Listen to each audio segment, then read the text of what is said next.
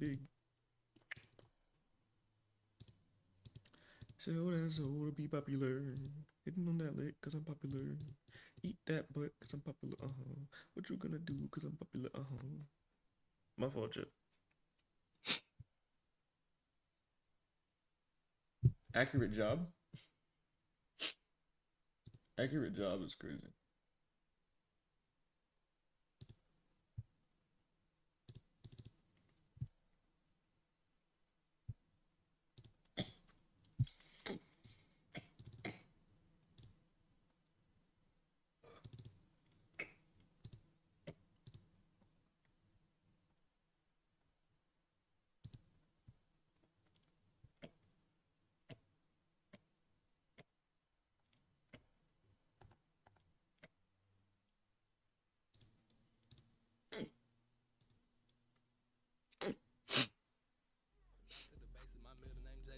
Gun Youth? That's a crazy name. And then it's a bot.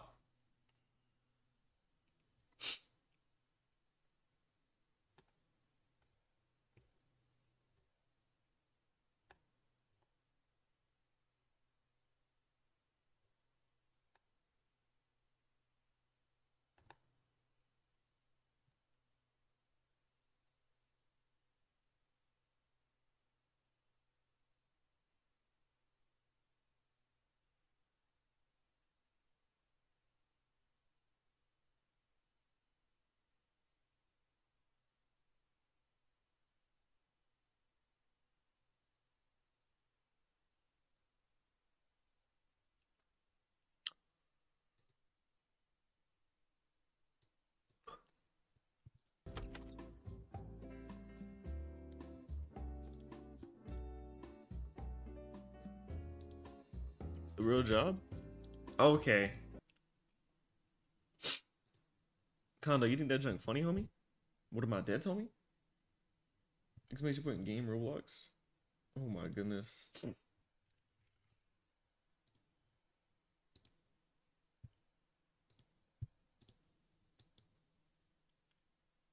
There you go, baby bro.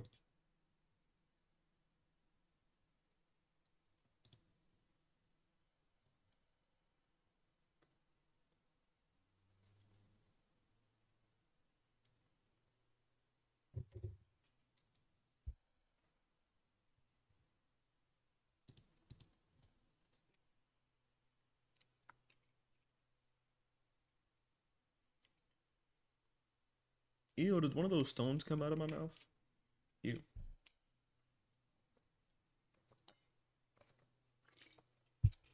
W Kondo said in. Bro, what? You need to set that job straight.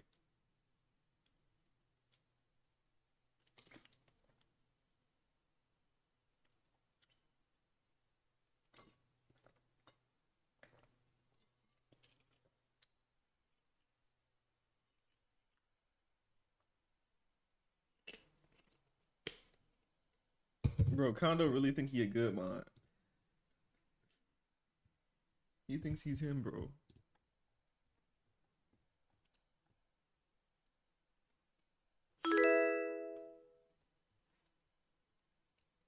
Yo, thank you for the sub, Mr. Stick. Mr. Stick. Oh, wow. Yeah.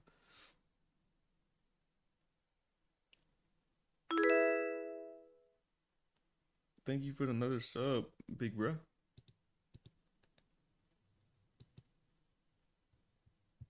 Oh, wait, I don't got Xfinity open. Oops.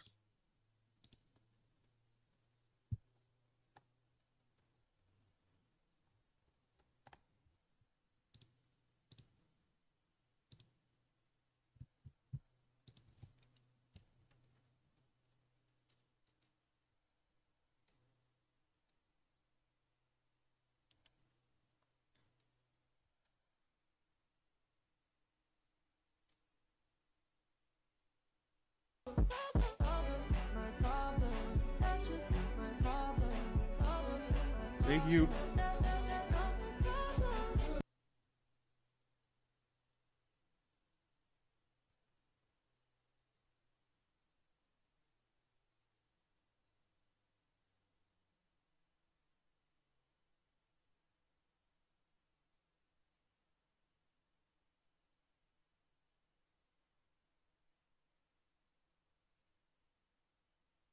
Bro, why did somebody put a post saying 6'7"?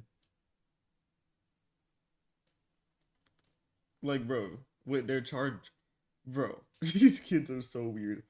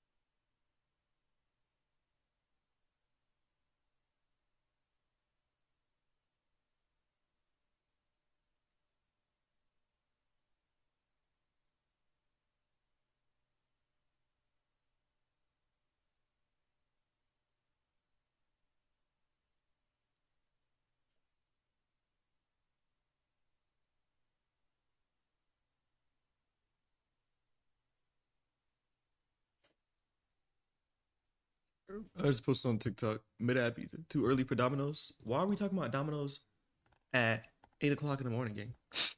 You good, Mike? Nah, that app. You good?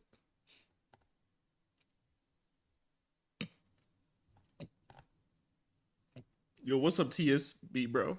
Or TSB bro pro? Make sure you go watch my recent video, TSB. Go watch it right now.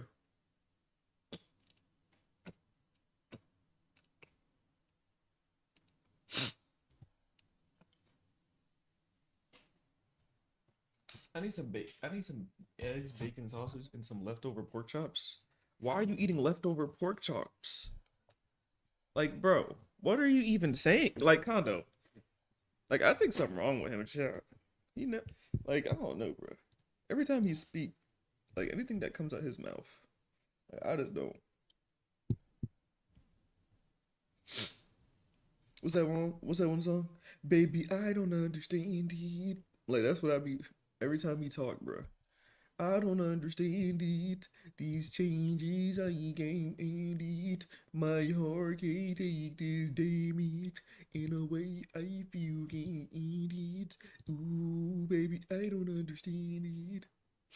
The movie Friday? Shut the freak up. We not, bro. It's too early in the morning to be talking about the movie Friday. Ugh, laugh, fat ass dude. You 400 pounds, bro. Like, please log in, dog. The troublemaker's here? So, why are you glazing Janaya? Talk to you later. I'll be back for church. Thank you, bro. Thank you. We love Sundays, chat. We don't have to deal with Janaya. We love Sunday. We need Sunday to be every day. It's every day, bro.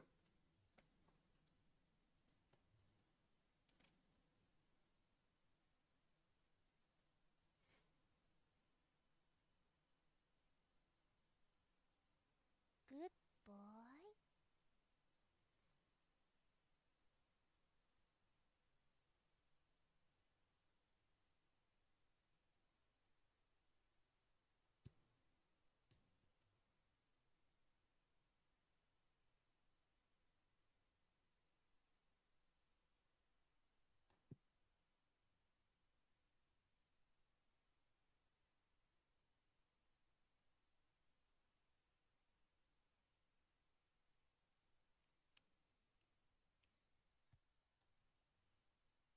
Bro, stop gambling. Bro, condo don't start. It's a Sunday. Ooh. Ooh. Condo, she's spitting. It's a Sunday, bro. Don't be starting, gang. Don't be starting, Condo, bro. That's effed up, homie. On a Sunday, really? You were just saying it was Sunday and all. Typical, typical, typical.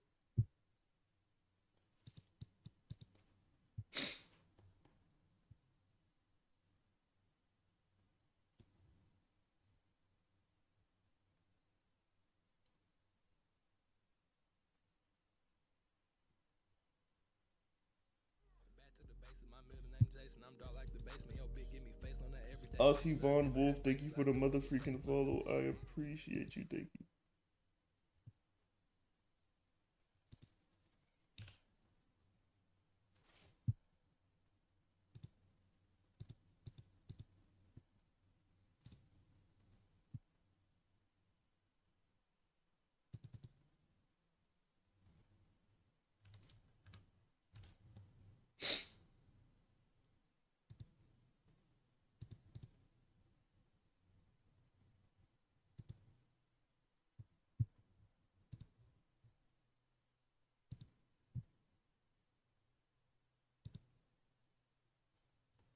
Yeah, it's Sunday.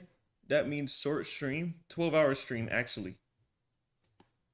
Also, bro, like, can you stop singing? Yo, Danny, what's good? Can you add me so we can play together? That's not how it works. If you want to play, you have to add me.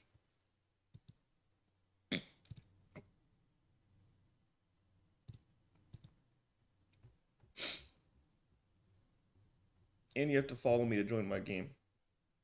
You have to buy my merch as well. Please, bro. If you want to, I just told you.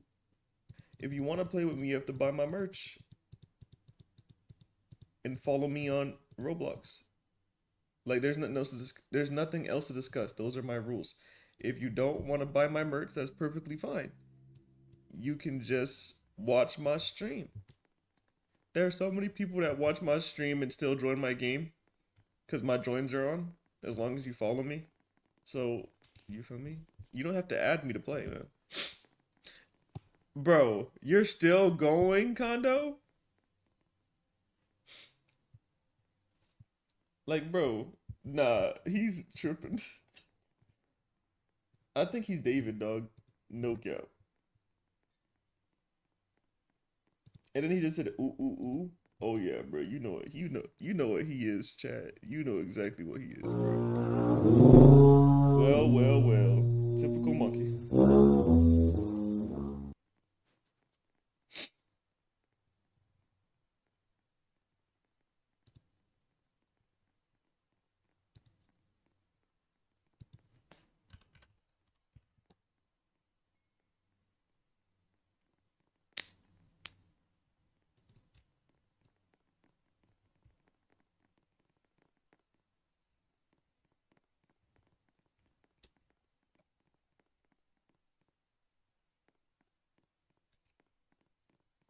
Keep yourself safe, Kondo.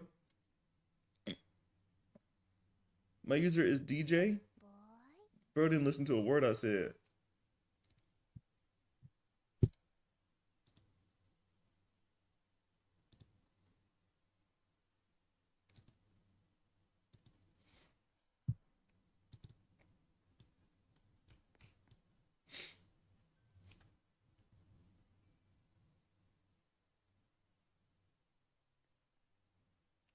Hey, listen, it's Kondo mother freaking K. What you really wanna do when you know it's K? It is Kondo K. I'ma do it every day, and you know it's Kondo K, Kondo K.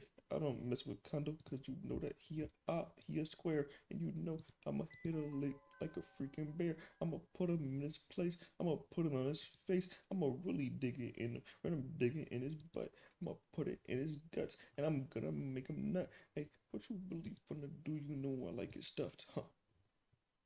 They call me Princess Puff. I'ma really hit a lick, and you know I'm so dang thick. What you really finna do? And you know I'm from the streets, and you know I'm from the streets, and you know I like the heat, the heat, the heat.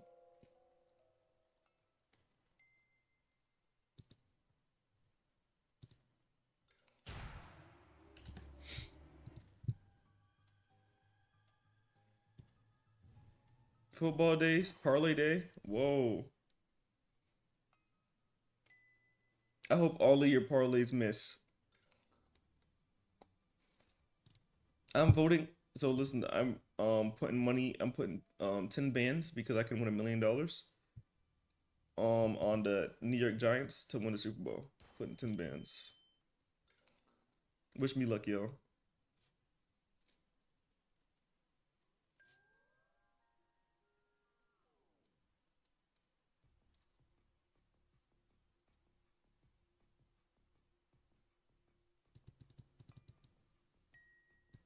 Yeah, you'll be homeless.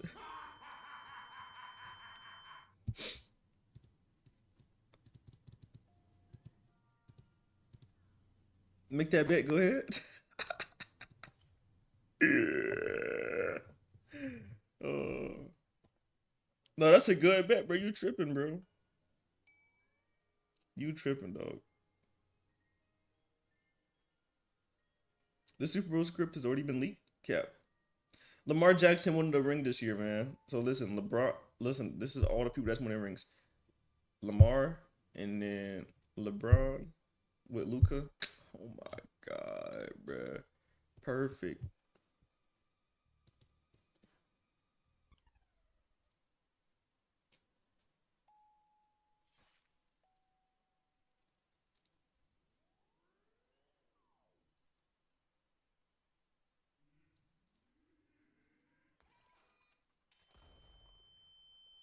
Cowboys ain't making no goddamn script.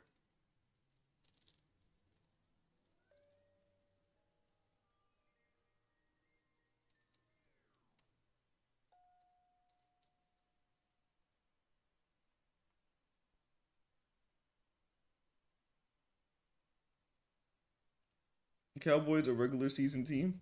Game.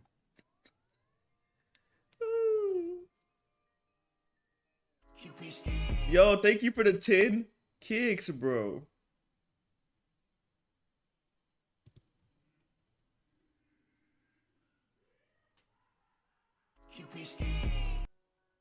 W for matching the 10 kicks.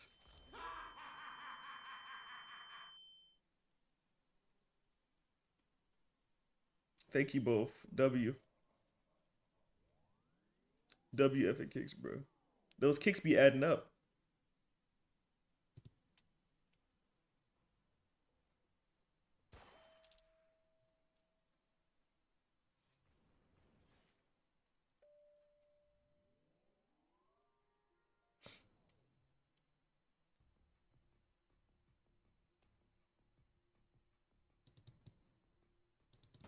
What? F this game.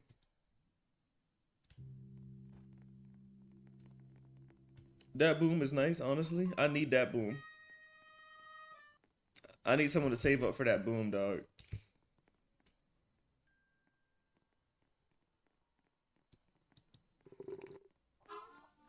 But I ain't gonna lie, that animation better go all over my screen. Like, no cap, bro.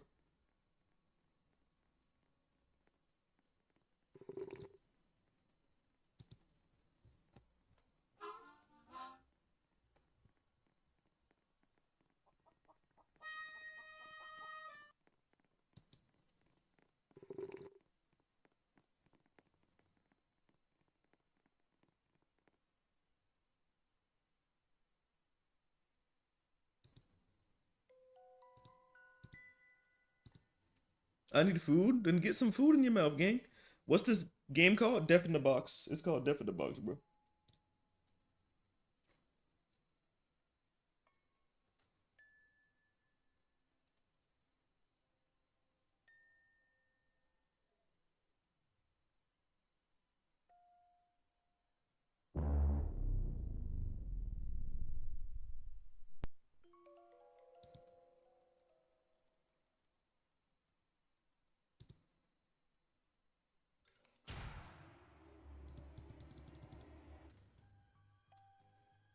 Gotta go get my daughter at 11. I'll wait until then.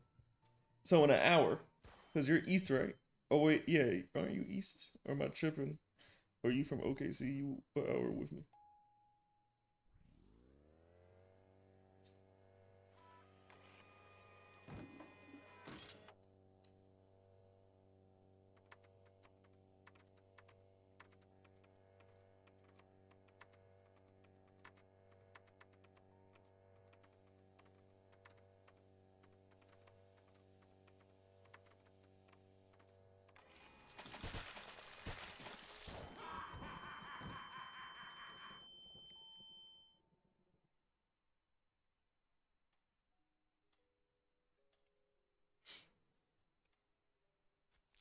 I'm Central Bum. Keep yourself safe.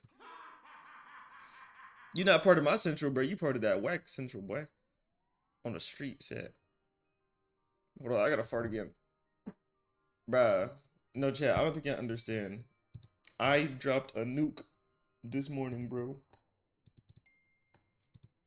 Like when I came down here, it was the loudest junk ever. That junk was echoing.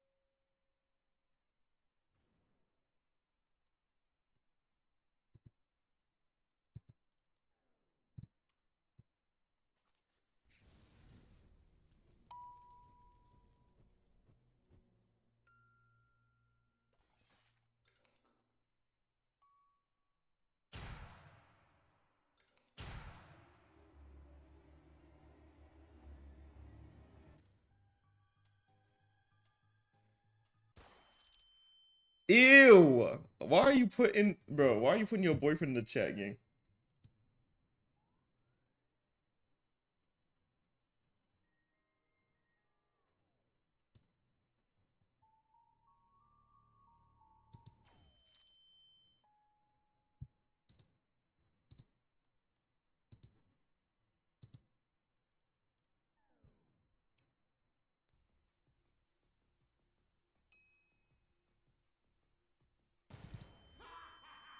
No! I tried to wait. What, bro? What? I could barely even see that. Like, no way someone put a meme into a effing thing. Like an actual, like, I know majority of these things are memes, but like that's like an actual meme. Like it has words on top and everything.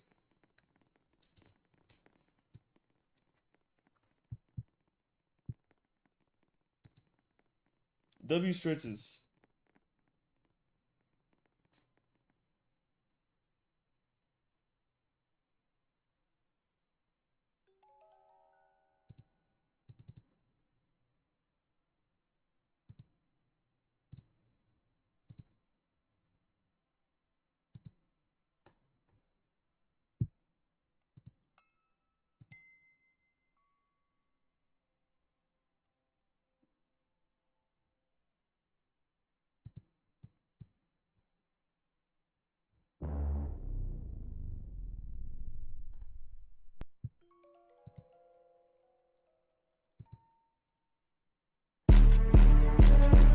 Whoa! Hopefully we riot October 14th.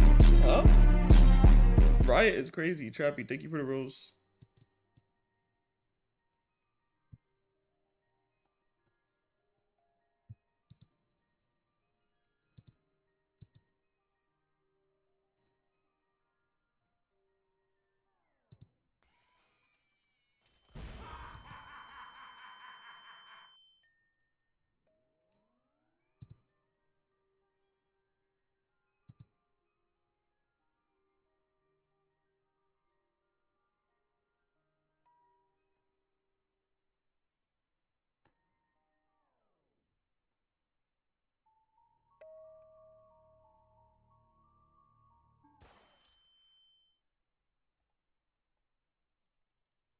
Bro, Condo is just so weird. I swear. Like, Chad, I might watch some videos. It's early in the morning, gang. I keep forgetting it's Sunday, bro. It's a calm, collective day.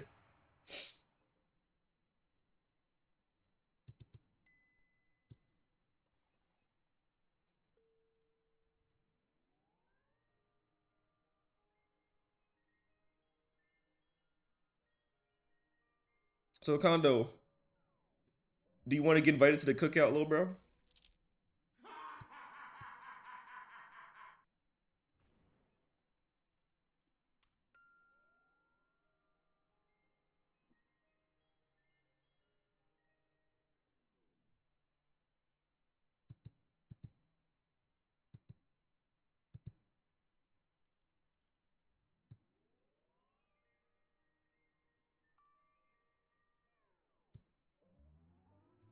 W care, man. Pay the bills. Pay that bill.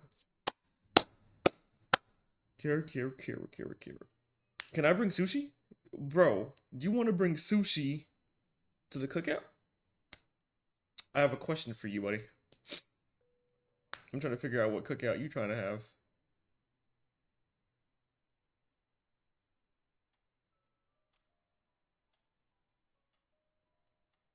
Like, Lemur, am I bugging, B? What am I dead? Am I bugging?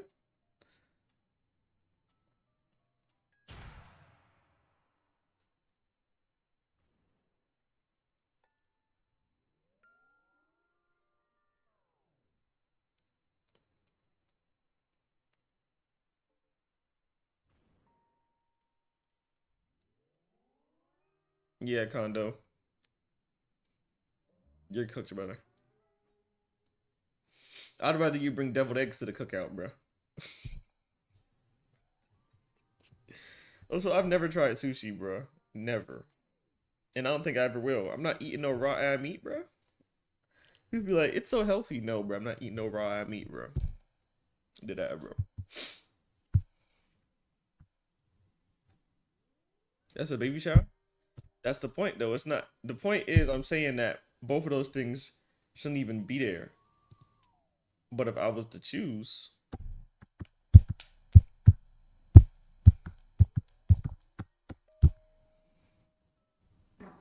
what is it? Medium rare.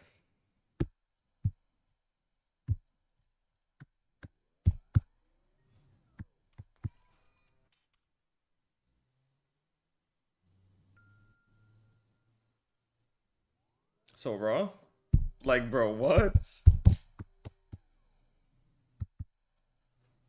I don't want no overcooked that steak. Also, steak is made regardless, bro. I just hate steak in general, dog. I'ma just be real.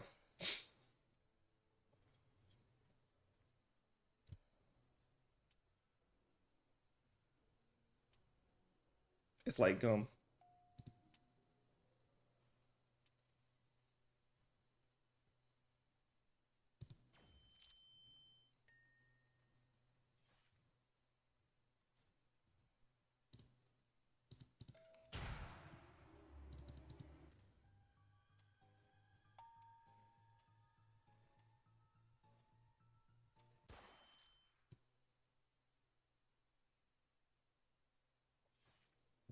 Yeah, you're a watermelon and chicken type dude. I don't like chicken either, bro. Like, no joke. All jokes aside, I do not like the chat noted. I don't like chicken. So people be like, I'm so confused. You love fried chicken, but you don't like chicken. So listen, I love fried chicken, bro. I love me some fried chicken, bro. I ain't gonna lie. Typical, I know. But chicken in general, I do not like it, bro. I don't understand how people can just eat chicken like just chicken. Because I'm gonna be real with you, bro. The only thing good about regular chicken is the skin. I will always eat the skin, but the meat, I don't care about the meat, bro. But I'll eat the skin though, bro. That joint tastes good, bro. Especially if it's seasoned well. Oh yeah, bro. That joint be slapping.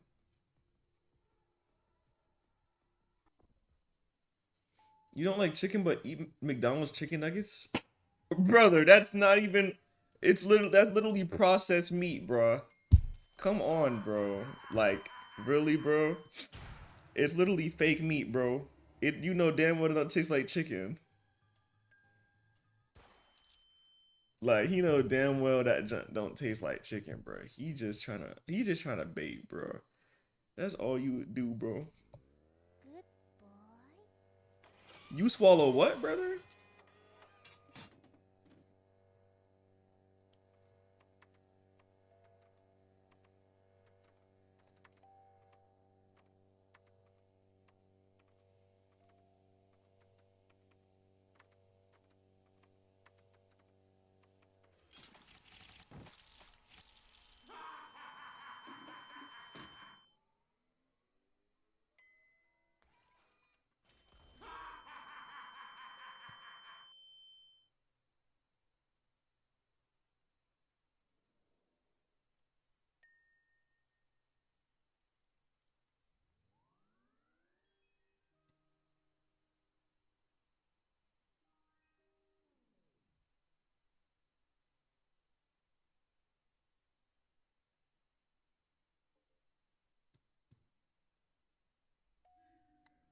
Did he just pick me?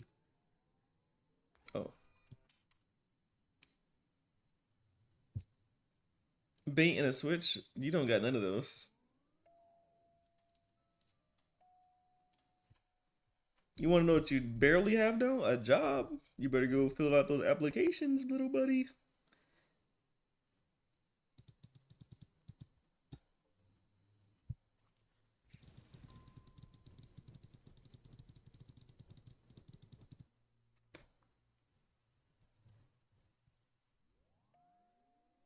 My job is just fine. A DoorDasher's fine? Bro, they shot me? Bro, somebody kill that effing dog immediately, bro. Alright. Time to watch a video. It's called Mafiathon 3 is not living up to the hype. Let's see what they're talking about. Do you guys agree? It's not living up to the hype, chat?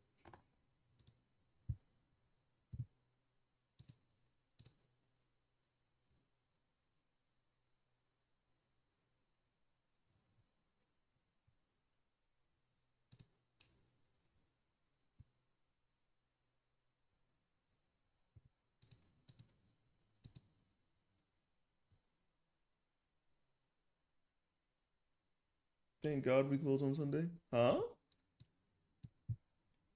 You work for Chick-fil-A? I ain't gonna lie, the Mafia thing that that's Kai doing right now, that's boring as and y'all be saying DDG is boring. DDG is not boring. Kai is boring as Mafiathon 3 is not giving what I needed to give. Like, I don't want to watch Kai be a celebrity. I want to watch Kai be Kai. I'm gonna be honest. I feel like the reason Mafiathon or Kai's Sinat little stream is not going off how it should is because. Okay, no offense, she can't be talking, bro. I'm sorry. She already just got me mad. For sure. But Streaming is becoming oversaturated, and it's like it's not entertaining no more. That's why I don't watch no streamers, because it's like, why would I sit there on my phone or TV or whatever watching a regular person, regular human being for 24 hours? For the most part, you can tell who's the genuine guest, like Marlon, Ray J, etc. But for the rest of them, no. They all up there trying to promote what they got going on, bro. God, get the guests out of here. That's their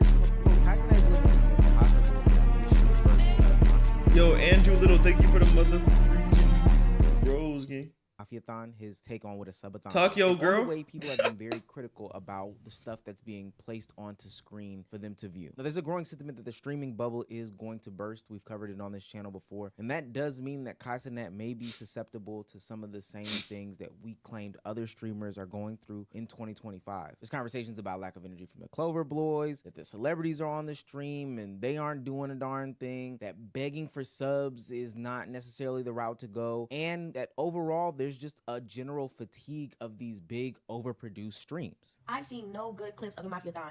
And it's actually like I've seen maybe like the Jonas Brothers, cool, Marlon Wayne, cool, but like other clips it's just straight chaos, straight yelling at each other, straight crashing out, Kai being upset about the outcome of everything. Like I just keep seeing little clips of like crash outs, them just yelling at each other for no reason, Kai being upset, aggravated, and his energy is just not the same as the other Mafiathons. Like his energy is just getting like wrap this up right now. Let's take a look at some of the people's complaints and see if we can find out if Mafiathon 3 is yo, what's up, Alphon? Yes. What's up, Alphon? Yes. What is going on in the W2 days streaming going forward into the future? I think one of the main problems that people are having in this conversation is that they were so ramped up off of the high of Kai's past streams, and they're using that as a comparison tool for what's to come into the future. I'm a numbers man, and when I pull up the charts, it seems as though Kai is either on pace or even outpacing his past streams over the last few years, like comparing it to Mafiathon 2. So if the numbers are there, it has to be something greater. Maybe it's a quality problem. Maybe that's what people are saying. Now, I don't be in your streams 24/7. Nowhere do I really even be in them bitches. I just be seeing clips, but everybody saying your shit look the same because of the clips.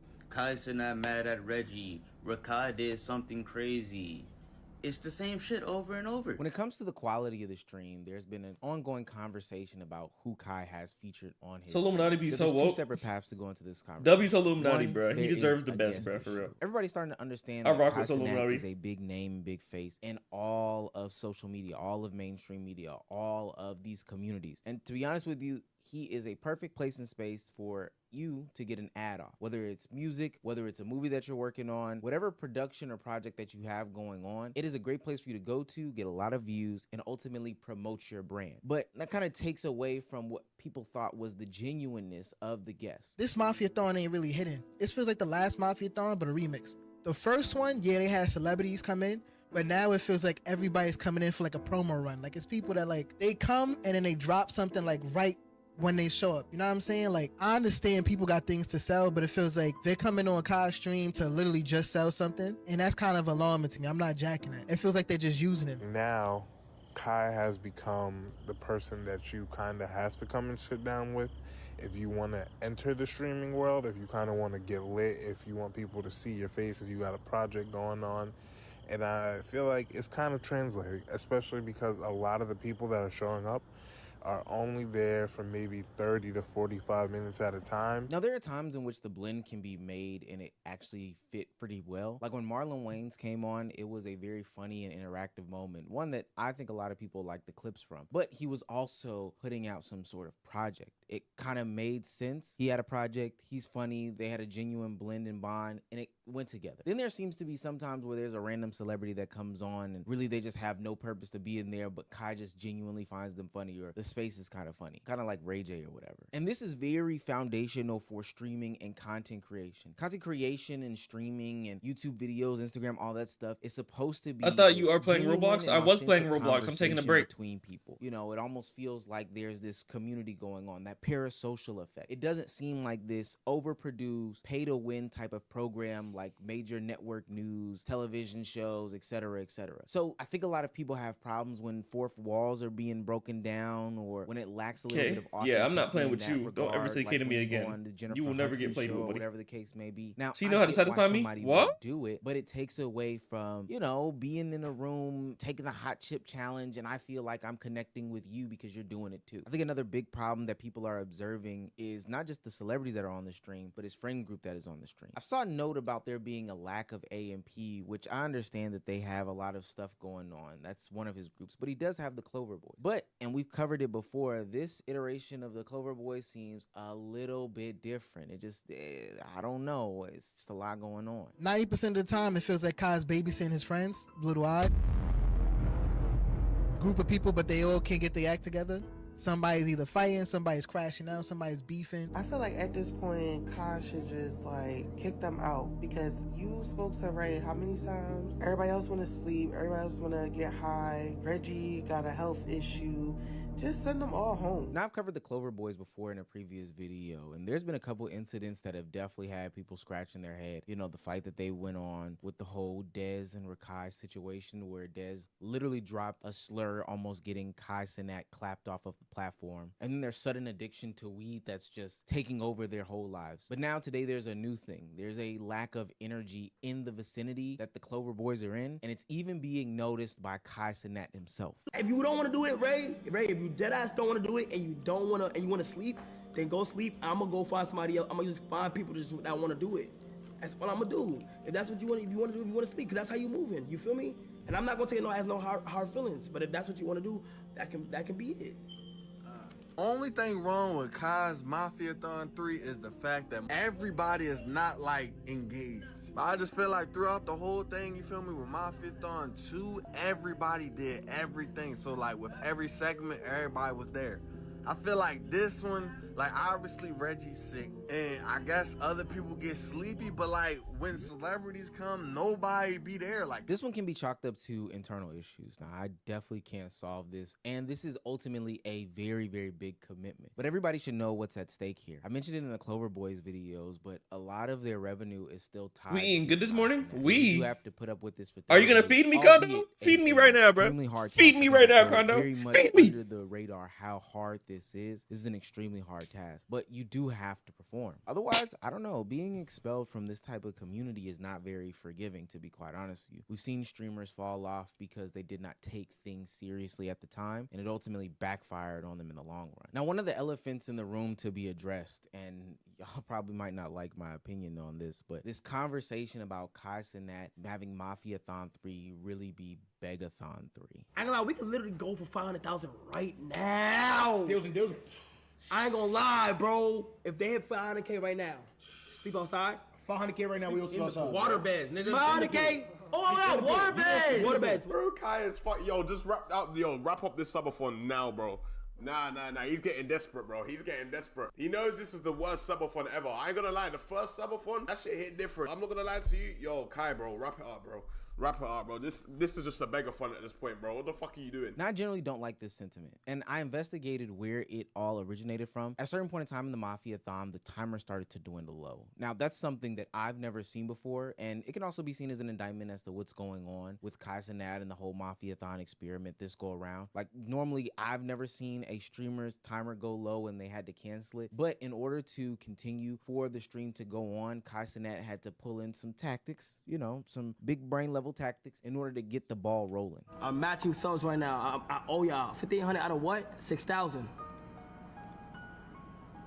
We almost there. I gave y'all 10 minutes for subs, and I had to match y'all. Welcome to Steals and Deals. Doing it in 5, 4, 3, 2, 1. Oh my gosh.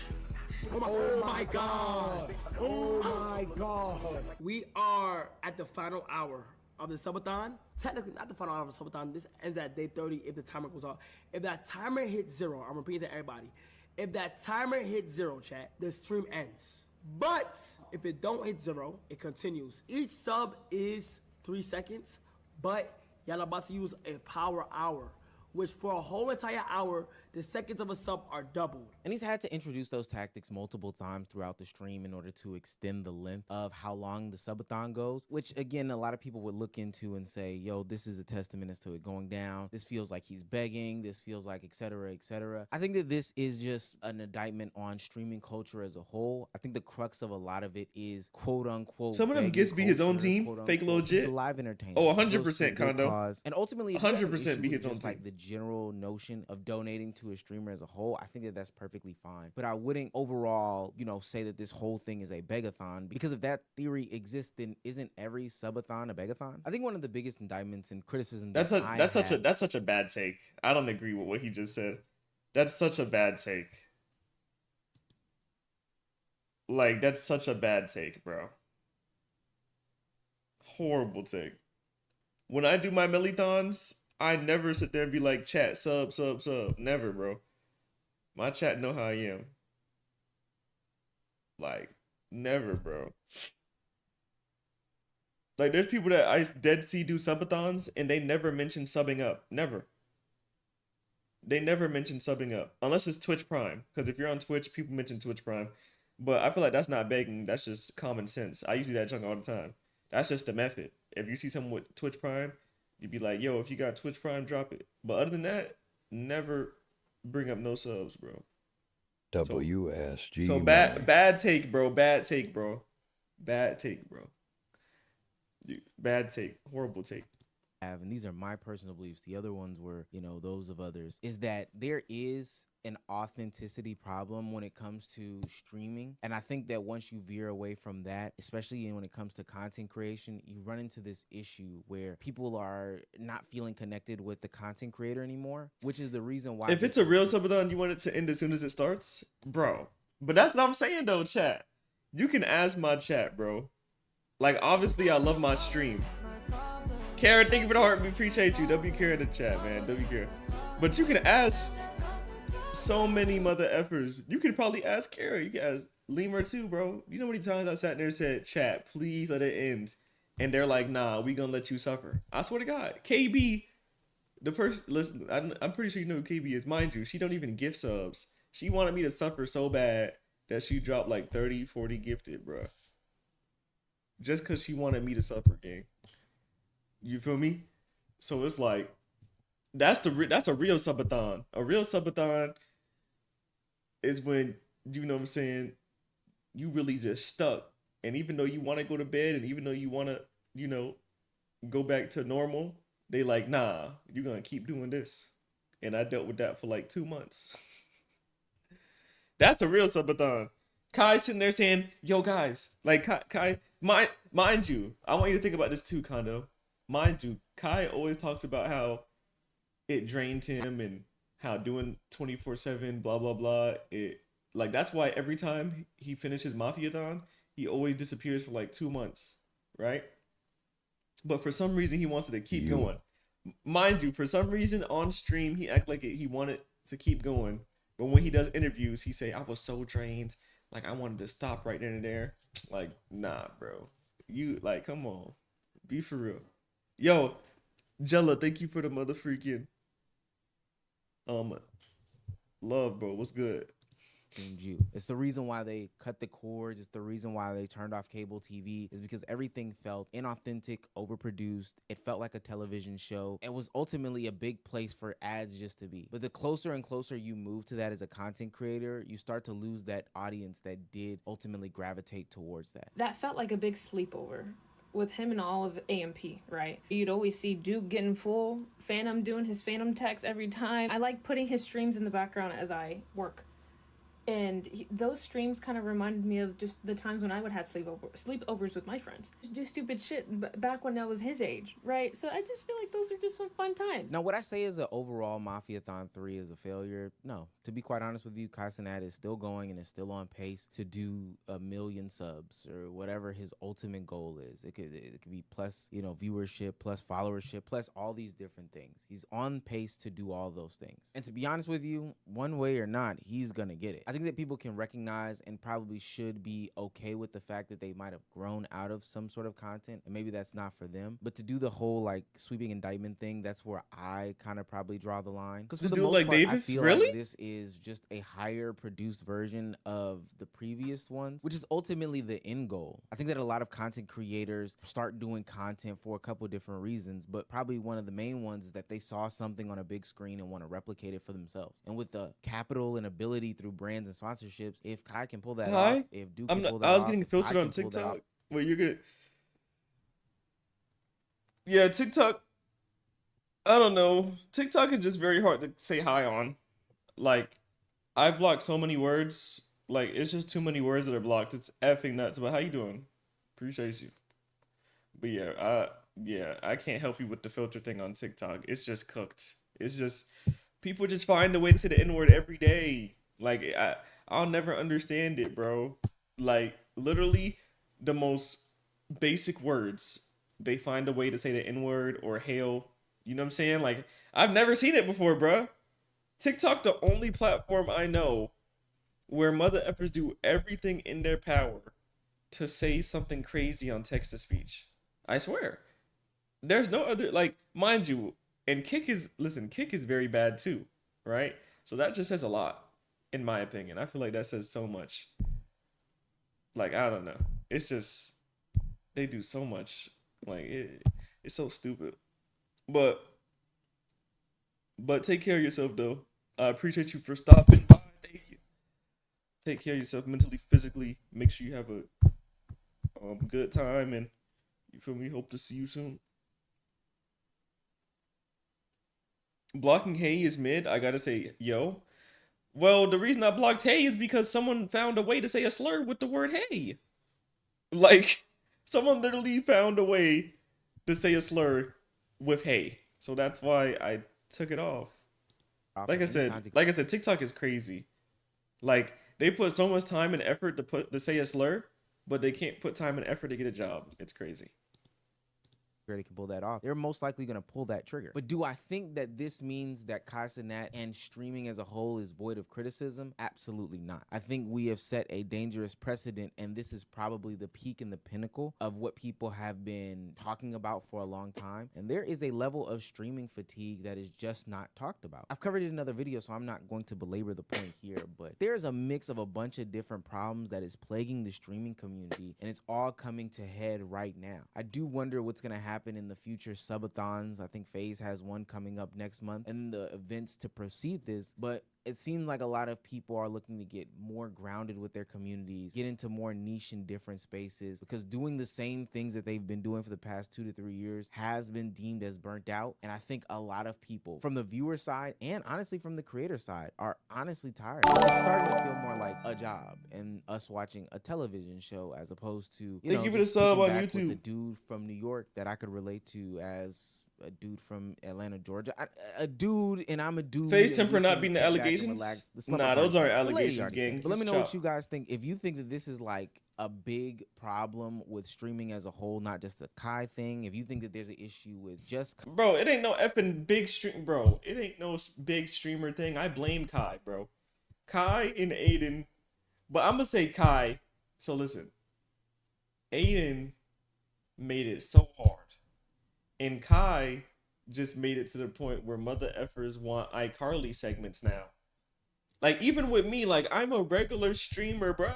I don't put no money into my streams. Well, I do, but when I mean that, I mean I'm not sitting there changing my backgrounds for when I play games or certain segments, or I'm not putting on costumes every day. You know what I'm saying? Like these mother effers ruin the streaming space, bro. Like Prime streaming was really like Ninja. Like no troll, bro. No, like no troll, all joke, like no troll at all, bro. Prime times were literally TSM Myth, Ninja. You feel me? Everybody on their desk playing the game, bro. That's prime time.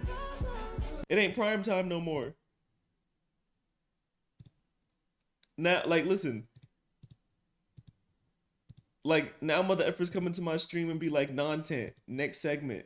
And mind you, all the streamers would used to do this and get, and that's why I don't understand, like, Ninja and all of them was doing exactly what I'm doing right now and getting 100K viewers.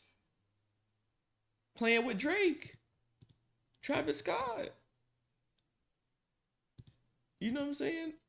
And it's like now it's like you need to do all that extra stuff, bro. Like it's so stupid, bro.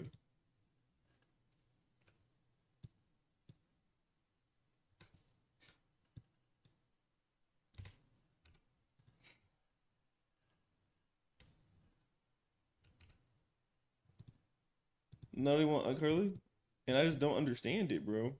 I generally don't. It's so stupid.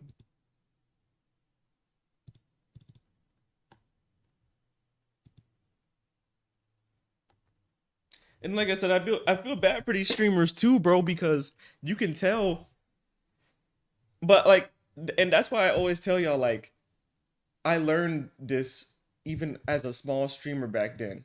When I used to do giveaways, right? They're only there for that one thing, right? So it's the same thing with these events, right? Not with Kai, but I've seen DDG, right? His numbers was at 50K, 60K when he did that little My Ball event. And as soon as it ended, and I understand Kai streaming because people saying Kai streaming right now. So viewers are down, right? But how you go from like 50K to like 5K, I think he averages now. You know what I'm saying? So that's the same thing at Playboy Max. He was getting 100, 200K doing an event, and now he went back to like 10K. And those aren't bad numbers. It's just me showing like, it's like if you not doing these big effing things on Twitch, they don't want to watch you, bro. I just don't want to live like that, bro. I'd rather just have my consistent 1,000, 3,000 viewers and just stream.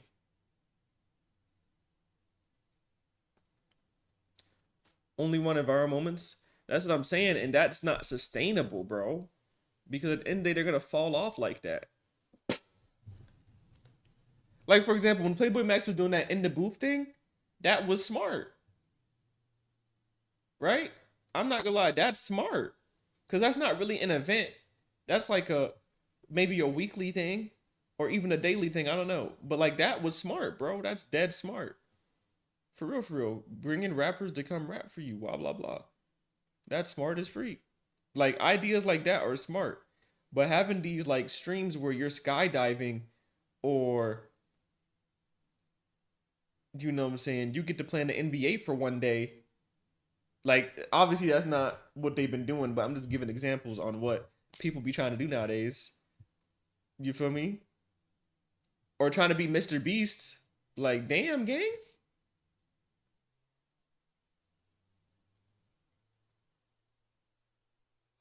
Fat Camp was funny. I'm not gonna lie, I didn't even watch that, bro. All I seen was after the fact. They said that he said that Lacey wasn't trying to pay him or whatever and was moving weird as freak. And that's another thing, bro. These streamers be so weird. Like, bro, no offense to Lacey, bro. I don't got a problem with dude at all. But like, bro, it don't matter if you don't got money or not. Like, that's someone you looked up to, gang. Like all the like even Kai, bro. Like, that's why it's so weird why so many people like switched up. Melly going bananas. Okay. But it's like Aiden really paved the way, bro. I can't believe they just started switching up on dog. Like, these are the same other efforts that was glazing him. You feel me? Like, there's so many screenshots and clips of this man Lacey glazing Aiden, bro. Glazing him. He got money. He got skinny. Or not skinny, but he got a little bit skinny. You know what I'm saying? And that's why I be saying, like, this stuff changes people. Like, with Kai, I would say it was more of a PR move. Right? But with Lacey, it's not even no PR move. He just moved weird. Like, every time I see him, because like people say it's a persona, but that ain't no persona, bro. He do be moving weird. He done that with mad streamers, bro. He just moved weird in general. He just a weird guy. I don't know. Like, he moved like a big person. Like, I don't know if you know what they say about big people, but he be moving like a big person, bro.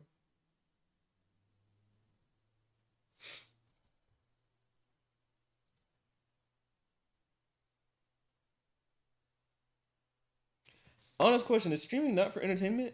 When I'm watching TV, they don't beg me to donate? I ain't gonna lie. Wait, why are they low-key spitting though? Wait a minute. Why are they low-key spitting, bro?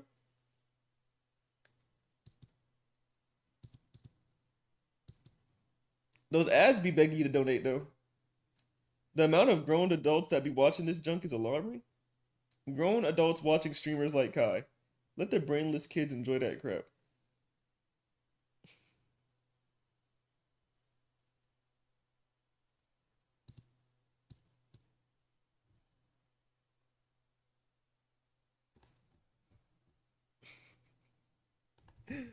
No, the comments are funny. Why do people say only kids watch Kai? Then when they find out grown people watch them, they say grown watching Kai.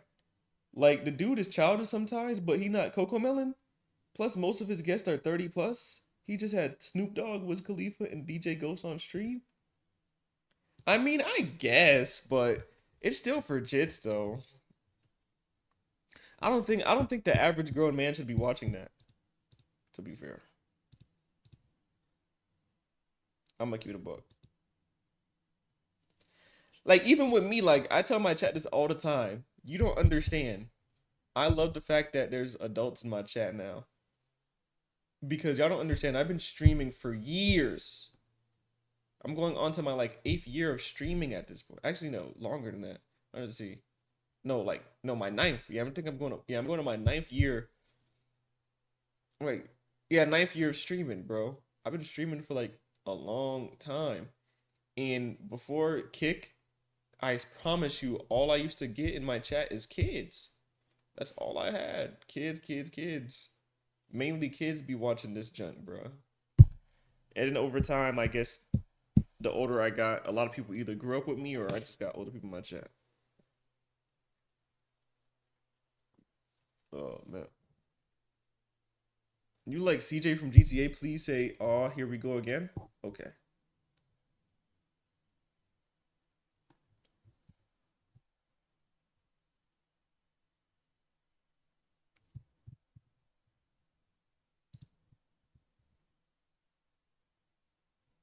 Ooh, my stomach. Kai, if you think that you're done with the subathons, you're trying to find relatability, if you think that this is a nothing burger and, you know, this is funny, get sturdy, let me know in the comment section. Bro said, let me know in the comments. The problem that I'm having with these warrants is that initially they were so broad. I mean, Melly going bananas. I was surprised. But I love y'all chat, man.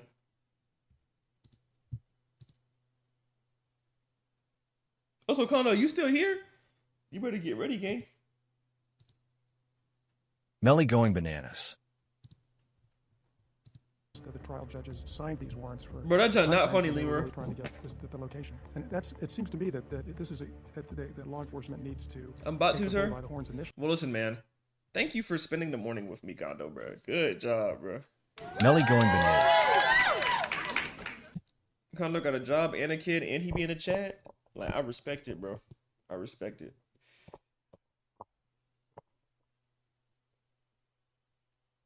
But listen, Chad. One day, like Chad, I'm telling y'all, one day, like this year, my year. I'm telling y'all, bro. I don't know what's gonna happen, but something gonna happen crazy, bro. And when it do, I'm gonna give all of y'all like $100, bro.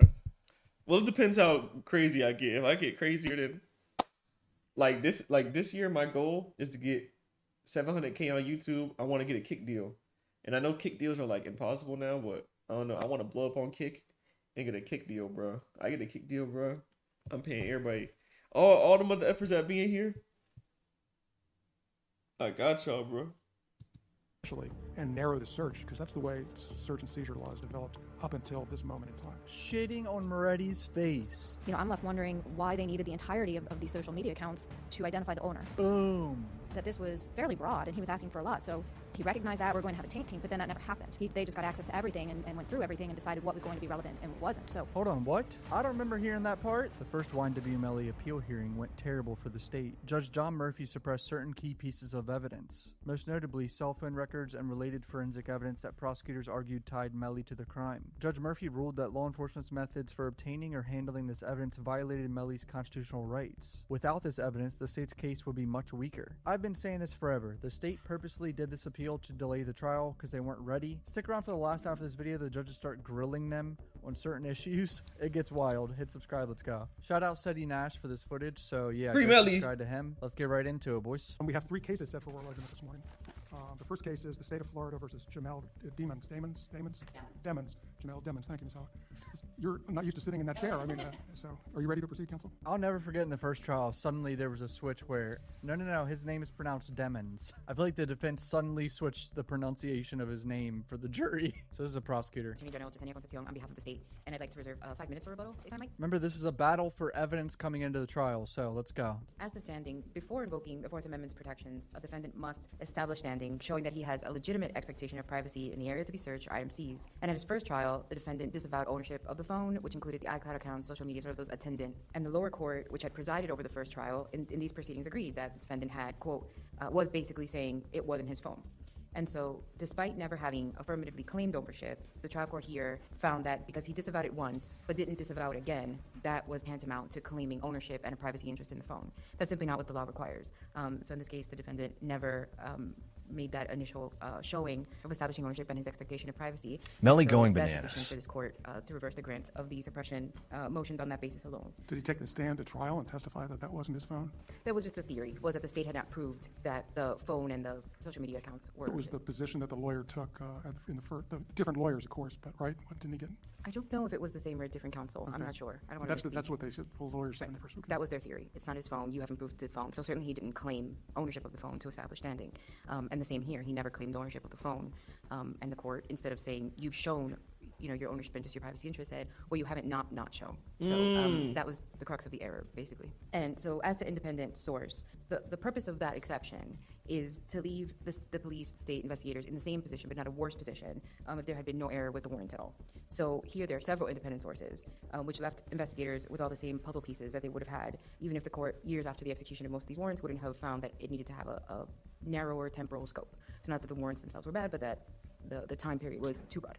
The strongest, and there's several, and I'm not going to recount my briefs as the court has reviewed them, but the strongest sources were the victim Anthony Williams' phone, which contained not only the cell site evidence, which showed they were traveling together and then weren't at the same time that Mr. Damon's phone was moving in the same way, but showed the communications between them that were ultimately suppressed when they suppressed the iCloud results. Remember, the suppression of evidence was just closing the time period down for a lot of evidence. It was down to a 6-hour window instead of months or a month or two. For his Gmail accounts, for his text messages, it was everything. And this is why the trial is delayed, so this is all very important. Were longtime friends that they were having a dispute over money, over the direction of their rap group collective.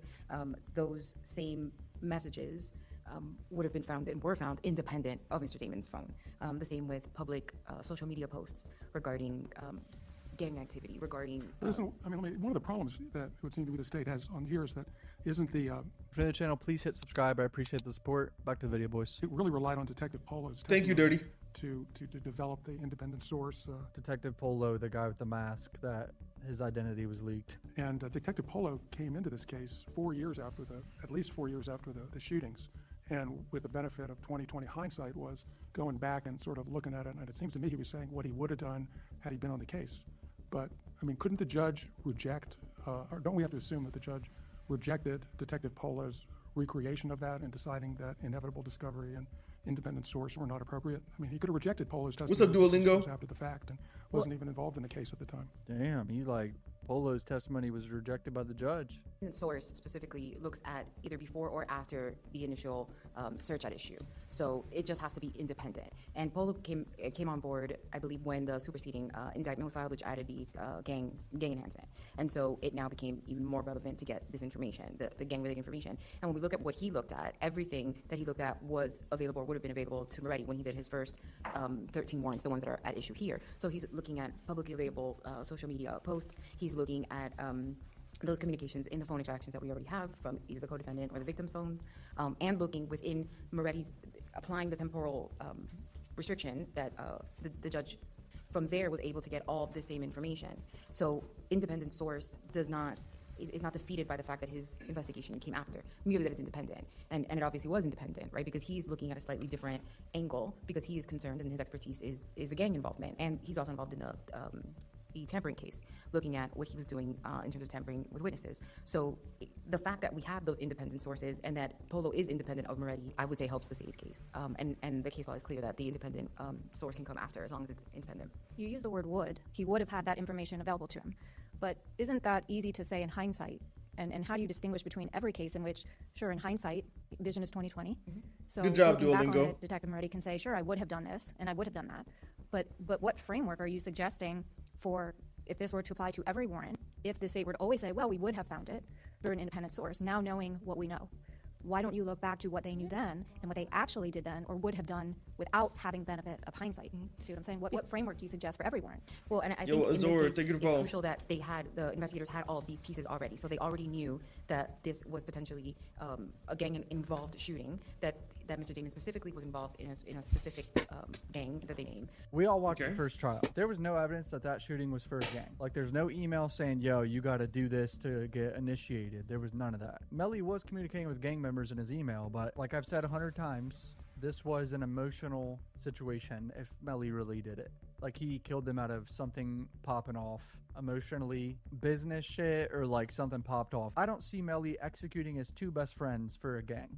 They do have all these pieces, and the warrants that they were traveling under included these communications at in this time. So he did not obtain those warrants because he didn't need them, because he thought he already had the material from these warrants. And we can absolutely see a world in which you can say, well, I would have done this, and that's not allowed. But here we have very specific testimony where Detective Polo goes piece by piece. This, for example, the Facebook post with the defendant and his co-defendant, and they are wearing shirts that commemorate the victim's death, and they're talking about the victims. That specifically, he says, that would have led me to believe reasonably that they are having communications on Facebook about these murders, and then that would have led me to seek a warrant for these murders. So I think in this case we have a lot of specificity. I'm sure the court is aware that the hearings with Detective Polo were quite long and quite involved. So it was more than mere, yeah, we would have done this, we would have done that if we didn't know. These were the investigations he was already doing before the motions to suppress were filed, and I think some of the cases talk about that. When are these independent sources coming up? Is it before or after a motion to suppress is filed and you're scrambling to kind of find something else? That's not the case here. These investigations were ongoing. He was already pursuing these materials that were publicly available, so therefore an independent source, and already in the state's possession, like the victim's phone, the co-defendant's phone. Fall is here, and it always feels like it's a busier time with shorter days and busier routines. And finding time to cook may be tough, which is why I love Factor. Their chef-prepped, dietitian-approved meals make it so easy to stay on track and enjoy something comforting and delicious no matter how hectic your life gets. You can choose from a wide selection of weekly menu options, including premium seafood like shrimp and salmon at no extra cost. They have meals for pretty much any diet you can think of. If you're someone that likes the keto diet, or you just want a lot of protein, or you're just worried about your calories, they have the diet plan for you, trust me. My go-to is the Protein Plus option because I like to hit my protein goals each day, and it's really working because when I cut, I have lost weight, but my weight in the weight room has gone up. And that's why 97% of customers say Factor helped them live a healthier life. So you can feel the difference no matter what your routine is. The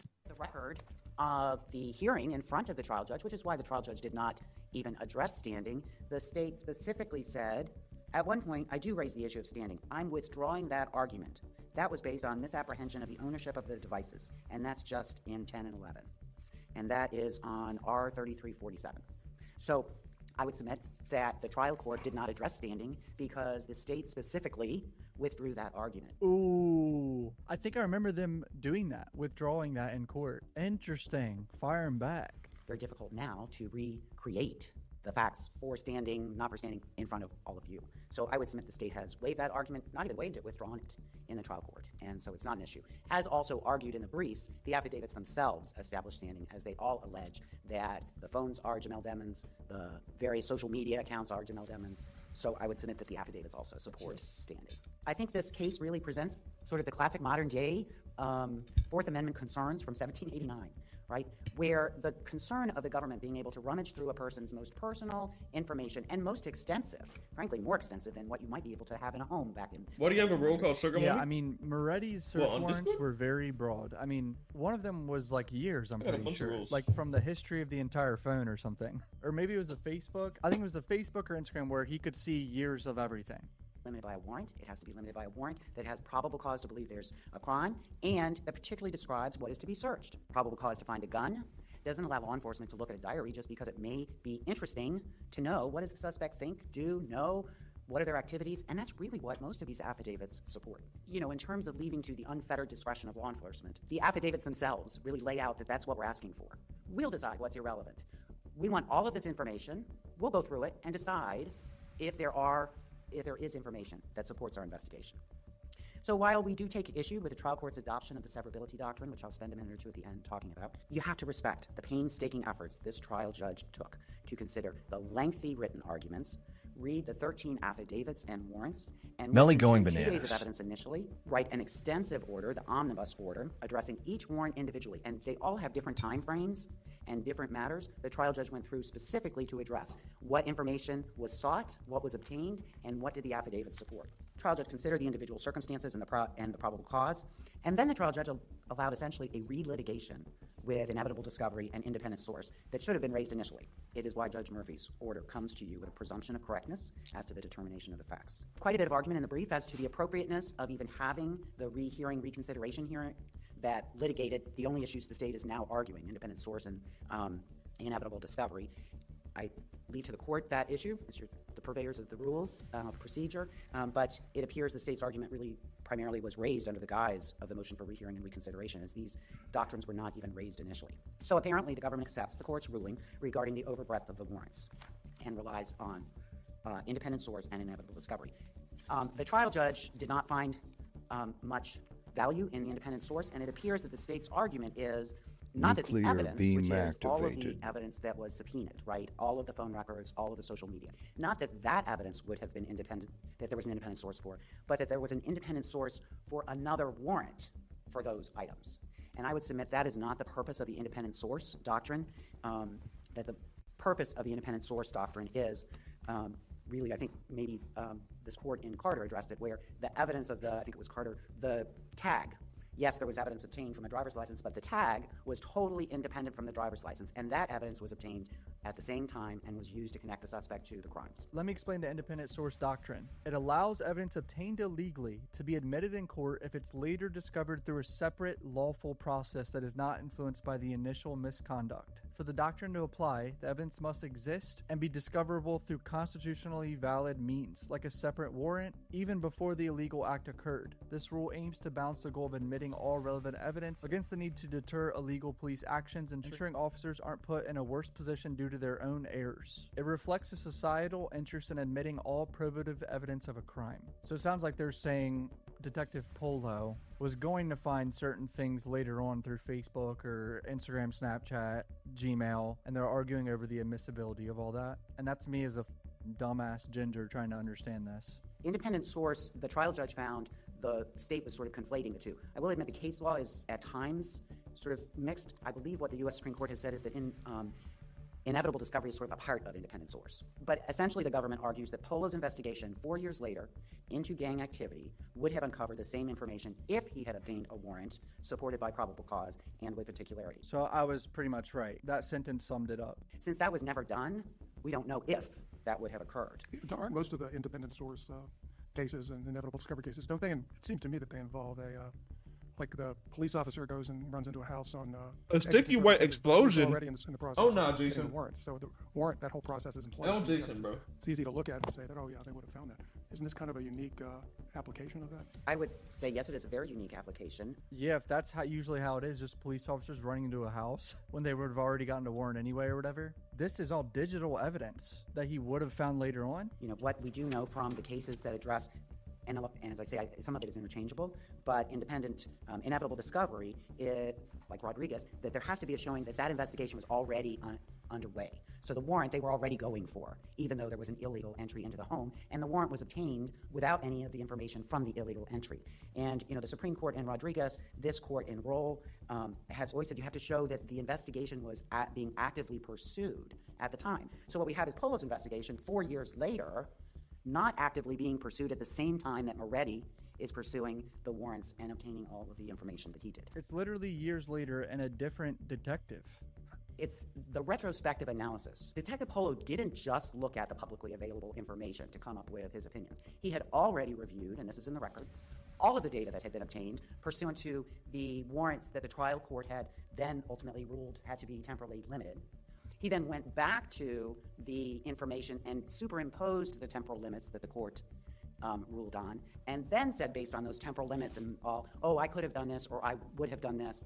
It's so much speculation, it's so much hindsight, and frankly, it's, you know, and I don't mean to impugn Detective Polo in any way, but we have to assume he put out of his mind all of the illegally obtained information that he already had reviewed, and I just don't think the courts are expected to do that, especially with an investigation 4 years later on a separate topic. And what the trial court was concerned about is that Polo's investigation was really about the gang enhancement that is alleged in the 2023 charges. This is all over the place. It's for the 2023 witness tampering charges. She's kind of cooking right now, I'm gonna be honest. Because even he would have limited his warrants to information related to the gang investigation. So then we have two separate things that we're even investigating, and what evidence would have been relevant to the homicide versus the gang investigation.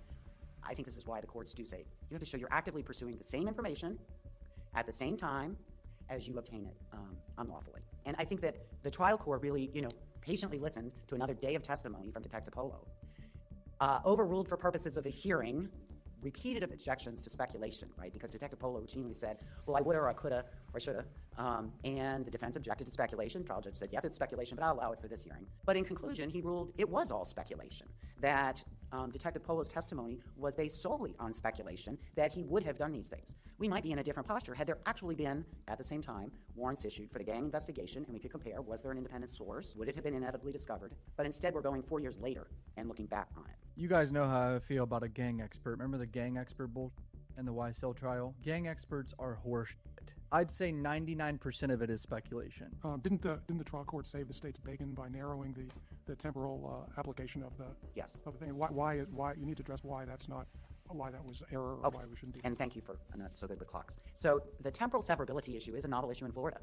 The trial court cited a footnote in an older case. Severability has been used in other contexts, like legislative enactments, things of that nature. But in terms of in Florida on warrants, it has not been used. And I would submit for policy reasons, right? Because it really would encourage law enforcement to just go get everything and then let the trial court make the decision, well, now we know this is relevant or this part is appropriate, rather than once it's found to be overbroad, the entire warrant should fail. And so I would submit that is a novel issue in Florida. The federal courts have addressed it and have addressed it in various ways and with various limitations. And I'd finally note, the trial court did note on the severability issue that you should weigh how much information was obtained lawfully within his, the time limits that were imposed versus unlawfully. And there's really nothing in the record that tells us what that is, but I would point to specifically. But here's, in doing that analysis, let me just interrupt you. He's what he wanted the warrant for was to pin down the location of the defendant. And so it seems to me that in the drop of all the evidence, that all the location testimony is going to be, that's relevant, is around the time of the shooting. And the stuff that goes back to, I don't know, October 1st, or that's really not relevant to the location at the time of the shooting. So in weighing the testimony, why couldn't the trial judge have decided that this was the relevant evidence, this is what they were looking for, and that that this served the proper purpose? So the state's omnibus opposition brief specifically raised temporal severability. Even if the judge agreed the warrants were too broad, which he did, and he changed the time frame down, the court should admit evidence within the properly supported time windows and suppress only the rest. Disagreeing with you if it was just the day of or the day after, but there are a number of these warrants that stretched and the trial court ends up allowing for a couple of months. And I would submit that those, I know on the motion to suppress number 11, which might be Gmail's, I had to look at my notes, the court said the vast amount of data obtained compared to what would be relevant. But there's really is not, appropriate. But then he does limit it, but to like a 2 or 3 month period. Chicken and I would submit that there nuggets. should have been a specific weighing. Was there much more data gathered illegally than what was important for and supported by probable cause? That's the standard that has been accepted by several of the federal courts and that the trial court cited. But that analysis is not contained. My last question, I got that, I understand your answer. My last question is this, you talked about the policy that, would be implicit with this, and this is a quote from, so I had to read all these federal cases to prepare for this because there's not much in Florida. So she kind of cooked there. She's frying Danny Polo for saying he would have found this shit anyway. Some shady practices down in Florida, bro. That's all I'm saying. But let's see what the state responds with. The problem that I'm having with these warrants is that initially they were so broad. That I was surprised that the trial judges signed these warrants for the timeframes when they were really trying to get the location. And it seems to me that that law enforcement needs to take the bull by the horns initially and narrow the search, because that's the way search and seizure law is developed up until this moment in time. Shitting on Moretti's face. We've all been saying this for years. Moretti's search warrants were way too broad. And here's an appellate judge agreeing with all of us. In this case, why didn't the trial court save the state's bacon, as I asked Ms. Howitt, by narrowing the temporal time of the warrants? Because these warrants were, there's no way a month before anything in any of the information would have helped their initial detective locate the defendant at the time at or around the shooting. You just can't make that argument. Well, I think when we look at what, especially in those initial warrants, what Moretti is looking at, so it's not only his location, it's location, and then there's a progression in the warrant applications. And first it's, they're looking for a motive. And people are dead, and what's going on. And so this is all you know. So you're like, okay, well, let's look at the phones of the people in the car, their locations. And then you get to location, you get to Mr. Damon's phone, and then you see that he is communicating constantly from lead up to the murders, to the execution of the murders, and thereafter. But why shouldn't courts require law enforcement to start narrowly, around the time, use information that it obtains to go back and get warrants later that broaden the scope of what the law enforcement is allowed to search? Well, I think when you read the warrants together, I do think that's what's happened here. We started small, and then with more information, it's like, okay, now we have cell site information, so we know where you were. And then we find Mr. Withers, for example, who's talking to Mr. Damon's on Snapchat. And we know he's communicating through Snapchat. But the initial evidence drop, the initial trial was huge. And didn't the first detective have to go through hundreds of thousands of pages of and I think data, to really find out what was relevant? Right, and I think that's the nature of the way they receive this evidence. So another thing that we haven't addressed, but another job of the state is to identify the owner of the accounts, the phone. And you need, I think they call it, I don't know if proof of life is the right term phrase, but so you need some space outside. We're not talking about a year before. This is like 3 weeks before the crime. And the phone itself, the iCloud account, only existed since August. So this is really a case where you cannot possibly say, well, we're going to get your entire life forever and ever. But the point, if I understand Judge Gross's question correctly, is even 3 weeks was 2 weeks. arbitrary in the trial judge's determination that there was no relationship provided as to why the 3 weeks point was just, well, let's just go back a certain amount of time. And there's no probable cause for that. And I think that's where it was to establish the identity and the owner of the phone. I believe that was the basis that Moretti, and I remember Polo also said that, but I believe that's what Moretti testified to. And so you also have the officer testify, also believe with Moretti, that the way they receive this stuff, it's not sorted for you by, let's say, Apple, and you say, well, only give me this evidence of the crime. They just don't have the capacity to do that. But couldn't law enforcement be required, let's say with Apple, for example, they've got some pretty smart people working at Apple. Couldn't they give them certain language parameters, like certain keywords, and have them, I don't know, I don't do this, but have them conduct a search in that way, subject matter, narrow the parameters of the search, because there's temporal, but couldn't they, if they gave it to Apple, couldn't Apple search according to those language parameters? I don't think Apple would do all that. Maybe the search warrant shouldn't have been months. Testimony was that they could not, that they didn't have the capacity to But that sort. came from the cop, that came from the and there's nothing to contradict that, well, I mean, right? it would be different if it were somebody from Apple, right? And the defense attorney had the opportunity to present that argument or evidence, but the only evidence we have, the uncontroverted evidence we have from the testimony of Moretti, is that it cannot be sorted in this way. Couldn't the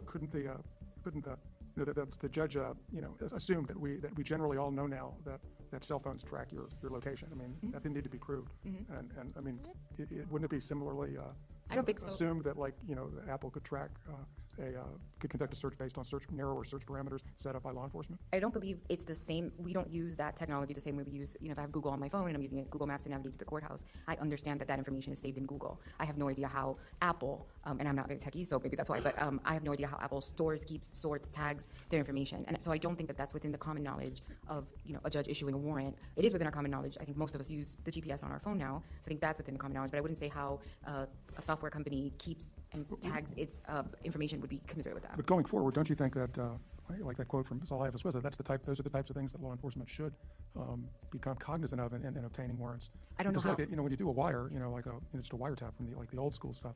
I mean, there were very narrow parameters that were allowed in the wire. You couldn't listen to every call. Right, but the concern here is that you're looking at the police are looking at everything that's dropped on the cell phone, and I think in the wiretap, the police are in control of when they're listening and how they're listening. The police are not in control of how Apple keeps its records and how they. But they didn't try, right? He didn't try. It's not that Apple told him no. It's that Apple can't do it. But there was no evidence that they requested either a temporal limitation or search terms, and Apple turned them down. And I think the point is that as we move forward, why aren't these things that law enforcement should be trying? Thank you for the while kicks. Trying to balance the Fourth Amendment protections. And, Richie Rich. I'm left wondering why they needed the entirety of these social media accounts to identify the owner or proof of life, as you said. I mean, boom. Why do you need years and years of his Instagram and Facebook for proof of ownership? What's happening? Yo, Tino, what's you good, don't gang? need that broad of a search warrant for that. That could be very narrowly tailored. In fact, they said they were going to have a taint team. So the detective clearly knew that this was fairly broad, and he was asking for a lot. So he recognized that we're going to have a taint team, but then that never happened. They just got access to everything and went through everything and decided what was going to be relevant and what wasn't. So hold on, what? I don't remember hearing that part. The taint team never happened for this evidence? There was supposed to be a taint team, and that never happened. I don't remember reading anything about that. How do you justify I just came here? searching the Thank you entirety for of coming somebody's here, social gang. media account for something as narrow as identity? Well, and I think we have to go back with what we have in this record, and it was Ooh, the it's sorted. Almighty's testimony that in his experience, they don't have the capacity to sort, and so we have nothing to say that they do, right? So I think there's just no way to take that as just experienced officers' experience in obtaining warrants. And in terms of the social media accounts, they were tailored because I think the focus was communications. What are you posting about? What are you commenting on? And who are you talking to? Because we have probable cause to believe that you are having conversations about not only committing the murders, so the premeditated design to commit the murders, the accomplishing of the committing murders, and then covering up the murders after the fact. So in this case, it's not just a broad, well, who is it? It's like we know, and the warrants go through, this is the specific trail I'm following, and I have probable cause to believe that they're having these communications on these platforms with this person and what they're talking about. I don't have the same reading that it's this broad, anything and everything you've ever posted on social media or anything you've ever said on social media. It was focused. The earliest was October 1st, was like the earliest date that was requested, which is a few weeks before the murder. And like I said, I think in this case, the independent source is so strong because we have complete untainted communications sitting there in these devices that were not obtained through these warrants that Mr. James would have no standing to contest, and they contain the same information that is the definition of an independent source. And so there's just no benefit to anyone, to society or investigators, to suppress when the evidence is literally sitting in the exact same phones that are already in police custody.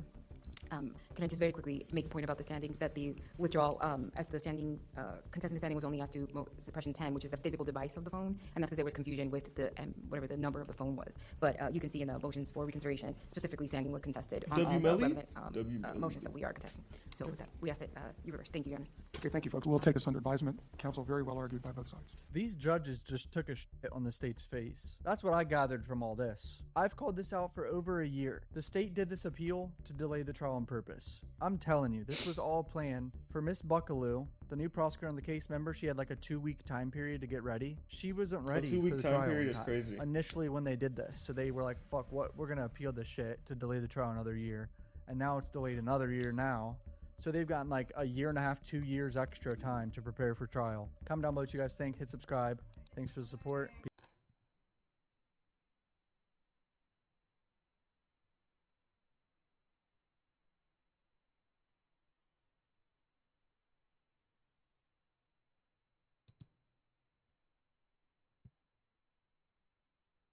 You know, horror movies were a big part of my childhood, and not because I used to watch them. On the contrary, I used to avoid them at all costs. The jump scares, the gruesome kills, all of it terrifying to me. I was a scaredy cat, I'm not gonna lie. But I think what scared me the most back then was the fact that if I was in any of those movies, I would not survive. What is a 6-year-old gonna do against this? But now, as a full-fledged, grown 21-year-old, I actually believe I have a pretty good shot against most of these horror movies. And yeah, I said most of them. I'll be going over a few of the horror movies that I can survive easily, giving you my strategy and my thought process in the process, and some of the ones that I can't. So this movie's main villain is Freddy Krueger. And honestly, I wasn't that scared of Freddy growing up. Even though his powers are crazy, he just made me not want to eat pizza while watching his movies. His whole thing is killing people in their dreams, so you can imagine how difficult that would be to survive. Leading the victims in his movie to do crazy things to avoid dying to him. Pictures of coffee, caffeine pills, and all of it, of course, eventually fails. Most of the time, they end up developing this buddy system where they have to watch each other sleep. And honestly, that's the dumbest thing they could do. Because what if the other one falls asleep? You're done. Draw two for your mistake, buddy. They had it all wrong. I have two solutions for Freddy. First, the more difficult of the two is move out of Ohio, which when I say it out loud is not that hard because who wants to live in Ohio? And two, the easier one in my opinion, which they should have been doing since the very first movie, I just simply won't sleep. I mean, the only way he could get me is if I'm dreaming. And if I just don't sleep, then he can never get me. It's simple. I don't sleep regardless, so if my life's on the line, I'ma definitely not sleep. Even if I somehow fall asleep, my dreams be weird as hell anyway, so he won't even know what the hell is going on. And worst case scenario, if Freddy's giving me the works in the dream world, I'll just pull him out of my dream and have someone with a shotgun there waiting for him. And if a shotgun don't work, then a shotgun with holy water. He not beating that. Now this one is the one that you guys are gonna underestimate. He's this hideous little leprechaun who has magical powers, and he'll come after you if you touch his gold. He has the ability to teleport, grant wishes, regenerate, and impersonate people's voices. And also, guns don't work on him. Like, look, 1, 2, 3, 4. His weaknesses vary from movie to movie. Sometimes it's a 4-leaf clover, sometimes it's a piece of metal, and sometimes it's a medallion. And you're probably thinking, just avoid the gold. Don't be silly. I need to go, but I'm still surviving though. So metal here's is the plan. I would you take mean to the tell gold me back home metal after is stumbling killing upon it in the or something woods. like Then that? place it into the basement that I do not have and put it in a Is safe. bullets not the metal? leprechaun will obviously come by asking, "Where's me gold?" Then I'll kick him into the safe and lock him in the safe. Now you're probably like, he's gonna break out. He has powers. Let me get to that, okay? That's not true, because before I went home, I picked up a 4-leaf clover that I found in the woods and I put it on top of the safe. Now I have a leprechaun in my possession and I could get him to grant any wish I want. I bet y'all forgot about that. He could grant wishes. It's literally that easy. Now I survived. Y'all cannot tell me that's not a W strategy. Go ahead. I got my ear to the mic. Say it. Say it. Only thing is I gotta own that basement for the rest of my life, because if somebody moves that 4-leaf clover, IGN? What does it's that done mean? for me. We know the villain of this movie, Michael Myers. You see, at first, I wasn't even gonna put him as a villain I could beat, because I thought he was immortal. Especially after what happened in Halloween Kills, he got jumped by the whole town. This woman even had a clothing iron? But then Halloween Ends came out. And that's when I realized Michael Myers is a fraud. He's just an extremely, and I mean extremely, durable old man. He's not immortal. He gets whooped by a random kid from the suburbs. Isn't this Michael Myers the same dude who took out a whole team of firefighters by himself? I'm not gonna act like the kid Corey killed him or something, but still, getting beat up by a kid, that's crazy. So yeah, as long as it's not the Halloween Kills Michael Myers or the 2007 Michael Myers, that dude was ruthless. I think I have a pretty good shot against Michael. Honestly, just set up a venue, bring Lori, bring the whole town of Haddonfield, and they can all just watch me beat up the boogeyman. Now, I could be a little smarty pants to say the original Friday the 13th is just Jason's mom, so I could just pull out a shotgun. But obviously, y'all want to hear about our boy, Jason Voorhees. And Jason is this 6'5" man who's super durable. He has insane hunting skills, can crush someone's head with his bare hands, and unlike Michael, he runs. Like, yeah, he'll walk towards you to scare you for a while, but if he really just wants to kill you, he's gonna chase after you. And really, he doesn't have to chase, because Jason can low-key teleport. So what are we supposed to do? Well, I got you. You see, I've played hours of the Friday the 13th video game, and I consider that game pretty accurate to the movies. I know all of Jason's weaknesses. If I was at Camp Crystal Lake, I have the firecrackers, the flare gun, and the shotgun on deck. And even if I somehow die, I'll just come back as Tommy Jarvis. And after that, it's easy wins. Even if all that failed, I'll just escape like I do all the time in the game. The easiest method, just drive out. Just hop in, start the car, I can't drive. Yeah, I'll just shoot his mom. The new Five Nights at Freddy's movie. Now this one's a little tricky, because first of all, you're not dealing with your average Joes anymore, okay? These are ghosts, spirits, demons, controlling animatronics. Second of all, the setting, terrifying. A pizza place, let alone a Chuck E. Cheese style pizza place? Yeah, they definitely got the edge in that regard. And on top of all of that, it's 4 killers, not just one. So your awareness has to be on 1,000. Even though it hasn't come out yet, I'ma assume it's just like the game. And just like I said for Friday the 13th, while many people won't think they will survive, I will. I've watched plenty of Five Nights at Freddy's gameplay. I've watched all the game theory videos. All I'm missing is meeting the creator himself, Scott Coffin, and that can be arranged. Just hit me up. I know the animatronics better than they know themselves, honestly. Freddy, Bonnie, and Chica, they're not doing nothing to me. I'm keeping them doors closed. And Foxy, what is Foxy gonna do? Where's Foxy? Oh, there he is. No. Now I'm going to be very honest. I know it's the thumbnail, but I am not surviving a single Saw movie. I'm sorry.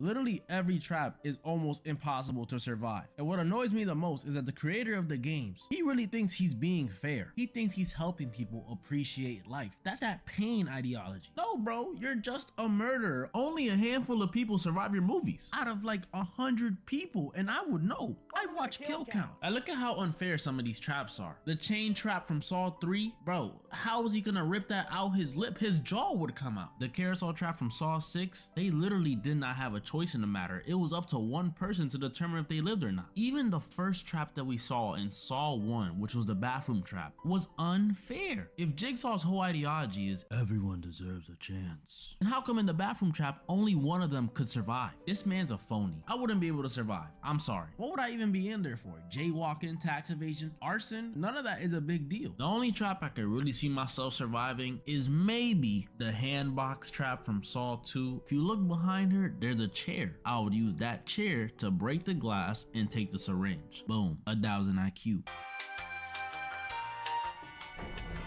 You see, I never watched this movie, but I did watch plenty of The Office and I played Fortnite, so I'm pretty sure I could figure it out. So here's the plan. I would have called out of work. I know, easy. Okay, I'll be realistic. If I was trapped in the office building with 80 something people and we were forced to do a battle royale, would I survive? Probably not. I don't think I could stab someone with a pair of scissors. I'm sorry. But I read up online, apparently the building had an armory for some reason. If there's an armory, then there's guns. And where there's guns, there's room for an American. This movie took place in Colombia, so they don't know anything about shooting guns. Me though, from the United States of America, I know everything about guns. I sleep with a shotgun under my pillow, a Glock in my sock, and an AK in my PJs. So when it comes to shooting people, yeah, I got it. I'm surviving Belko experiment easily. As you guys saw though, there's only so many horror movies that I can't survive. I mean, realistically, I'm unbeatable, except if you're talking any paranormal. I'm not surviving any of the Conjurings, Cities, none of that stuff. Keep them demons away. And moral of the story. Now I need a break. Try to run away, try to get away, so I could be safe.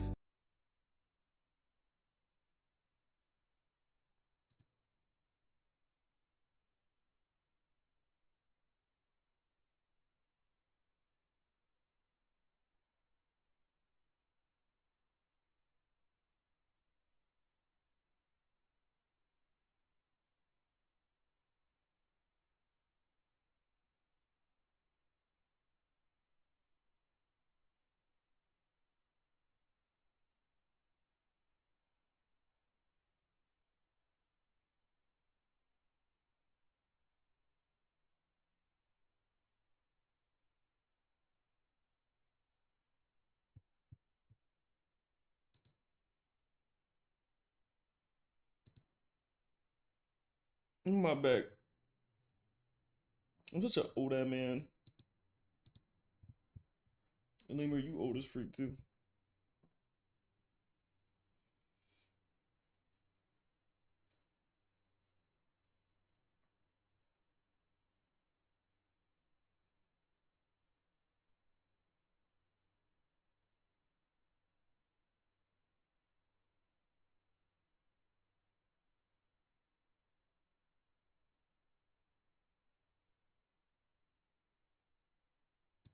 On Earth, we face a multitude of natural enemies. We have the wild animals, the natural disasters, Lemur, you think you funny? the Fire Nation, You think you and funny, worse Lemur? yet, Steve Kerr's son. And throughout our lives, we are preparing ourselves if we ever suddenly find ourselves in a situation where we come across these obstacles. Normally in the grown-up world, we'll just shoot and ask questions later if we encounter these problems.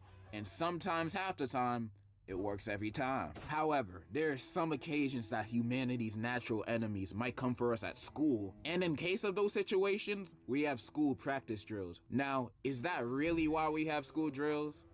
No, I just have a phobia of Steve Kerr's son. American schools are known for a lot of things. None of them are good things, but they are certainly things. And I remember in school, we used to have surprise emergency practice drills. You know, stuff like the fire alarm piercing our ears at 8:30 in the morning while we're still half asleep. And for me, these drills never made sense, because each drill, they'd want us to act in a calm and organized fashion. Even in a situation when it's not a drill and it's the real thing, they expect students to just walk out calmly. That's just not reality. In a real fire drill, nobody gonna walk in a single file line out the door. Everyone is gonna be running and sprinting out of there, shoving everything and everyone out their way. That's what's really gonna happen. Nobody's gonna be calm and collective. Everybody's gonna be running out of there because they don't wanna burn to death. Now, this also might not be the safest way to do it, cause in a perfect world, we're all running as fast as possible, but we're all running in sync. You know, nobody getting trampled or injured, no casualties. We'll all get out of there spick and span. The problem is that doesn't exist, and we have some slow ass people holding us up from us trying not to be burned alive. Fast students trying to run away and the slow students holding them up. But I don't want the slow students to get injured, you know. We're all human after all. I'm trying to get everybody out of there as safe and fast as possible. So I found a simple solution to that problem. During a real fire drill, all the slow people, you know who you are, stay back in the classroom and wait for everybody else to run out. Then after, when everybody's gone, then you can go. Hopefully, you didn't get burned alive during that time. Simple problems require simple solutions. This might sound inhumane, but I swear this is the best option for everybody. I speak for the people when I say this. We don't want slow niggas walking 2 kilometers an hour while we're trying to sprint out a burning building. We will push you out the way and run you over. No joke. There's literally no time to waste. You walking around slow is gonna kill the both of us. And not gonna lie, I'd rather you die than me. So get the hell out the way! Leaving them behind in the classroom is the best option.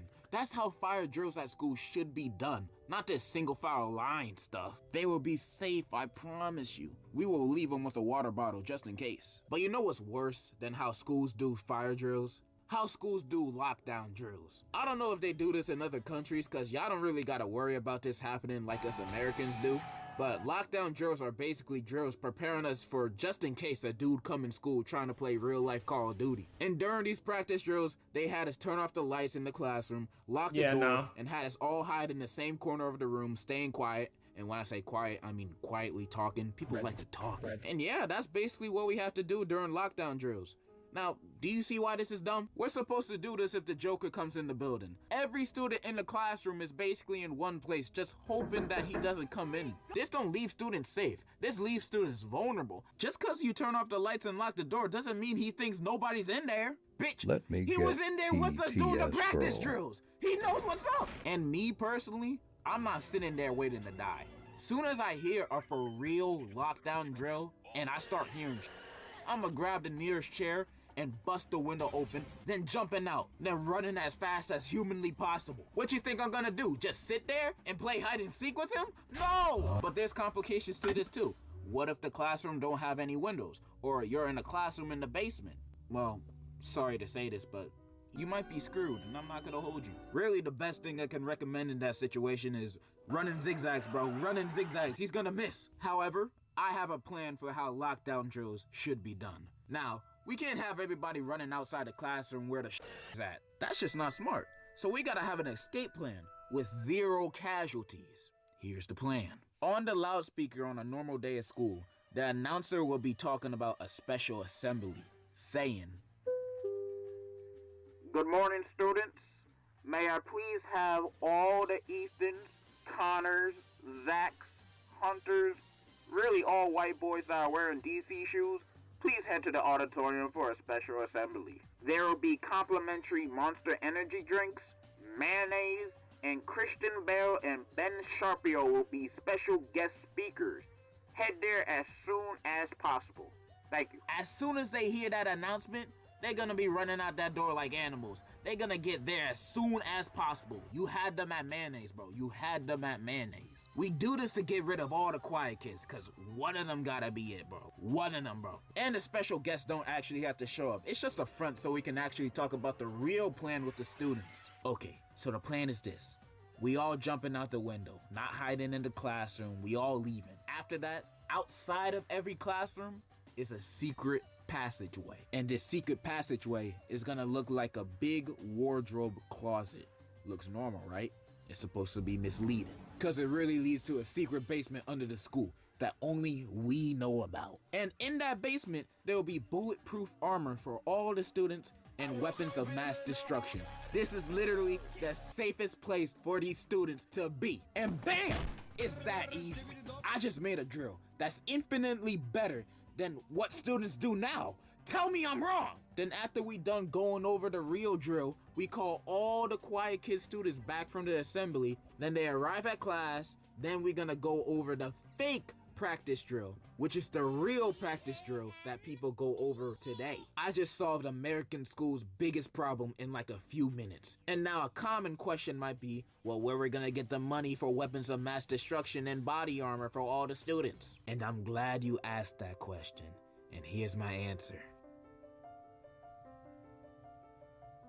I don't know. There were also tornado drills. I didn't really do this in school because there's really no tornadoes where I live. But the few times we did it, I didn't really understand it as a kid because we'd have to go in the hallways and go on the walls and duck. And I thought, what is the tornado gonna do? Jump over us if we all duck it on the wall? Like, what is this? Now that I'm older, I can understand if you don't got a basement, this is probably the best option to protect yourself from a tornado. What else can you really do? Run? You're gonna try to run away from it and you're gonna end up in the land of the living. Does Buddy think he Batman? Yeah, he Batman. Practice drills is overall done right. Congratulations, you've done one thing right. Man, I should become a principal and run a school. Based on my ideas on how to run school drills, my school about to be the safest school in America. Unlike these other schools teaching fake fundamentals of safety, my school is gonna teach the real fundamentals of life and safety. How to do the bat win with your nutsack. Degen Ohio Tech, How to do the grades what? K to 12. I'm gonna open that school and have the motherfucking Incredibles and Baki's dad as security. This is gonna be the safest school ever. Yeah, that's pretty much all I wanted to say. I just had a random thought about saving the schools of America by actually proposing good school drills. And in conclusion, any school that's missing a principal, hit me up. Bro, what?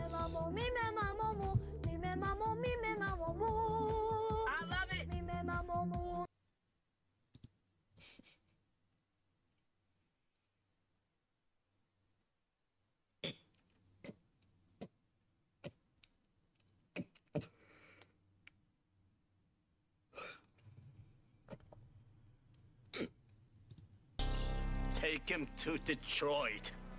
No! No, not Detroit! No! No, please! Anything but that! No! Alright, I'm gonna go straight into this.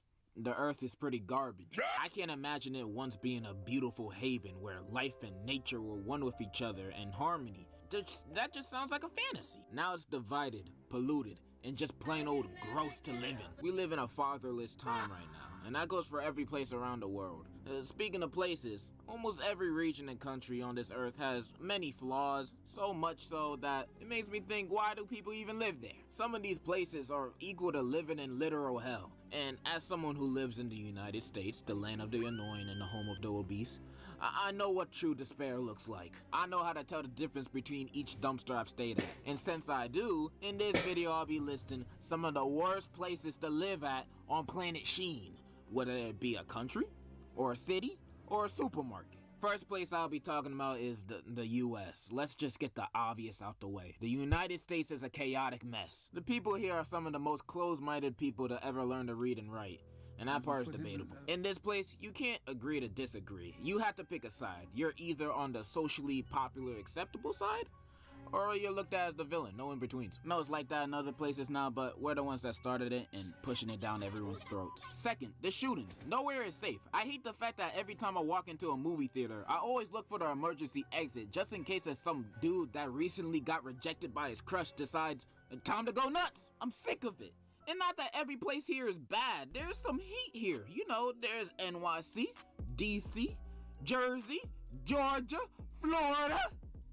That's it. Everything else can disappear. California is literally one of the worst places on this planet. Chicago is full of young boy fans, you know, those radioactive people. Arizona, you're gonna die of heat exhaustion. Detroit, you're gonna come back to no house, and there's literally nothing in this area, in this middle of the United States. There's nothing there. Nothing. Like, what's that misery? Misery? Because you're gonna be miserable living there. I've said my piece of living in this trash can of a country. I'm gonna move to the moon. Next up on my list, we have 7-Eleven. Not necessarily living inside a 7-Eleven, but living around one. Why 7-Elevens? Because the most janky people show up there. Everybody has been to a 7-Eleven where there's either a crackhead or a homeless person hanging around there. And since it's a 7-Eleven, it's gonna get robbed at least twice a year. Living around such a place will most definitely suck and lower your property value. Just to let you know, if a 7-Eleven opens next to your neighborhood, you're basically living in the projects now. Get out while you still can, because your town is slowly gonna turn into Brazil. Next worst place, a very real place to live in.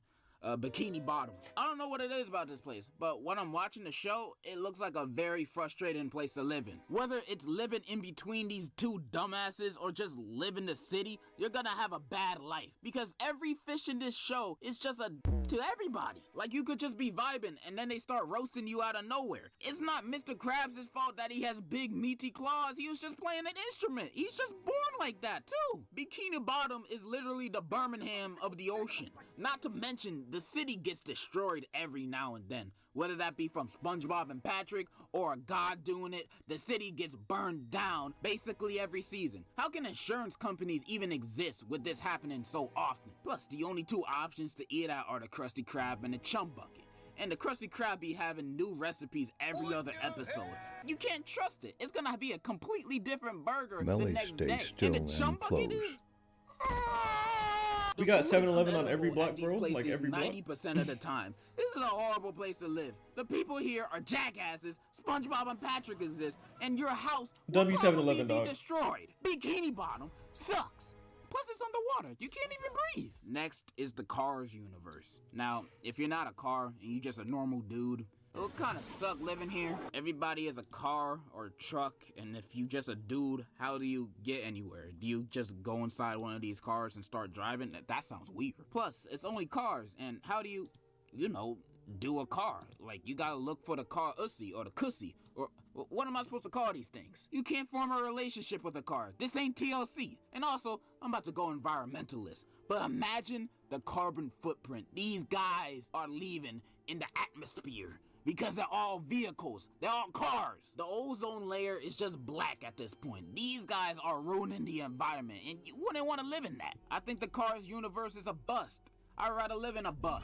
Next worst place to live in, North Korea. I feel like that's self-explanatory. Up next, Gotham. In superhero universes, any place where the superhero lives at or where they all meet up is the most dangerous place on Earth. New York City in the Marvel universe is basically World War II every day, and Gotham ain't much better. In fact, it has even more criminals than any other. There's literal psychopaths going around and killing people and blowing shit up all the time. And the city's best hero is a vigilante who doesn't even kill them, just so they can break out of prison and continue the cycle of high crime statistics. You can't even go to work right in a subway in this city without worrying about the Riddler blowing up the whole train for his Twitch stream just because he got 2 gifted subs. I'm not dying for the Riddler's 7-viewer Twitch stream. You can't even have a night out in this city because every fun place with a lot of people inside, like a club or a party, is bound to get blown up by a villain. The safest place is your house, and I'm positive the housing market in Gotham is non-profitable. I can probably get a 3-bedroom apartment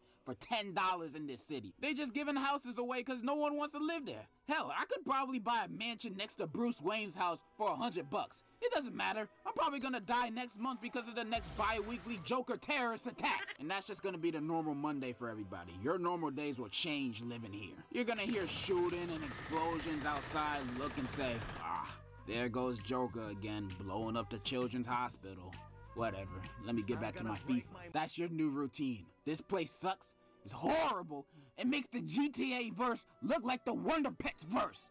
You should never live in Gotham.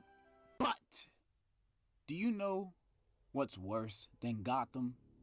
Worse than Bikini Bottom? Worse than anything I've mentioned beforehand? It's a place where nightmares come to life. A place where the most nefarious live, the evil is evil, the bad is bad. A place of true terror. I'm talking about England.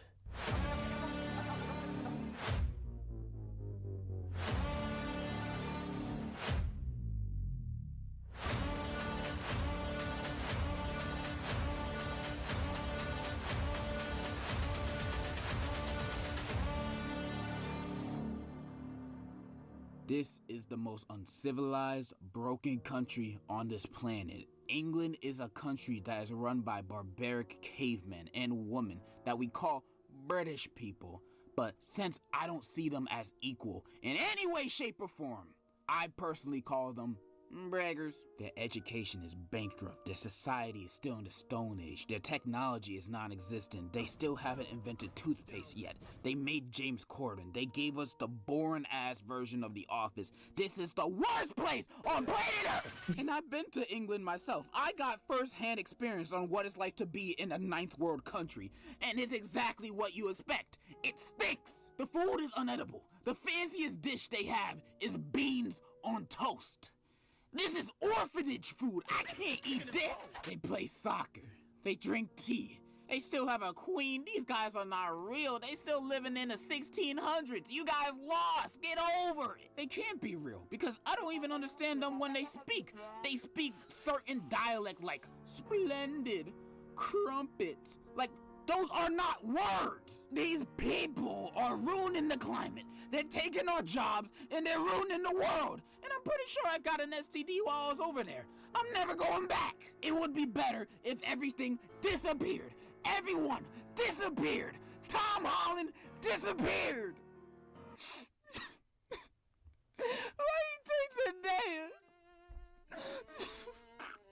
Why he takes a day? I don't understand. That is the video on the worst places to live.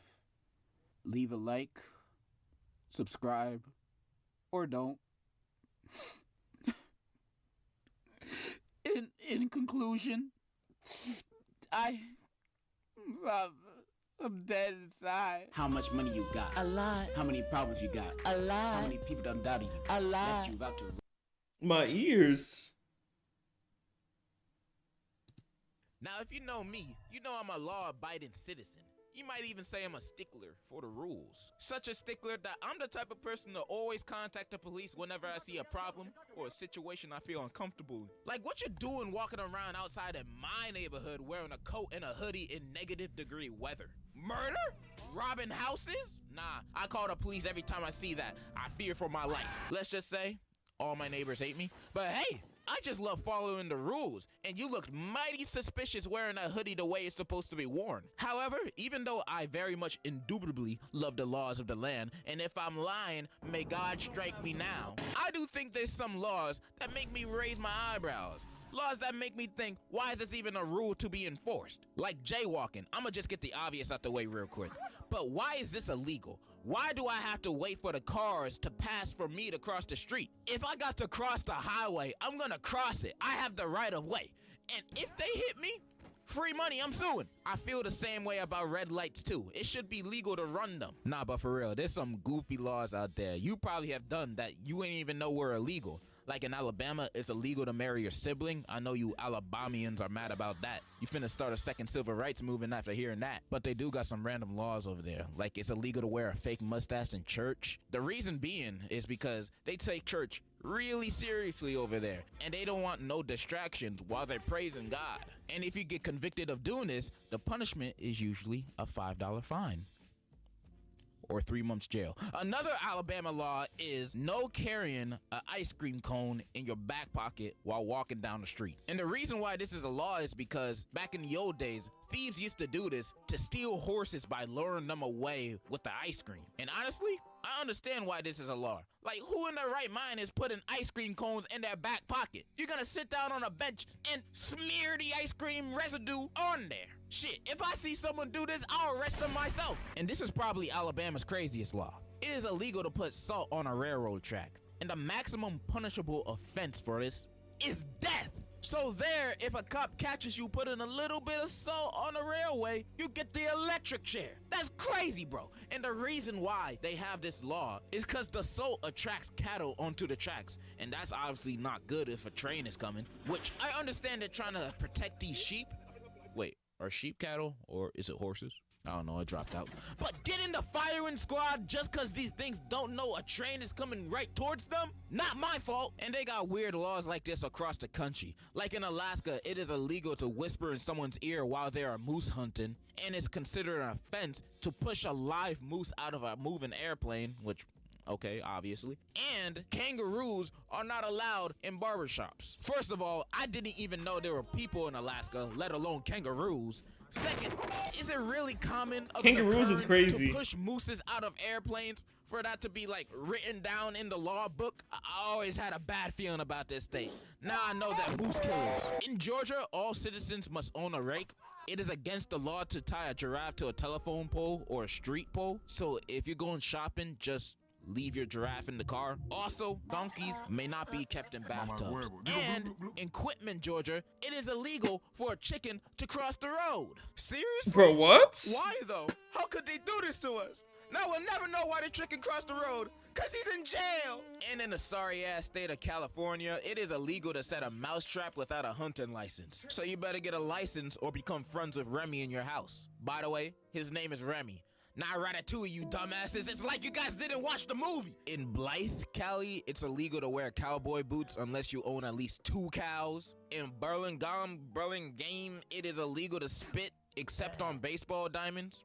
They must really hate baseball over there. It is illegal to sell silly string in Lodi. And the worst Cali law I seen, it is illegal to cry on the witness stand. So imagine you in court as a witness to your parents' murder, and on the stand you start tearing up going over the events of that gruesome day. Then the judge sees you tearing up and is like, nigga, is you crying on the witness stand? Get this dude out of the courtroom right now. Nah, that's wild. Too, just like that murderer over there. What kind of shit is that? I never thought I could look at this state any lower than I did before, but hey, life's full of surprises. Then the next hellscape of the US, Florida, got some laws too. Like it's illegal to fish while driving across a bridge. I don't really know how that worked, but okay. It is illegal to skateboard without a license. Now, who skateboards with a license? That's a skill even a dog can learn. Getting a license to skateboard is the biggest waste of time. Also, it is illegal to break more than 3 dishes per day. You break 4, you're screwed. You better watch out. It is illegal to sing in a public place wearing a swimsuit. Women may be fined for falling asleep under the hairdryer in a salon.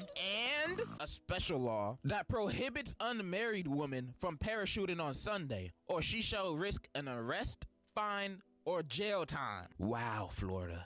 I thought you were more progressive than this, but now I see how you guys really are. Women don't deserve this unfair treatment against them from the state they call home. Women deserve better. I'm 6'8", by the way.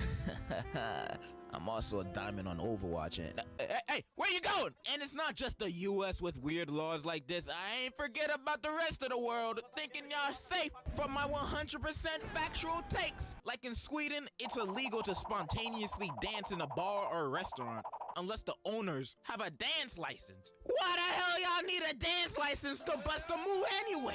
What if I'm just feeling a little happy that day and I want to go to my favorite restaurant and dance a little? I go to jail for having fun? Now I'm never going to Sweden. And in Rosario, Argentina, it is illegal to name your child's first name Messi, because that's his hometown. Now, the dick riding is insane. No, that's actually Done this for a crazy. better player. Like That's Maradona, actually crazy. RP to GOAT. But banning a whole name just because a good football player was born there? That's crazy. PP munchin. In Thailand, it's illegal to step on its local currency because it's seen as disrespecting the king. So if you see one on the street while walking there, you better die for it instead of stepping on it for keeps. In many regions of Africa, you need a permit to watch the news channels. In Egypt, it's a mandated law forcing you to vote no matter what, even if you stupid and don't know anything about the election. In Singapore, it's illegal to chew gum. And in the Norway town of Longyearbyen, I bet I pronounced that wrong, it is illegal to die. Yeah, they banned dying. They found true eternal life. They made death illegal. Nah, but the real reason why they have this law is because it's so damn cold over there that when someone used to die in the town back then, their bodies would freeze and not decompose in the cemetery. And these bodies would spread diseases since they weren't decomposing. And that's obviously a very bad thing. So they stopped accepting bodies at the cemetery and banned dying throughout the entire town. So if you ever die there, they're gonna revive you real quick and tell you to go somewhere else. They're not gonna deal with that. Or maybe they're just gonna arrest your corpse. The government is weird, man. All over every country, they got some weird laws like the ones I just said. But we'd be here all day if I listed every single weird law from every single country. So yeah, I think that's all I gotta say. Does your country have weird laws? Comment down below about it, and I'm not gonna read it. And in conclusion, Bro said comment down below, I'm not gonna read it.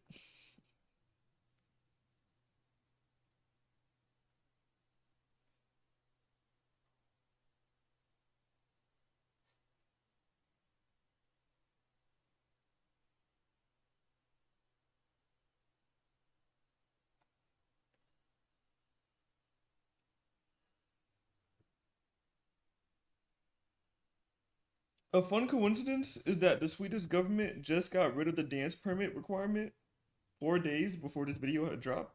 That's crazy.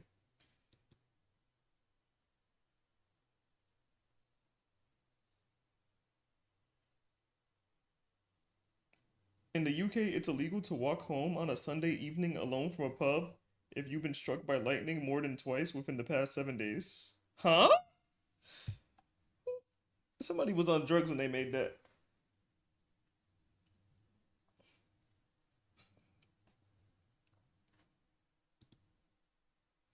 That was oddly specific. Yeah, someone went through that in real life.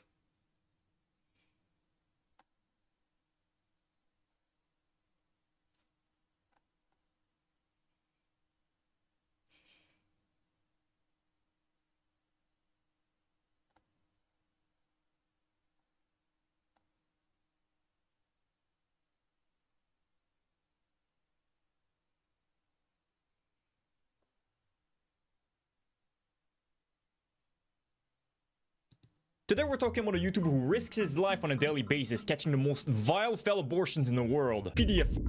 He thinks he's coming here to meet a 18-year-old girl. We're gonna catch his ass. Let's get this freak. He's a registered offender. So how long have you been a registered offender? Years. What had happened? I exposed myself. Okay, who'd you expose yourself to? Young kids. And what does YouTuber Gideon get out of catching PDFs, you might ask? Well, he's getting 30-year-old Redditards living in their mom's basement who, instead of seeking employment, they'd rather act like moral arbiters and criticize Gideon's actions, condemn him and his predator catches by saying stuff like this. Stuff like, vigilante predator hunting is disgusting and insanely problematic. It is never something to be applauded. That's right, guys. We're dealing with mentally disabled people on Reddit who'd rather waste their time writing big-ass essays like this, like... No, bro. Yo. Nah, the internet is the funniest place ever. Like, there's no way someone's so mad at the fact that he's catching predators that they made a whole book. Bro. we're dealing with mentally insane people who are writing these big-ass hit pieces, and I'm gonna be brutally honest here, guys, but with the time that this guy wasted writing the sequel to the Bible over here, well, he could have instead filed this job application. But instead of doing that, he wrote this instead. And you already know that whoever wrote this, you already know he looks like this in real life. And no, that's not 50 hickeys on his body, but it's 50 pimples waiting to bust some pus, if you know what I mean. But one thing's for sure, guys, I know we can all agree here when I say that ain't nobody normal reading all of this. So, as you've guessed it, we're not reading all of this. But don't worry, guys, because this situation gets even better. Not only do we have these weird Redditards who are clearly jealous and clearly seething at the fact that Gideon is able to make a living from contributing to our society, something that these unemployed freaks clearly can't relate to, by the way, but not only are they clearly jealous at the fact that he's able to make a living from catching PDF, we also have Twitter-tards who are trying to paint the false, crazy narrative that because Gideon is out there catching predators for a living, he must secretly be a pedophile himself. Are we mentally stunted? I mean, this guy is clearly using an anime picture as his profile picture, so you already know 100% that he's collecting disability checks. Judging by his dumbass's logic, every single police detective in the world who has ever handled this Asian talking crazy. Yo. Nah, he's tweaking. He said they're taking checks. Oh, they probably is taking checks, bro. I would take a check. I don't care. Nobody say those checks are fire, bro. I like, man, I'd take a check any day, bro. A case that involves a diddler and who has ever analyzed incriminating evidence, namely cheese pizza, well, they must secretly be a diddler as well. Like this whole argument of claiming that, oh, he's hanging out around PDF all day, catching PDF files all day. That must mean that he's secretly one himself. That brain-dead argument falls flat so quickly, it's unbelievable. But to instantly decimate this stupid slander from this anime freak over here, here's a clip of Gideon's first professional catch ever, where he's going after a monster who was already on the registry offender list when they caught him, and surprise, surprise, when they caught him, he was trying to offend again and go after some kids once more. But the reason as to why I'm showing this clip right here is because this is the first time ever Gideon is seeing cheese pizza when confronting a diddler in real life. And you'll see by his genuine reaction that Gideon is clearly not the kind of guy that this Twitter freak is talking about. It's cool if we see. Yeah. Appreciate you. This is That's a lot more messages than I ever had. Yo, yo, my bad for pausing for a second, but what the fuck kind of build is this? No, you guys don't understand. Like, at what point do you look at a mirror and ask yourself, why the fuck do I look like a blueberry right now? Like, what went wrong in this guy's life to look like this in real life? Oh, my bad for getting distracted for a second, guys, but looking like a blueberry in real life is crazy to me. Smash like and subscribe if you agree. Telegram. Nah, he's chopped. It's like, got a message at 1. Yeah, I had sent a message to Jerry. Yeah, Ryan, do you want to explain what was sent to Chloe and what Chloe sent to you? Okay, so to give you a play-by-play of what just happened with this pregnant blueberry over here. So essentially, Gideon's whole goal with these interrogations is to get as much evidence as possible and to get a confession from these monsters before calling the authorities. And the reason he does that is because he tries to make sure that these charges stick. And no, before some of you Redditards infest my comment section by saying, so you're saying that Gideon is entrapping these innocent people? No, and I highly suggest you stop watching my video and go to the nearest government office in your city to collect your monthly disability check. No, Bro. You see, Gideon always gets his information from these monsters consensually. Is it cool if we just go talk over there? I'm not a cop or anything. You're not in any trouble. Oh, okay. Is that cool if we talk, man? Yeah. Who did I come to see? Yeah. You said I'm not in any trouble, right? You're not in any trouble, man. I promise you, I'm not a cop. Because of the fact of all this stuff, I already don't feel comfortable here anyway. So. Listen, man, if you want to leave, you can, you know. But the only thing is like, I'm not going to keep you against your free will, but I will have to tell the mom that you didn't want to talk, and I can't control what she does with the messages and stuff. That's right. Gideon always does a great job at making sure to tell these diddlers that he's not a cop, that they can leave at any time, and that this conversation that they're having together is voluntary. And the reason he does that is so that when they get arrested, these monsters can go on and fake cry to cops by saying stuff like, oh, Gideon was pretending to be a cop. No, he was holding me against my will. He was entrapping me, which maximizes the chances of these monsters getting convicted. So there's no entrapment going on. So you can go back to pretending to be a lawyer on Reddit, because we're going to be addressing all of this misinformation in a few minutes. But not only that, we're going to be addressing this huge smear campaign against Gideon, not only from Redditard, Twitter-tards, but also from big YouTubers who have tried to cancel Gideon in the past. But it gets even worse, because also whole police departments are trying to get Gideon arrested, and they're trying to frame him as the bad guy. That's right, it's not the PDF that he's catching who are the bad guys, it's the guy catching them who's somehow worse than them. Don't get it twisted. I know a lot of you guys probably have a lot of questions, and some of you probably already have negative prejudices against predator hunters in general, which is completely understandable because I'm gonna be honest here, but most predator hunters suck, they're disingenuous, and they're just horrible at what they do. But believe me when I said that Gideon over here is one of the good ones, because we're talking about someone who... Wow.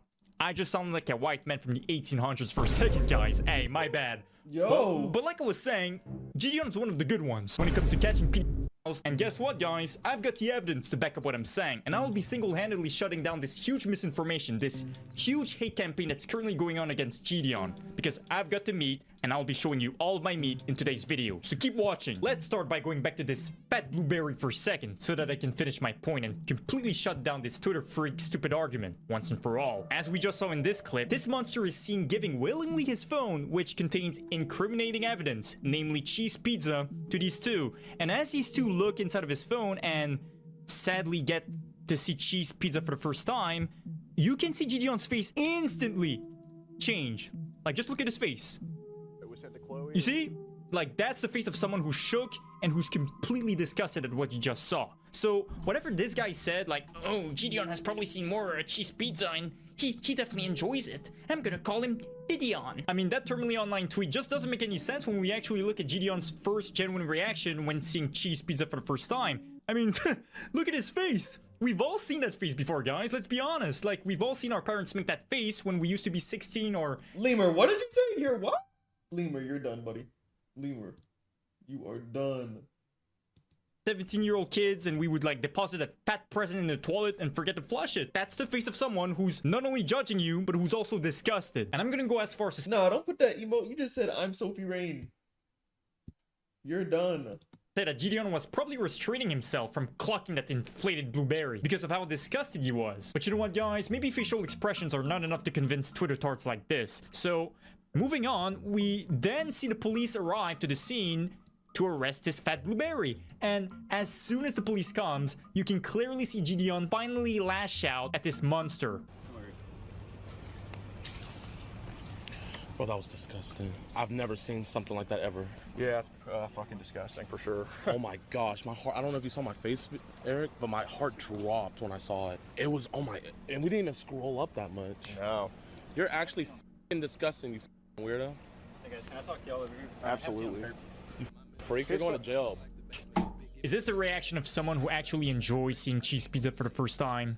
This is why I get upset, like, I kinda get upset when I see stupid people tweet like this and try to slander people like Gideon who are actually risking their lives catching pregnant blueberries when these terminally online freaks are out there being unemployed in their 40s and doing nothing for our society. Here's the crux of the matter, guys. I know we're all on the same page when I said that when most content creators are out there getting paid for reacting to TikToks while stuffing their mouth with food, when most content creators on the internet are out there getting paid for promoting gambling to children, it is refreshing to see actual content creators who are actually contributing to society by getting the worst of the worst in prison. Like this...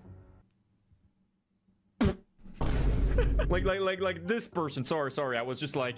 There's just something funny about, you know, cooking while yapping and then randomly you see this wall. Like, that took me by surprise. Make no mistake, I'm not exaggerating even one bit when I keep saying that people like Gideon are unironically risking their lives doing what they do. But don't take it from me. Take it from XQCuck himself, a popular streamer who recently had a one-on-one interview with Gideon concerning his pred catches. To give you some context about what this clip is about, essentially, the day before this interview happened, XQC agreed to meet up in real life with Gideon in order to catch a diddler who happened to live in the area that XQC lives in. However, XQC never showed up. He flaked. So if you see Gideon acting a little bit aggro in this clip, if you see him cooking XQC, well, now you know why. Okay, I guess what plan did we set up yesterday? Well, I didn't set up any plans. This was your plan. I was just trying to watch a video. Oh, so why did you say I'm down? Oh yeah, I was in 100%. I was away for long. English. Well, I would have done it. I was what do you call it? I was awake for a very long time, so I had to go to sleep, and I slept like more than I should have. Now the mugshot that you see of this old clap geezer over here is actually of the of the diddler that XQC and Gideon were meant to catch together, and Gideon ended up getting him arrested despite XQC not showing up. But here's the thing, even though I completely hate the idea of flaking, like fake friends who keep saying, yeah, I'll show up, just to end up bitching, like, bro, if you don't want to show up, just say, nah, bro, I'm not interested. But even though we all hate when people ditch, I actually fully understand and fully empathize with why XQC did so. Here's XQC giving his real reasoning as to why he ditched. It is. Next guy in Florida, Felix. Would you like to join us? I'll be a live watcher. I'm more of a cuck myself. Not like. Okay, that's the wrong timestamp, my bad. I don't even know what the fuck we just heard. Dude, I'm gonna be honest with you. I'm scared of these people, man. This is crazy. I'm serious. I'm thinking something will happen. What about him scares you? It's because even at that age, with something like that, right? Like, he's got nothing to lose, right? Think about it. Like, you have everything to lose. He's got nothing to lose. It's one of the worst power imbalance of all time. You have everything in front of you, and you're gonna leverage all that against somebody who is, like, let's say, in comparison, like not a lot to lose. It's the highest risk out there. It's the biggest risk with the lowest reward. It's scary as fuck. Okay, that was a crazy choice of words at the end there. Saying that getting people convicted, getting them arrested, and, you know, potentially saving the lives of hundreds of kids is a low reward. That's kind of crazy to me. But you know what? I'm gonna give him the benefit of the doubt. I mean, this is the same guy, we have to remember, who can barely speak English and who literally sounds like an alien whenever he speaks in English. Oh yeah, I would 100%. I just. So I'm. But anyways, you're out of breath. I speed walked because I was holding my pee. Turned 20-minute walk into 10. Nice exercise. I think I'm gonna do that walk every day. WKB, bruh. WKB working out, man.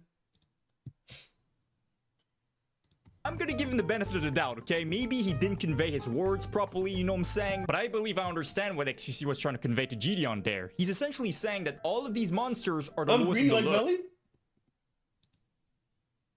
So, like,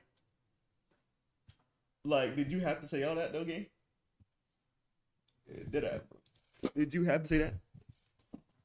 Greasy Mel? Bro, 67. Why is she glazing, bro?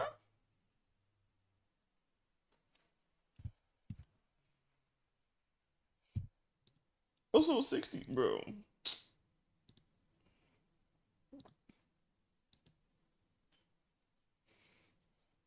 Oh, and they've got nothing to lose. So it takes one of these mentally ill monsters to completely 67 grown man.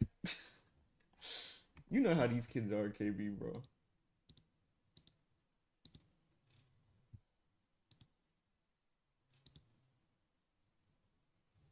After fart. Shout and to tell themselves, you know so what? I got my friend in the Dunkin' like almost a year ago. Are you talking about like the job? You got them a job, right? He quit. Oh, okay. So yeah. He quit a week before I did. Oh no.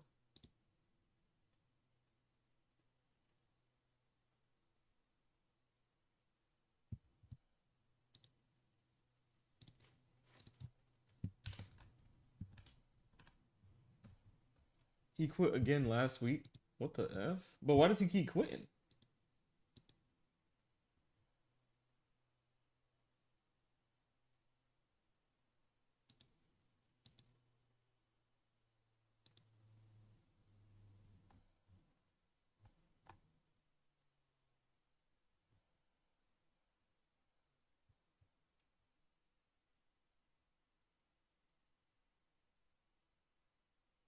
Hold on, I'm trying to see if this.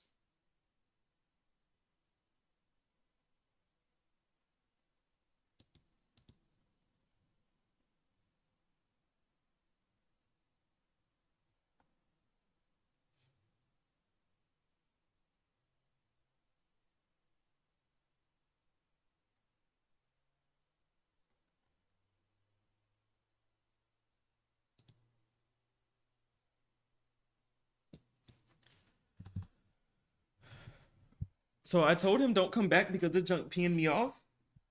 Like when he quit, you like give him a good like when he came back, did you give him like a good word? And that's why he's able to come back so easily? Or like what happened? But I don't know. This is why you don't put people on, bro. It reminds me of freaking Lil Yachty, bro. Putting his people on, bro. I did. I talk him into it. Then he ask him for stuff, but he don't want to work. Yeah, that doesn't make any sense. So like, you know the reason he quits, right? It's just like he just don't want to work. He just not feeling it. Is that it? Because if that's the case, then like that's bad.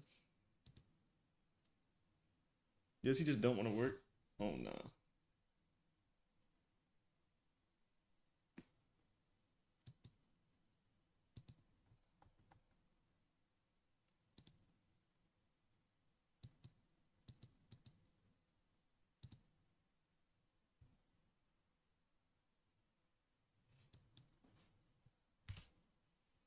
But yeah, KB, that's just bad.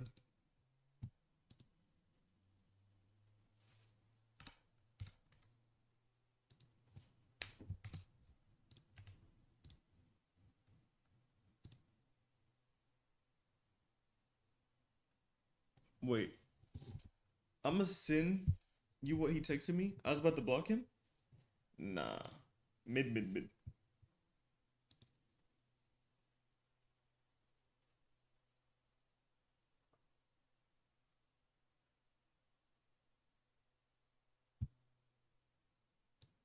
Wait, Lemur, can you do a favor for me? Type exclamation point tab for me, Lemur. Let me see. But nah, that's weird.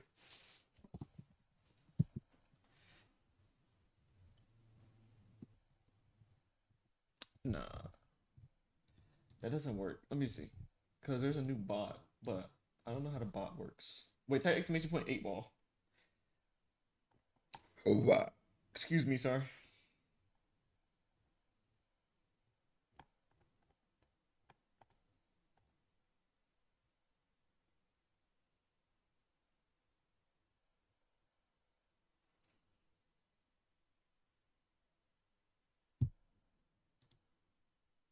Oh, it is here. Okay.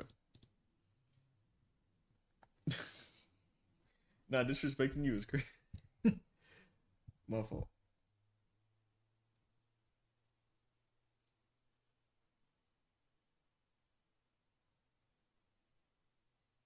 Dog, that's crazy. KB, that's crazy. Bro. What? Yeah, nah. Like, they didn't even hide that jump. That's crazy, game.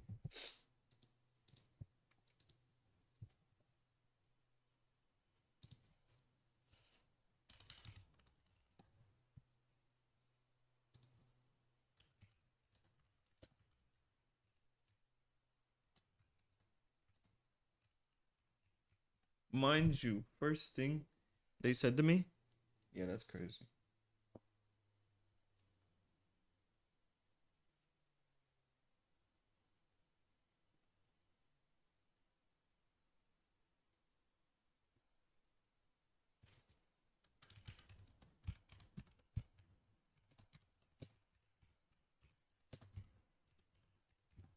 I always buy him food. No one buys me food. Oh no, bro. Nah, you better than me.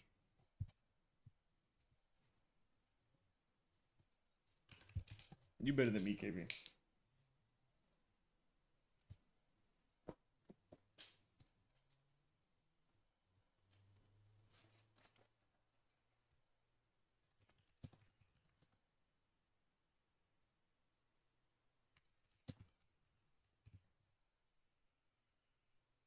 I'm gonna be what they said I was in high school. Everybody gonna hate me?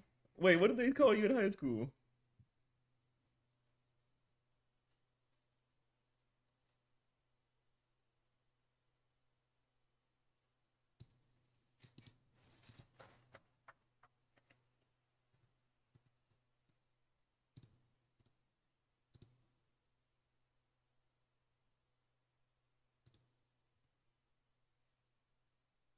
Said I was mean because I didn't want to talk to nobody. I didn't care to talk. I mean, yeah. I just feel like, why do you need to talk anyways? Like, people don't understand. People be doing things for the wrong reasons. Don't get me wrong. I'm not saying I didn't have no friends at school, didn't have conversations, but it's like, bro, you there for school. Especially with some people's mindsets. I feel like a lot of people's mindsets, including mine's, you just trying to make the day go by, and you trying to make something for yourself outside of school.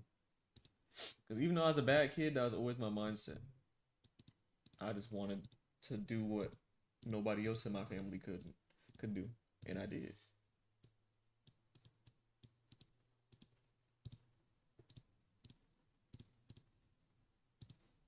Talking to people don't do nothing. If I'm going down, you're like, talking to people is literally what that dude is doing to you, bro. It's when I used to talk to people. That's all they cared about. Not saying that's what they only care about, but when I had to put people on, help people out, that's all they cared about. So that's why just be to yourself is like so much better.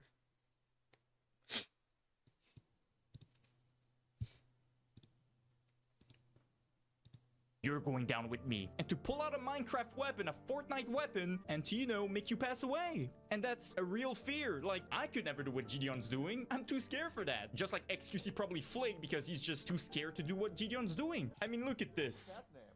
It smells good in here. It smells tremendous in here. Oh. I never thought. What ages do you think you're attracted to? Like, what's the youngest age you're attracted to, and what's the oldest age? And just be very honest. There's not an age you can tell me that'll make me mad. 11, 12. I mean, look at this. You think I've got the balls to approach a rotten tomato like this? Nah, bro. I'm gonna be honest here, but you know there's a big problem when this monster somehow found a way to be even fatter than Gideon and his friend combined.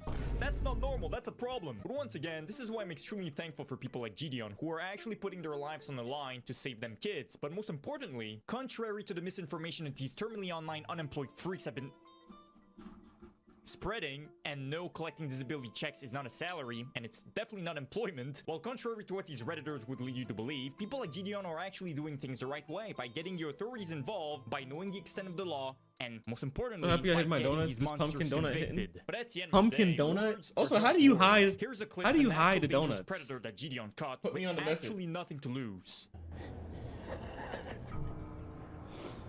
Like, it doesn't get more dangerous than this, let's be honest. A little bit of context here, but this creepy diddler was actually flexing real Creepy Fortnite diddler? weapons on his Instagram page days before Gideon caught him. By putting them in my purse? You put them. Wait, they were sitting in your purse? Like, at home? But even though there was a risk of this creep carrying, Gideon still showed up. So you can start to understand why I wasn't even exaggerating one bit when I say that Gideon actually puts his life on the line when catching these freaks. But when confronted with the possibility of going to prison, this is what the PDFL had to say to Gideon in front of his face.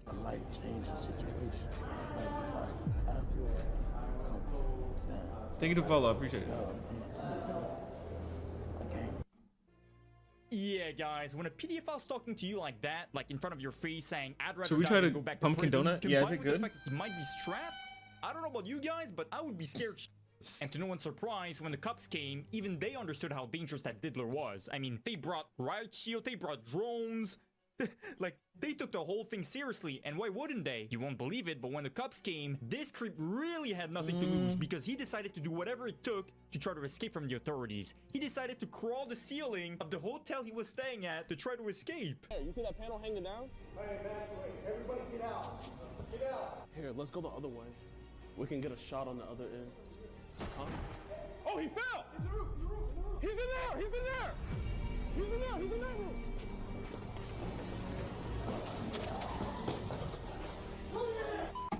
Can I just say that this whole police sequence is straight out of a movie? You would think that this is scripted, this is like a YouTube that prank Dallas or something, police? but no, this is actually real, and this is what competent police officers do when there's a threat. No, the ceiling. Wow, I mean, this should clearly show you how much these people dread going to prison when they're willing to crawl ceilings instead of going to jail. And this is exactly why I showed you this clip in particular. As we discussed earlier, I know we're all in agreement when I say that most predator hunters suck. They only care about views, money, clout, and they don't really care about keeping them kids safe. In fact, whenever they catch PDFs, what they end up doing is they end up slapping them once or twice on their face and then they let them go. And this might come as a shock, but this is exactly what these creeps want. They'd rather be slapped once or twice on the face and go to prison than be put on a sus offender registry, because they know that the worst actual thing that can happen to them is going to prison for possession of 1 terabyte of pictures of baby Patrick's cheeks or solicitation of a Clash Royale minor. They know that if they go to prison for these kind of charges, they're the ones who are going to get diddied by the inmates. But once again, don't take it from me. Take it from this creep with nothing to lose, because right after being caught by Gideon and right after being arrested, here he was begging cops to let him go because he understood that if he went to prison for trying to do something sus with a kid, he knew that what they do in prison to him would be way worse than the worst thing you can possibly imagine. I'm all aware of what you have, sir. That's why I go and ask you to come out with your hands up. I know you. I know what you got. This is what I do for a living. I hunt bad guys. That's what I do. It's for today. You were my target. That's it. End of story. As you can clearly see, the cop doesn't give one fuck about him, and neither should he. Remember, if it wasn't for Gideon, this diddler would have done something horrible to an actual kid. I know I'm catching it. I'm catching it, but it's just somebody had used my profile, and I was trying to find them. About that, okay? I'm gonna be done talking to you. I'm done. Keep putting me in sick. When I get there, please keep putting me in sick. When I get there, I can't go to population with that charge, bro. You'll be fine. No, I won't. See, he knows he won't be fine. He knows his cheeks are gonna be spread open in prison, like he knows. Look at him. And don't even feel bad for him, guys. I can't go to population. And he will. And let's just say my man's cheeks are going to be very Yeah, he's a populated. diddler, bro. Now we're gonna talk about some police departments that have tried to frame Gideon as a bad guy, as someone who's even worse than PDF Spreader? somehow, Spreader? and try to also get him arrested. You guys have cooperated with us beforehand. There's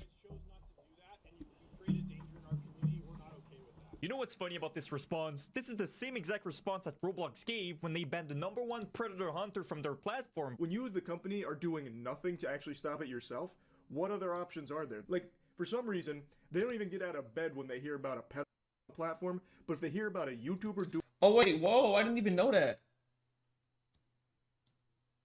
Wait, hold on, let me add that for y'all. There's a new thing on Kicks.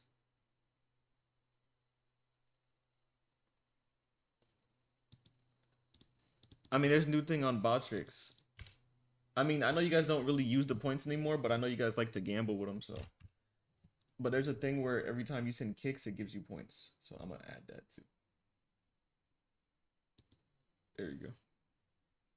Doing something to stop that? Shit, Add soap? They fire up like Dracula. They sit up like the Undertaker and they Soap get is to crazy. business. They go to work. That's right, guys. I don't wanna like know soap, what the best KB. way to deal with pedophiles is in 2025. It's not to actually go after them and arrest them. No. It's to go after the people who are trying to get them arrested and try to silence them and brand them as the true dangers to the community. And guess what? If there's no one left to try to report pedophiles, do diddlers even exist anymore, guys? What Epstein's list? However, I want to make sure to correct any potential misunderstanding here. I am fully aware that some of you guys might take the initial stance of, you know what? Instead of trusting the random YouTuber Yapper, me, or the random YouTuber Predator Hunter, I'm going to trust a police officer instead who said that Gideon was doing things the wrong way. And if that's your initial take, I don't blame you. After all, we all expect police officers to know the law way better than the rest of us, right? But like I said earlier, I'm not making today's video just to write Gideon's BBC. No, I came here to be objective, and I came here with the receipts. When I said that Gideon is one of the good ones, I wasn't just being racist. I was actually... That was meant to be a joke, guys. Relax. When I said that Gideon is one of the good, rare predator He's big? catchers, I was actually speaking facts. You know what's crazy? Gideon used to be buff, bro. Like, I used to see his, like, older... Like, when he was... And mind you, he's my age, Chad. That's what makes it worse. People think, like, he's, like, 30, whatever, bro. He's my age. I think he's, like, a year older than me. Or the same age. I don't know what's going on. Not only is he respected by countless police departments, I literally just got off the phone with the detective working this case, and he Okay. let me know that this was some of the best work that he's ever went through. When he went through our evidence, he said everything was organized, everything was there, it was no coercion, it was no nothing, it was perfect. He said it was even better than some officers' works that he goes through. So huge shout out to... But Gideon is also deemed as an actual professional by numerous local news stations. EDP Watch is a group that makes it their mission to catch suspected child predators, and they brought that mission to Hampton Roads last night. Shocking video tonight shows the moment Virginia Beach police officers chase after a man, tackle him to the ground, and arrest him. As soon as he saw the cops, I mean, he just started taking off. And I guess Virginia Beach PD, they don't play about that physical fitness because they caught him very fast. Here's the reality of the situation. Gideon is highly praised by the public and by competent police departments for his ability to speak to PDF files and convince them that he's their friends, and consequently getting them to talk. You seem like a good guy. That's why I'm here talking with you. I think we get this sorted out right here, right now, man. And I'm gonna be honest here, guys. If Gideon approaches you and says you're a good guy, you're most likely a pedophile. But here's my favorite clip to show you exactly how good Gideon is at interrogating these freaks. Because we believe in rehabilitation. We don't believe in incarceration, because that doesn't help anybody. Right? Now, of course, when you hear him talk like this, you would think they're friends. You would think that he's actually befriending this monster. But then, one day later, you get the most diabolical mugshot of this freak that he was saying, nah, don't worry. We don't believe in getting you arrested. We believe in rehabilitation. And he actually gets charged the next day with being a freak. So when you hear these boomer, power-hungry police officers saying stuff like, So chopped. You're not doing things That's why everybody can outrun them. I hate people that stand like that. Like they junk stink. Gideon was like EDP. Yo, chill, Kevin. Example of a good cop who just does his job and doesn't go on a weird, power-hungry speech out of nowhere. And notice how good Gideon and his friend are when it comes to getting a confession out of the weirdo. Young sir. Basically, we're just having a conversation here with Sean Grogan. Sean, basically, there's child front you got to get rid of. Okay. And you. But he's gonna get rid of it though. Well, is this basically what you told us that it would be on your Telegram chats? Okay. So you have it on you? Yes, sir. And you're not gonna talk to girls anymore? Okay. And you're not gonna send beastability videos to any other girls? You promise? Yes. Look me in my eye and you promise you're not. You can delete all that off that phone right now that you have on your possession. Yes. You see how that thinks like he's friends with Gideon and thinks that Gideon's somehow going to make him avoid jail time? Like, he's like, yeah, man, this is my last time. This is how good Gideon is at convincing these horrible monsters that they're not going to jail, when in reality, they're literally incriminating themselves. You're gonna stop look me in my eye and promise me you're gonna stop trading child. Yes. This is the last time, man. Give me a hug, man. But now, here's an example of horrible police work. Do you have to call a DA to get an arrest here? I don't know how Indianapolis works. So I need probable cause that a crime's been committed. Yeah, okay. Well, I'm asking, are you ever gonna do this again? I'm not doing it again, bro. So this is your last time sending these pictures to a 14-year-old boy, you promise? Correct, yeah. Can you tell that officer, I promise I'll never do this again. Yeah, I promise not to do it again. This is your last time. You'll never send a picture of your asshole to a 14-year-old boy. I'm gonna send a picture. You're trying to do the right thing, and I get what you're doing. Yeah. So imagine, you've got a brainwashed PD onto your genjutsu, admitting all of his crimes in front of a police officer, and this is his response. And our sex crime. So what are you gonna do? Nothing. Nothing. Okay. So I love that. So is it a crime for a grown man to send pictures of his butthole to an underage kid? Yes or no? Of course, that's a crime. Did he not send pictures of his butthole to a 14-year-old boy? With all stuff we have with generation stuff and AI stuff like that. Oh. What? You see, now you AI is crazy. AI? Can't you literally say that for any crime, guys? Like, you have a video. Oh wait, chat. This is the video I was telling y'all about. I forgot. I don't know. I forgot who I was talking to that day. I forgot. It was yesterday I was talking about this. I forgot who I was talking to, but I remember telling the chat this story, bro. Like, he tried to get somebody arrested and they was talking about something. It's AI. I was like, what the F? Did he not send pictures of his butthole to a 14-year-old boy? With all stuff we have with generation stuff and AI stuff like that. Oh. What? You see, now you've got police officers blaming AI? Can't you literally say that for any crime, guys? Like, you have a video of someone murdering someone in a train or something? No, that's probably AI generated. I'm not even gonna look at it. I'm just gonna dismiss this case. Hey, this is the finest police force in 2025, guys. But this stuff's being funny real quick when you remember that your own tax-paying dollars or your parents' tax-paying dollars are funding these horrible police officers who are very quick to dismiss evidence by saying, oh, it might be AI generated.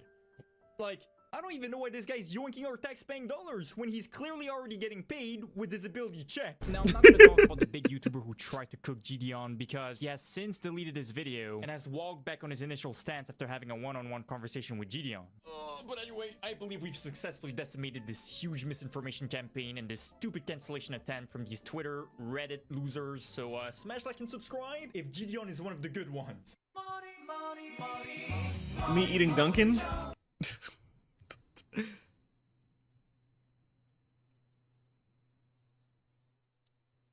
The power of Riz.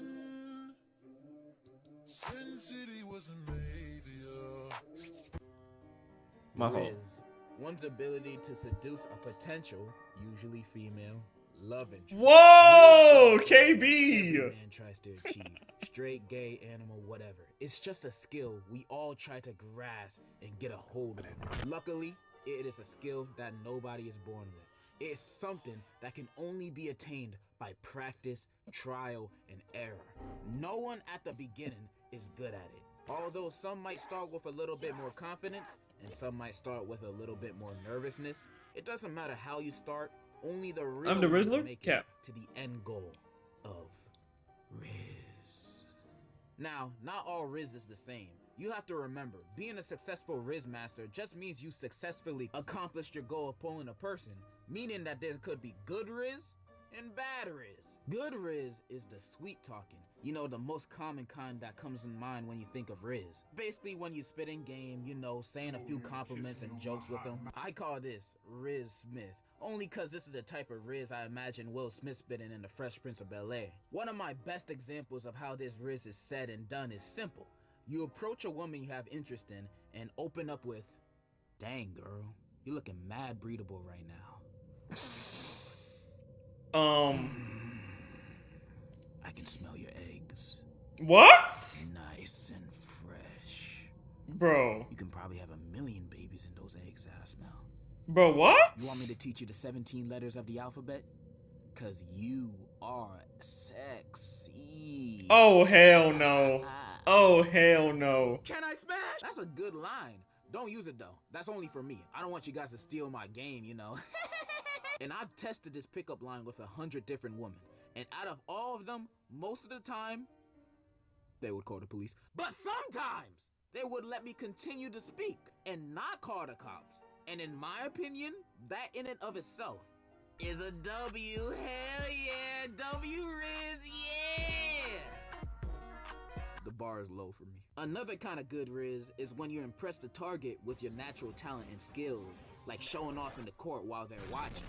I like to call this the head Riz, cause off of research done by me, it's the quickest way to get it. Now, I haven't tested this yet, but come on, man. This gotta work. It always works in the movies. When doing this Riz, you gotta show off your talent to the best of your ability. If you play basketball, show off your inner Steph Curry. If you play football, channel your inner Tom Brady. If you play football, bring out your inner Messi. And if you play ping pong, nigga, nobody cares. Show off your skills. And this isn't filtered to only sports. It could be any talent. If you know how to do magic tricks, do that. If you got a weird thing you can do with your body, do that. Anything you can do to show off to impress your prey, do it. Well, what if you don't have any talents? Well, you should be working on yourself instead of looking to get bitches instead. But if you still want bitches, I got the solution for you. Go to PetSmart. They got 1,000,000 of them in there. In my personal opinion, the best thing to show off is your mixtape. They get instantly attracted to you when you show off your SoundCloud. Always carry around a pair of headphones and a CD with your mixtape. Bro, be quiet, I can't hear the video. Jerking off. Shut up. Texas Peach is gone for y'all. Like, bro, I'm watching a video, bro. You do that, you're gonna be dripping in hella hoes. And make them pay for it too. Yo, KB. The bad Riz. Bad Riz is when you accomplish your goal of getting the number or jump immediately. A date with them. But Kevin crashing out. C2 people. Usually it takes in the form of begging. Some dudes be begging on their hands and knees to their target just to score a date with them. They don't care who's watching. They'd even throw a tantrum if needed, as long as they get what they wanted afterwards, even though they'll only get it out of pity. This is known to be a bad look in the community. However, if I had to put my personal 2 cents in this, if it works, it works. I try this every now and then, and as long as I get my target to go on a date to my home, and I lock all my doors, reaching for the strap in my back pocket, with the barrels of acid prepared, and my fake passport and IDs ready so I can seek asylum in Guatemala, then I don't personally think begging is a bad thing. It's just not a good look for the Riz community. But I have yet to talk about the best kind of Riz to have. The Riz that's talked about amongst the gods in the sky. A Riz that is incapable of failure. And it is unspoken Riz. If you see us in the club, we'll be acting real nice. If you see us on the floor, you'll be watching all night. We ain't here to hurt nobody. Give it to me, give it to me, give it to me. Wanna see you Oh hell no. This is the ultimate ultra instinct Super Saiyan of Riz. The king of it. The way this Riz works, it's not Kevin only getting your harassed. looks, but mostly your aura. Your presence alone pulls in everyone around you. Men, women, they, them, anybody and everybody. Just one of your signature looks. They slash damn. When having Pregnant? this Riz, you can get What's away going with on? anything.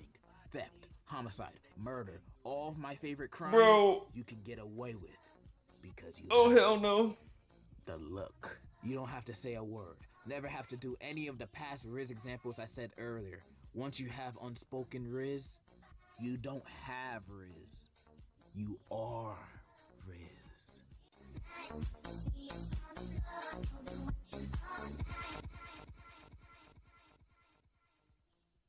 That is everything you need to know about Riz. I hope this gave you a better understanding of it if you want to pursue the power of it. But remember, not everybody can be the Wizard of Oz or the Rizzler. Sometimes some people sadly misinterpret my message, and then they start to become known as Riz Cosby. I pray y'all don't take that route. I hope you become like me instead. The ladies usually refer to me as the Riz Straining Order. I got a nickname, but that is the summary of Riz. And in conclusion, Do the light skin face. Hey, do the light skin face. Hey. If you see us in the club, we'll be Yeah, that was horrible, Riz.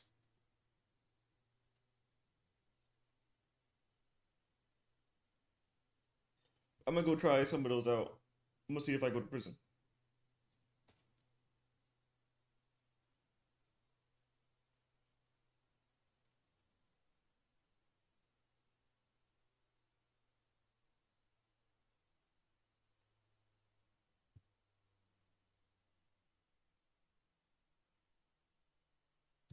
Met her. No, but I could be like your husband. I'm almost at 9 hours. Why you run away like I bite?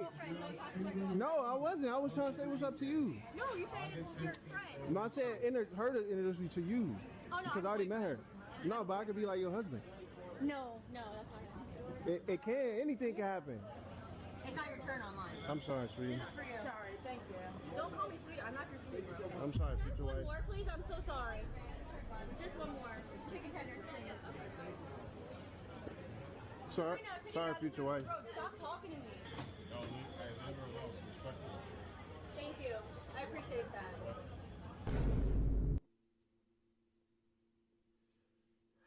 Captain Save. All right, I got you, bro. Yeah, I texted okay. Thank you for being. I know. What? This dude came out of nowhere and said, "Stop messing with her," and then he tried to get on her camera, on her stream. Thank you. I appreciate that. All right, I got you, bro. Yeah, I texted okay. Thank you. For telling him to fuck off. I really appreciate that. Thank you.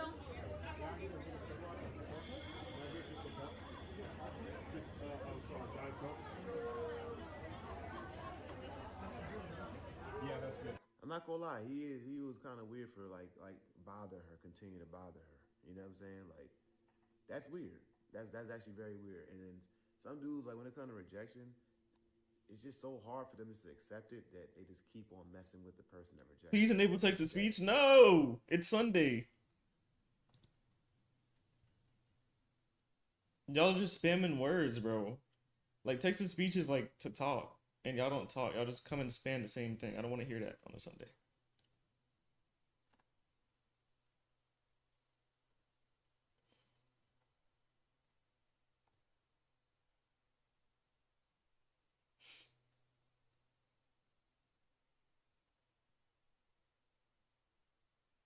Good morning. Good morning. Bro, what is this thumbnail? I thought we were done with these thumbnails, bro. Like, bro.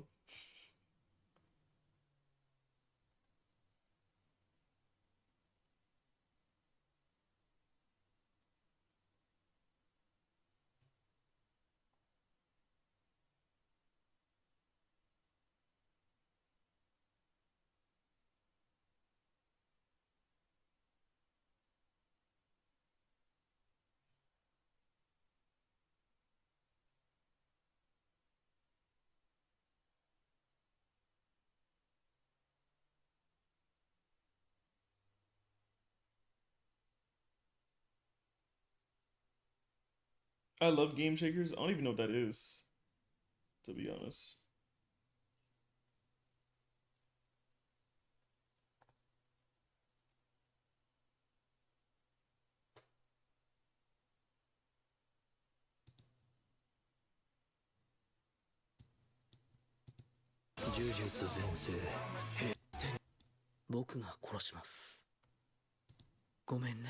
It's like a Henry Danger? It's like a Henry Danger? It's crazy. 領域展開五条悟が封印された平門戦わなきゃこのままじゃ俺はただの人殺しだ上げてけよ虎杖俺とお前最後の呪い合いだ虎杖君あとは頼みます始まるよ再び呪術全盛平安のようが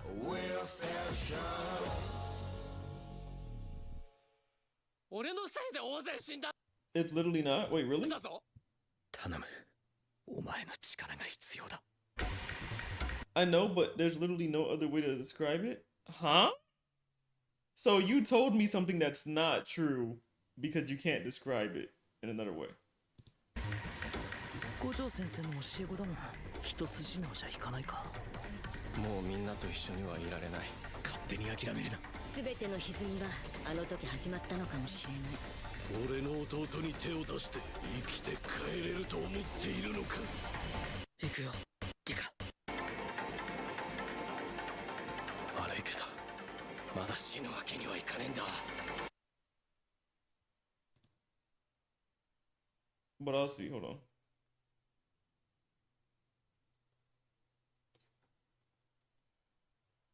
The video is probably gone.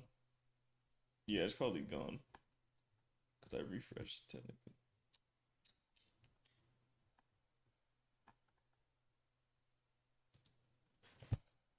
Game shakers.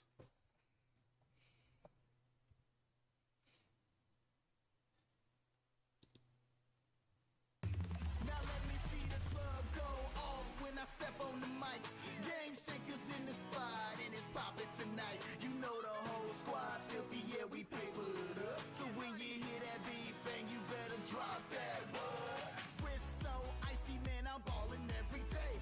You can't shake my game. This trailer just shows how trash it already is. So just get up out my way. I ain't gonna lie, I liked him as an actor. They should have put him in better shows. I feel so bad for this black kid. They put this black kid in so many trash Nickelodeon shows that all sucked. He was in like at least 3 trash shows, bro. He's fine now? Hello? Oh wait, they brought my dog Kale back for a show? And of course they brought him back for a mid-show.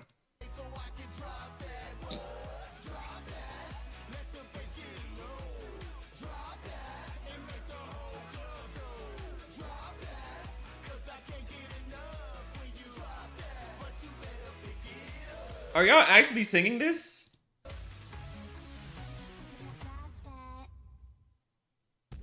No, like, am I cooks? No, like, chat. Y'all gotta be rewriting history. No, like, I'm not even trolling. Y'all gotta be rewriting history, chat. This show is not real.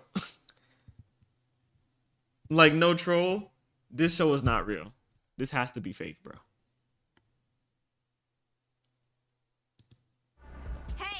I've never seen this show before.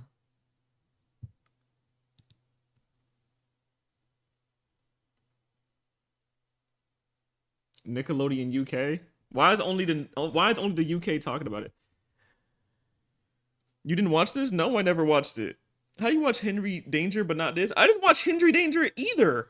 How many times bro, y'all never listen to anything I say. I never said I watched Henry Danger.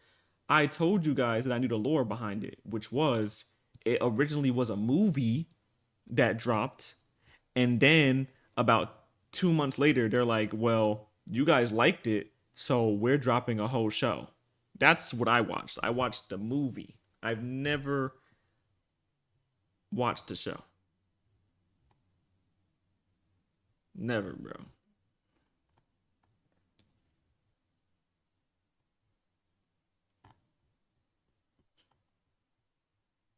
Oh, so y'all gotta understand, I grew up on gaming. Like, I'm telling y'all, if I'm being honest, I think I stopped watching television at a very young age. I started going outside a lot where I was on the game. Literally. That's all I did. I'm gonna be real. But yeah, I remember this show. I only watched that at my cousin's house. Yeah, I don't remember that show at all. Also, I didn't even have cable. Like I told y'all, like I was a struggle guy. I only goddamn had like 3 channels, 4 networks back in the day. So I couldn't even watch what I wanted to watch. Cause that was probably on I'm guessing that was on a whole different Nickelodeon. There's no way it's on the main Nickelodeon. Cause the only Nickelodeon I had, I think, was Nick Jr.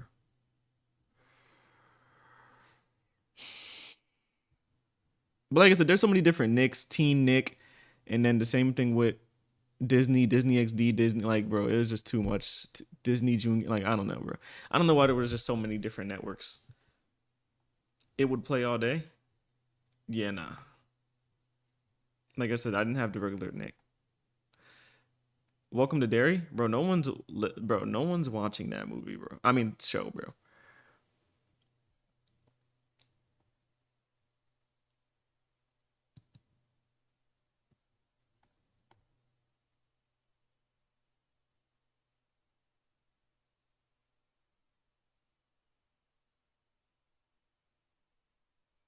Jet. Oh, that's so creative.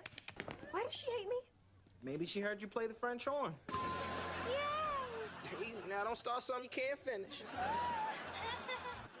Think, what has 2 thumbs and knows how to help a friend write a song? This guy. You wanna know? Yeah. You wanna know? Yeah.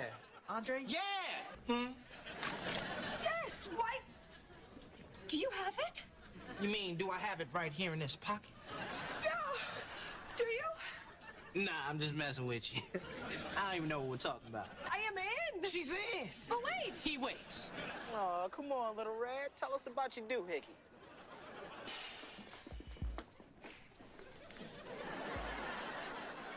Okay. I got pizza. I don't know something about Victoria's. What you mean? Want some mashed potatoes? No, I don't want any. Give me the ball. Yeah, Psych, what's for our homework assignment? Do you want us to... Good luck to you. Hey, I'm on the plane. Oh, you're on the plane? Well, if I guess because it wasn't that many episodes, the same ones played so much, huh? There wasn't that many episodes. Oh yeah, KB, you not locked in, bro. You better go on Netflix. They got, bro. What you mean there wasn't that many episodes, bro? They got like 70 episodes, gang. Victoria's got like 70 episodes. They got way too much. So you're on the plane. Come on, B. Breathe. Wake up, man. Sting me. Andre? He's gone. I know. Where were you? Well, when I was in the men's room, I opened one of the stall doors and sitting right there, Bruno Mars. What? So I was all, oh my God, Bruno Mars, you're like one of my idols. And then he says, thanks, but I'm on the toilet. Could you shut the door? So I say, sure. And I shut the door. And then Bruno Mars says, I meant, could you leave the stall and then shut the door? But I'm like, bro, I know you're famous. But can you just like... Hey, maybe stop talking. I thought we were sisters. Nah, I'm a dude. My heart's got a knife. So they don't play 70 on Nick? No. Bro, you know what? Nickelodeon is a funny place. Majority of the times, after they finally completed airing the whole set, they only really replay the most watched ones. I'll never understand, but it's not even just them. It's all networks.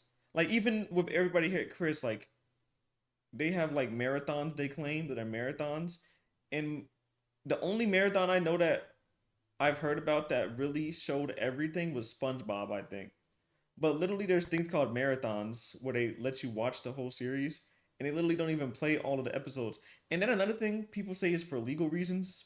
For some reason, they can't air certain ones because, you know, I don't know how to explain it, but I guess think about it as in they could get canceled or whatever, or it was connected to somebody or someone, blah blah blah. It's weird. But yeah, it's a reason that they don't show a lot of episodes. Like some episodes get banned over time, and even though they're still online, they just can't get shown back on Nickelodeon. Nice beat going. I love Everybody Hate Chris too.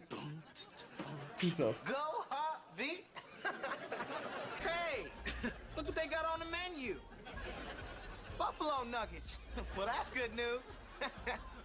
Not for the buffalo. Yeah, you just hang now, beat and a beat. All right, then. Can we get through this fast, please? I want to kiss you. What? And her. And, the freaky one. What? You better stop there. Shut up! You shut up! Hey, you gotta check out this new app I got for my phone. It lets you do crazy effects when you're shooting video. Cool. So, you know how I used to write for the school newspaper? It wasn't always the same segment. W show, not facts. W show. Some of the seniors started one online. You know, kind of underground. Nah, Chris for Brock a school goat for news and making that stuff. show for real. No, the slap. Theslap.com. The .com was implied. Anyways, so for the slap, I'm the person in charge. Oh wait, KB, you know they made an animated show? I don't know if it's out yet, but they're making an animated show. It's probably gonna be mid, but I just wanted to let you know. But I think they're bringing some of the voice actors back. I think the only voice actors they're not bringing back is obviously Chris, the kid that played him, because he's an adult now. But I think they're bringing back Terry Crews, blah blah. I made your head fat. Say cheese, fathead. Cheese. And what time do we have to check into the parade by? 7 a.m. Which means we have to be there in... No, that's the wrong one. That's the wrong one, KB. You're talking about his brother that was in Lab Rats. There's 2 of them. Actually, there's 3 of them. But the third one I don't think ever became an actor. No, he is. No, he's not. Chris is not Zesty. You're talking about his brother, bro. He's not Zesty, bro. He is? No, he's not. Trust? Okay. Wait, let me do it over again. 4 hours! I saw it with my own 4 eyes. hours. Bro. Okay. KB. All right. You're the teacher, and I respect your decision. Thank you. What is the matter with you? I'm sorry. Anthony, wait. I let my emotions get the best of me. Anthony, I'm gonna work on this. Anthony. I don't know what you've been used to. Hold on. Never been with a girl like you. Give you a love that's true to your heart. Na na na na na na. I am going to grab him and wrestle him down to the ground. I sometimes adventure on Instagram's page. This was our mutt before and after. Huh? I wouldn't like it. Yay, I'm a kite. Enjoy. Now you can tap till your feet fall off. What'd you do? None of your stupid business.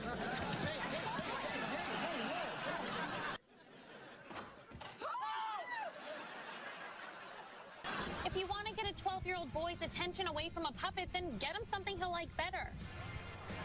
Like? Donuts. I know something an obnoxious 12-year-old boy might want. Cupcakes. Hey, let's go tell those guys over there. Yeah, wait. Let's do this the right way. Okay. They never splits up his hair? Really? How much time till the store opens? Well, it's 10:15 p.m. right now, and the store opens at 7 a.m., so 10.25 divided by 7, carry the 2. About 9 hours. So, it does have a slightly better screen.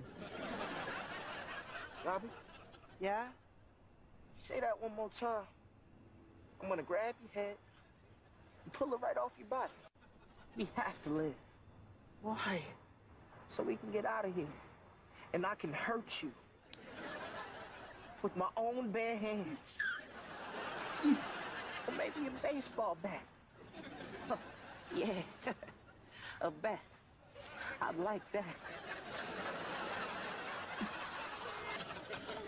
Listen, about your mom's pot pie. What? I've had better. Where is the ad? I don't know, baby. I just don't know. Well, I'm gonna head on out to the bathroom, cause I got a better chance of hearing something good in there. Yeah, pow. And reporting for game show duty. Duty. What's wrong with you? I can deal with having less followers than Trina, but I will not have less followers than Robbie. In 3.5 minutes, this whole school is gonna be covered with hot lava. We only have 3.5 minutes?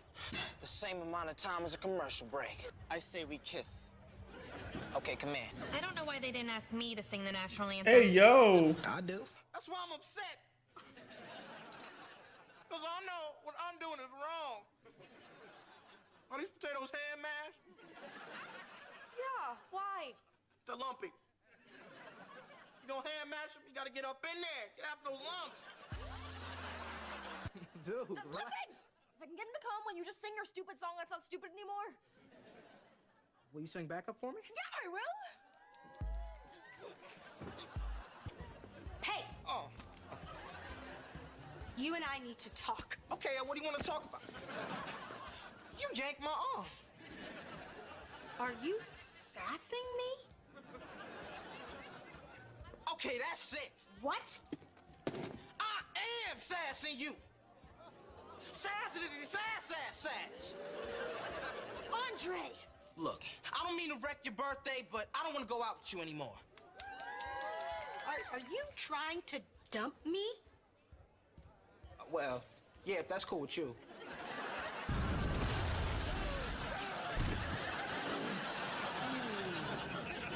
Okay. What are you doing?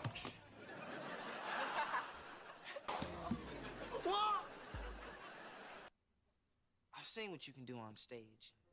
You're special. You're fantastic. You belong at this school. Am I not handsome? Do I not have a happy-go-skippy personality? Yeah, you do it. Then give me a chance. Give me a chance to show you the joys of Andre. Let me love you. Let me love you like a champion, babe. Go. Don't tell me what to do.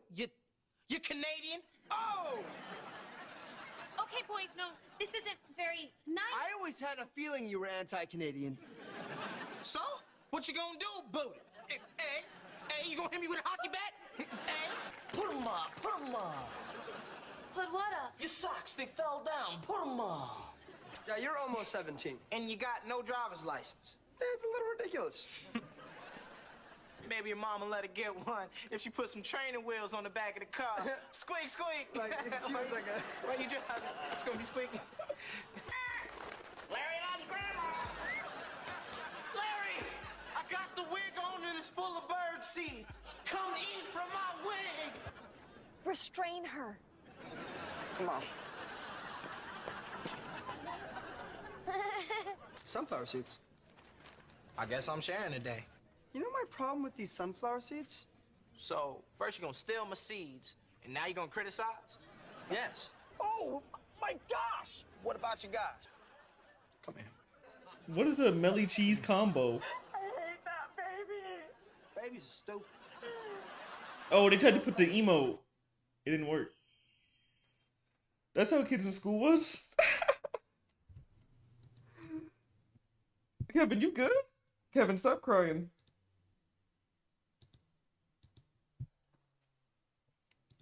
Why are you crying today, man?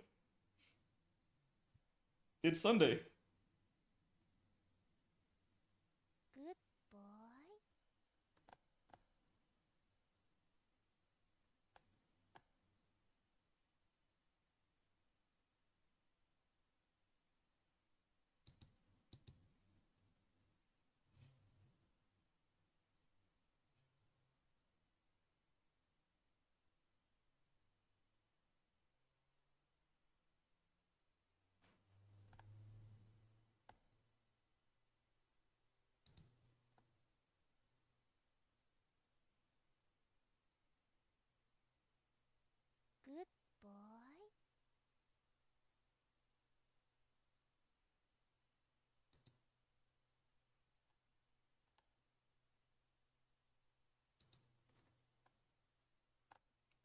10 hours today? I'm doing 12 hours actually, KB. Thank you for the follow. You can't use text to speech. I know. You're gonna crash out. But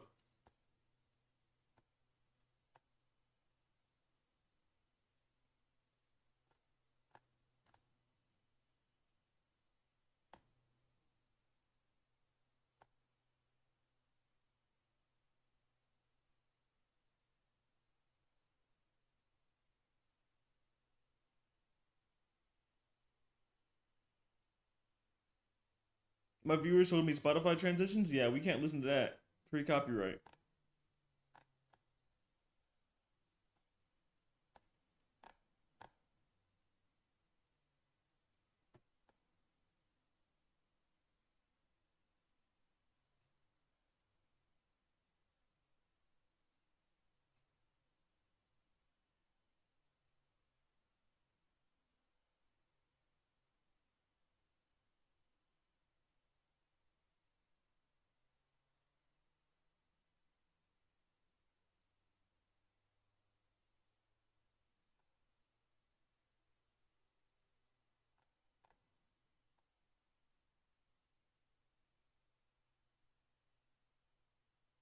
Sniper Wolf? Oh nah. How you know about Sniper Wolf, Kevin?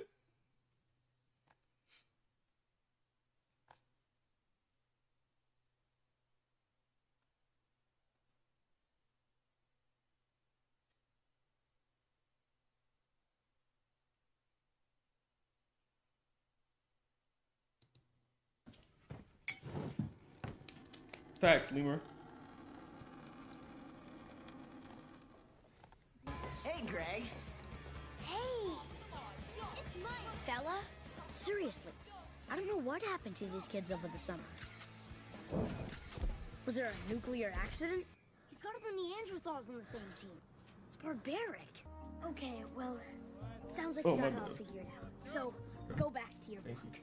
I was about to make some kid's day by sitting. It was? That job was not in your age group must have game. bumped his head when he was Sniper Wolf been in the game for like 10 years, bro. like, really hard.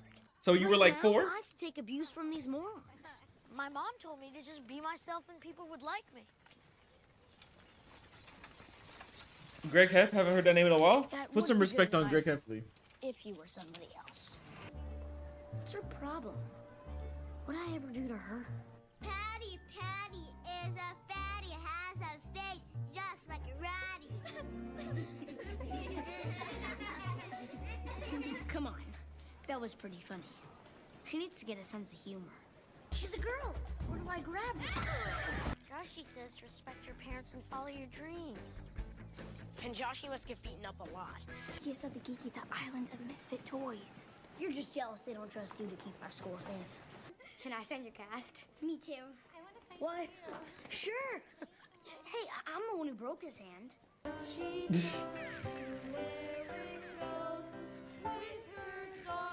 So I need it back. What?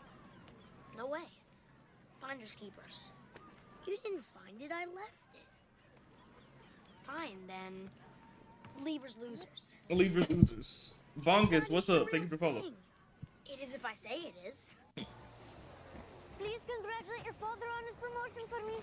We know exactly who you are. You trying to scare her? Because I got Scotty from my karate class to be my assistant. Scotty? Isn't he like 8? Mom, why are you writing about me again? It's embarrassing.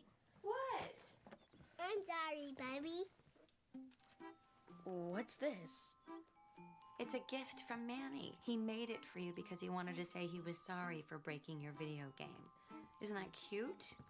Looks dangerous. What if I sat on that thing? Greg! What are you doing? And shouldn't we be looking up things for your 100 years ago assignment? She looks like she was born 100 years ago. Why can't you be the one that falls backwards in the chair? Because I'm not the one wearing the underwear on my head. Next year, I want a chocolate cake. That is if you're alive next year. Greg! Honesty, Mom. Mom, it's Mrs. Gilman from the PTA. Tell her I'm not here. But that would be lying, and I don't do that anymore. I'm sorry, Mrs. Gilman, but my mom isn't in the house right now.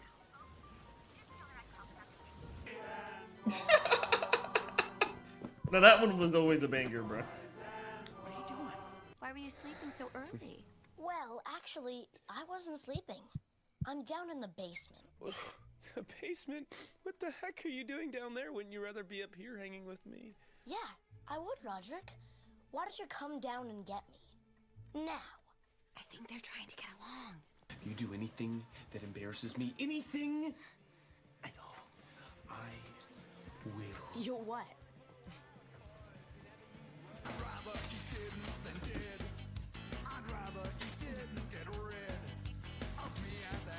I guess your unappealing older brother was right about you.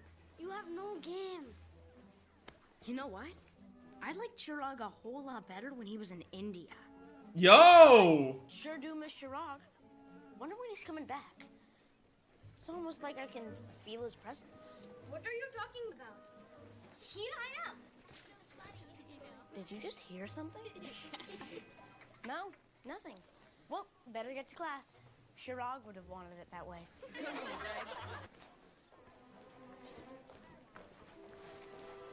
Hi, Holly. Oh, hi, Fregley. She thinks I'm friendly? It's gotta hurt. The games room sounds fun until you realize that all the games in there are from like the 1800s. I was beautiful then. Wow, she's really good. How about my ops put it in a place you know I'll be playing? Hey, you could do that. I'm about to go get skating things and I'm about to learn how to skate again.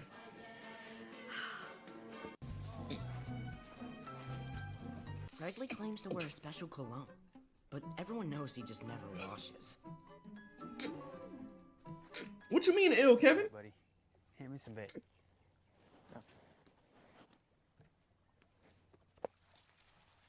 Oh.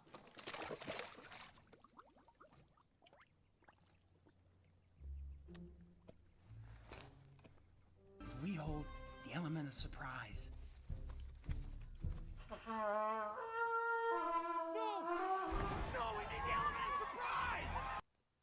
I think we should tell her that we've never played tennis. We played Ultimate Tennis on the Wii. It's basically the same thing. Hi, Holly. Jinx! Can you ever be serious? They'll let anyone in this place. That must be why you're here. Hey! Hey! Sorry. 15, love. What'd she call me? Yes! I mean, oops. 30, love. Whatever you say. Love. Good boy. We can call him Shredder. No. Ripjaw? We can call him Sweetie.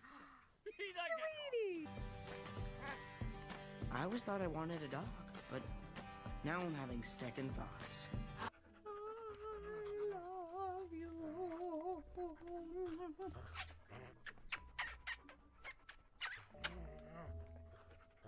I can't wait to ride the cranium shaker. The cranium shaker? You're too funny, Greg. Who wants to sing a song? 16 bottles of milk on the wall, 16 bottles of milk. I love you because you help me keep my body clean. Your turn, Greg.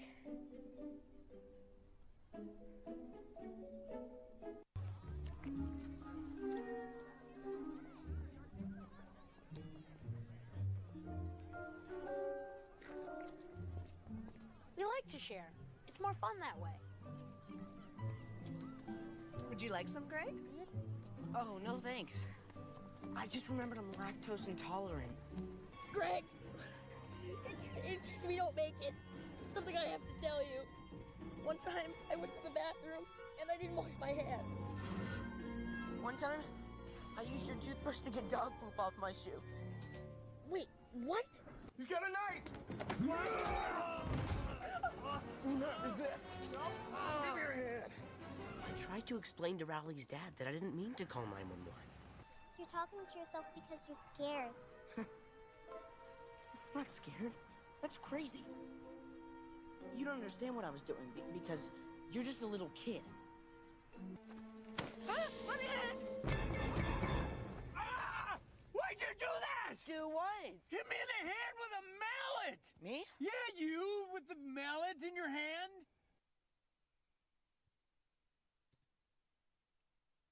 Bro, is this dude on TikTok good? He just spamming. Yeah, I'm so glad I don't have text to speech on. Like, these motherfuckers.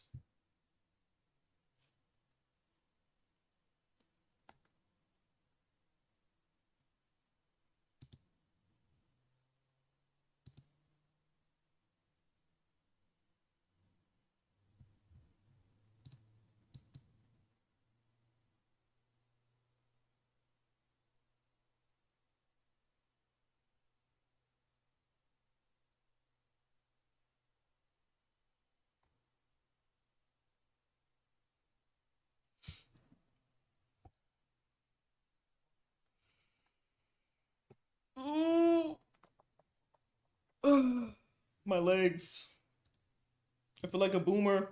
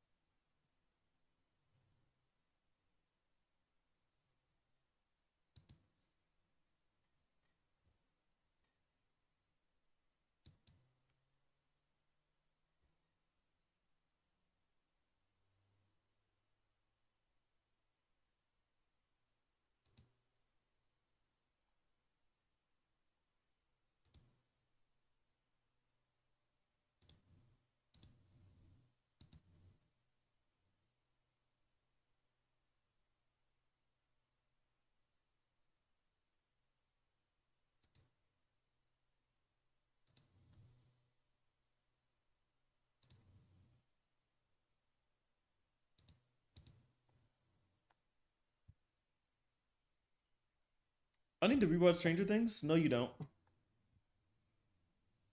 Especially when it's not dropping for another month or two. Also, what's the purpose of rewatching? I never understand why people say they gotta rewatch something before the thing comes out.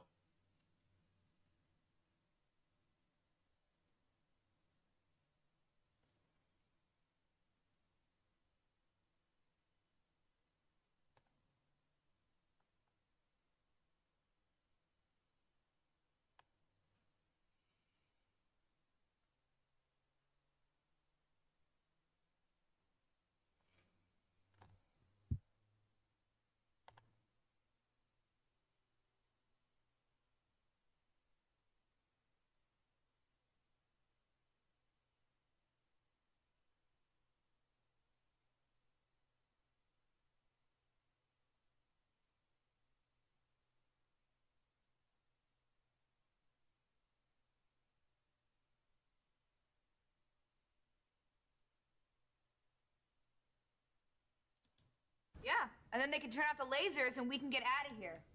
You'd have to be pretty skinny to slide under that laser beam and not hit it. So which one of us is the flattest? My throat is my instrument. I'm a throat player. Doesn't count. And it sounds kind of gross. A D? I've always gotten A's in music. How does a person go from an A to a D? Happened to me in 8th grade. Yeah. Hey, Sinjin, Yes? do you have a girlfriend? No. You have a credit card? Yeah. Why don't you call me sometime? Really? Mm-hmm. Okay. I'll go buy a phone. It's like Martin Molly.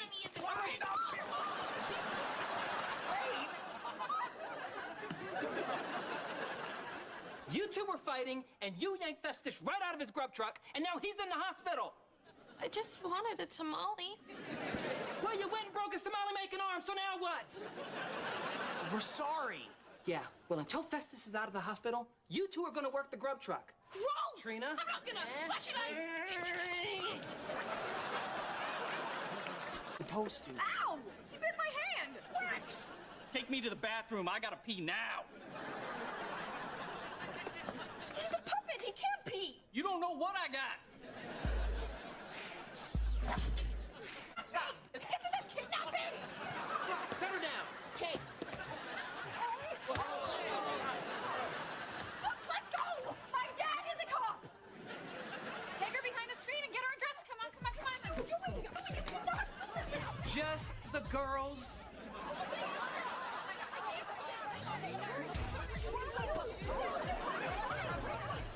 Here, where is she? Back there. Put it on her. Headset. Put this on her head. That's not my head!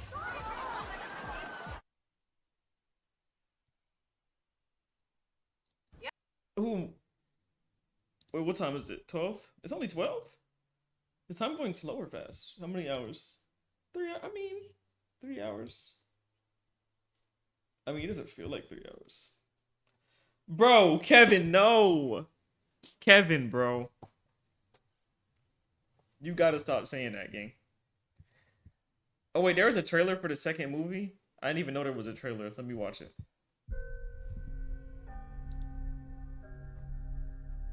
Freddy Fazbear's Pizza.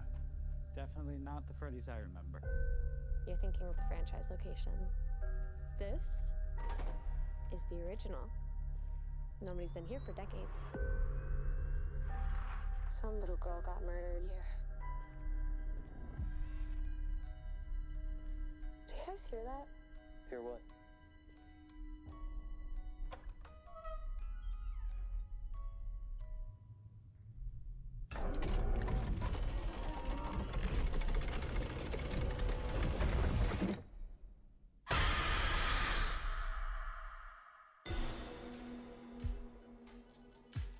So this is what it's like? Being normal? I think we've come pretty far. Oh my goodness, is that my goat? From you? Oh my goodness, bro. She got put in a pack, bro. Yo, spin back. Spin back. Spin back on Joe, buddy. Oh, wait, you can't. Yeah. I think we've Oh. come pretty far, considering what we've been through. How's Abby? You just ignoring TikTok? What you mean I'm ignoring TikTok? Do you want to see what I'm seeing on TikTok? Like, chat, do I need to screenshot what I'm seeing on TikTok? Literally, the only thing I see on TikTok is how many pickles can you fit up your butt in Word? How many pickles can you fit up your butt in Word? That's literally all I see. Were you saying something? Were you saying something? Because if you were saying something, you got filtered. Because I swear to God, all I see is how many pickles can fit up your butt. So, that's why I'm ignoring TikTok. Yes? Yeah, you got filtered then. So listen, in my opinion, don't go on TikTok. I'm going to explain why. So basically, I have text-to-speech on. And when I have text-to-speech on, people try to type. And it doesn't work when they type because there's so many words blocked. But at this point, I'm really just thinking of unblocking everything. And just never using text-to-speech only for subs. Because I just do it because I want to get people from the For You page, but it's like all they want to do is just say the N-word. Like, I'm telling you, like, literally simple words like hi are blocked because people found a way to say the N-word, or they found a way to say the H word, which is, you know, Mittler. You know what I'm saying? So, like I said, TikTok is just weird in general. They're just weird people. But thank you for the follow. Anyways. Some days she Yes, please do. Please do. Friends. But I have to go on Studio though, bro. Hold on. I'd have to open up Studio. Hold on. But listen, after this trailer, I'll do it. But I have to open up Studio because I'm on OBS now. But I'll unblock all the words. Can't I delete them? I think so, yeah. I think so, actually, if I'm not mistaken. I mean, if you want to do all of that, I don't mind. I generally don't mind.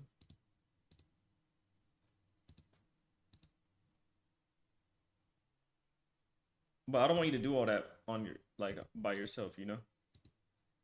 Like, I can help. I don't mind. This story that you're gonna.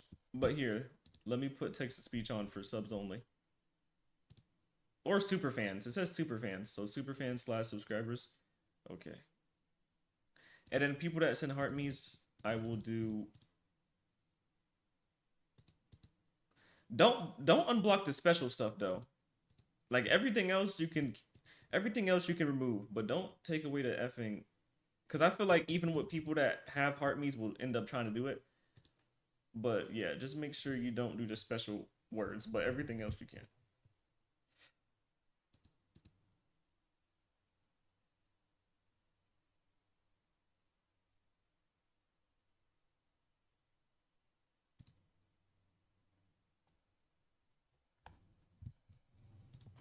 Fix those. Yeah, Superfan is so trash. I don't care. I don't know why they did that. Electronics. It's only giving her false hope. Can any of you hear me?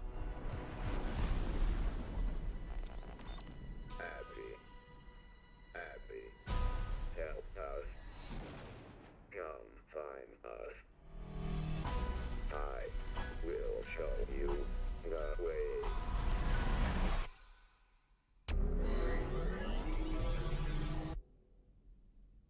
Oh no.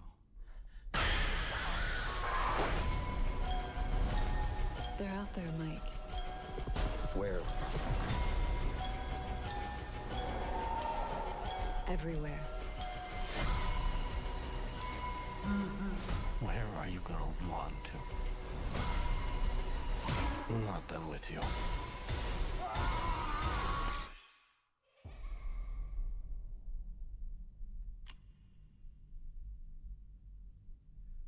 Corey better be this one in this too. Bro. Killer, you are glazing him, bro. He does like, does he know you? Does he know you? Like, does he know you, big bro? Yep. Cap. Cap. Nope. I was about to say. Nope. On God, he don't know you, big bro. Like, chat, Kai and all them know me, bro, and I don't be glazing them. I've met Kai, Speed, all those mother effers, bro.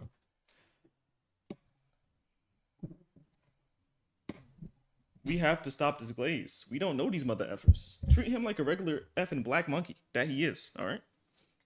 Chat, I'm telling you, these mother effers respect y'all more when y'all treat them just like you treat other mother effers. Especially Corey, I can tell. And he's black, bro. I can tell. Like, black people just don't even like glaze in general. We hate glaze.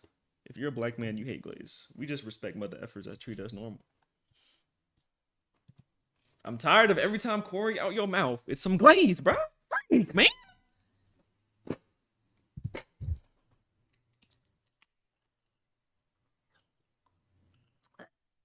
That was... I don't know if it was just the first sip or what, but that was bad. I don't... Woo! Wait, chat. Vitamin water is normally good. I don't know if it's because I haven't drank it today, but whoa, that first taste, that first sip was horrible. Yep, I'm glazing him, and nope, he don't know me. Killer, bro. Listen, bro, I'm gonna just give her the respect, bro. I'm gonna give you respect, bro. I appreciate a glazer that say they a glazer, bro. Really, bro. Like, no troll, I swear. I respect a glazer that know they glazing, bro. I respect it. What did you say? I didn't really say anything after you said that. I was talking about my vitamin water because I took a sip and it was very bad, but... Like I said, I respect a glazer, bro. Even though you shouldn't be glazing, I respect it. Because every time I call someone out for glazing, they be like, bro, stop doing that, bro. You weird as freak. They always get emotional, bro. I respect someone that's a glazer, bro. I respect it, bro. Should you be a glazer? No! But I respect that you can say that you're a glazer. Bad vitamin water? No. See... You missed the whole context. I don't think it was bad, but I haven't drunk vitamin water all day. And sometimes when I drink certain flavors, I always get like an aftertaste. So I got like an aftertaste and I was like, maybe because it's the first sip. It's fine now. But it's always that first sip when I don't drink it. It's always that first sip, man. It just threw me off.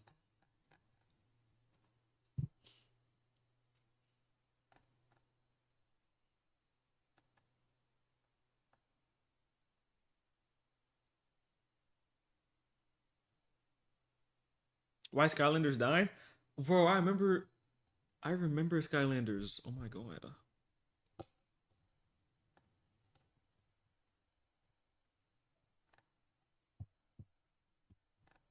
The Black Phone was such a good movie. This man speed everywhere. He's in Salt Lake City now. And he's been driving the whole time. Like, chat, they dead been driving everywhere. Like, I know Speed. Woo! I don't know how Speed does it, bruh.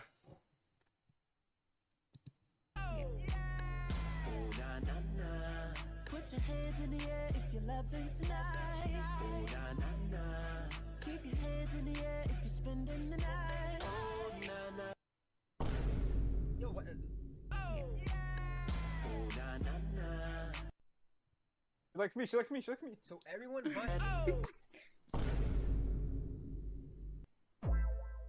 What the? Wait, I'm sorry. Okay, this is bad. He's so adorable.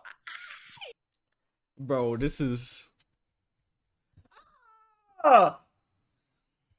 Chad, do I have oral like that, bro?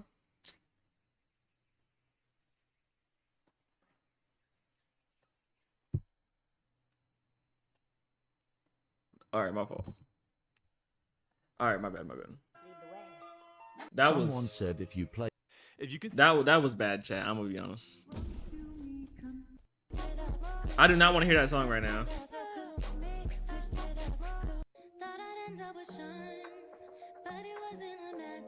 No music, no nothing?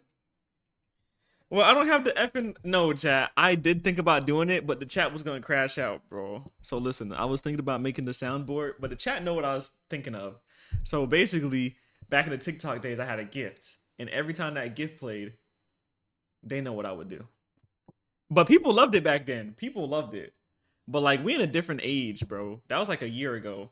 So I don't think the chat feeling that no more. But bro, I was putting up prime Wilt numbers back, and I swear to God, if they say I'm lying, they're capping, I swear. Bro, as soon as that junk played, I would go from like 50 viewers on TikTok to like 500 viewers, because they like, what the F? And they'd be like, you feel me? Like, I had so much aura, bro. So much aura, bro. Their initial A plus U, N plus U. What the F does this mean? They will confess their feelings to you tomorrow if you use this sound? Can be private? Nah, I'm good. Do you know what it's like when you want to go? Shoot a stay strap. I don't need my... Things I do not want to see on the first day of school. Got the boyfriend says he likes All Hallows Eve, the one day of the year. Gorilla Garden is dying, and I. This is a grown man, bro. Today I'm gonna be letting. At least she. Who is this little ass Timmy, bro? I'm gonna be letting whoever gets the most views under this sound. Oh. At least she treats me like I'm somebody. Yeah, but would she love you if you were nobody? Nobody loved me when I was nobody. I did. That was such bad acting. I'm gonna give that a 0 out of 10. Bring them hands. Come. I was relieved that it was just a babby. L-Cat. Kevin! W Kevin, bro. Effing Edgar. Whoa! I'm bored, so I'm Chad. every single video. If you can land on the last combinaciones and remix. I got it! Oh no! It looks like You're bro. Look at these funk Kevin. producers being paid. This song came. Yeah, clips still don't work. GG's. When it starts counting down. Bro, can I be real for a second? Why do y'all treat small creators like they're nothing?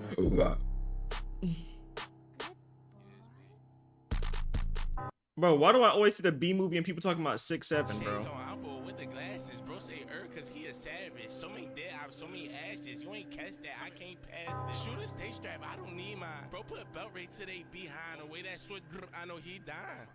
6'7". I just been. This is a green screen kid, and I will. The chances of you seeing this YouTube short are super rare. There's over 100 million YouTube channels. Bro.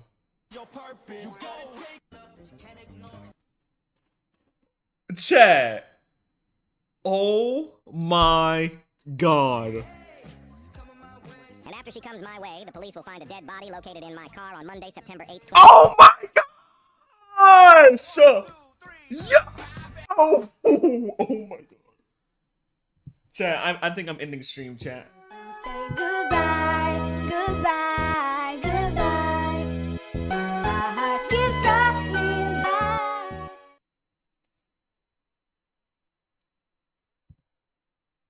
No, that was horrible, bro.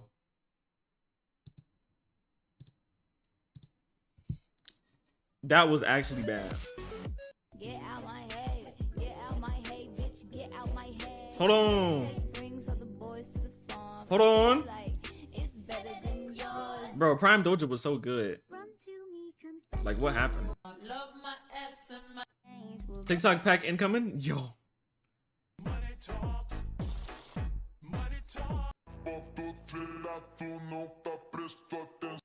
I'm not that innocent. Shades on, I'm bored with the. This is your liver. Oh, no kidding. My girlfriend is actually the Vin Diesel has one of You have a girlfriend? You don't got no girlfriend. girlfriend is actually the fastest rapper alive. If you don't believe me, watch this. Slow it down and you can hear every. That's not your girlfriend. There's no way.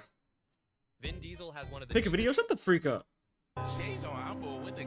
Were you expecting this song to be this good? Trash. A bunch of thugs.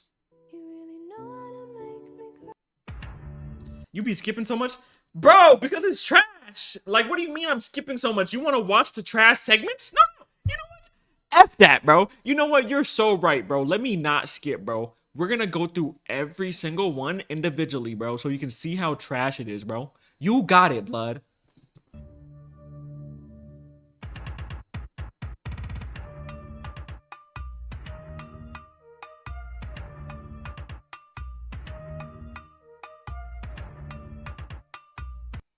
This is what y'all wanted to watch, by the way.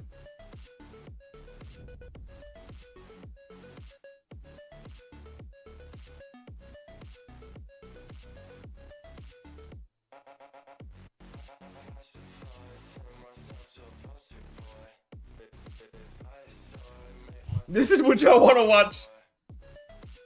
Maybe I too could be ninja. I want to be ninja. I want to be ninja. I want to chop down. Like, this is what y'all want to watch? Maybe I too could be ninja. Bro.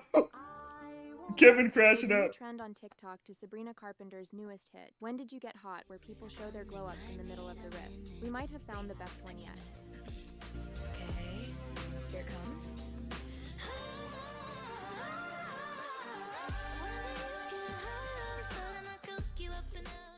There's a new trend on TikTok to... Let's see if you're a serial killer. This is the Put a Finger Down Serial Killer edition. All right, bet. Let's Put go. down more than 2 fingers, people should run away from you. Okay, let's go. Let's begin. Put a finger down if you laugh when kids trip and fall. Put a finger down if you like to eat ice. Put a finger down if you sleep with socks on. Put a finger down if you've made the first person you see when you click on share, then more cry. Put a finger down if you were a quiet kid. Put a finger down if you pour milk before cereal. Put a finger down if you don't feel bad after killing a spider. Put a finger down if you can cry on command. Put a finger down if you get annoyed when someone breathes too loud. Put a finger down if you have multiple personalities. Comment how many fingers you put down, you serial killer, and follow. Oh, GG's. I'm a serial killer because of that? Don't try to stop me. I don't want to stop you. I just want to get past. What? I walk around here every day. Get away from all the noise and the traffic. Get up here and get the fresh air. You had the same idea yourself, did you? I don't give a damn about the air. When I hit my line, hold on. I need me to one. I started from the bottom. You can see the way I stun. I want the diamonds. I want that to weigh a ton. I'll just wait to finish. Hate the place I'm from, but them don't mean they know the place I'm from. Would you mind getting a move on? I'm on my lunch break. I can't do it with you watching. So if I go missing, okay. Sorry. My downfall, look, are you late? I got black, I got white, what you want? Hop inside and go, so hop up in a fan. I know I'm about to blow, I ain't done. Try to drug my phone, big grandson. I know that I'm gone. They see me blowing up, now they say they want some. I got, hold on. Bro, hell no, bro. His bro say cause he a savage. So many dead ops, so many ashes. You ain't catch that, I can't pass this. Shoot a stay strap, I don't need mine. Bro put a belt right to they behind. The way that switch, I know he dying. 6, 7, shades on. Get out my hay, bitch, get out my hay. Milkshake brings all the boys to the farm, and they're like, it's better than yours. Damn right. Oh, hell no.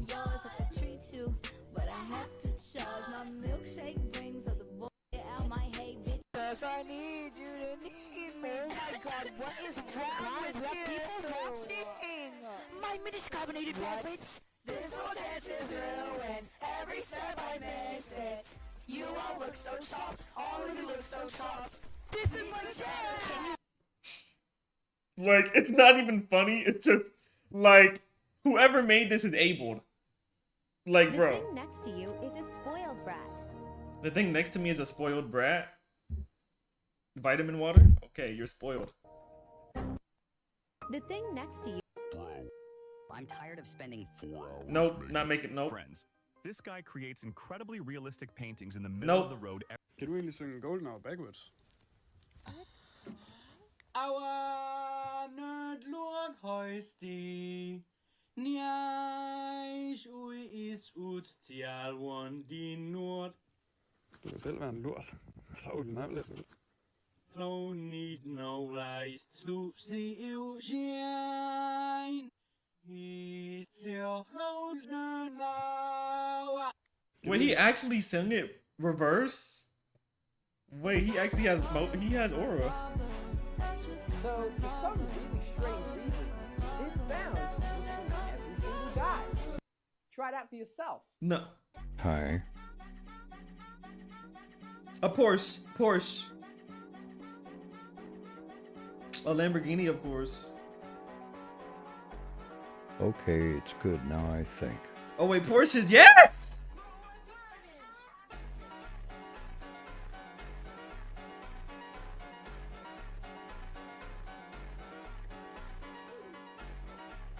I'm gonna buy a Porsche. Mason, you got a 67% on the test. Chat, if I see that number one more time. Yo, xxvmelly, what's up? What's good, Mike? Okay, I think it's good, I think. Bet.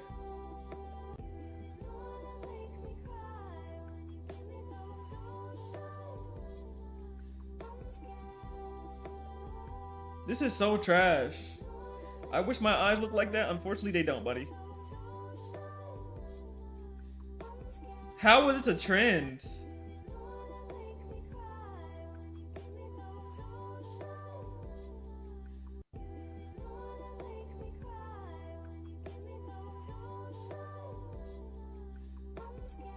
Ranking the best ocean eyes trend. I know you belong to someone. Bro, I hate these effing videos.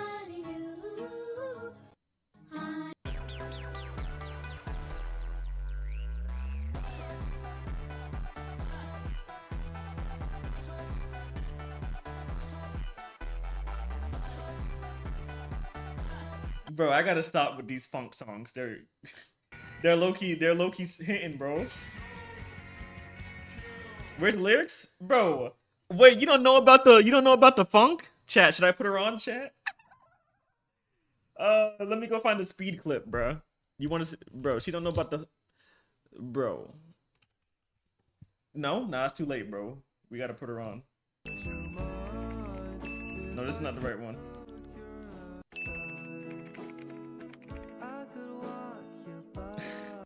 Why don't you have a profile picture on Instagram? because I never had one. And Oh I yeah, remember- good music. Yeah. I think 15.9. 59. You got more than 59. that? Yeah, huh? 15.9 million? Yeah. Shut the freak up, Kevin. Shut the freak up. I'm sorry. It's okay. It's okay. Let it out. I wish I had. Bro, where's the speed clips at? Oh wait, there we go. Hold on.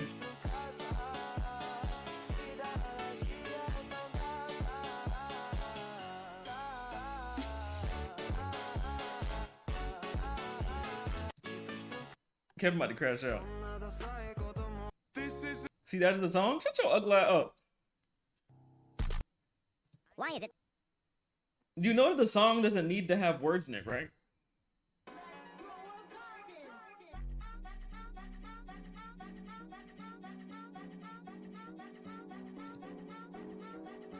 It does? Cap. Cap.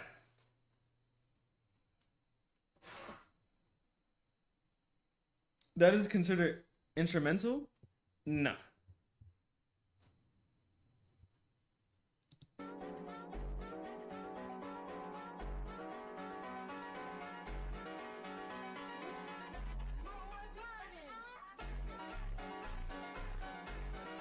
Yes, no. Like, this is what's wrong with America. That's why I hate Americans, bro.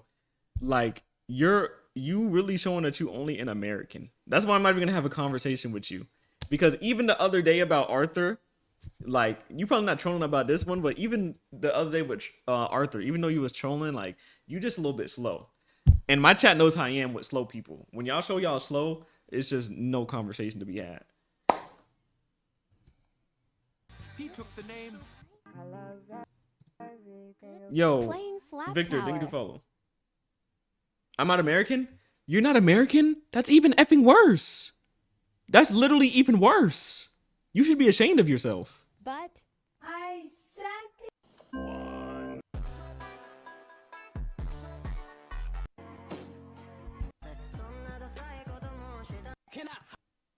But I'm not Brazilian. I'm good on that. That's not the point.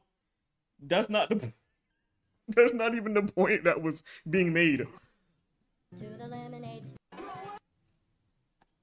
Funk is universal? Yes. The same thing with dubstep as well. Dubsteps are songs, and they're just beats.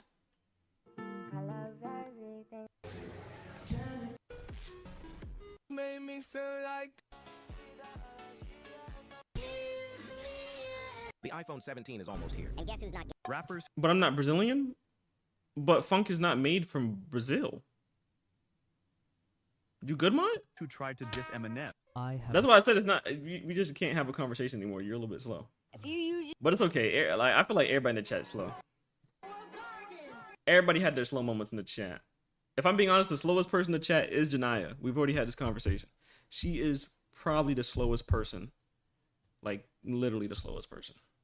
I think the brightest person in the chat is Lemur.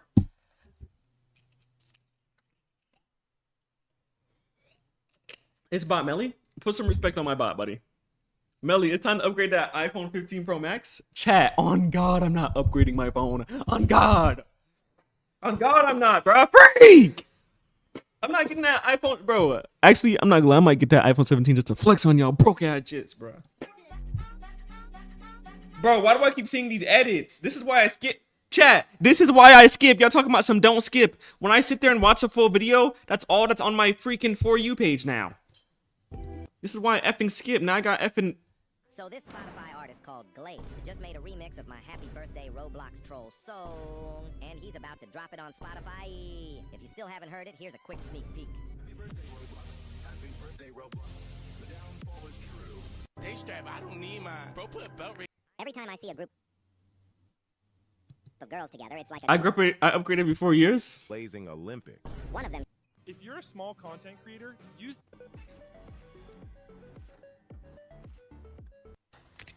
That song ruined Dexter.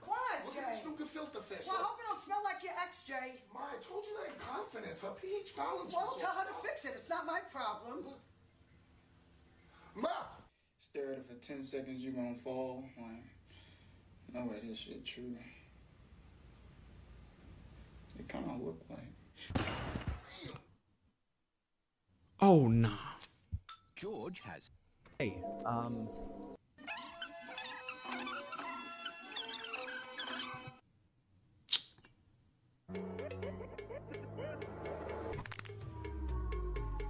We already talking about Halloween already?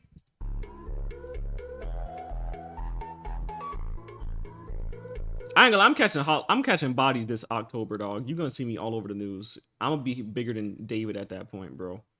Like, I'm really gonna catch effing Wilt Chamberlain numbers, bro. Dexter Morgan. Wanna be Melly for Halloween? Okay.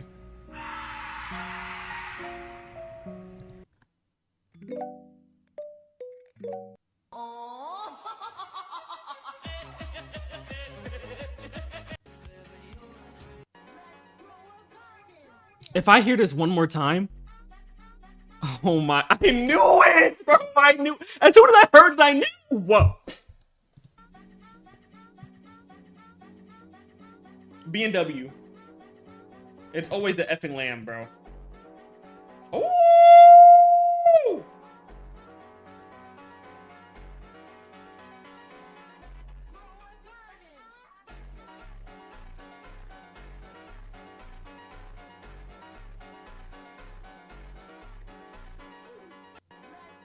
Why am I so short? I'm so tired of being short. It's not fair. Just grow. Why didn't I think of that? Okay, like, really? If you can land on the strawberry elephant and remake.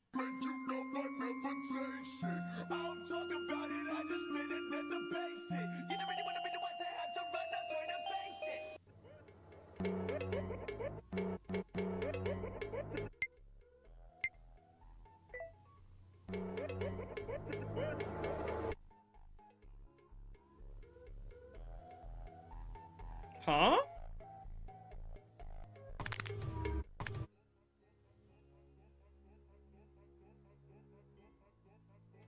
What am I looking at?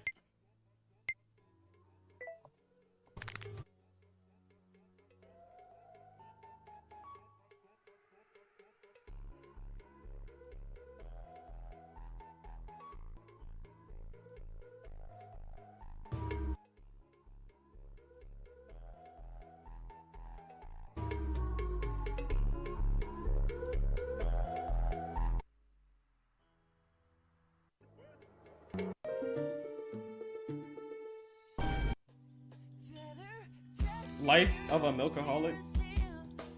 So listen, I don't want to talk about other people's environment, but this fridge is effing cooked, brother. I'ma just keep it a buck, dog. Janai, why you not a milkaholic, Janai?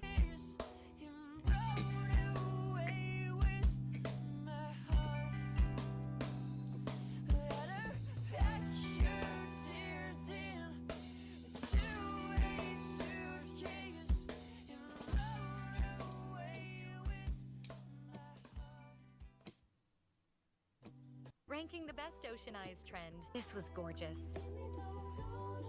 Why do you post every day when you barely get 100 likes? 100 likes means 100 people took the time. Nima, bro, put belt rate to they behind the way that switch. I know he dying. 6'7". Nima, bro, put. Keep it. Nothing beats it. Jet 2 holiday. I rock like pebble. Hold on. Hear this beat, coming like heavy metal. If you got a business, bro. Hold on. Set in stone like rock, raw. I came with a brand new board. Like man have. White milk is actually really good, not gonna lie.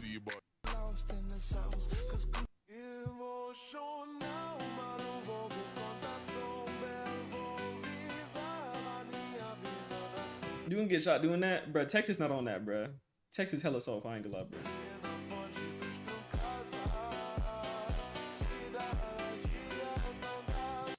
Like, if I'm being real, bro, it's a higher chance that you get shot over a labubu than you get shot over gang signs. Like, I swear to God, I'm not even making this up. Like, Texas is really not on that, bro. Somebody would rather shoot you over some Popeyes KFC chicken than a gang sign, bro.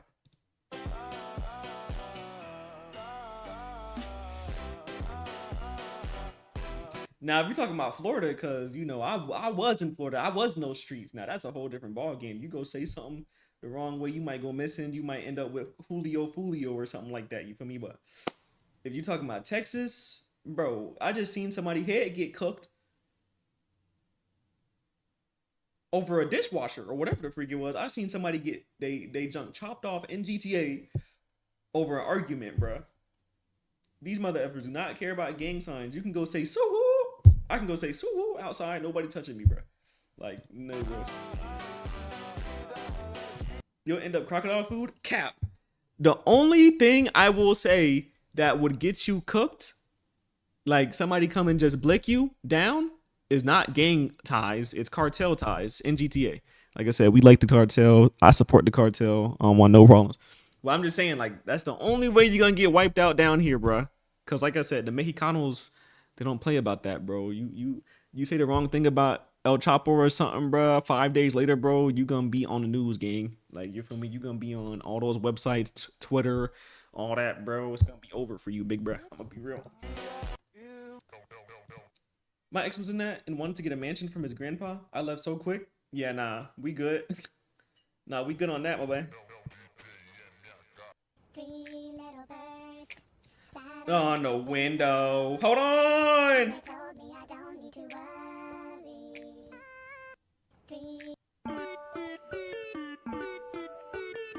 This is day 5 on. Bro, he's so chopped. Every time I see his video, bro.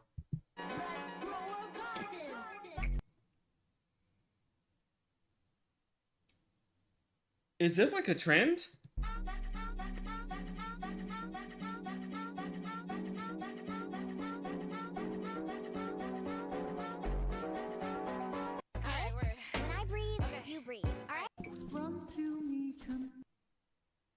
Run to me, confess your love, please just say, confess your love, please say, confess your love,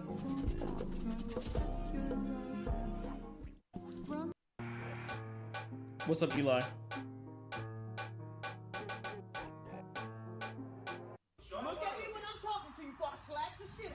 Everyone should try this. Go to your bookshelf.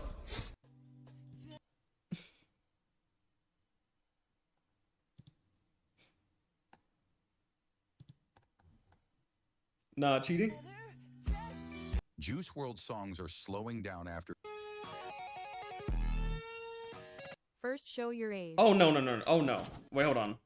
First. Actually, don't recommend that to me, buddy. We're good. Shades on Apple with the glasses. We're not David, guys, so gotta get them out of here. So many ashes, you ain't catch that. I can't pass the shooter stay strapped. I don't need mine. Bro, put a belt right to they behind the way that switch.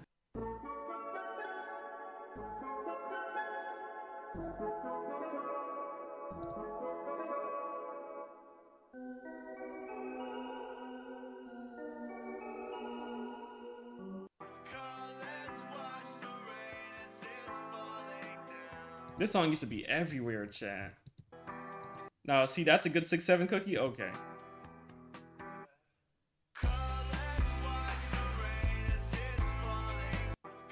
No, that song's so good.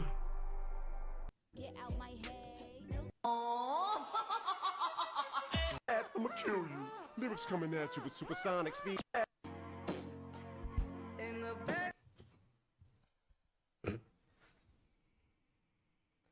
Oh, please brace me for this video, my Lord and Savior, on this Sunday night, bro. Please brace me for this video, bro. Please.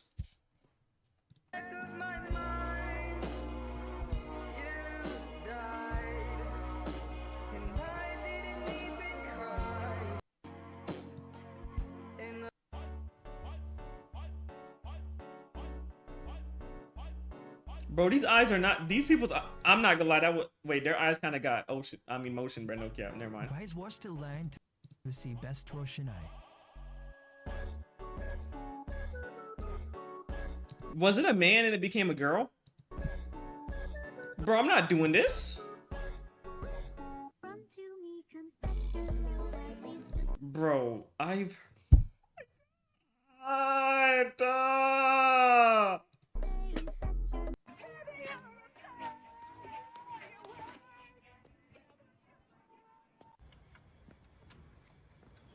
What if he hits one of the cars?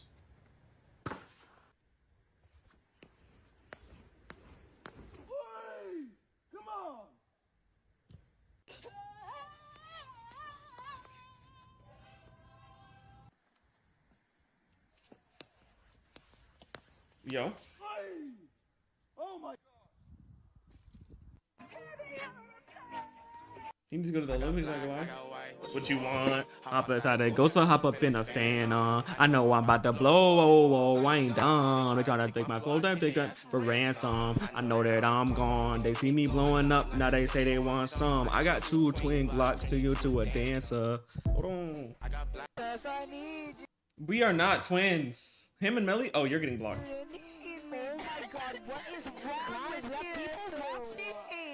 My minus-carbonated rabbits. This whole dance is ruined.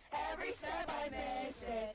You all look so chopped. All of you look so chopped. I need 1, 2. Congratulations. You've scored. I'll be commenting on the first 100 shorts that use the sound below. And don't worry. Top 3 things literally everyone has.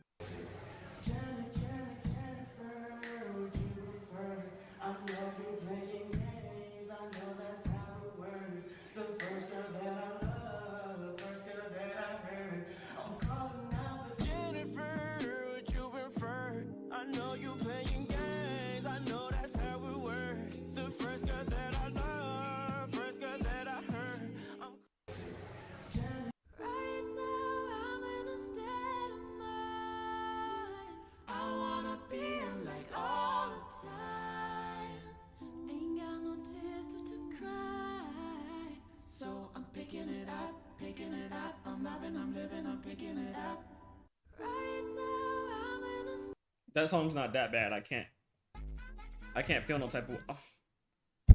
I'm gonna jump. 3 little birds. Don't stay.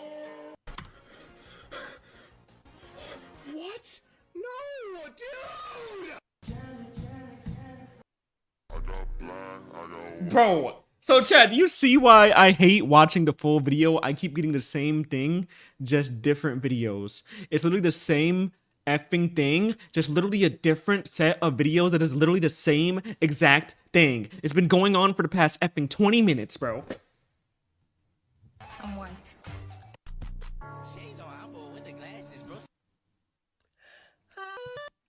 It's Kevin. Finally, a football video. I'll take that over anything. And of course, it's effing freaking Kim Kardashian's daughter singing, bro.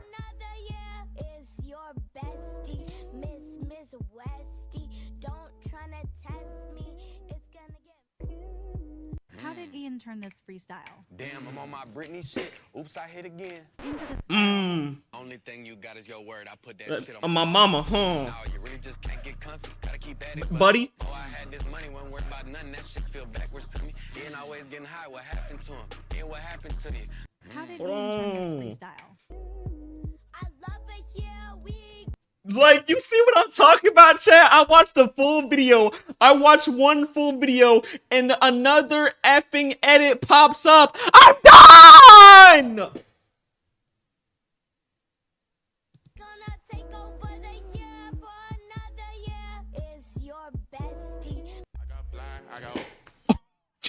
Chat, no, chat. Please tell me you guys are seeing this, bro. No, please tell me you're seeing this, chat. You guys do not gaslight me. On God, don't gaslight me, bro. Please tell me you seeing this, bro. What you gonna do if I broke into your house? Yo! TikTok. Oh my God, TikTok. TikTok, bro. That was fake, bro. TikTok, on God, that was fake, bro. Oh my God. You heard this song before? Yo, did you hear about that dude who can...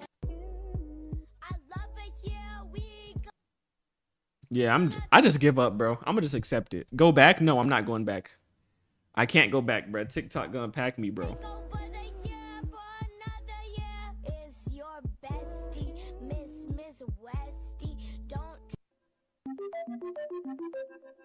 This how Kevin beats her mom.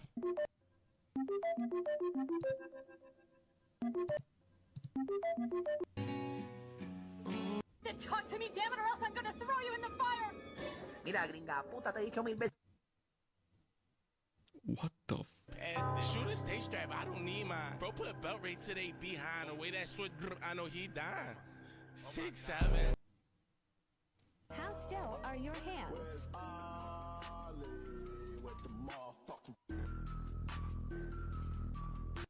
How still are your hands?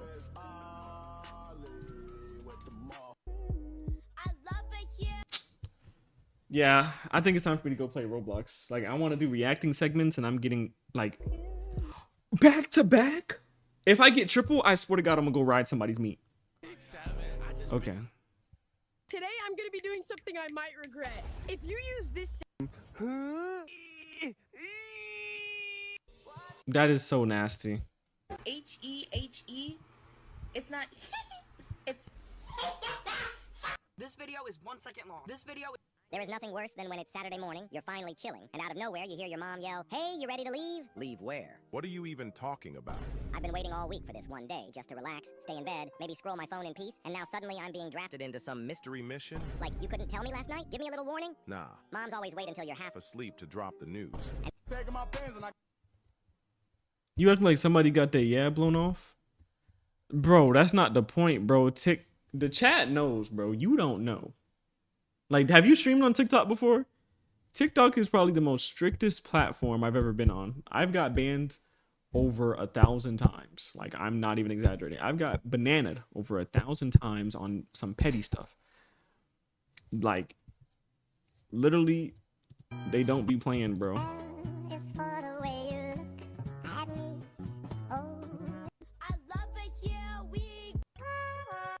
Oh, wait, hold on. Chat, y'all know what this song is. This song, hold on. Hold on.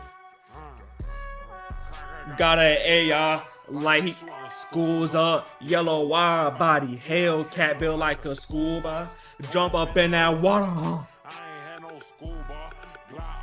Lap like a. Just a. Two. Talk a lot. Hold on. Bro, kill it. You tripping. Why do I see a black man on my screen?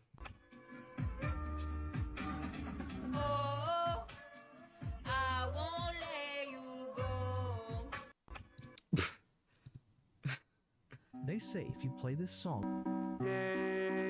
No, I'm scared. I'm scared. I'm scared. Today, the top 4 shorts on this sound wins. First place wins an Iron Skin Queen Bee. These are more times when actors almost died. You know what makes a good actor? The risks that they're willing to take for your entertainment. One of the most popular movies/movie sequels in history is the Rocky series. In Rocky 4, this movie, the actor that plays Rocky, Sylvester Stallone, apologies if I'm pronouncing that name wrong, there was a scene where he was fighting Ivan Drago, who played the character of Dolph Lundgren. So they were fighting. But Stallone, so Rocky, wanted the scene to be as real as possible. So he said, when we're fighting right now, don't pull your punches. Actually punch me. Doesn't matter how brutal the punches are, hit me. So Dolph was like, are you sure about that? And he was like, I am dead serious. So he was like, cool. So they started the scene, and there was a hit that Dolph landed that went straight into his chest. And he punched him so hard, so badly, that his heart slammed against his breastbone, which is the equivalent of what happens to some people when they get into really bad car accidents. So that punch basically mimicked a car accident in the responses in his body. So Rocky got rushed to the hospital, and he was on the bed, actually thinking that he was going to die. If Dolph had punched him any harder that he had punched him, it would have just been GG's. These are more times when actors almost died. You know what? You have to fight your wallpaper. How screwed are you? Nah, I never even knew that, chat. The fact that I just figured that out is crazy. I didn't know if you got, like, normally in some car accidents, if it's really hard, your heart hits your bone. He got hit that hard though. It's crazy. Chat, imagine getting hit that hard. I would just say pack it up, gang. I'm gonna be real. If I got punched that hard, I would never fight again.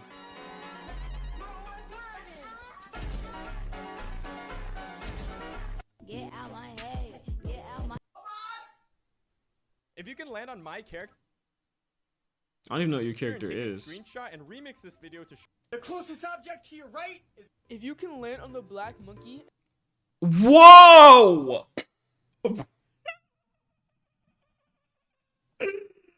Bro, did I land on Janaya? Did I get Janaya? Oh my goodness.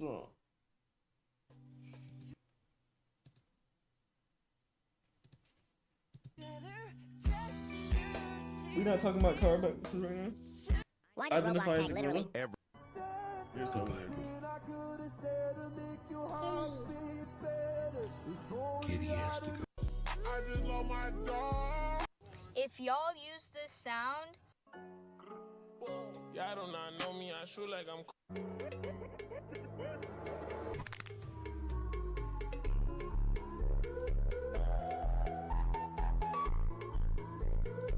Cause he a savage. So many dead. If you like, subscribe, and start digging in your butt, twin, shoo up, ooh, start digging in your butt, twin, shoo up,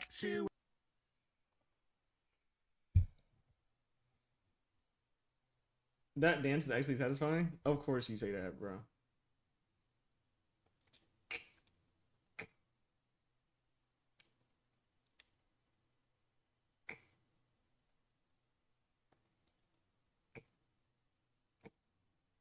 I almost crashed out, so.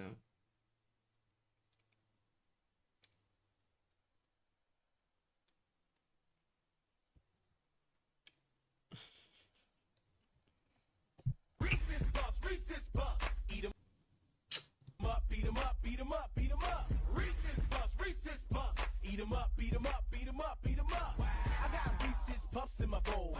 Nowadays on cruise control. I got Reese's Puffs in my bowl. And just like that, I'm on a roll. Reese's Puffs, Reese's in the back of my mind.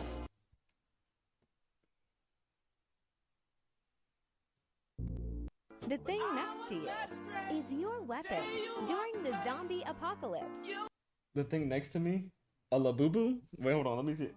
Yeah, I actually have a massage gun. How screwed are you?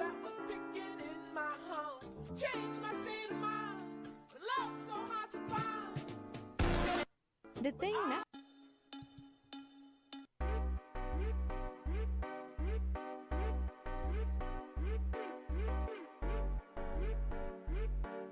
Hold on.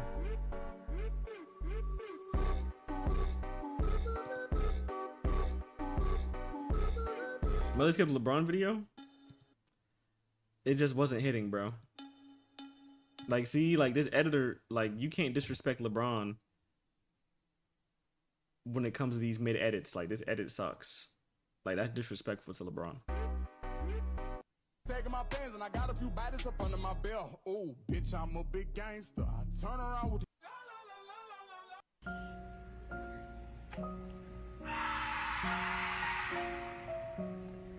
Message may help you. Yeah. My name is Gibby. Oh yes, I recognize you from your appearances on iCarly. Thanks. The show's a lot of fun. Anyway, I was wondering, do you have Carly, Sam, and Freddy trapped here? No. Good day. Wait, are you sure they're not here? Yes, there's no one in my basement. I didn't say anything about your basement. Surprise, motherfucker. 6 hammers! 6 hammers!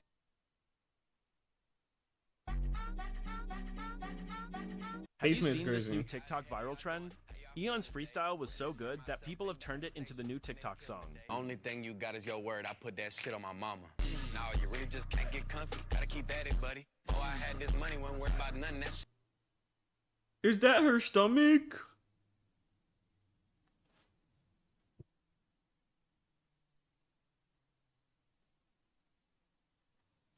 That junk steam, bruh.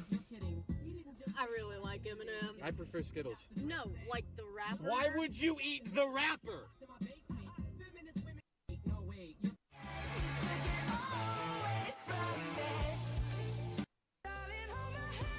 Nothing beats a jet. I'm gonna be commenting. Not too much. You like it because you big. That's what I like. I'm sorry. I don't mean to laugh. Can you speak English?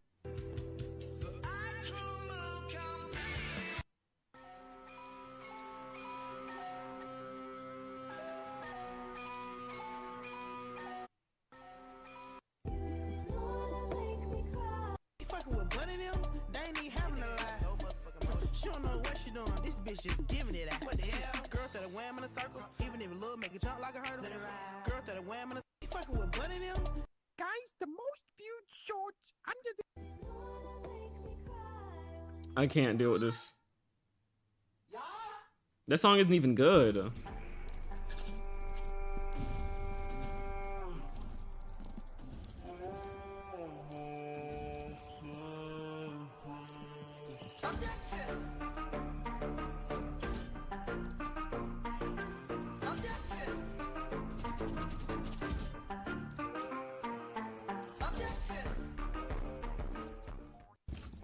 Heard that if you use this audio, Loot Llama will comment on your video. If you wanna flame me, let's see what's inside. Fucona girl, Fucona girl. Cause pretty girls could never. I'm gonna be honest, I did not know that you could make it third person. Clap if you're gonna be bringing your phone to school this year, no matter what the phone laws say. Apparently, if you listen to this viral sound in 3 times speed, it's supposed. But you can't even bring your phone to school anymore? They tripping. Why is picture day literally the most painful tradition of school? Your mom forces. Nope. Yeah, see? So glad I don't go to school no more. Do you remember how Like, chat, imagine a school getting blicked up and you can't even call your mom, bruh! Tripping. If you can hold your phone still, you're a good sniper. More bounce funk. Here we go. I'm loving this build up. Here we go.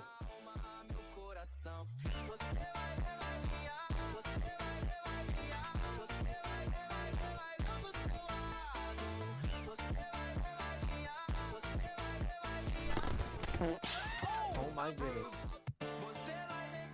Chief, I found Parker. Where you been? Looking for you all morning. Bro, get this toddler off my effing junk, bro.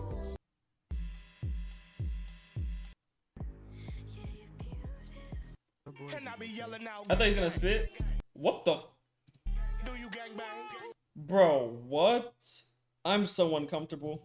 I be outside with my gang gang. Chunk your gang signs if you gang bang. I be outside with my Schlepp just announced that he recorded a video with Law by Mike. So what would happen if he became Schlepp's lawyer? Bro, put belt rate to they behind. I could walk you. No fair. You're no fun. I'm telling you. You thought this trend was fake.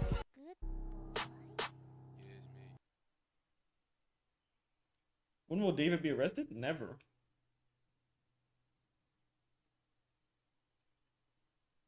When Popeye's the best chicken? This is crazy glaze.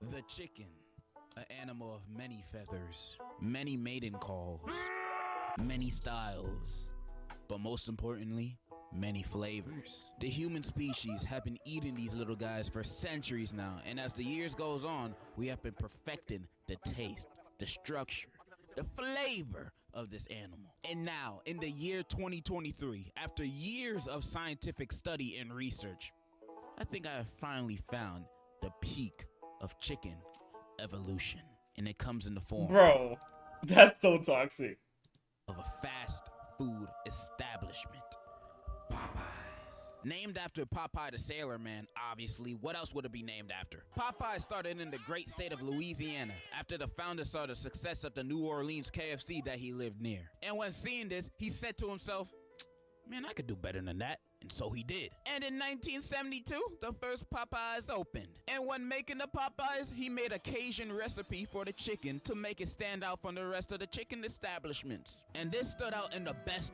ways possible. And they've always succeeded from then to now. We don't talk about 1991.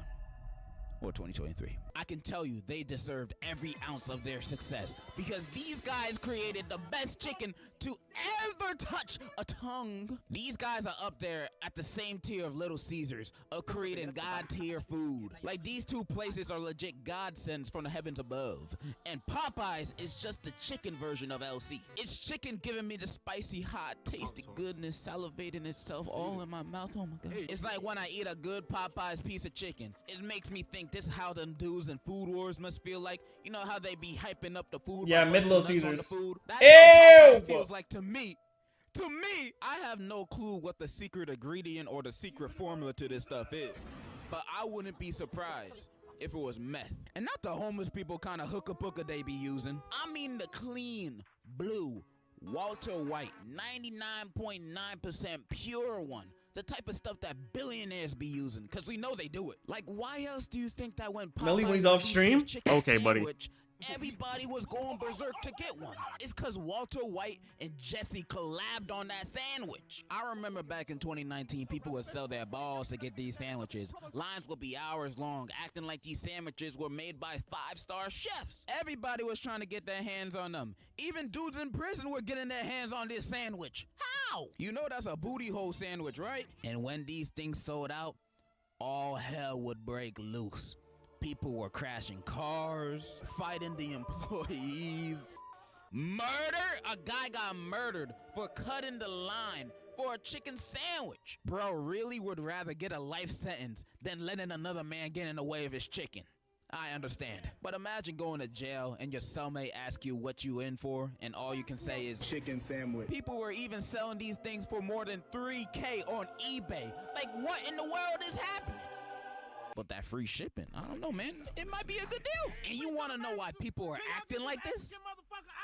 It's because it was worth it. The sandwich was peak. As soon as it hits your tongue, it felt like God kissed you. This is what I'm gonna be real, chat. So listen, I finally ate it like around this year or like last year, like 6 months ago. I ain't gonna lie, that jump was good. That jump was good, bruh. I ain't gonna lie, that jump was good. But not that good to the point you killing mother effers and sitting in line for 2 hours. I'm gonna be honest. I'm gonna keep it a buck, my boy. 3 hours, not worth it, bro. This food should be. It's better than KFC, but everyone knows that though. KFC is not. So listen, you know how, people be like stereotyping us and be like, we love KFC and watermelon, but they don't understand, bro. I would rather them say I'm a Popeyes chicken lover, bro. For real. If someone come in here and say a joke about that, I'd rather them call me a Popeyes lover. Because no black man likes KFC. Bro, I really, like, anytime I talk to someone of color, they do not rock with KFC. KFC's not good. It's never been good.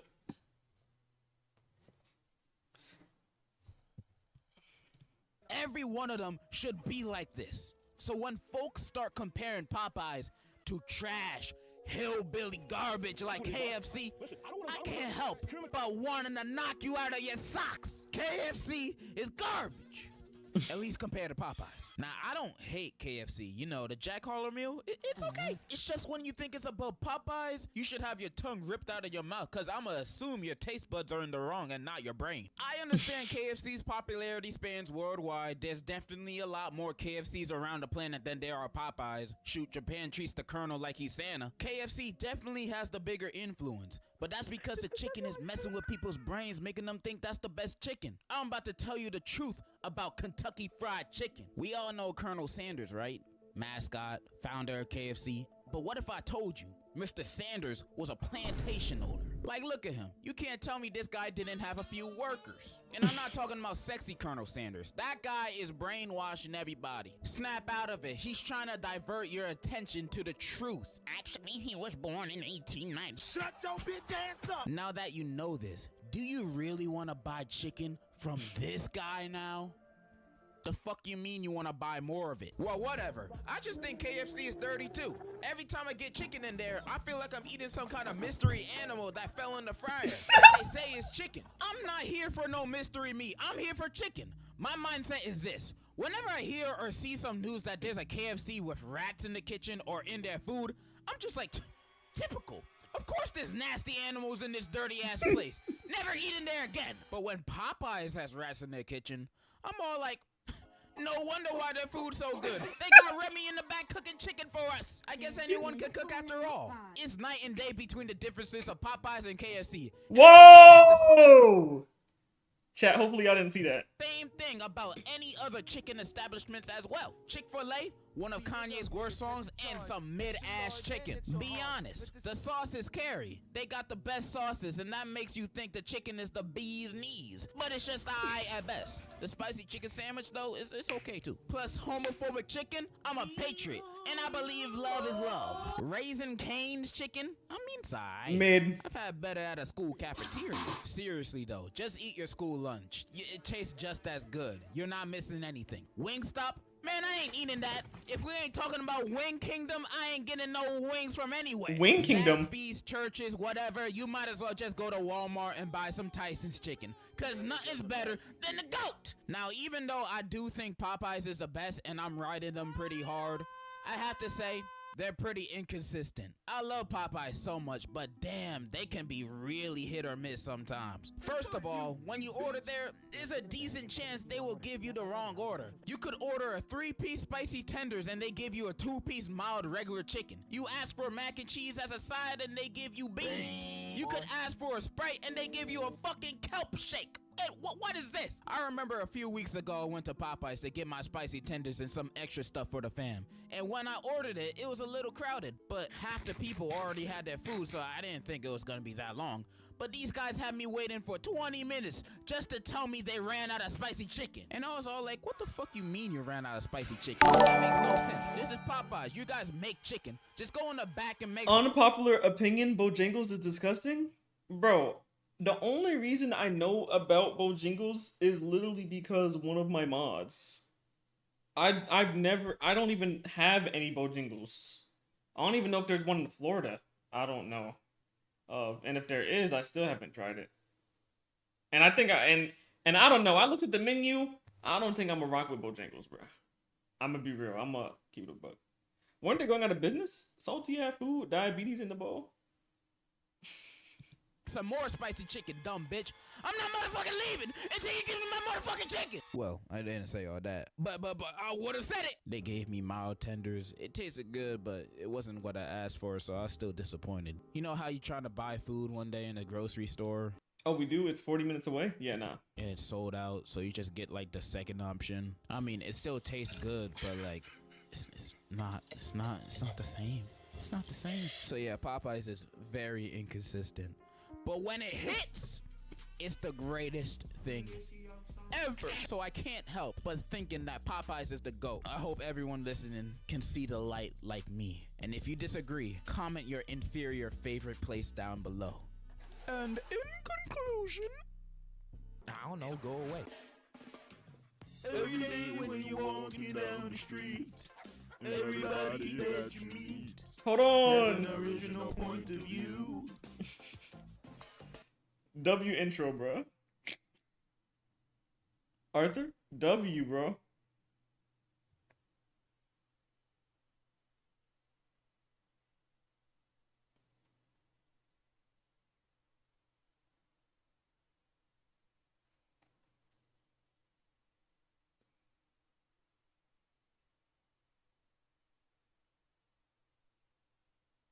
TikToker rents a car to eat? What's wrong with that? These TikTok food creators are so dedicated to eating by any means possible. I have never seen somebody so gluttonous that they will get a job just to eat on the job. Listen, Tismala, what is going on with you, bro? I thought you was gonna lock in. Eating just cause I got depressed is an everyday thing.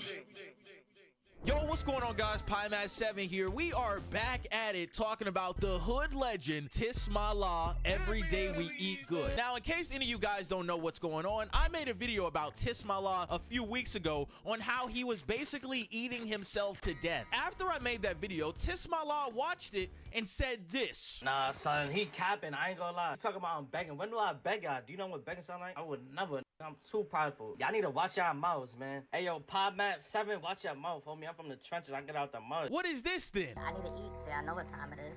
Send me money to my cash app. Do you want to send me some money to watch me eat McDonald's? Send money to my cash app. Send me money to my cash app so I can eat. Thank you very much. Well, I want to blow down on the black amount at least. Now, one of the biggest things I was talking about in my last video is how Tismala is kind of unemployed and how he was trying to do the Uber rental, but he didn't have enough money. Well, come to find out, Tismala has enough money and he actually started to do the Uber rental program in which you pay Uber weekly to use one of their rental cars so that you can Uber people around and make money. It's a weird scheme, but it's employment, all right? Wait, what? That's so... I didn't even know you could do that. What? You can rent a car, Uber with the car to pay them back and make a little bit of money. Honestly, shout out Uber, bro. Shout out Uber for even trusting that type of stuff. But I don't know. Depends what state you in. Yeah, because I ain't gonna lie, if that's somewhere in like the streets, if that's in like Chicago, they scamming those cars, bro. He pays the Uber rental service, in which it's $260 a week, and he's doing Uber and picking these people up. Now, you guys would probably think that's a good thing. This guy has a job now, he's 27, he's making money. Well, in fact, guys, that is somewhat true, but it is also fraud-like behavior, because come to find out, Tismala has only did this Ubering job so that he can eat food all day. Cranberry juice, fried chicken with oxtail gravy, some junior bacon cheeseburgers, bacon, egg, and cheese on the bagel. But what is the problem with that, though? Don't get me wrong, he is big as free. But didn't he still have to pay? It's not like they're giving it to him for free. Isn't he paying it for a week? So basically, he's paying to eat in a car. I don't see a problem with that. 2 Whopper Juniors. Damn. Guys, I'm talking about after every single Uber ride, he is going out and buying food. And I thought about it for a second. I said, wait, he's cutting out the middleman. In case you guys don't know, Tismala was spending the majority of his money DoorDashing food, right? And he was DoorDashing heavy-ass meals, $50 meals, $40 meals, $60 meals, to the point where he wasn't having any money. So he basically cut out the middleman so that instead of somebody driving to give him food, he basically drives to get his own food. And now you got...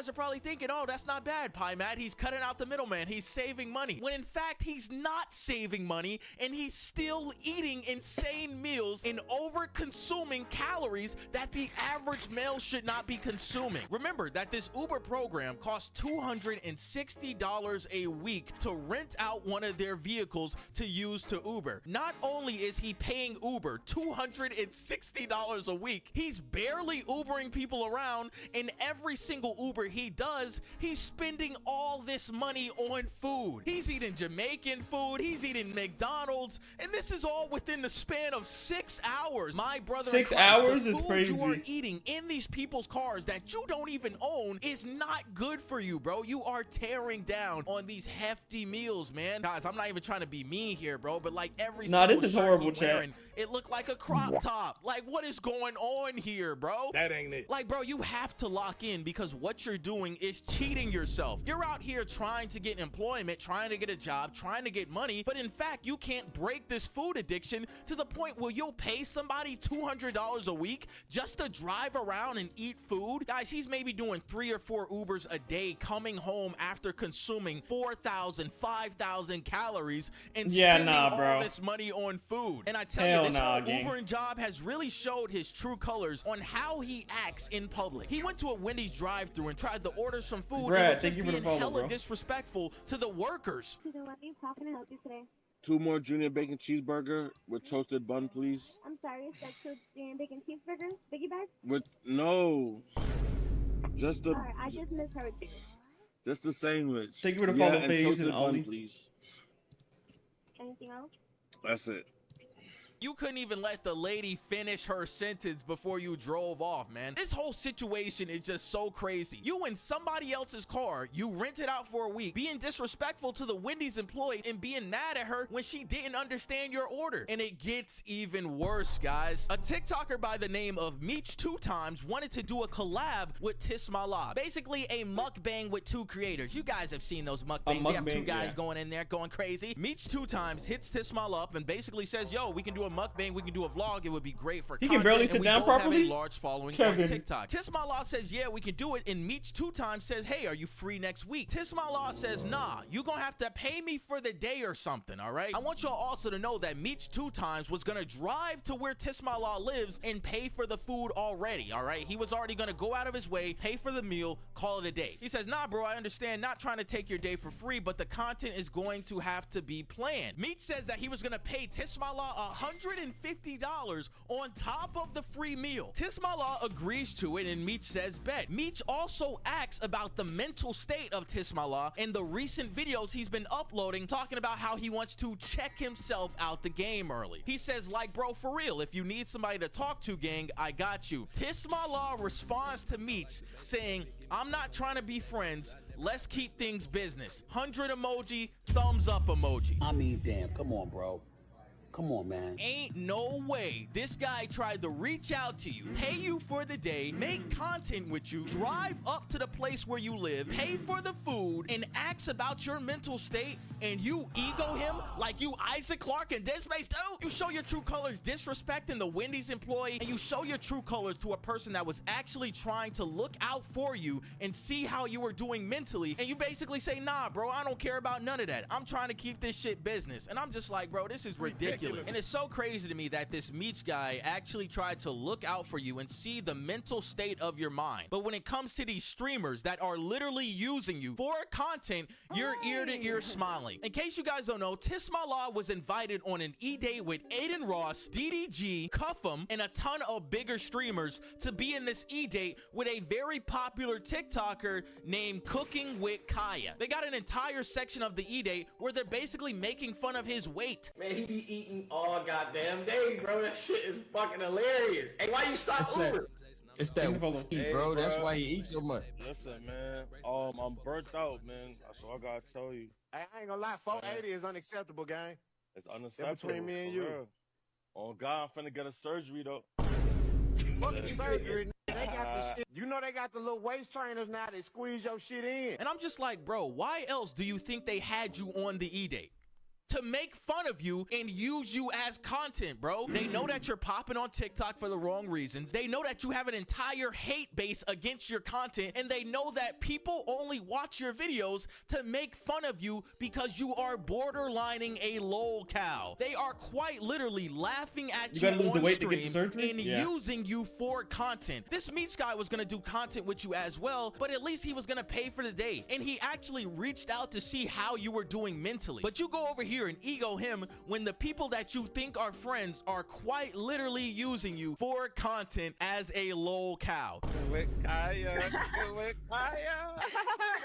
And it's so crazy to me because he could have really turned this entire situation around, all right? A lot of you guys are on the internet and we're seeing something that has never happened before. The whole idea of live streaming on Twitch is becoming bigger than YouTube. We have never seen a point in time on the internet where streaming has become bigger than YouTube videos and YouTubers. One of the biggest things that is popping right now in Twitch streaming is IRL streaming, all right? What he could have did from this whole e-date is say, you know what, I'm finna lock in. Instead of every day we eat good, we can do every day we eat healthy. He can do an IRL stream of him going to the gym, making healthy meals, doing all kinds of shit, and people would have tuned into that because they've already seen your face enough that you have a name for yourself. You're in Aiden Ross's stream, you're in DDG's stream, you're in an e-date with Cooking with Kaya. Like, bro, you have the opportunity to turn this entire situation around while also bettering your life. Not only would people tune into the IRL streams, not not only would you get Facts, paid Biggie. for the IRL streams, this would help your real life because the path of making this type of content will make you a healthier person in the future. You get what I'm saying? You do an IRL gym stream, you do an IRL cooking stream, eating healthy. That helps you not only in the algorithm, but that helps you in the real world because you'll now become a healthier person and you won't have these problems that you have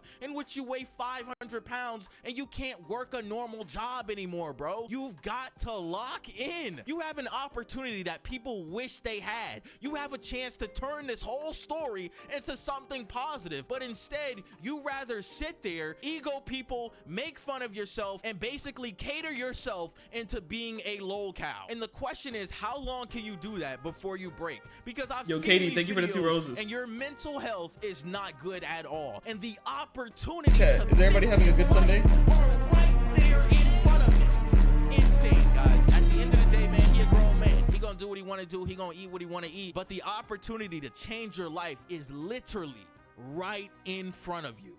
You gotta lock in, bro. You gotta lock in. But yeah, lads, that's all I really want to talk about, man. I saw this whole incident going down on TikTok, and I said, bro, it's only getting worse from here. And the opportunities he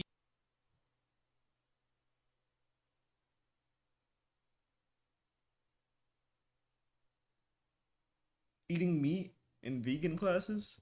Yeah, I'm having a good Sunday. It's good. I'm just chilling.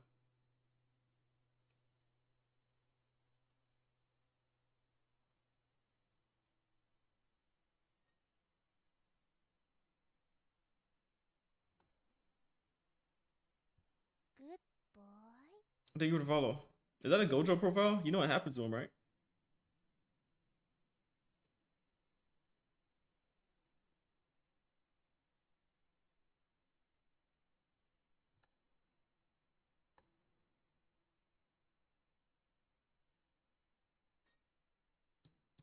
Kick will never be as good as Twitch. Now, I know when I say that, Don't do y'all that to are me, gonna bro. think that I'm some sort of D1 hater, but just hear me out. In my honest opinion, I think that one of the biggest problems with Kick is how they marketed the entire platform. See, Kick was made to be a competitor of Twitch. A few things that they wanted to bring to the table compared to Twitch. Kevin, that joint not funny, bro. Kick. This was a year ago though, chat.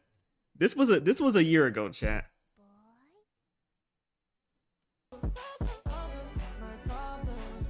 Were a better TOS system where you wouldn't get banned for literally breathing. And a 95-5 creator revenue split compared to Twitch's 50-50 split. Those were the two things that Kick offered to the streaming market. But the problem here is that the streamers that were marketing Kick, Aiden Ross and Trainwrecks, they would say that Kick is basically Twitch with no TOS. And people ran with that. People hopped on Kick and they started wilding out. To show how powerful Kick's TOS system was, Aiden Ross literally pulled up the hub on stream to show that he wouldn't get banned at all. And what's even crazier is, a few days later, a streamer by the name of Heel Mike was literally getting that MW3 dome on live. Kick gave these streamers an inch and they took a whole 30 kilometers. It's actually insane. And what's even worse is that the bad publicity for Kick streamers does not stop there. I feel like every week there's always a clip of a Kick streamer that goes viral and it's never anything good. It's always something that sheds a negative light on the website. Right now, there's a lot of streamers doing IRL streams on Kick. If you don't know what that is, it's in real life. Melly don't like that? basically All right. just a person walking around the city or something. Yes, like but I'm that, tired and of people basically hating on just Kick, streaming. bro. But Kick the is problem doing with these good. Kick streamers is that they're going out in public and they're just acting like a straight up nuisance for their audience. And what's sad is that there are so many good streamers on Kick. You got XQC, Your Rage, Los Polos, and many others. But these streamers are getting overshadowed by all the other BS streamers on Kick who are just going out in public and doing the most for clout. If there's one thing about Kick, they know how to pick up the degenerates and certified cornballs, like Aiden Ross. Now, I can't sit here and act like I wasn't watching Aiden Ross back in late 2020, 2021, and a little bit into 2022. That man literally changed the entire streaming industry. I remember I used to go to work and I would listen to his streams. I wouldn't even watch them. I would just listen to them because I thought it was just pretty sick. Man would have rappers on stream, celebrities on stream, and honestly, I truly believe that if it wasn't for Aiden, a lot of streamers wouldn't be having these rappers or celebrities on stream nowadays.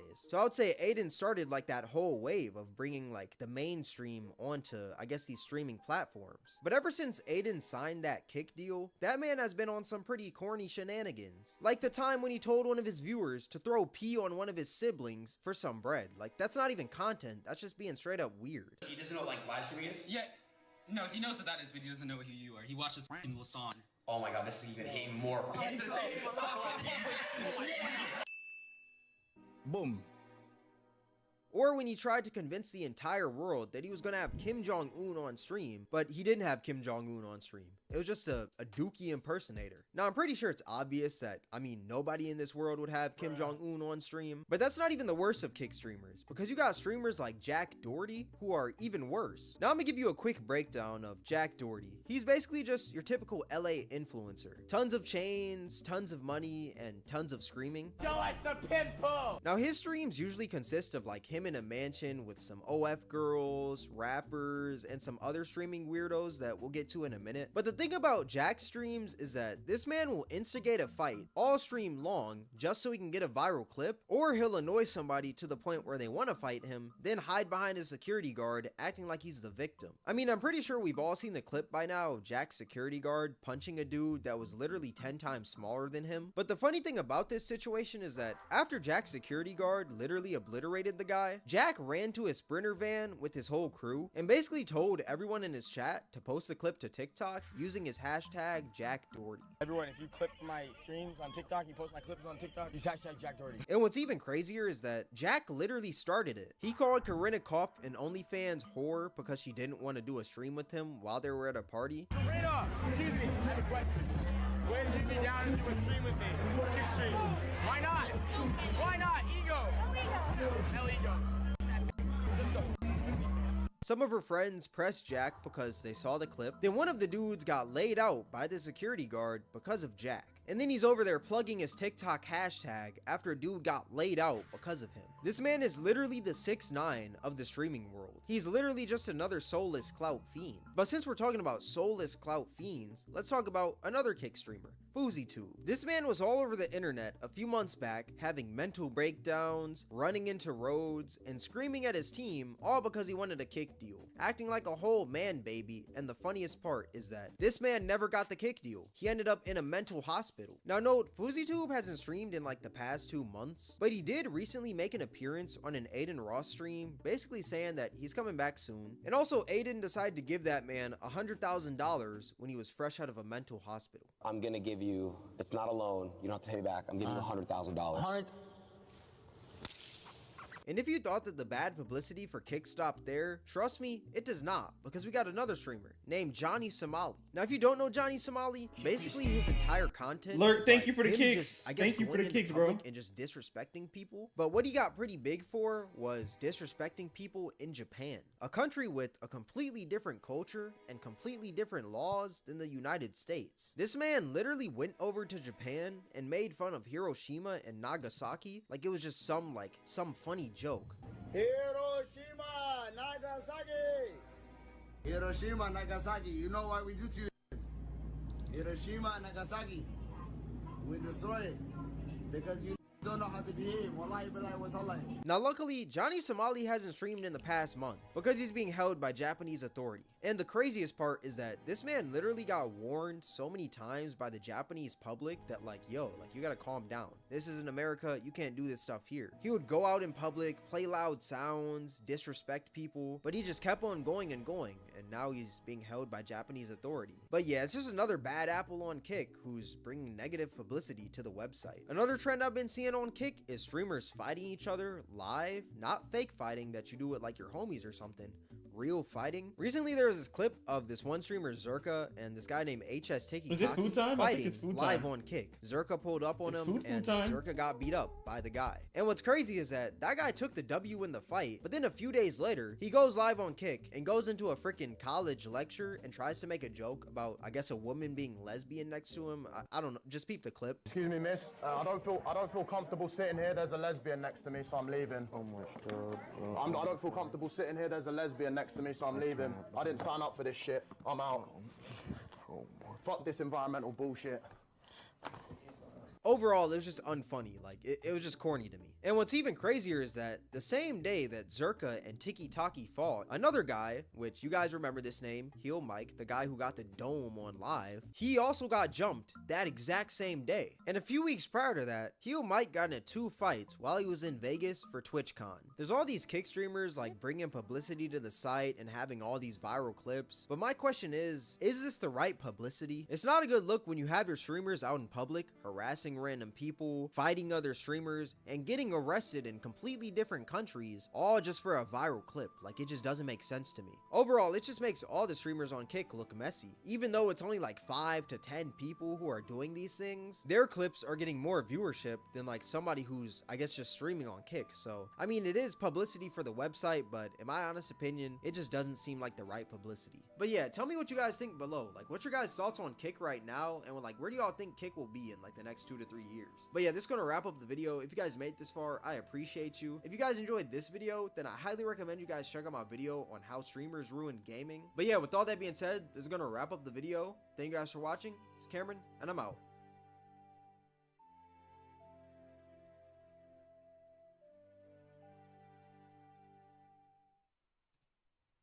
What if Kick falls off? Okay. Like I said, the only way Kick is falling off is if they give up.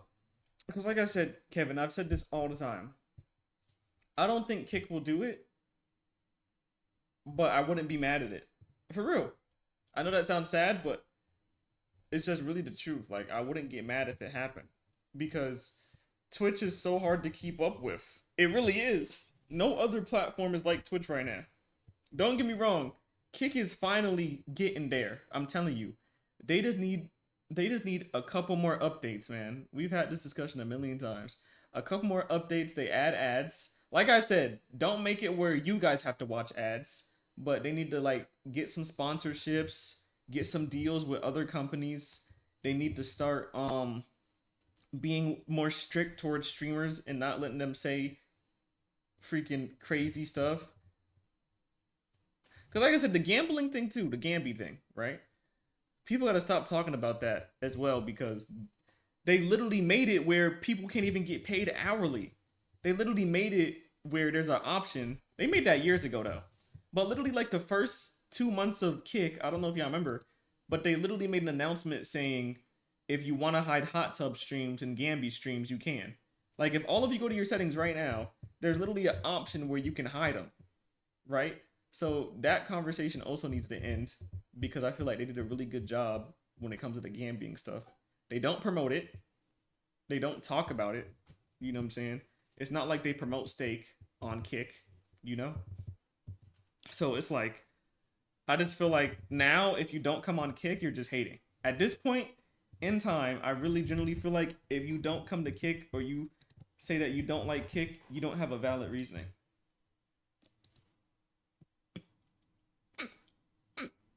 So I think Kick will be good. Like I said, I'm gonna give it like at least 6 more months or a year. That's the goal. The goal is 6 more months or a year. People will finally start seeing Kick, and Kick will finally have all the updates out. And yeah, because like I said, the only thing they need to do now, they need to make it where you guys can get paid for watching the streams and get kicks. And then they should make it, they need to update the channel points. The channel points are good. They just need to update them, because they need to make it where, so like, I want to make it where you can just redeem only one thing. Because Twitch does it. I don't know if y'all know, but on Twitch, they make it where like, you can only one person can redeem it. Like number 1, right? Like how I have the number 1 thing, but I removed it. The reason I had number 1 is because only one person can redeem number 1 for the day. So that's why I want to, like, they need to add that. It's just little things they need to add. They also need to fix the app. The app need to stop breaking. That's also a thing. The app should not break every time there's an update. Like, something always breaks. Like the chat breaks, all that. They got to stop making it where the chat breaks.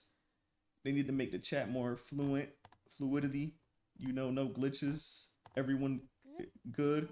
And then add kick badges. That's also a thing. Add kick badges. But that's all I have, really. And then, like I said, cook all the people that are weird. All the weirdos that are on Kick, they need to ban them, bro. That's the only way. That's the only way the app will get better.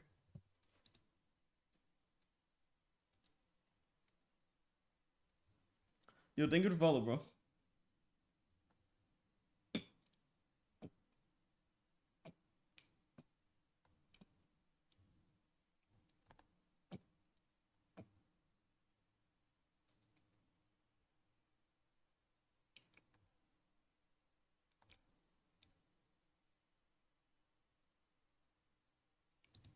What if Instagram comments were charged for their crimes? But real quick though, shout out to the guy who commented a detailed recipe on how to make coke, and I'm not talking about the drink. I mean, how can you not love this guy? He's pretty passionate about his craft. For some reason, the worst comments always happen to be on the videos of kids in them. Even the recipe one. How does this correlate at all? Now, obviously, you're not gonna get arrested for saying some crazy ass shit on Instagram, so we're gonna have to charge them as if they actually committed the act. Now, we got the second one, dog scene. Bro, that ass pulled a sniper wolf. That shit crazy. But this one might be the chillest one compared to the other ones, because the other ones are... yeah. I'm gonna steal you little You know what it says, I'm not gonna say it, not today. I mean, not never. Nigga, what? But this one people start crossing the line a little bit. They're saying this shit towards actual little kids. These motherfuckers are gonna have a mean-ass digital footprint. Hey, all I can say is good luck getting a job. Okay, now these are the type of comments that give Instagram Reels its reputation. If anybody were to actually get charged, it would be these guys. If you know anybody who has made a comment like this on Reels, I ain't gonna lie, you might gotta report them to the police. When I saw this one, I knew I was gonna see a weird ass comment. Look at this. Look at this. You could have said anybody else, but no, it had to be your sister, you filthy bitch. Just because you commented this, you might gotta kill your...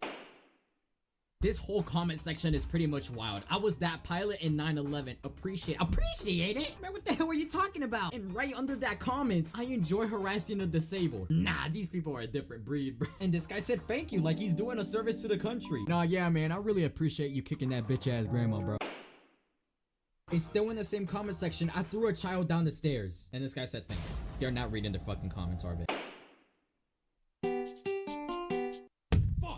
I knew what I was gonna see. It could legitimately be the most innocent ass video ever, and if something in the video resembles something that you can put your cock in, you're getting the hear me out, smash, no question, the Johnny Sins gifs. Hey, wait, could I really be talking, bro? Because I said I'd fuck the Demogorgon. Nigga, what? But I was just joking, I think. I mean, I was. Nah, but for real, bro, this is a damn snake, bro. Y'all need to get some pussy. This is being said by somebody who doesn't get any pussy. We also got another one to a fish. Hey, I mean, the fish do look kind of freaky, though, but hey, I'm not defending them at all. And we got a second fish one. What is it with you guys and fishes? So if I show these people a picture of Dory from Finding Nemo, naked and oiled up, would they be bricked? So this one's pretty normal. It's just showing an ancient part of history in a museum. But the comments, they're anything but normal. They see anything that resembles a butt and they're fucking drooling. Like, what the hell are you gonna be fucking, bro? But this next comment section is legitimately some of the most unredeemable shit ever. I'm not gonna show the person in the video because it's literally just a little girl. And look at the comments. And if you're gonna make a joke like this, at the very least, that shit better be funny. Because right now, you just sound like EDP. And do you really want to be compared to his fat ass? I mean, there's no punchline or nothing. It's just a comment section full of weirdos, so. And I found this shit through a YouTube video, and the YouTube comments were even worse. So the last one is just the Angry Birds meme about chess. The comment section can't be that bad, right? I used to jerk off the Angry Bird. What? Yeah, bro. Instagram Reels is not real, dog. Instagram Reels have to go. How did Instagram Reels even get that bad?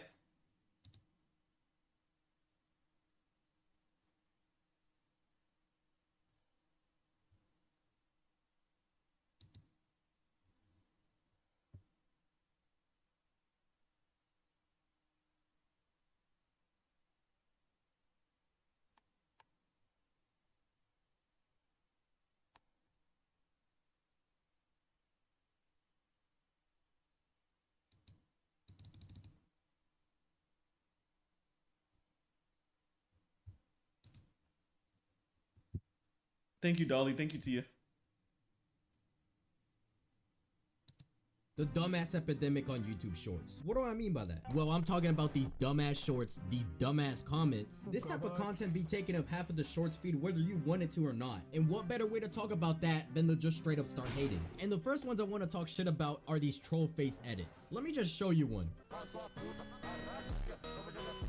All right, now I'm gonna stop it here because there's no way I'm gonna get copyright strike because I played a trash ass funk song. But you can just see how corny this is. The edit itself doesn't make any sense either. Like, why are you putting these dirty ass troll face PNGs on the team? And these designs do not look cool. Matter of fact, this is the lamest shit I've ever seen in my life. All right, the next one is actually genuinely so much worse. It's a troll face edit on a real life murder case. For those who don't know,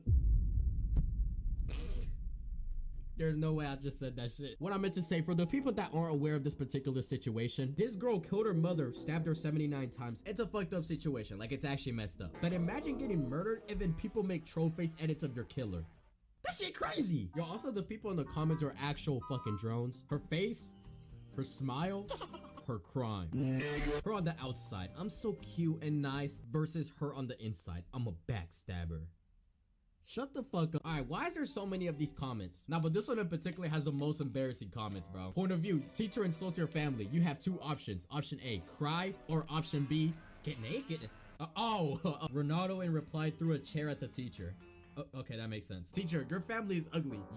Yours very beautiful. Teacher, you. See, we can both lie. Ooh, that was shower. Option A, cry. Option B, fight. Option C, insult them. Option D, silent revenge. Okay, buddy. Okay. If I had a son and I caught him commenting cringe ass shit like this on the internet, I'm a— Whoa! Really? You call me black and ugly, then you say that? Jeez Louise, bro. And then I forgot about the kick mother effers. Bro. I know you didn't spawn in here and say that, bro. Calm down. Calm down, little buddy. Calm down, little buddy.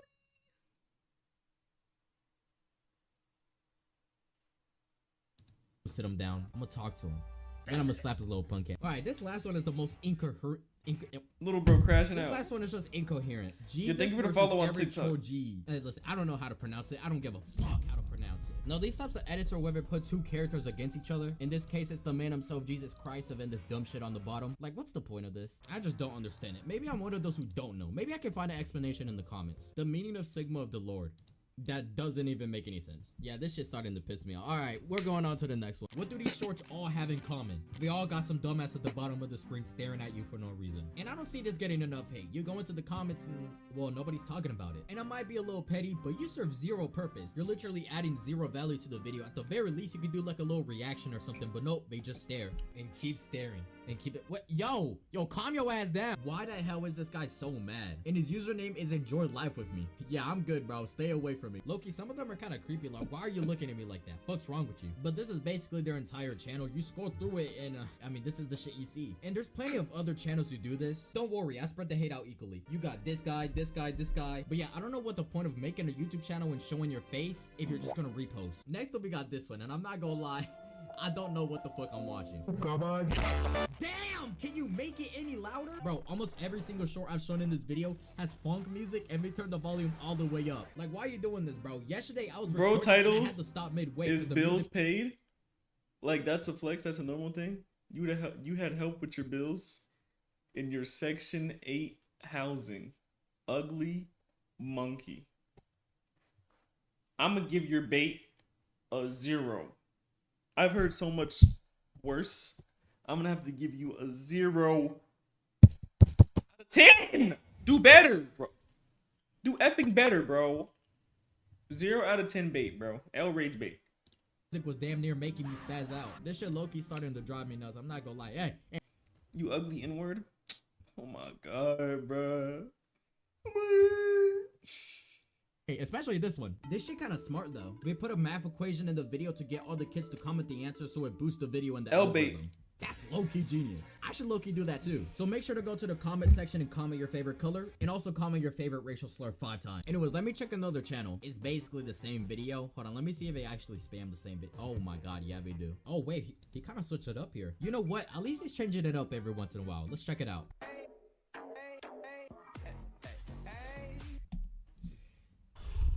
Yo, who's running this channel? I also found this, which is the Doge meme, which is crazy disrespect to the original meme. Bro, bless that dog. I'm not gonna lie. They do not deserve to be part of this bullshit. Yo, I checked this guy's channel and I found this. This might be him. Why would you show your face on a channel like you want to be associated with this? Like, dog, just imagine somebody comes on you in the street.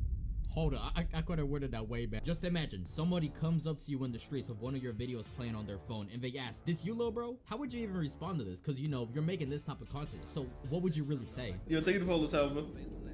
Okay. Wait, also, what is this guy's age, bro? I've been trying to figure this shit for a while. He looks 15 and 30 at the same time. Yeah, but I'm moving on to something else, bro. This channel's a little odd. Next up, we got these Minecraft shorts where the most absolute random ass shit happens. Honestly, they're pretty corny, but they're not as bad as, you know, what we talked about so far. I specifically wanted to talk about this one comment. Yo, thank you for the kicks, bro. Thank you. I've seen it on so many other videos, and I'm not gonna lie, it is probably the worst type of comment I've seen. It's this. In a way, it's kind of beautiful. It perfectly describes YouTube Shorts. And the W kicks, bro. Yeah, but this comment is cringy, bro. You gotta be stupid young to make this type of shit. Now, what's funny is that I checked the replies to see if anybody's made fun of this guy, so I could be the first one to do it. Somebody already beat me to it, but look up here. How long did this take? Approximately 20 minutes. This guy is lying his ass off. Like, what do you get out of lying? Are you really that proud of this comment? Y'all, look what I just fucking found. Which troll face are you?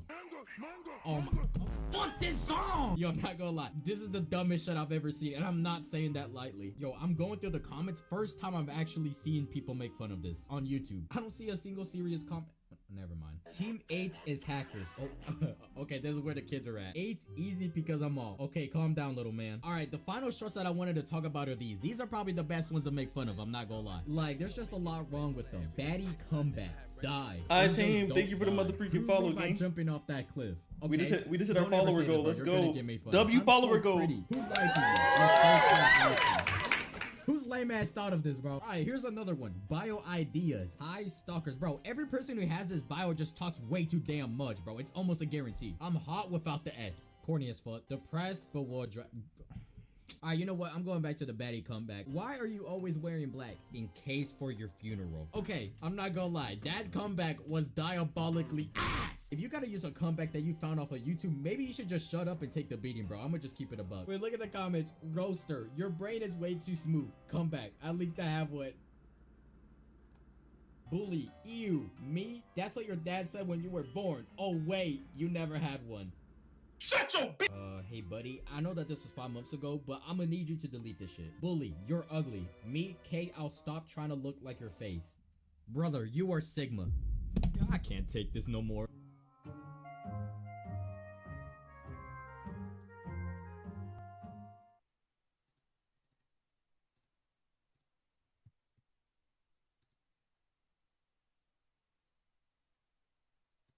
This video's for the sad boys. Hashtag sad vibes only. Heh, I'm fine. F, fake smiling.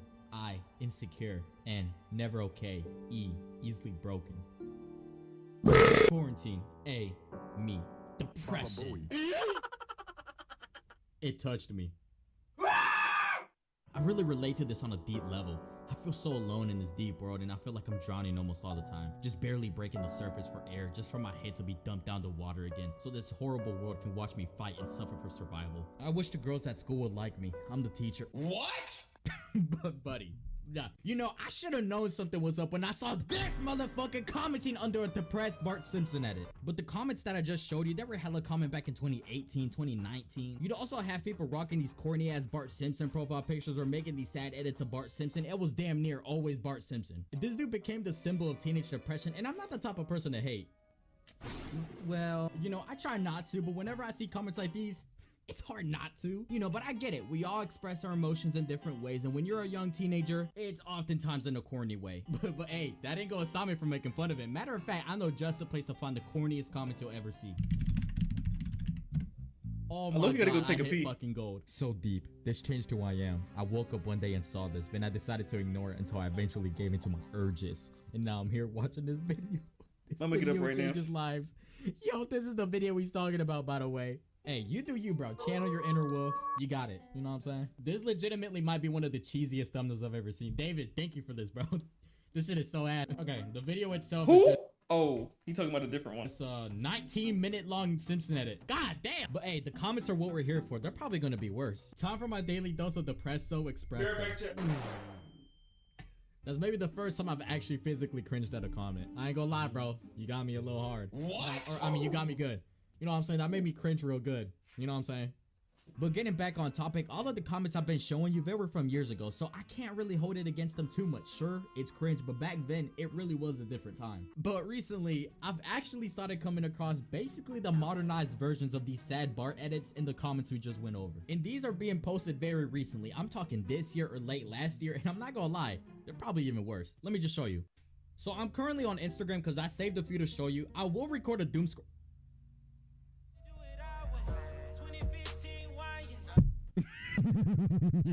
Hear me out. As a straight as a straight heterosexual man.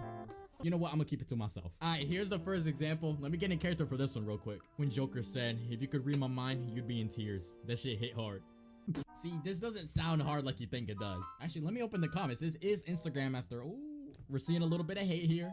Not too shabby. You know damn well, if this was on YouTube Shorts, people would have actually been taking it serious. You're sitting at the bar in Death Walks in. He sits next to you and says, finish your drink. It's time to go. How are you responding? Yeah, I just know the comments are good for this one. To the bartender, one more drink and a double for my friend here. He has a very tough job. Ooh, that's tough. That's hard. Y'all rocking with that, right? No! All right, I found another one. Most of the comments, though, they're making fun of it and being ironic, but there's some people being dead ass. Heh. Sit down. Have a drink for yourself, old friend. What makes it worse is that they actually think this shit sounds tough. It doesn't. Give me another drink and one for my friend. One needed for the road. Thank you to follow. What took you so long?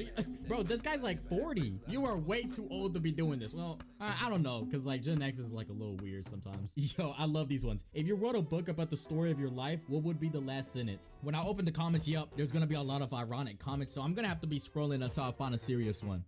Ooh, I think I just found one. Yes, the pain can finally stop. Oh, you cheesy fuck. Yo, I'm legitimately wondering, how do y'all have no embarrassment typing this out? And you got yourself as your profile picture. You ain't never catching me doing this, bro. I'm sorry, you just ain't. You're gonna find me face down, bottom up with nut in my ass before you ever catch me commenting anything like this. Alright, yeah, let's just go to the next one. It hurts, but it's okay. I'm used to it. Now, if you're feeling lonely and sad, let me give you some advice. Don't tell me you're falling in love again, kiddo. That shit tore you apart to pieces last time. All girls are the same. Y'all rocking with that? If you can understand this, you're broken. Well, I can't understand this, but the lonely wolf inside me can. You know, like there's a big wolf inside. I'm not gonna finish that. Females are like Bluetooth. When you're close, they stay connected. When you stay away, they find another device. Oh, that hit deep. All girls are the same. Only pay no ways. Yo, what the hell was Gramps doing in this comment section? Maybe I should stop being the nice guy. Mind you, this was posted literally less than a month ago. At some point, bro, we gotta leave this shit behind, bro. We can't be doing this in the fantastical 2025. Wait, hold on. Let me check his account. This is probably, yeah, this is all this dude posts. Holy shit. I don't like to throw hands, but if you touch my brother, you unlock the new me. Ooh, yo, we're getting into the Sigma part of this video. Yeah, oh, actually, that reminds me. Hold up, let me show you. I'm not gonna lie to you, I saved the best for last. This is way worse than everything we've seen so far. Control your lust and you will understand how boring 90% of women are. We need to bring back public execution. This is impressive. This is legitimately impressive. It really is everything corny condensed into one video. The visuals, the music, the content itself. It's a talent. It really is.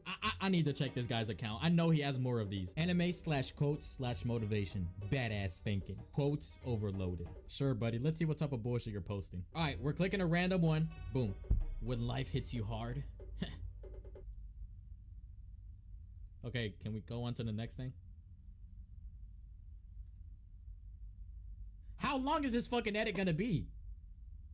Hit back harder. Okay, you know what? At least he's not being sexist. I mean, I guess we're heading a step in the right direction. If you've ever disrespected me and I'm calm about it. Oh, he's mad. Don't trust me. I'll fuck you up at the right time. Oh. Okay, that low-key sounded like I nutted, not like I was scared. Nah, but truthfully, is it just me or did anybody else get scared from that? I'm just saying. How to manipulate a teacher to give you extra marks in your school. We will be using simple psychological techniques. The stream element thing works now. Like a Sigma? Shut the fuck up, nigga. First off, start with the I need you approach. Play on their ego and make them feel as though they are the only one who can help you succeed. Right after that, employ the twisted white knight technique. This guy's spewing a whole lot of bullshit, bro. I'm not gonna lie. I can tell this guy stinks in real life. I'm just saying. I can just tell. All right, I'm not gonna lie. I had to get off the account because I was scrolling through it and it felt like the equivalent of this gif. All right, this post was made by one of those business Sigma accounts. I would rather eat runny shit with fake friends than eat caviar and steak with real ones.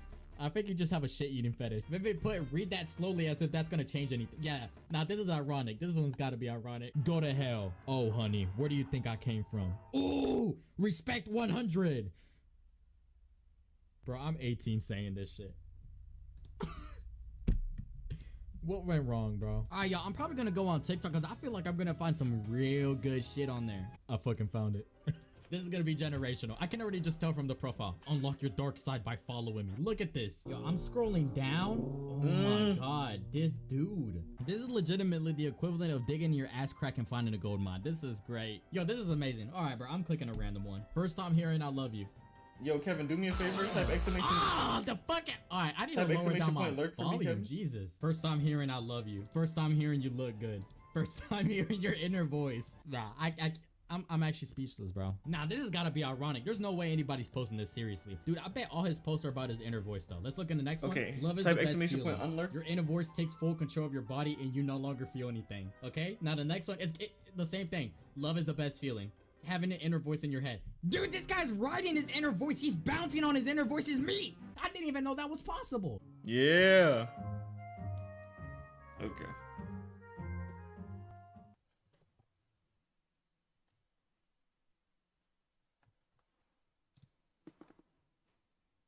Bro, I've been waiting for that. Hold on, let me see if there's another one.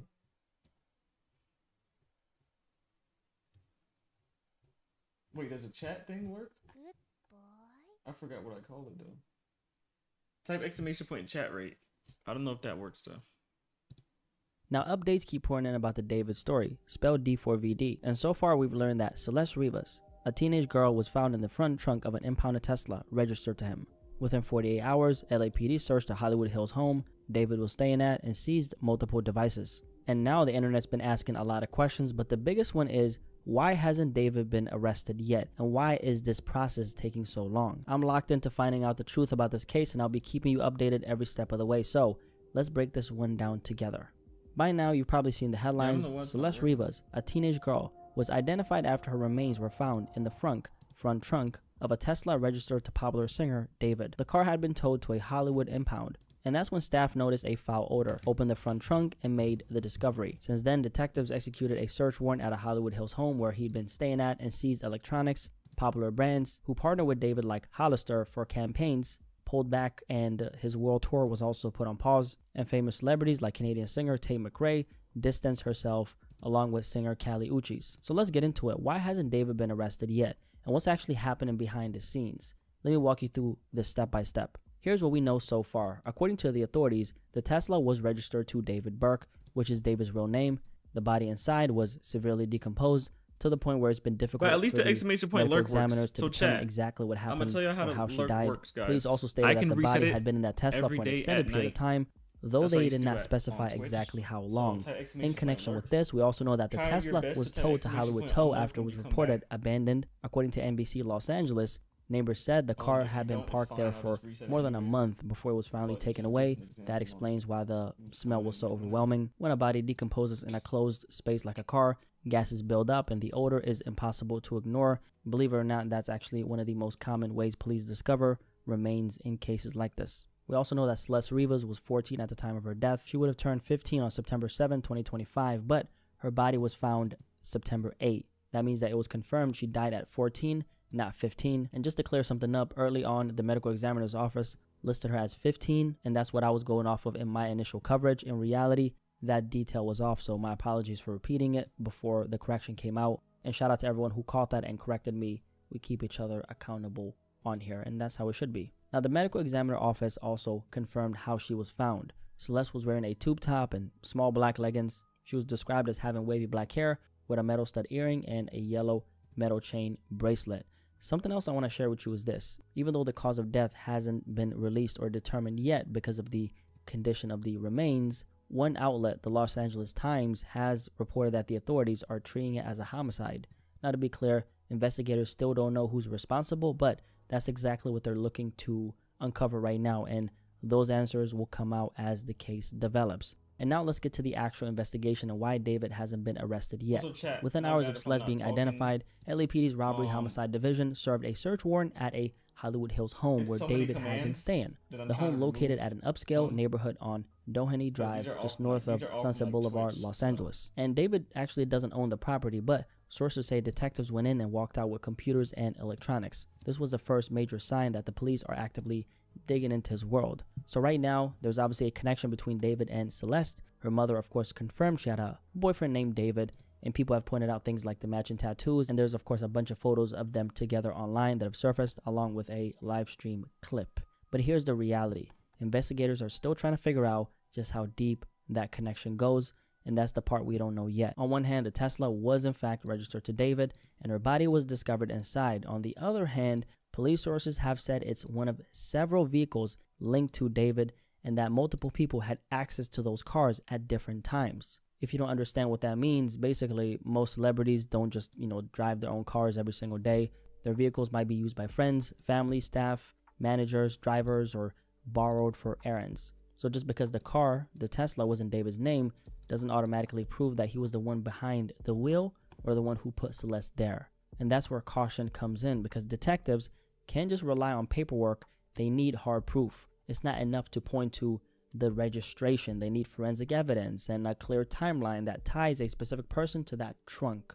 Without that, an arrest could fall apart in court. And that leads us to where the case stands right now. At the stage, police are retracing Celeste's final days and digging through the devices they seized, because whatever is on those electronics could lay the foundation for where to look next. They're also patiently waiting on forensics to close the gaps, and that's what explains the silence. In order to build a case that holds up in court, every single detail has to line up. So what exactly are investigators zeroing in on? Two critical questions. Number one, the timeline of events. They need to figure out exactly when Celeste died. As of now, they only know it was an extended period of time before discovery, but the precise time of death has not been pinned down yet. Number two, they're trying to establish when her body was placed in the trunk and by whom. That detail alone could make or break the case.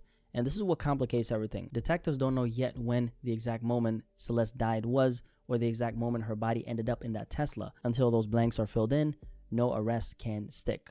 So social media has been reacting to the fact that David hasn't been arrested yet, and yeah, there's been a lot of outrage. Some people are even saying that there must be some type of favoritism going on.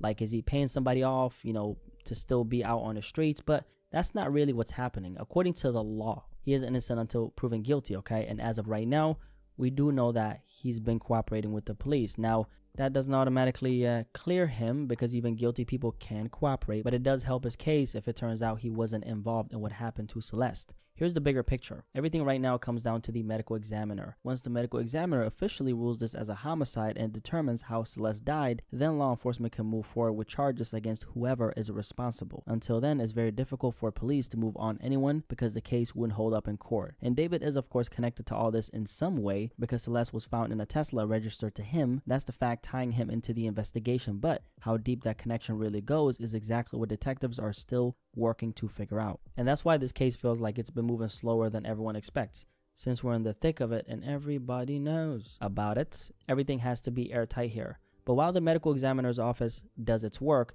the LAPD is currently going through the electronics they seized, so iPhones and MacBooks, because the digital trace can establish a timeline, location, communications, and access, and that's the stuff that either confirms or kills a theory. So as of now, all we have to do is just watch how the investigation unfolds. I trust that law enforcement is they're gonna do their thing, right? The medical examiner's ruling, the forensic evidence from those devices, and the timeline detectives are piecing together right now, those are the keys that'll decide whether David walks free or whether this turns into the biggest case of his entire life. And until those pieces lock into place, he's legally still an innocent man, of course. But none of this stuff changes the heartbreaking fact a 14-year-old girl lost her life and her body was left in the trunk of a car. I'm deeply invested in finding out what happened to Celeste, and I'm sure you are. But more importantly, who carried out this evil act against this little girl.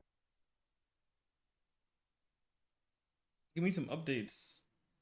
The LeBron meat writing. Whoa, he better watch his mouth, bro. Who's meat writing LeBron?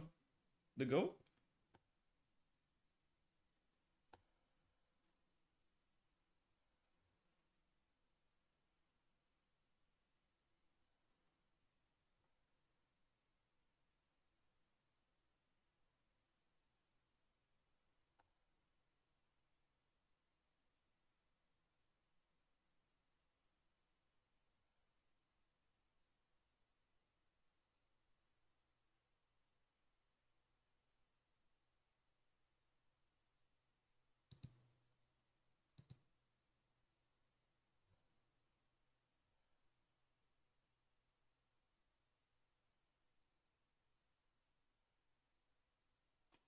Kevin, what you been up to today, gang?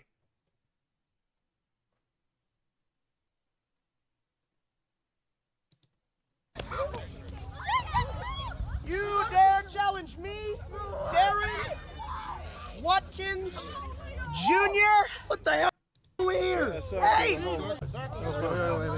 The fuck, Steak? How you doing, Speed? I'm doing good.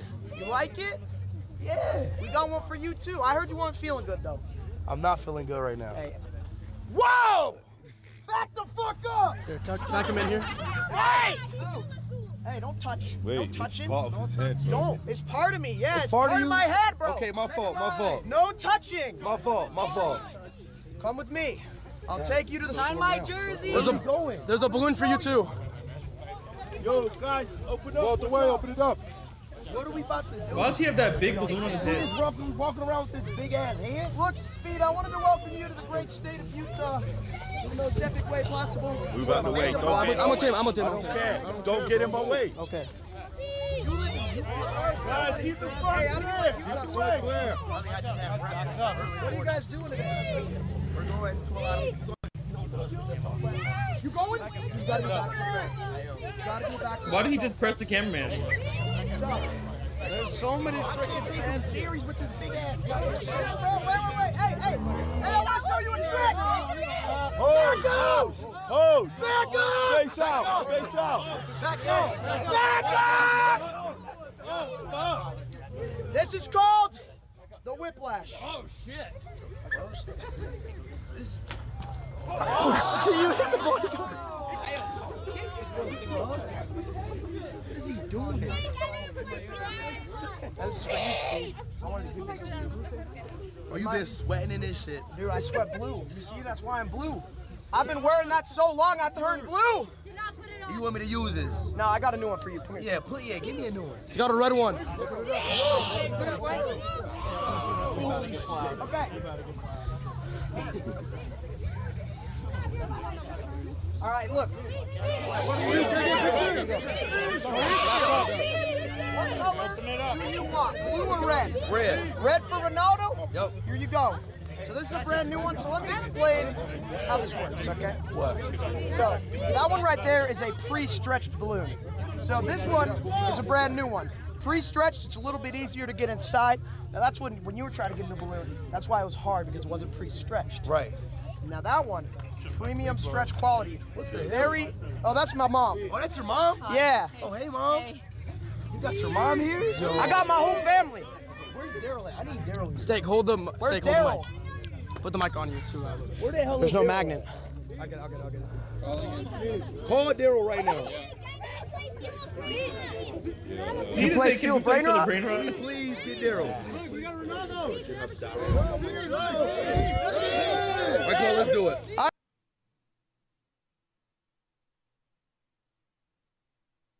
right, let's help him out. You do yours first. Give me, yeah, we'll put the mic on. All right, let me show you. So what, you want me to get inside? Yeah, get inside. All right. So here's the deal.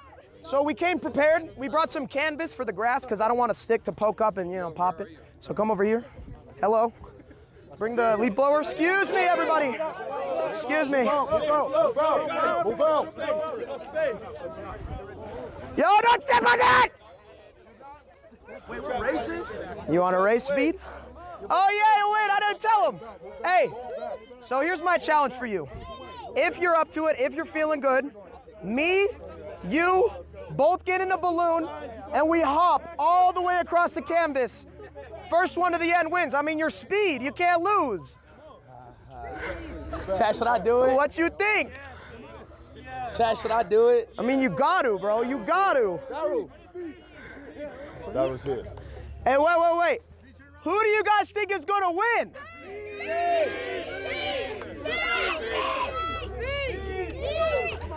Okay. Interesting. I will be blue to represent Argentina. What the f? Lionel Messi.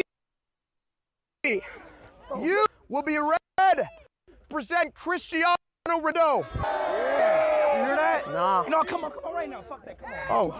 Mom! You made him mad. You're killing. Oh, fuck, he's mad. Yo, he's mad, bro. He's real mad. Yo, Jamal, you got any words of advice for me? Oh, fuck. Mom! All right, you want to go first? Take your shoes off. Do you want to watch me first? It's kind of difficult. Yeah, you do. All right. All right, so first, take your shoes off. Give mom car keys. Give mom phone. Chad, W mom. All right. Don't look. Don't look. No, I'm just kidding. I got short here. So basically, I gotta take my pants off. Yeah. I think I will. Me and Speed taking our pants off together, huh? Oh, just put it. Just Okay, put it on. sorry. Ready? Yes. Here. Go. I'll tell you when to stop. All right, that's good for now.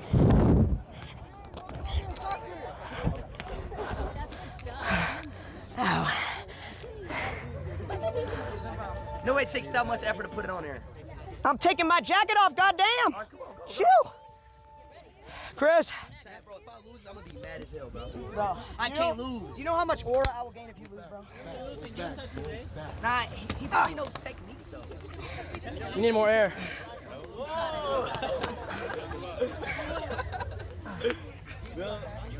Grab the baby oil. Mom? Grab the baby oil? Puff him up. Bro, your mom is really... Go! Go! Max!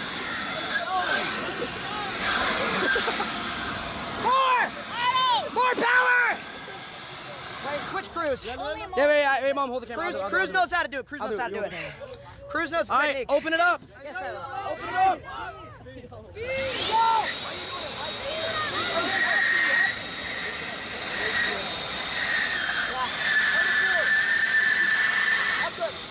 All right, so now, oh my God. Speed, this is where it gets tough.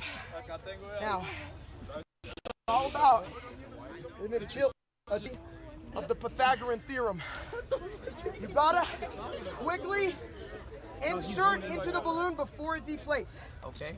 You gotta get over your shoulder and then it makes the rest easy. Okay, show me. Just that? Yo, chill.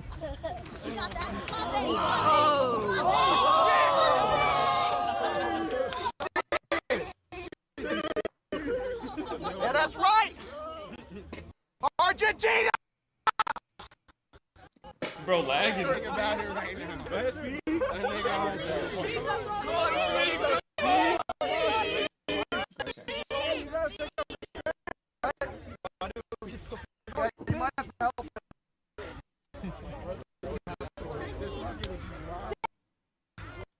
track, bro. I'll let you use my short speed. He told me to get in first. I can't. Mom, come over here. Remember exactly how I did it, right? Hey, yo! What? Hey, yo! Where the fuck are your pants? Bro, stop, don't do that. Why are you naked? Hey, don't do that shit. Bro! Don't do that. Back away from me! Stop making a scene. Back away! You're making a damn scene right now. Back away from me, Stop bro. doing that, bro. Sorry. Stop making a scene. I'm fucking sorry, I'm sorry. Wait, you gotta blow it up first. And then you're getting quick. Wait, like hang on, this. come around. You ready? Get that view here.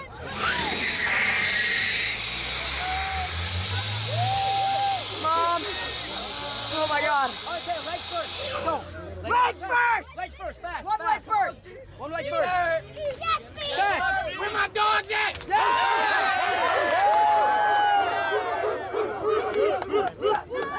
What the fuck?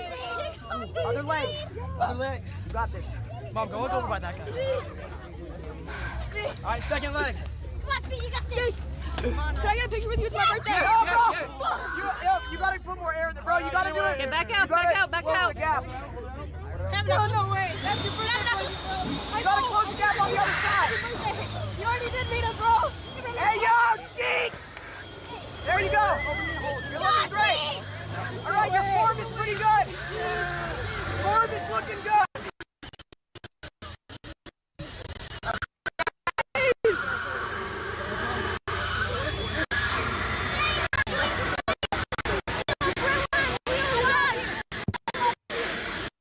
Okay, wait. Okay, first set it up. say something. For the record, there's bodyguards to get inside. You done this how many times? Hey, he did it one time. I did it twice. He gotta have more air. He's not having enough. This is my first time, bro. Second, actually, sir. No, it's not. Hey, move back. Guys, give me some space. Guys, give some space. Come on. I don't know what to do. Do not stand this. Overheating? It will. You got it. It will overheat. Ready? Yeah.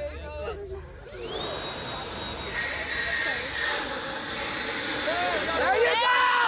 Yeah!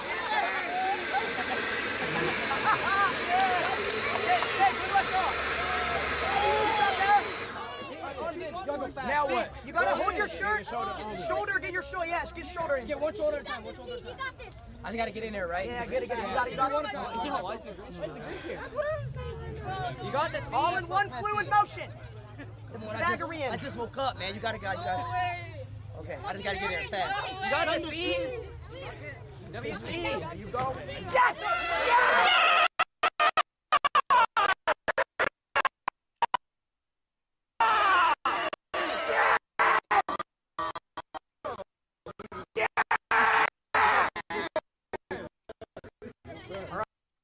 I'm gonna go watch Speed.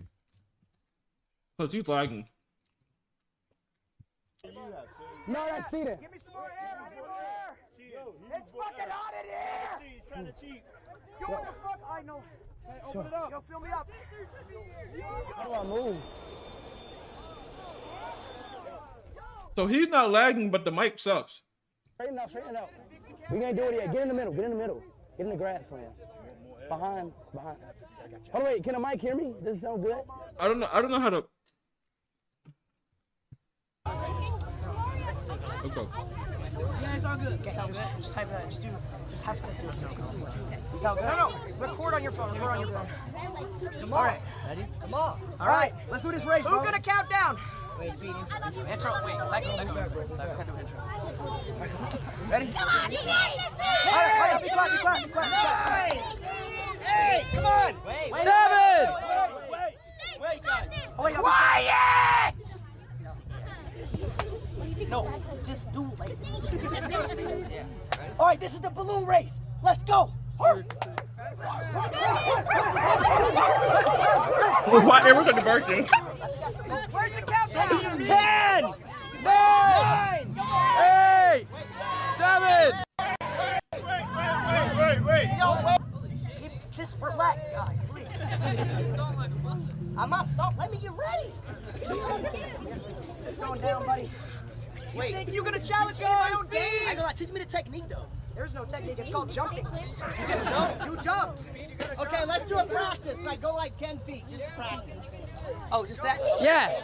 It's like bunny hop. Oh, you guys look good. All right. Should we have the whole crowd count down? Here, Mom, I'm gonna walk back fast. Okay. Wait. Someone get the scissors. I got him right here. Okay. Be like close in case you need to pop it really quick. Yeah. Safety first. There. Safety All right, everybody, count down from 10. 9, 8, 7, 6, 5, 3, 2, 1.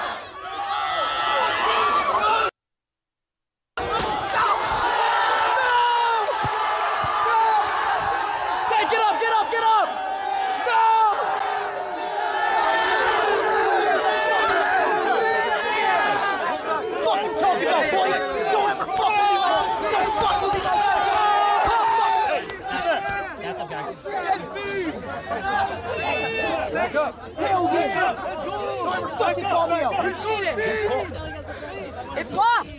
No, it didn't. Cheated. What the fuck you mean? No, it cheated. You tried to cheat. What's up, boy? What you doing in there? What you talking about? Don't ever call me out like that, bro. You suck, bro. Go see. Get the fuck out of here. W the chat. No, don't pun me. Don't pun me. Do a suey, how do we? Hey, y'all, when I pop out, I'm gonna do a suey, all right?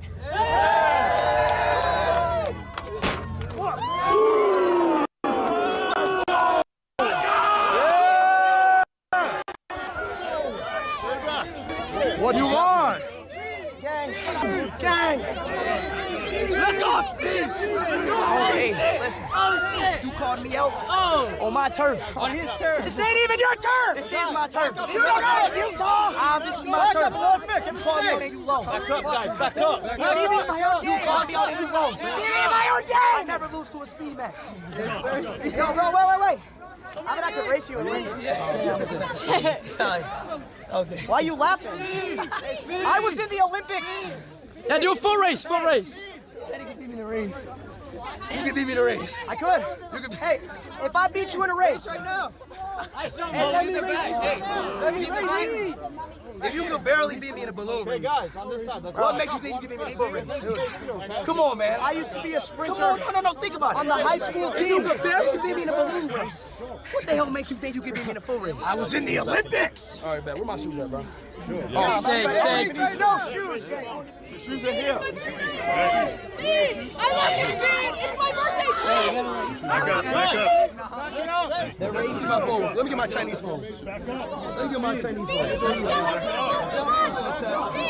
me get the W from the top. Sore loser. You a sore loser, bro. Hey, we ain't done yet. You a sore loser. I'm about to embarrass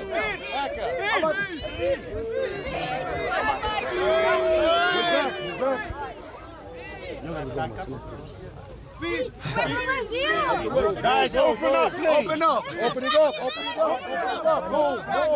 Get back open. Move. Okay. I'm about to embarrass him, chat. Hey, but what if I win, though?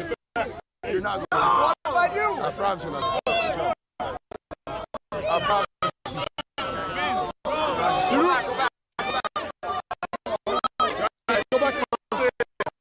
Go up here, side by side.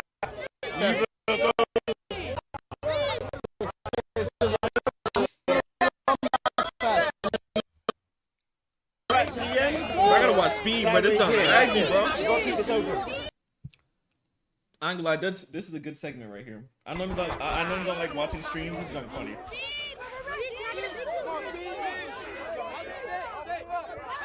Okay, on go, yeah. On go. Look at all the Roblox kids. Yeah, you go all the way back. Where are we going? Is one of those Kevin? I feel like one of those are Kevin out there. He's lagging too. They both lagging. L lag.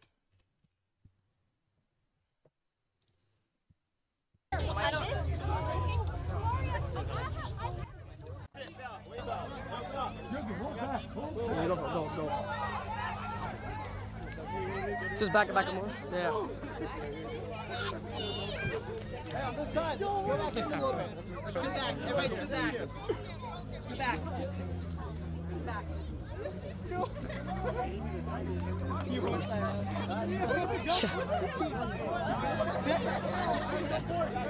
I go forward. That's like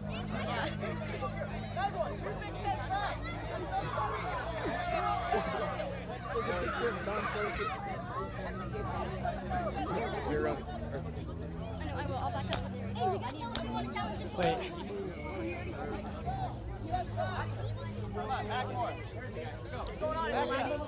It's fine. So you're gonna race it? His is lagging. His is lagging? There's audio. There's no audio. But is it unplugged when you put your pants on? No, it's still in there. I'm getting feed into the camera. Well, it's TVU then. The TVU. When you got to Taylor. Sign my jersey. Yeah, the TVU. You are not winning this. Dog, I got this. You are not gonna beat him in a race. I fucking got this. I fucking do this. What are you doing? I race metal for fun. Steak, lock in.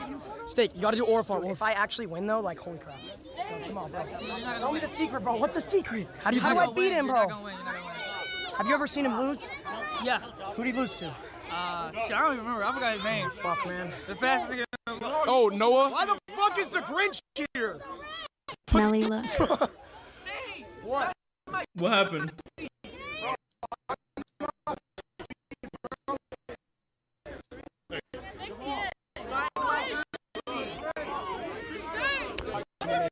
You're a real one. But I'm looking. What happened? Let's race after.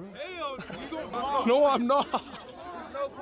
Technical problems. Wait. Oh, I'm watching a stream. Dude, I got this, bro. Just for the streamer to watch a stream. What's the chat stream? Chat? Wait, open your phone. Let me read chat. Okay, yeah. I'm watching a stream just for the streamer to watch a stream. Okay. Does Kevin think that she's Sorry for goddamn? that, guys. There's just a fuck ton of people. We don't got a whole What is that one dude? satellite cable. Yeah, they got a whole 4K camera. Who made Green Eggs and Ham?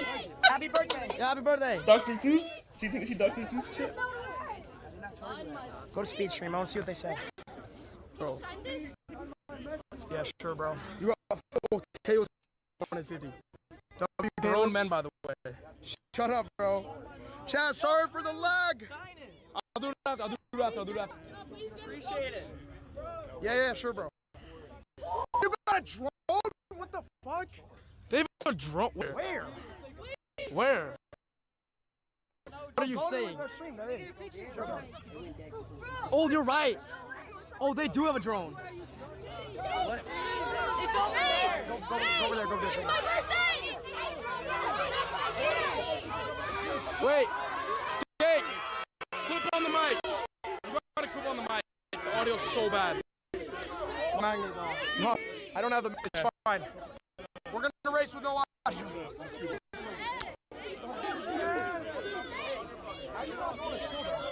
Hold on. This move. You liking the tour?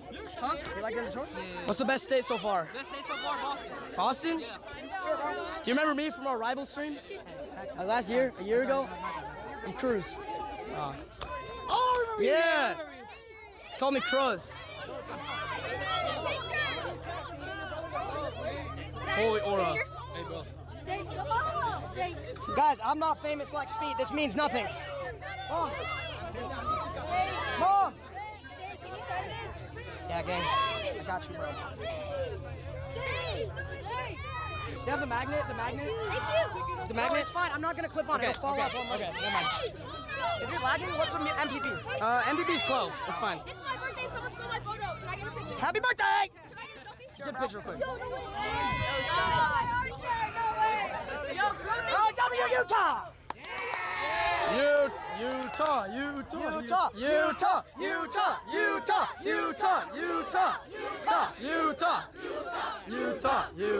Utah! Come on. I went to a little minor situation. We back, yo? Steak, you are so cool. Go to the like side so you can Yeah. I'll go. I'll start right here, and then before you start, I'll go back. I'll just follow him. Okay, now it's on. Holy shit. Are we good now? Are we good? We good, Wallet? Yeah, you got 13 here. You're good. Here we go. Let's move on. Bro, we're about to race, bro. All right, let's go. Come here. You get your phone back. Steak.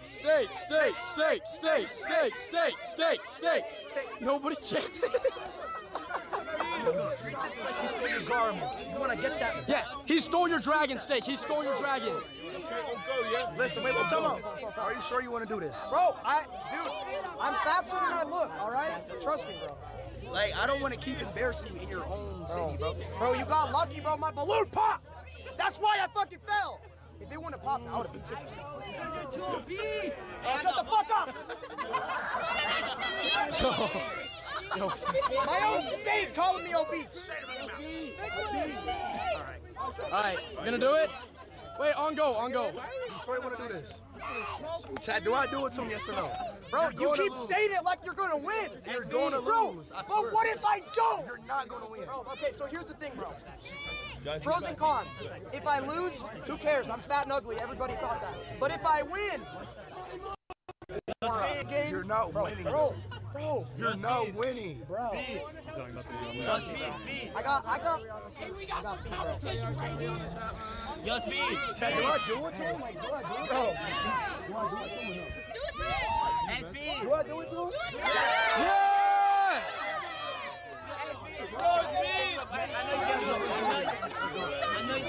Nobody believes in you, Steak. Nobody believes in me.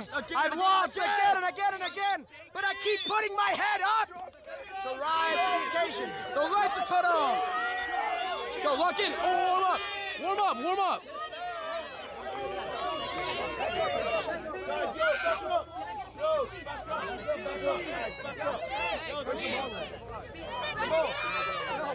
It's about a race. Come on. Am I streaming good? Okay, Cruz, go. Back? Yeah.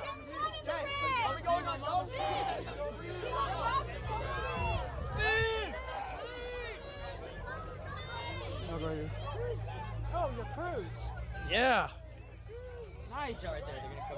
Yeah, I'll back up and I'll go here.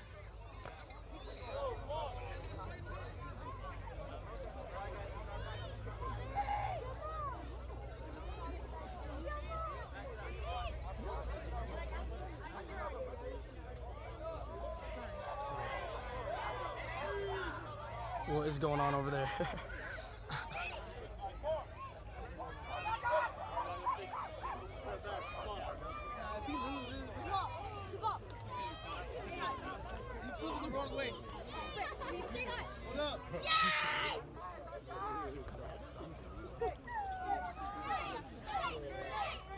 Stay, stay, stay, stay, stay, stay.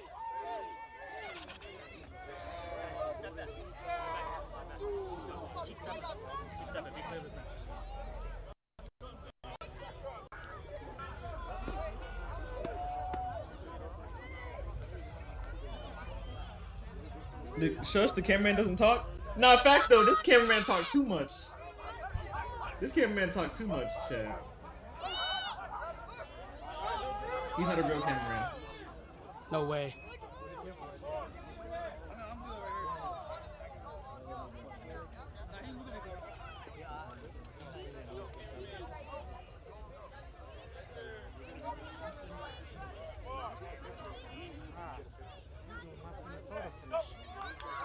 Oh my gosh.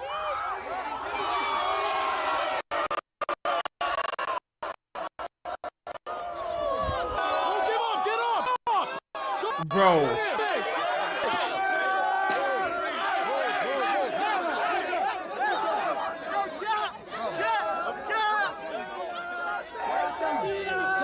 What I tell you? Move back. What I tell you?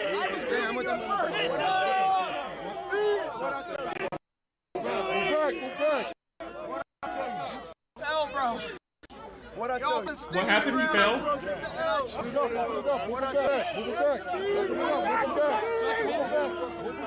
Move it back. Open it up. 2 times, bro. That's a damn shame. Utah, I'm sorry. That's a damn shame. I'm sorry, Utah. I failed. Both times. Listen, hey, listen to me. I'm gonna train every single day of my life. I'm gonna hit the gym. I'm gonna run 10 miles every single day until I will be able to face you. I'll beat you. One day. One day, bro. Hey, he laughs at me. Somebody edit this 10 years in the future. Hell steak in the chat, man. Hell steak in the chat. You lost. You lose. Hey, hug it out. Hug it out. W speed.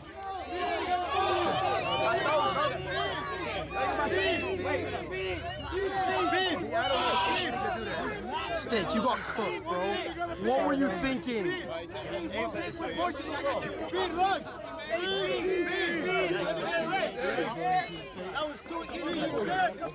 Hey.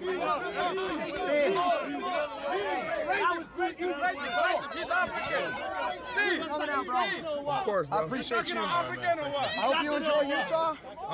Have a good time. You came on like the worst day of the week. Everything is closed on Sunday. Because of the Mormons. What is that? The Mormon church. Everything's closed on Sunday. Enjoy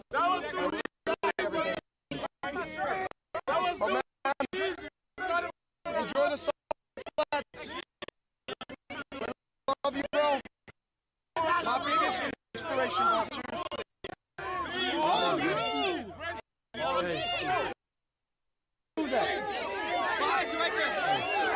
Wait, where are your shoes? Yo, wait. Can we get a picture of Speed? Yeah, get it. Wait, I'll get on my phone. You have your phone? Yo, where's Mom? I don't know. They're like way back. Your phone sucks, though. No, the back camera's fine.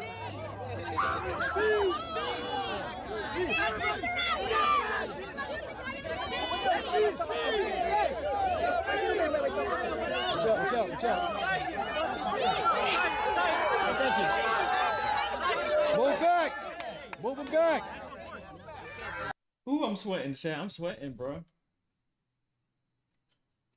I have no idea why. Like, I don't know. Maybe eating was a workout, Kevin. Good boy. Oh my goodness, is that why? No. No. Oh my god. Chat, I think the AC broke. Bro. Bro. The AC's broken. I knew I wasn't tripping. I'm at, chat, it's at 70 degrees down here. Well, I have it at 70 degrees, and it's at 80 degrees, chat. G, F, and G's. Well, let me go ahead and make a ticket, buddy. Oh my god, bro. Chat, this junk broke like 4 times already, chat. I swear.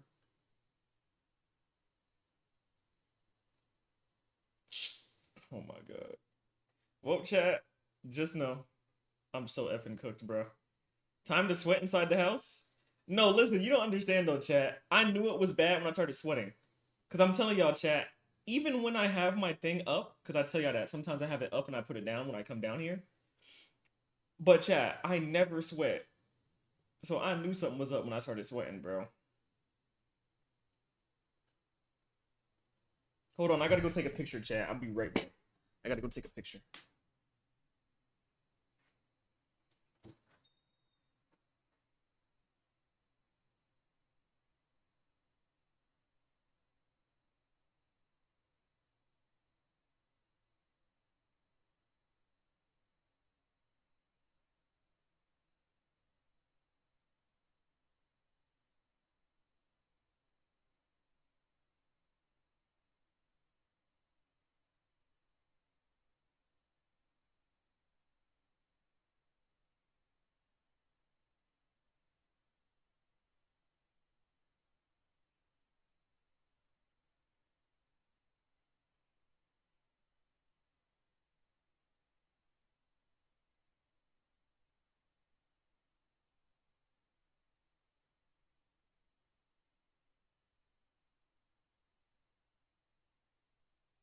Good boy.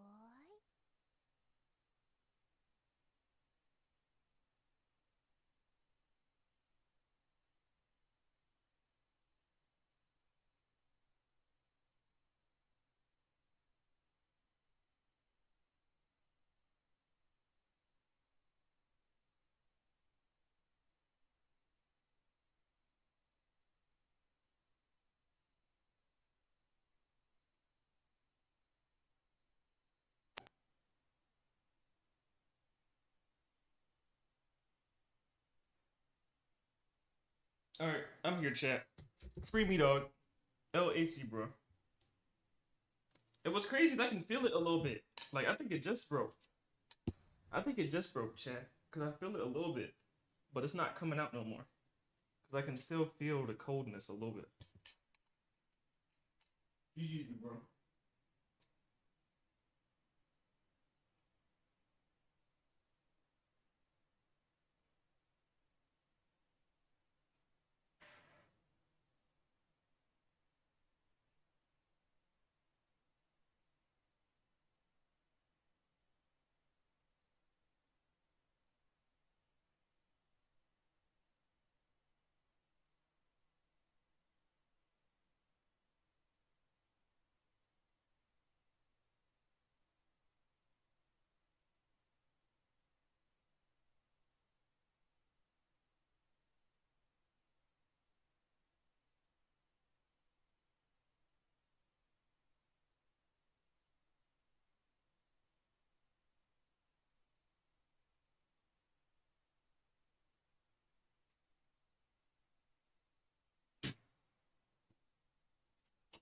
Okay, chat, I am completely back, bro.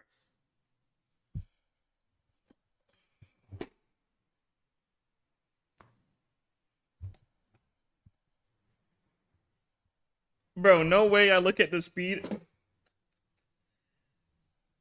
I forget that Speed keeps his streams on. All his videos are literally just his stream VODs. Now that's crazy. 3 years ago? That's wild.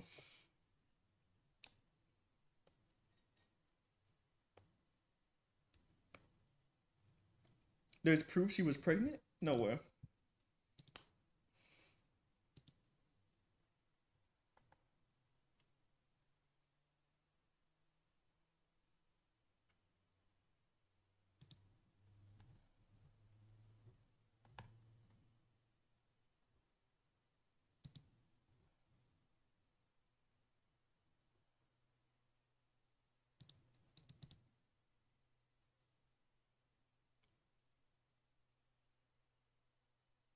I freaking told you that she had to be pregnant, but there's no confirmation. I'm gonna watch this video. It's probably clickbait, bro. Janaya, you know that YouTubers clickbait all the time, right? He's definitely clickbaiting.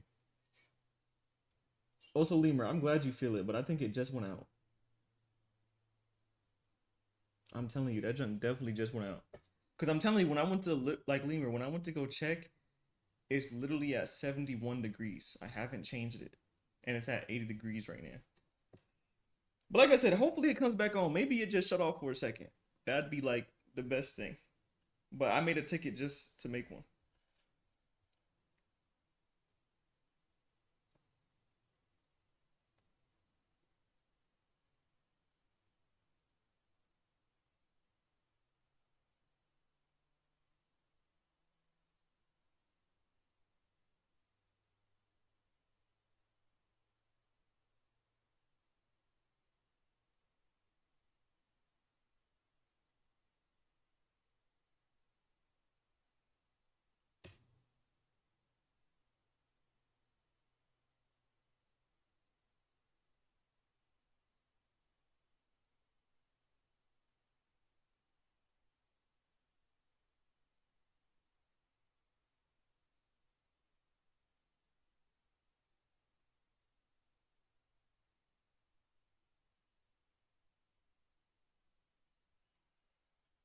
Wait, the Dunk Supreme dropped?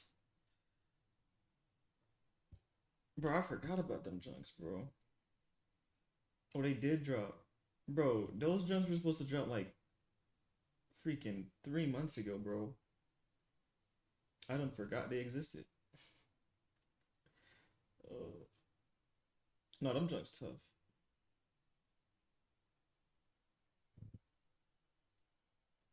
Not all of them dropped though. The purple ones haven't dropped yet. I need those purple ones. I don't care about them.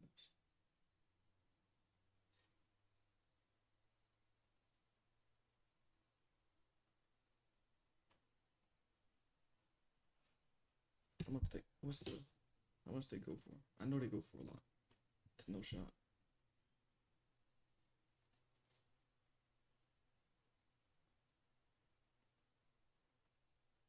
Nah, they actually go for okay.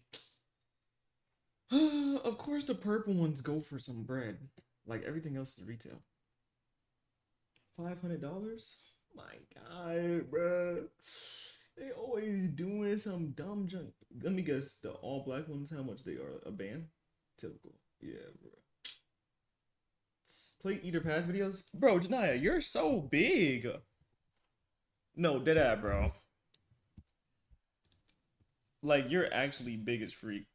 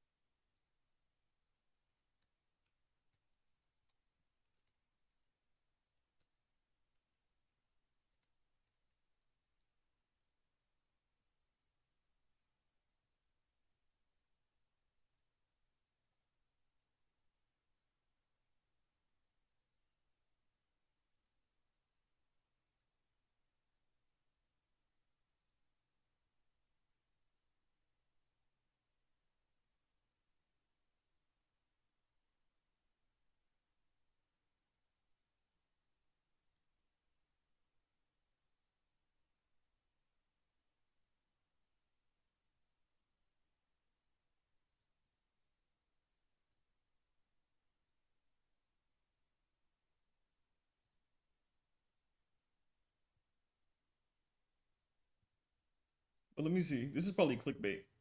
Myself that will kind of come out at random moments. I'd be like solving murders that I'm committing myself. I am fully clocked into this David. Oh yeah, he's capping. I just looked at him and I know he's capping, bro. But let's just keep going. Situation, and like a lot of you guys in the comments, I believe that he did it, but it leads us to ask why. Why would he go and unalive this possibly 13 or 14-year-old girl, Celeste, who he was in a relationship with, unless he had something to hide? And I think it was more than just hiding the relationship, because he got comfortable hiding that relationship. I think that there's a possibility that she was pregnant, and there's a lot of people talking about this on. Like, see, the first minute, it already shows that the title was clickbait. Like, see, these liars, bro.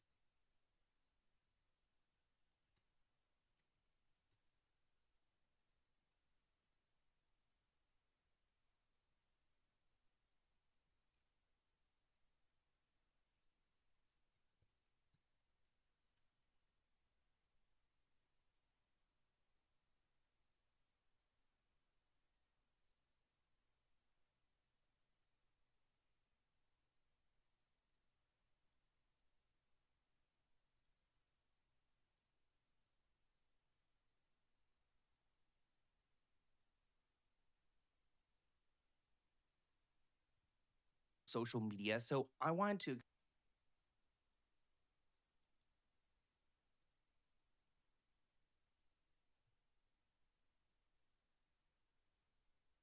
Bro, a Mexicano update? No way that's what it's called.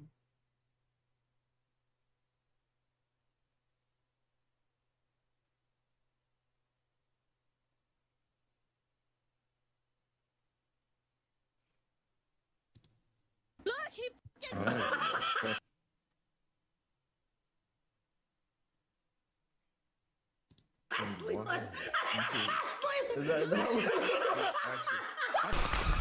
Snort! What the fuck? What? Can I stop looking at this hoe, bro? You ain't heard the news? Breaking news, shocking news.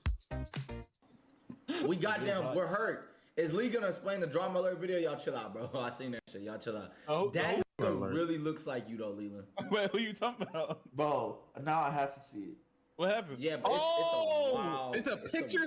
Yes, that nigga Bro, just that like nigga Leland. looks Hold just- on. Hold on. We gotta Leland, bro. Are you gonna go to it? Yeah, Bro, hey, somebody that send shit it was in the Twitter crazy. community. Somebody send it in the Twitter community. That hoe was crazy. I What said, what he the fuck? Is that really Lee? I said, I had to look for real. I said, wait a minute. I said, Lee. Do he really look like me? Bro, that nigga look Nah, like that nigga look like you, bro. Oh my god. As hell, what the fuck was that? Nigga did that, yeah. That nigga definitely gonna keep talking to your motherfucking. This nigga right here, bro. Well, he did some shit that I. Wait, this nigga, hold on. You got the streamer or you showing it right now? First of all, showing it. Nigga, that's wild as fuck. Hey, what's happening here? It look like Leland, bro. Look at this nigga, bro. That is crazy. Nigga, Lee! That nigga got this build, nigga. Hold on. Oh, that's No. crazy. Leland, you a freaky ass nigga, bro. Nigga, look at never in my fucking life would I be caught. Look at the replies on the right. You crazy? That is crazy. Come on, Lee. That's your type of swag. Nah, hell no. It's not going to lick itself. Wait, what he do? That even got his walk too. He's like, That's a Leland walk. His feet to the side. Yo, what the? Not even walking.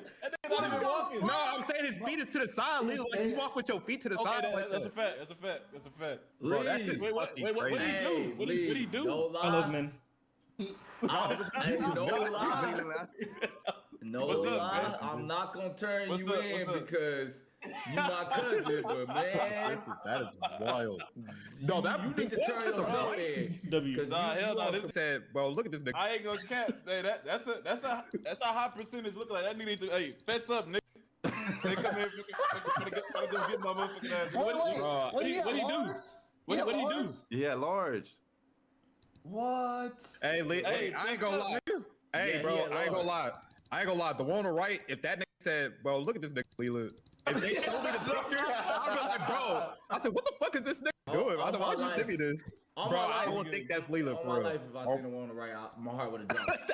I don't think that's Leland for real. I swear that's Leland. I swear that's Leland, bro. That is crazy. How does this nigga look 99% like you? Nah, that's a mini go for sure. Bro. Nah.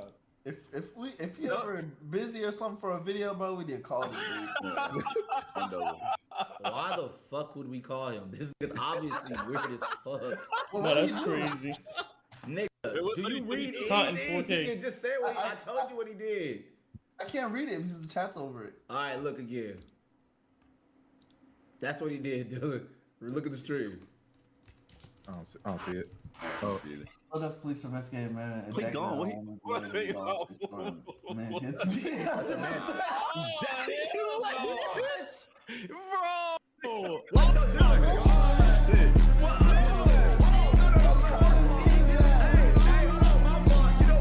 Let me just put on Twitter that if we need a lead looking like, tell that nigga to pull up. That's what you said. That's what you said. So we'll tell. Let me tell him that shit, man.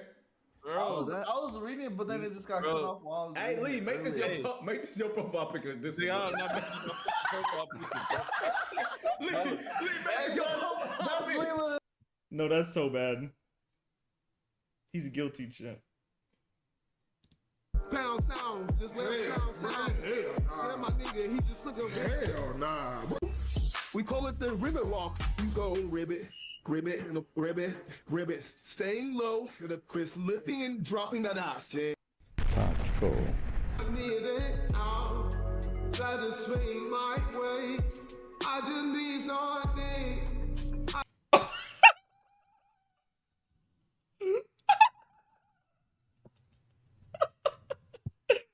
Bro, no, I know Duke gotta be trolling, bro. I be telling you, these streamers be clip farming, bro.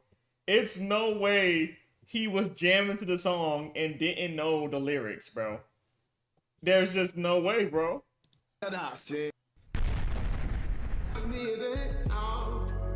to swing my way. I just need all day. I just need all day.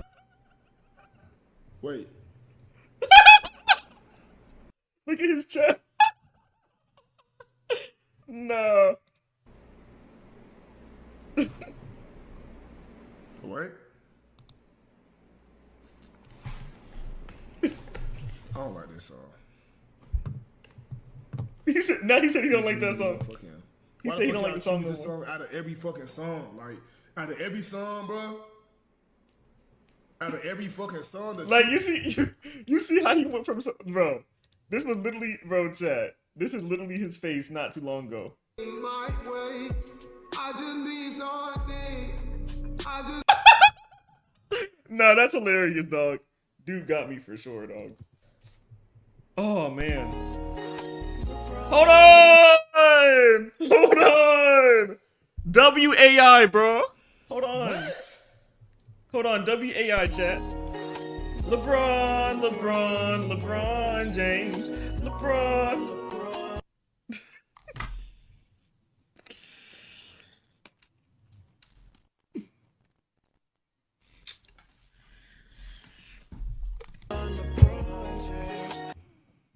I can't even make this shit up though. Like I can't, like, no bullshit, nigga.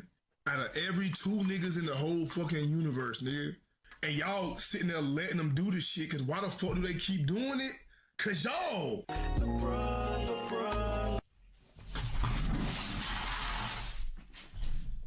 Look how I'm fucking standing. Why the fuck I couldn't be Brian? If anything, why the fuck I couldn't be Brian?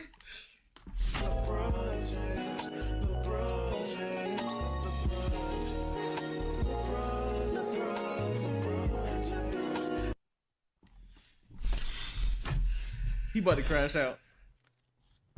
Duke about to crash out. Come on now. I feel like this gotta be some type of like, bruh, y'all pushing this shit, bro. Like, I'm saying, why the fuck you couldn't have me? Like, why the fuck motherfuckers keep throwing me in situations where they want to see me motherfucking twerking and shit, bro? Y'all niggas gay, bro. I swear to God, bro.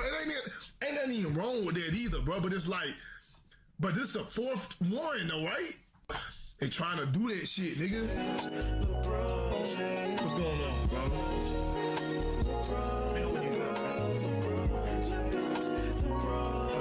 I'm gonna reset on TikTok.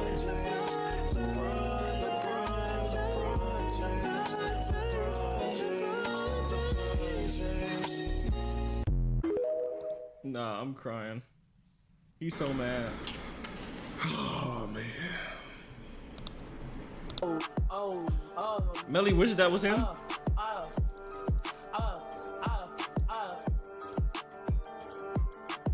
I'm out of town, thugging with my round, my coochie pink, my booty home brown. You see how he be so happy? No, bro. Duke is the funniest dude ever. Like, bro, he knows the lyrics, chat. So why does he act like that, bro? He be acting like he don't know what's about to happen, bro. Like, big dog, bro. I'm out of town, thugging with my round, my coochie pink, my booty home brown. Where the niggas, I'm looking for the hoes. Quit playing niggas, come fuck a big stone.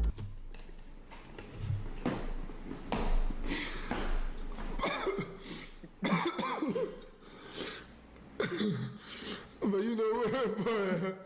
But I'm so sick and tired of y'all motherfuckers, man. Real talk, boy. I'm so motherfucking sick and tired. I don't even sound like that, bro. I'm out of town, thugging with my rounds, my coochie pink, my booty hole, bro. They don't even sound like that, bro. Let me see. Let me see. I'm out of town, thugging with my rounds, my coochie pink, my booty hole brown. Where the niggas, I'm looking for the hoes. Quit playing niggas, come fuck a big stone. Pound town, just left Pound Town. At least he didn't crash out this time. He just took a bitch down. Yeah, that nigga dig a bitch down. Yeah, that nigga eat me out. Pound Town, just left. Why am I still on this shit? Switch it, nigga. Switch the shit to car already. Fuck is it, bro? What the fuck, bro? And I'm 45 seconds in, I'm the only one still singing, bro. Switch the shit by now. Let my nigga, he just took a bitch down. Yeah, that nigga dig a bitch down. Yeah, that nigga eat me out. I'm out here in Miami. That's car. That's car. Hey, that's fucking car, dude. Looking for the whoopsie dead with a yak.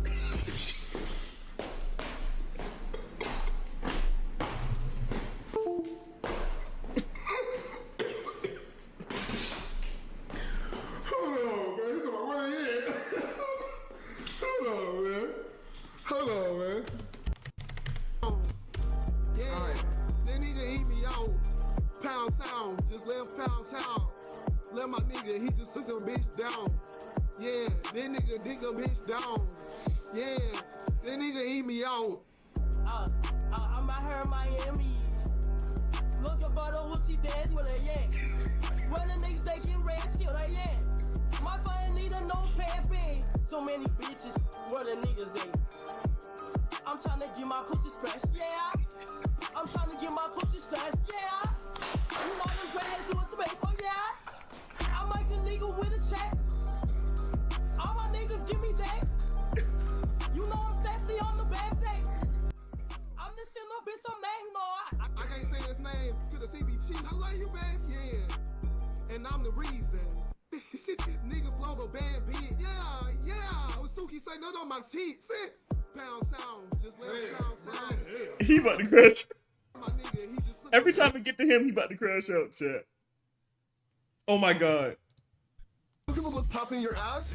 All I want is your hands. Boom, boom, boom, boom. But if you can, get in that shit. But this nigga, bro, who made this though? And bro, who the fuck made this and why? Bro, I can't deal with this type of shit. Come on, boy. Boom, boom, boom. But if you can, get in that shit. Oh.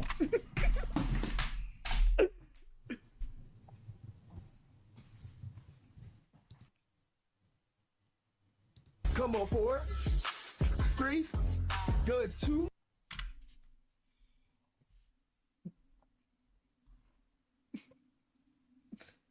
There's no things to sweet, you liar. F you, boy. But this nigga getting the fuck down too, bro. Like this nigga. Bro, this nigga getting the fuck down too, bro, with some ones on. We call it the ribbit walk. You go ribbit, ribbit, and a ribbit, ribbit. Staying low, and a Chris lifting and dropping that ass, yeah.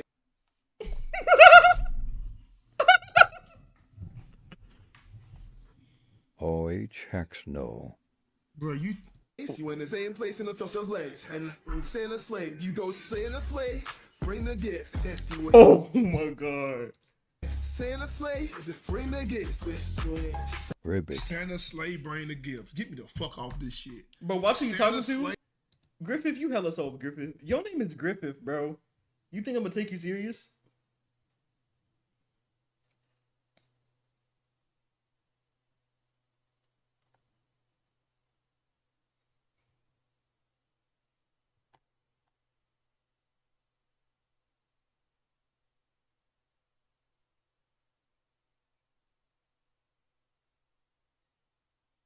I know she not crying about no set, bruh.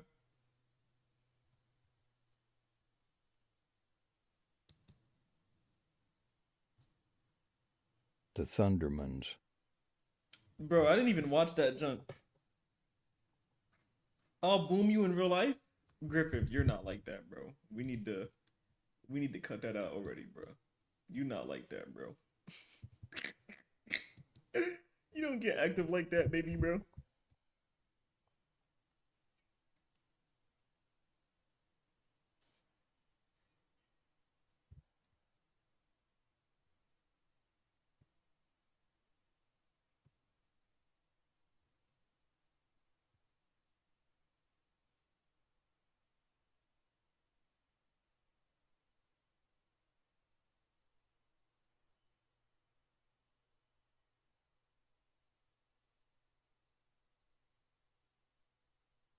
Daddy Speed.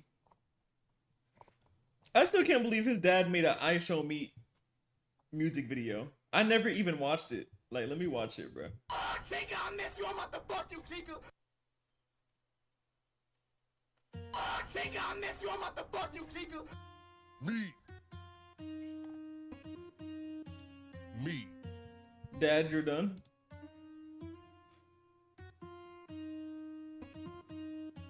Me.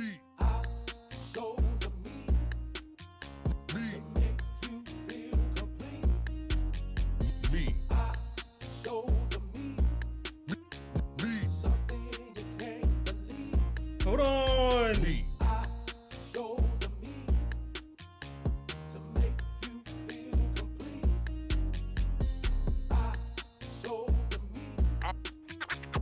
show me.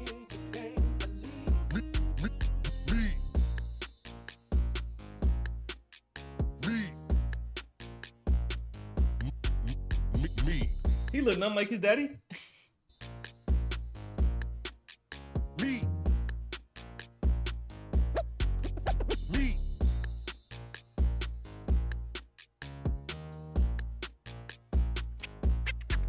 I show me.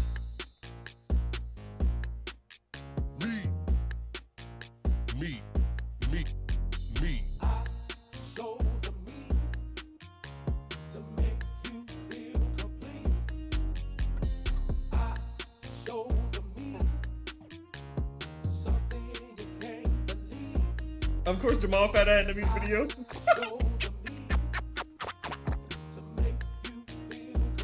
That's all he says is to make him feel complete.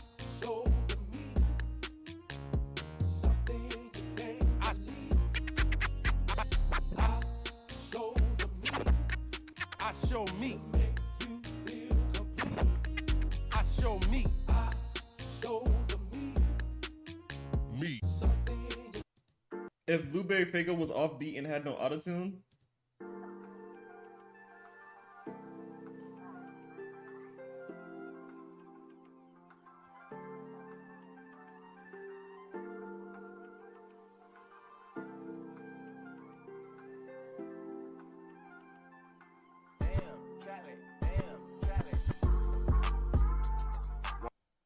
why when it's so offbeat that it becomes on the beat again? One bad bitch and she do what I say so. 2 big 40s and a big ass Draco. 3 more millions when you ask how my day go. Hold up before, now that's Blueberry Faygo. One false move and we straight to shooting shit. 2 small bands just to take you out real quick. 3 more hoes, pull up, I'm fucking shit. That's how it go.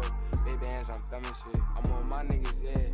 We some rock stars and I'm with my nigga, yeah. Wait, it didn't go on the beat. Nah, it was so delayed it really went back on the beat. No. My card is not my dick, little bitch, my glove. No. Straight to the cash. I'm a trap star, straight to the bag. I'm that nigga, huh? Got me some gas. Rolling up some cash. Yeah, I got me some. I ain't fucked since yesterday. I'ma fuck some. 3-0, clipping my Nina on my toe. Gucci Valentine. Yeah, this song is horrible with no autotune. I'm about to cry, bro. Oh my god. No, but that was actually funny, bro. That was funny, dog.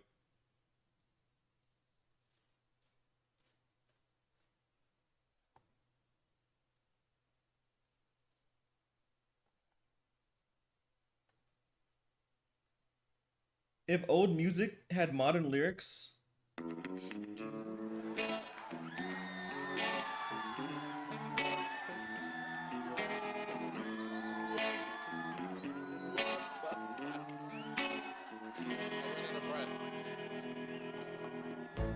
I told your shorty to slide to the crib. Back that ass on me. Girl, you hella thick.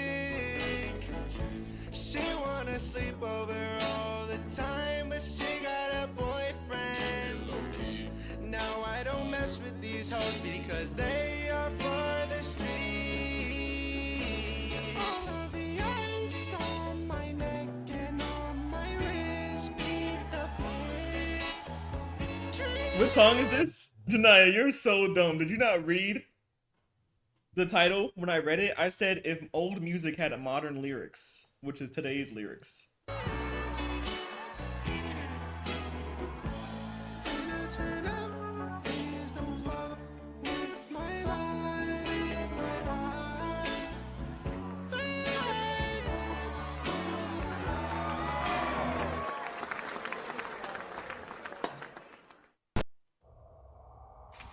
Bro, what in my pants? 104 million. Chat, why have I never heard of this song? What song? What in his pants, chat? Nah. Bro, I used to love this dude's edits, chat. Oh my god. Chat, I used to watch this dude all the time. I don't want to get copyrighted, but he had some good bangers. He fell off. Yeah, he fell off now, but he used to go crazy. He used to go so crazy, bro.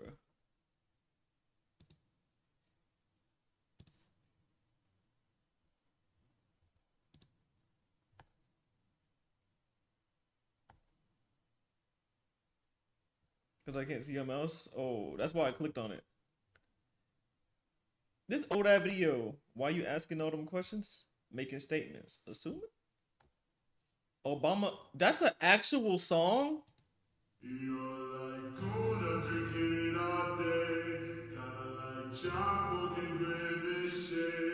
Yeah, bro, nah. They're done.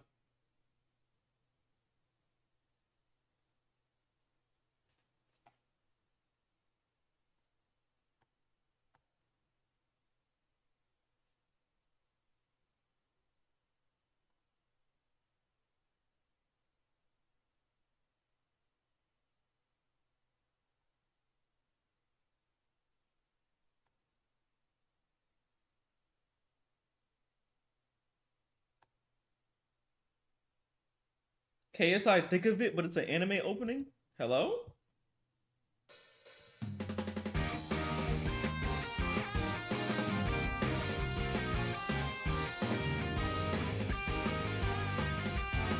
Why is that junk low-key hitting? Wait.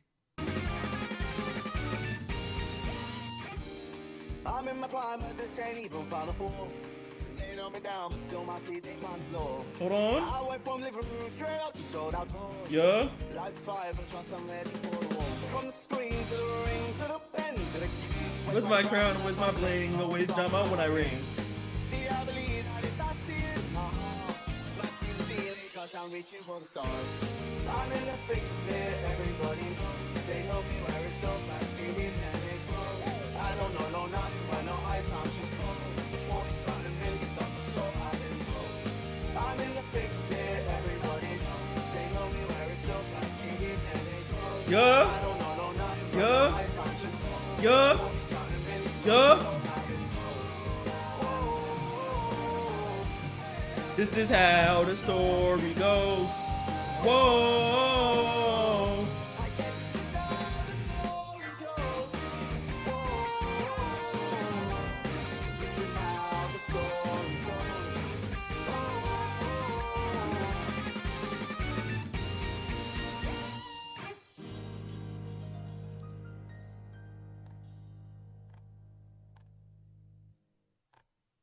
That wasn't bad.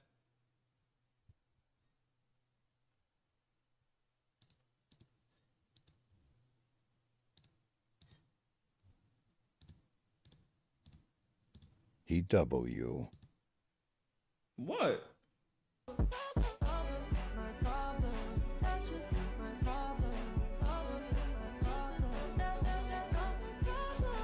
KB, you hating on BD.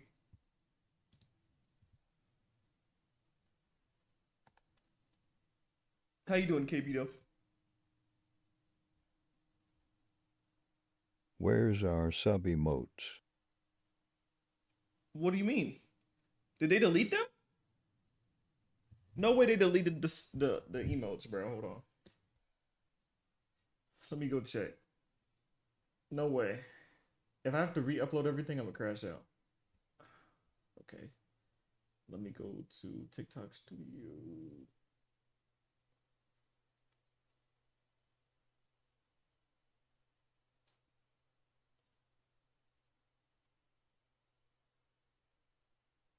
Rocky Levite. No No, way. it's not an option anymore. No, it is an option. It says custom stickers. Yeah, they... Oh, wow.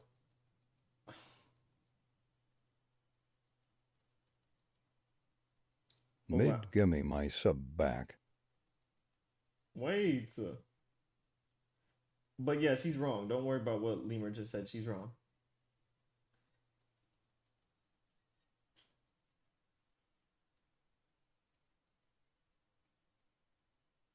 Good boy.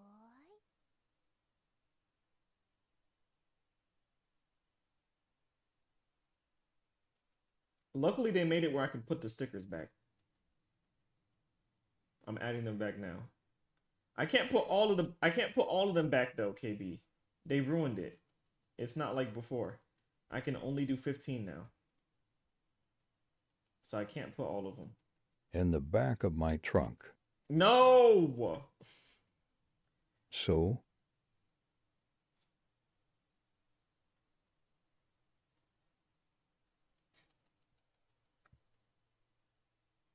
Pay for it, ka. What do you mean? Brokey. What do you mean pay for it? Oh, you talking about him. I was about to say, I'm like...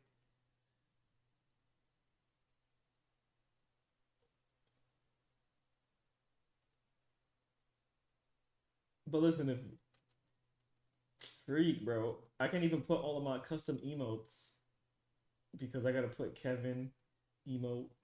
But yeah, I can't put all of the emotes. To .99 sub. But there you go. Dot put mine back. Oh, don't put yours back? Damn it, I just did. I'll remove it when I can. I don't use it. There you go. I removed yours. Rocky Levite.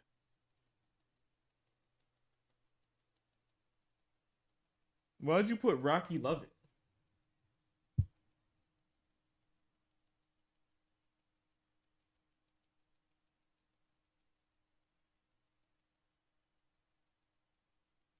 These the only emotes I got.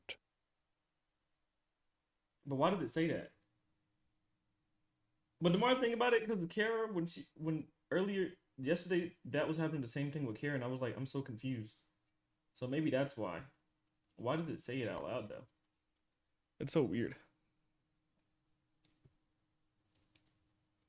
But yeah, KB, I made it where everybody can type again. I'm just done. Rosie Kiskies. I'm just done giving these bums text to speech, bro. I'm tired of blocking words. It's just no point. So. Yes.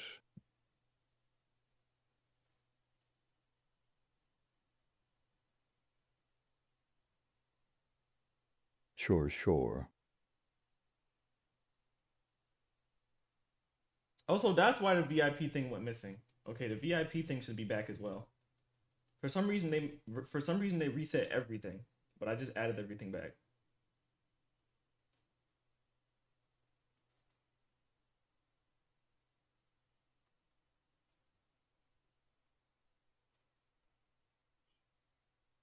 Her.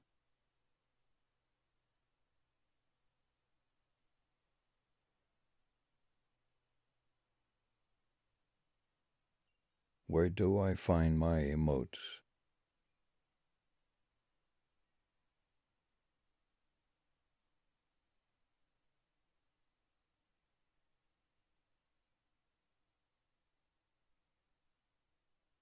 You said, where do you find your emotes? The emote button gone.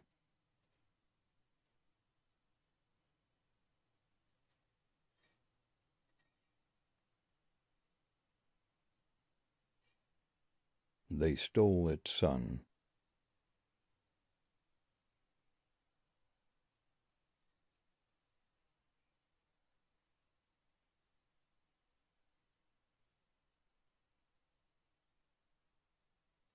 Good boy. So it's not showing on the stickers? Because that's what it says. It says that it's connected to the stickers. It don't even say we get emotes for dubbing. Hell job. That's weird. Subbing.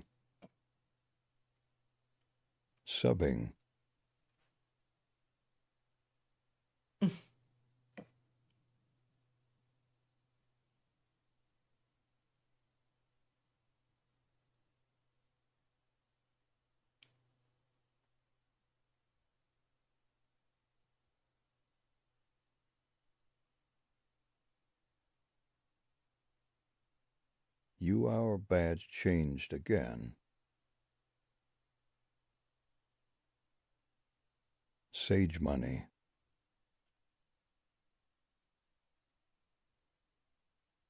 Sure. Bro.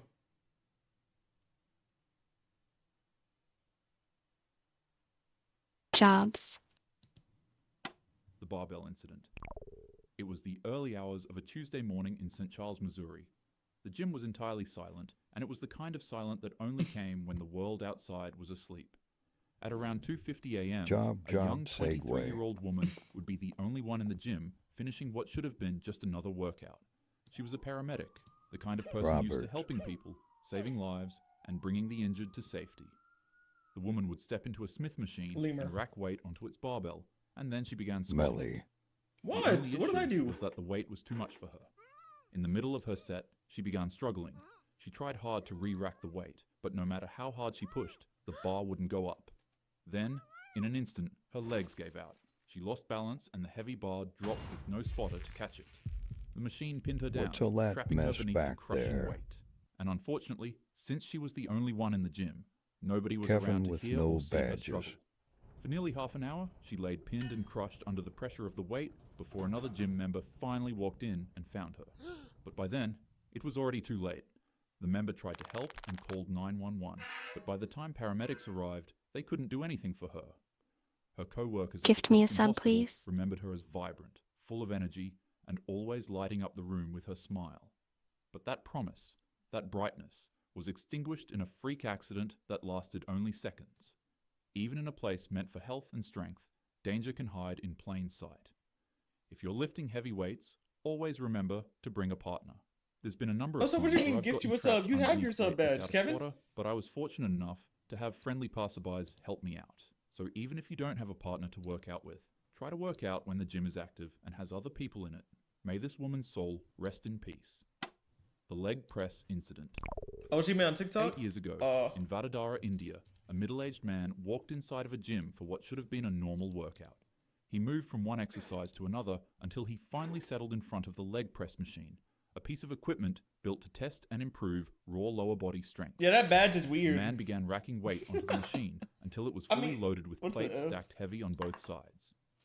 Ahmad climbed in, positioned his back against the pad, and began pressing.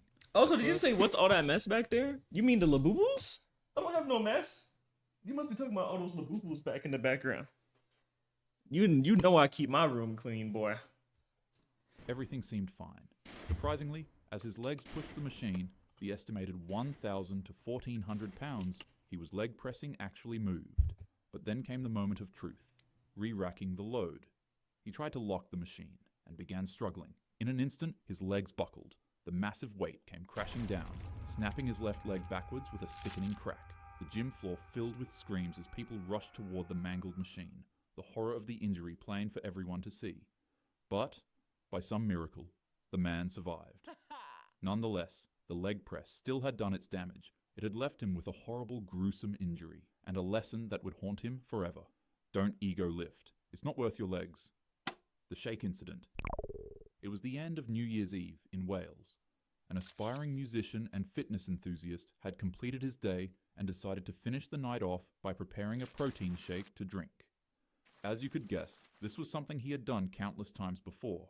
But this time, he would try something new, because after all, it was New Year's. His friend recommended that he add a specific powder into his shake, and excited to test it out, the man put a teaspoon of the powder into his drink, blended it, So no and began matter drinking if I it. lost my And then, wings or not, my happened. badge still would have looked weird. It'd be like that. The drink was just a little bitter, and so he sent a text message to his friend complaining about its taste, but other than that, he was fine. Then the man went to sleep to end his night. Unfortunately, he wouldn't live to see the next morning. You see, the powder the man put in his protein shake was just caffeine. But it wasn't the regulated kind that you'd find in your Starbucks coffee. It was pure, raw caffeine. He only put just a teaspoon of it into his drink, which doesn't necessarily sound that bad. That is, until you realize that one of those teaspoons was equivalent to 70 cans of Red Bull, and he just gulped it down in one sitting. Oh, damn, bro. Nah, that's such a bad way to go down. 70 cans of Red Bull from one pure caffeine? Bro, nah, I did not know pure caffeine was like that, bro. What? God damn. That is, until you realize that one of those teaspoons was equivalent to 70 cans of Red Bull, and he just gulped it down in one sitting. The man shot up awake in a cold sweat. Almost immediately, his body began revolting. His heart was pounding violently, his vision became blurry, and his chest began constricting as if an anaconda was wrapped around him. He raced to the bathroom and began vomiting. His system had been overloaded with a stimulant so powerful that there was essentially nothing that could be done to stop it. Within seconds, he collapsed to the ground, hitting his head on the floor and going into cardiac arrest. Later on in the morning, his parents would find him cold on the floor and fall into a panic. They called 911 and paramedics rushed to his home, but there was nothing they could do. The cause of the tragedy was later revealed to be the simplicity of one mistake. The scoop he used to measure the caffeine powder was actually meant for protein, not for a fine, potent stimulant. This incident sparked up a huge controversy over the ethics of making something this dangerous as accessible as it was. Many argued that powders like these shouldn't be sold on shelves if such a tiny mistake could come with such a costly consequence. The death grip incident. Yeah, never is a doing risky that. form of holding a barbell. When you pick up the weight for bench press, instead of wrapping your thumb around the bar and securing it in place, some gym goers remove their thumbs and place them to the side. People say that this way of bench pressing helps them focus on pushing the weight more. Others claim that it makes their triceps activate. Nonetheless, it's a stylistic way of benching that is extremely dangerous. And on a Monday, at a gym in Ankeny, Iowa, a 22-year-old student at Iowa State University would find this out the hard way. The weights clanged, the music thumped, and lifters pushed themselves through the grind. For this young man, the bench press was just another part of his normal routine. It was something that he had done countless times before. That day, he made sure to fully load the bar to 315 pounds in an attempt to beat his PR max. With the plates 3 on each side, this was the kind of weight that demands respect. The man laid back and gripped the bar, but in order to really focus on doing his absolute best in this bench press, he switched his normal grip to a death grip, then unracked it.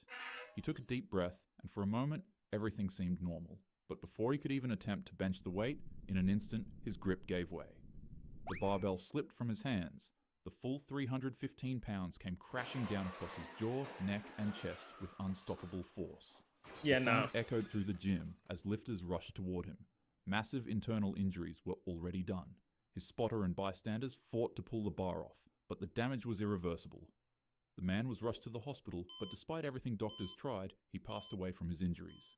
His coach later said, "He was lifting weights, something I did with him 1,000 times." But that's the cruel truth of the bench press. It doesn't take recklessness, only a second of misfortune. I hit the gym frequently, and I won't lie, I usually find myself using a death grip whenever I'm doing bench press. But the truth is, no lift is worth your life. Always use a safe grip, have a spotter, and never gamble with 300 pounds of steel. The gym should build you up, not bury you.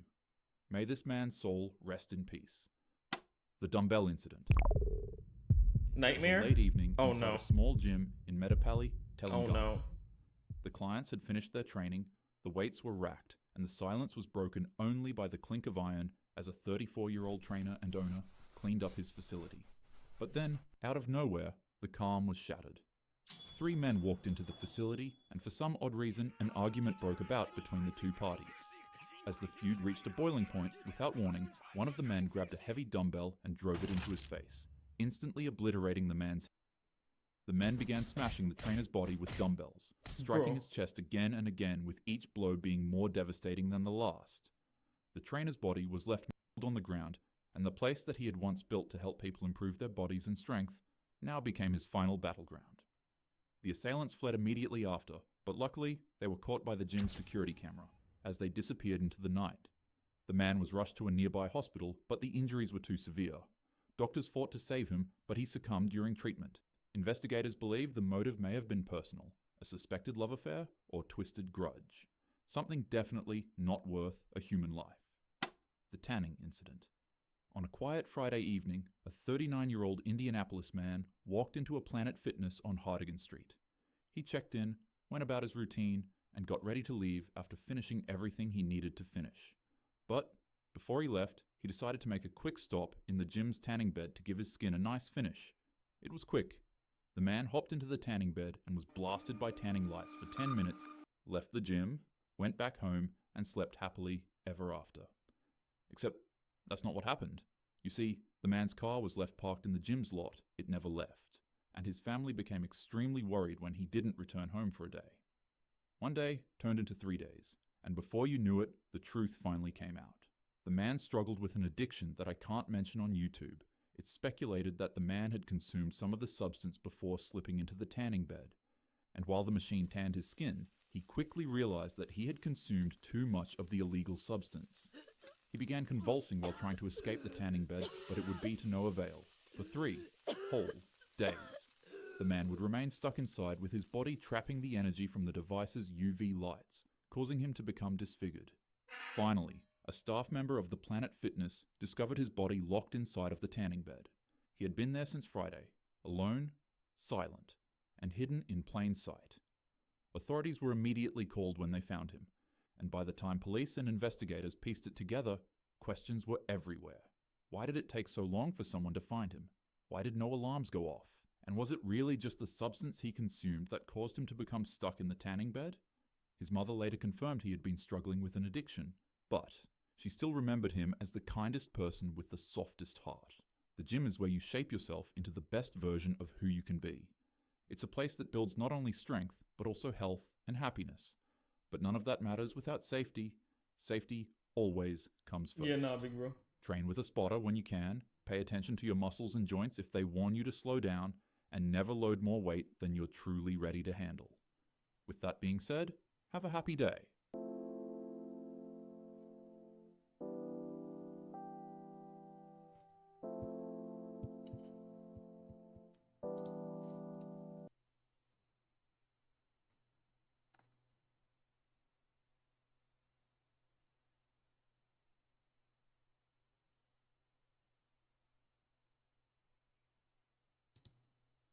The 2006 volleyball incident.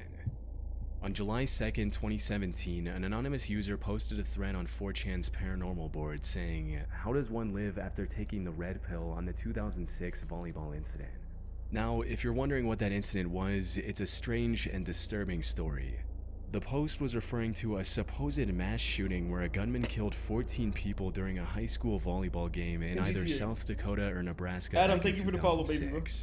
But here's where things get strange. If you search for any information about it online, you'll find nothing. No news articles, no official casualty reports, nothing. Just conspiracy theory websites and the occasional Reddit post asking if it even happened. It's like the whole event either never existed or was somehow erased from history. But despite the silence online, there are many people who claim they remember hearing about it. Some even say they were at Mount Rushmore around that time and heard a report about it on the radio. For a long time, the only evidence of the incident on the internet was this still frame from a home video that was supposedly taken just before the incident with the date September 27, 2006 embedded on it. That is, until some ordinary gamer, a YouTuber who often dives into dark web rabbit holes, discovered more evidence. While browsing the Late Nights forum on a 4chan-like site, he came across the gruesome pictures of a bloody school gym that were allegedly taken soon after the shooting had already happened. So right here, let's go down a little bit over here.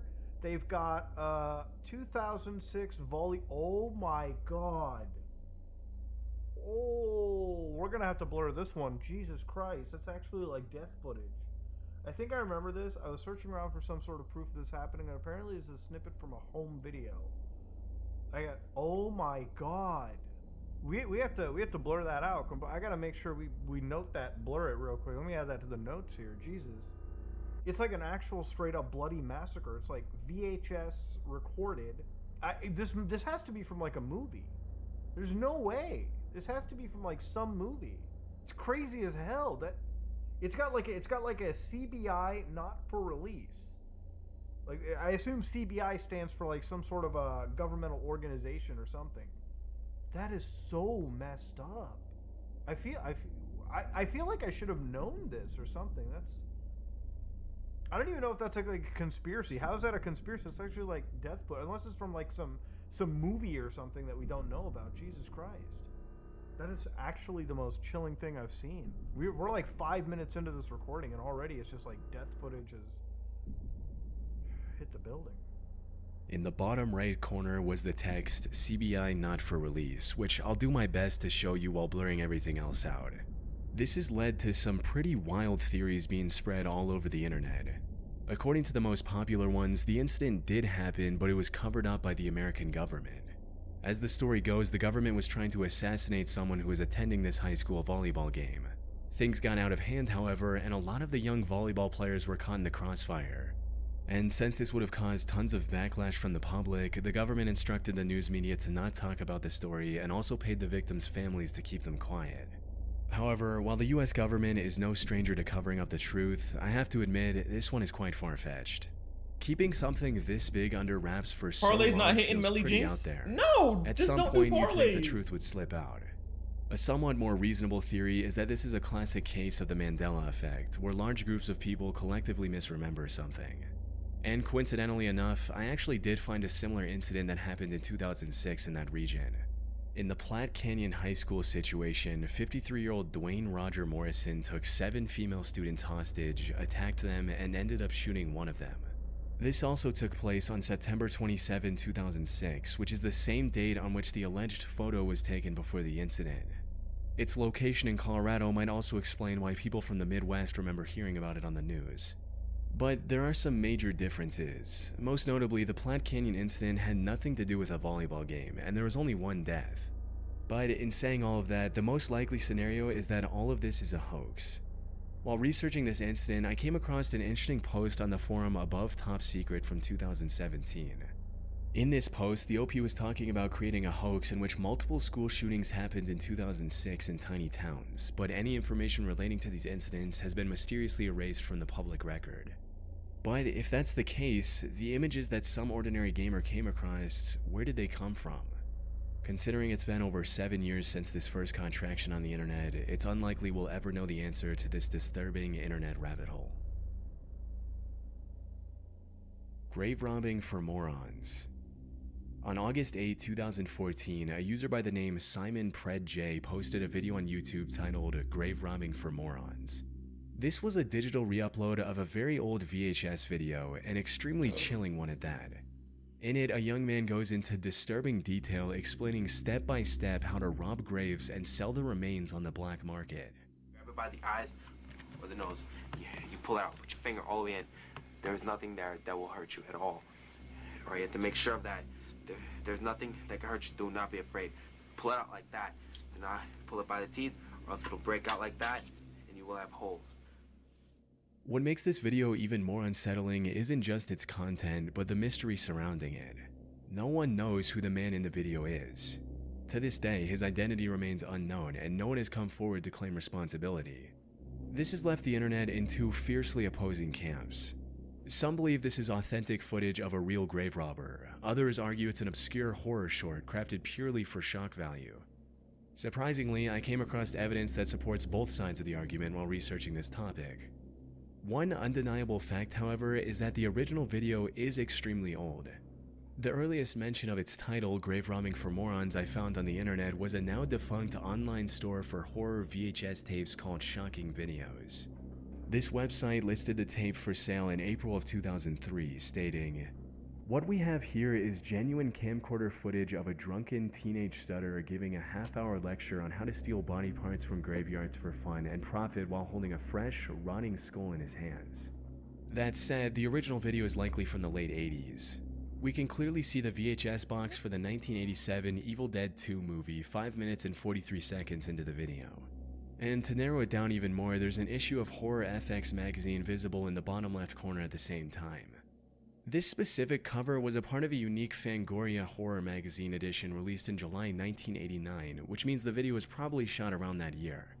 The horror memorabilia scattered throughout the footage implies that whoever created this video might have been a die-hard horror fan just trying to make something creepy for the thrill of it. And while most of the gruesome advice given in the video feels very authentic, like describing ways to remove the skull from a body that hasn't fully decomposed yet, there are also sections that seem extremely goofy. Like when the host suggests knocking out witnesses so they think it was all just a dream.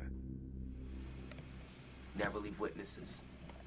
If you have to knock them out so that way they think it's a dream. This gives further credence to the theory that the subject doesn't have any real grave robbing experience and is just making it all up for the video. On the other hand, some people argue that the skull he's showing in the video is far too detailed to be fake.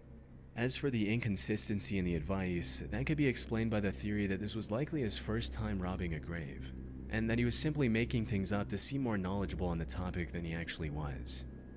But this is where things start getting really eerie. Toward the end of the tape, the guy almost mumbles his full name, but stops himself before saying his entire last name. Nah, this is real. Okay, this was made by Anthony. Well, as a matter of fact, let's forget the last name.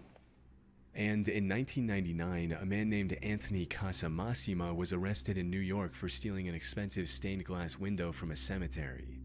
There was a real possibility that this was the same person who made the grave robbing for Morons Guide. That being said, there are a few inconsistencies that say otherwise. For instance, I did not find any charges against Anthony Casamassima that mentioned him desecrating bodies. He was more into stealing valuable artifacts like stained glass. And more importantly, Casamassima was 40 when he was arrested in 1999. If he made the tape, he would have been around 30 at the time. However, given the young appearance of the video's subject, that seems highly unlikely. I also found a couple more theories as well, but most of them lead to dead ends. One such theory claims the guy in the video might be Craig A. Bradley, who was arrested in 1995 for stealing human remains from a cemetery in upstate New York. Craig would have been around 24 when the grave robbing video was filmed, which fits with the young appearance of the guy in the tape, plus he even looks a bit like him. However, the issue with this theory is that Craig doesn't have the stutter that was prominent in the original video. Usually, winter months I'm laid off. So winter months I don't usually pay. Dig for you and everything, so you dig and your friend digs, and then it's another friend digs. You have to find someplace really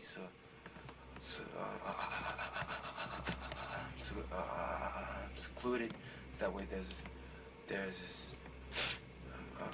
Time no to interruptions. grave dig now? Yeah, okay, Kondo. You have Now, fun with he that, could have buddy. faked the stutter in the original video for some reason. Upstate However, people NY? on the internet find that extremely unlikely. Killer given got how real it scared. Killer feels. on TikTok, she's scared. Grave bro. robber or actor, Dang, the he's stutter adorable. is real. He's adorable. I've known several people with really bad stutters, and it's such a specific, that uncontrollable little kid is behavior like that makes it hard 50 to years fake. old now. That was like This 1980. kid's stutter feels He's like unique 50, and 60. authentic. Unk. I've never seen an actor in a movie fake a stutter that felt this real.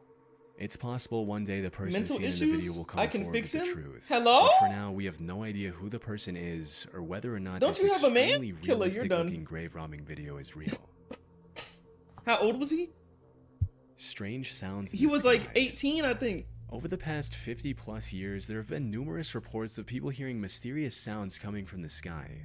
In some cases, the mysterious noise resembles the sound of screeching metal, like someone dragging Okay. heavy metal furniture across the floor. We can fix him? We? You like men? Kondo, you like men? But to be fair, Killer, no one knows his age. I just said 18 just to like spare you. But no one knows his real age. Like this is from like a dark web video.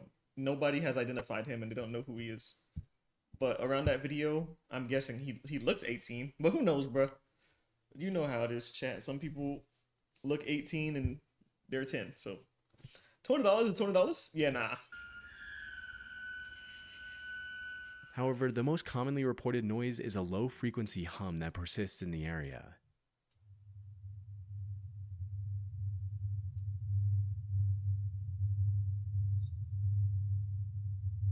Also, everything should be unblocked too. Well, I can tell that it's unblocked because now you can type in there, but I'm just letting you know everything should be unblocked. You should be able to type anything in the chat. Those who can hear these sounds describe them as omnipresent and extremely annoying. What services And do you according to provide? Hey, yo! the BBC, the humming noise has been linked to at least What one services person is ending their crazy, own gang. life in the UK. However, while there are likely many legit reports of people hearing a mysterious humming, which we'll get to in a bit, many of the claims are either fake or can be explained quite easily. For instance, the metallic screeching noise That's what could your simply TikTok be from suggests? a nearby railroad with a long freight train rounding a corner and causing BBC? vibration. Bro, Janaya. Some of these trains are incredibly Janaya. lengthy and can take several minutes to pass. Janaya, bro. Similarly, in another video, you can hear what sounds like an extremely loud trumpet.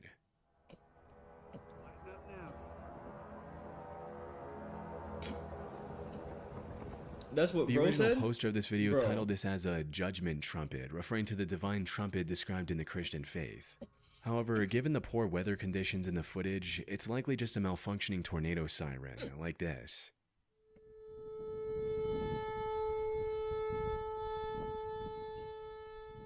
A few of these videos are also outright AI? faked, with the Now mysterious killer. sounds being edited in to generate views.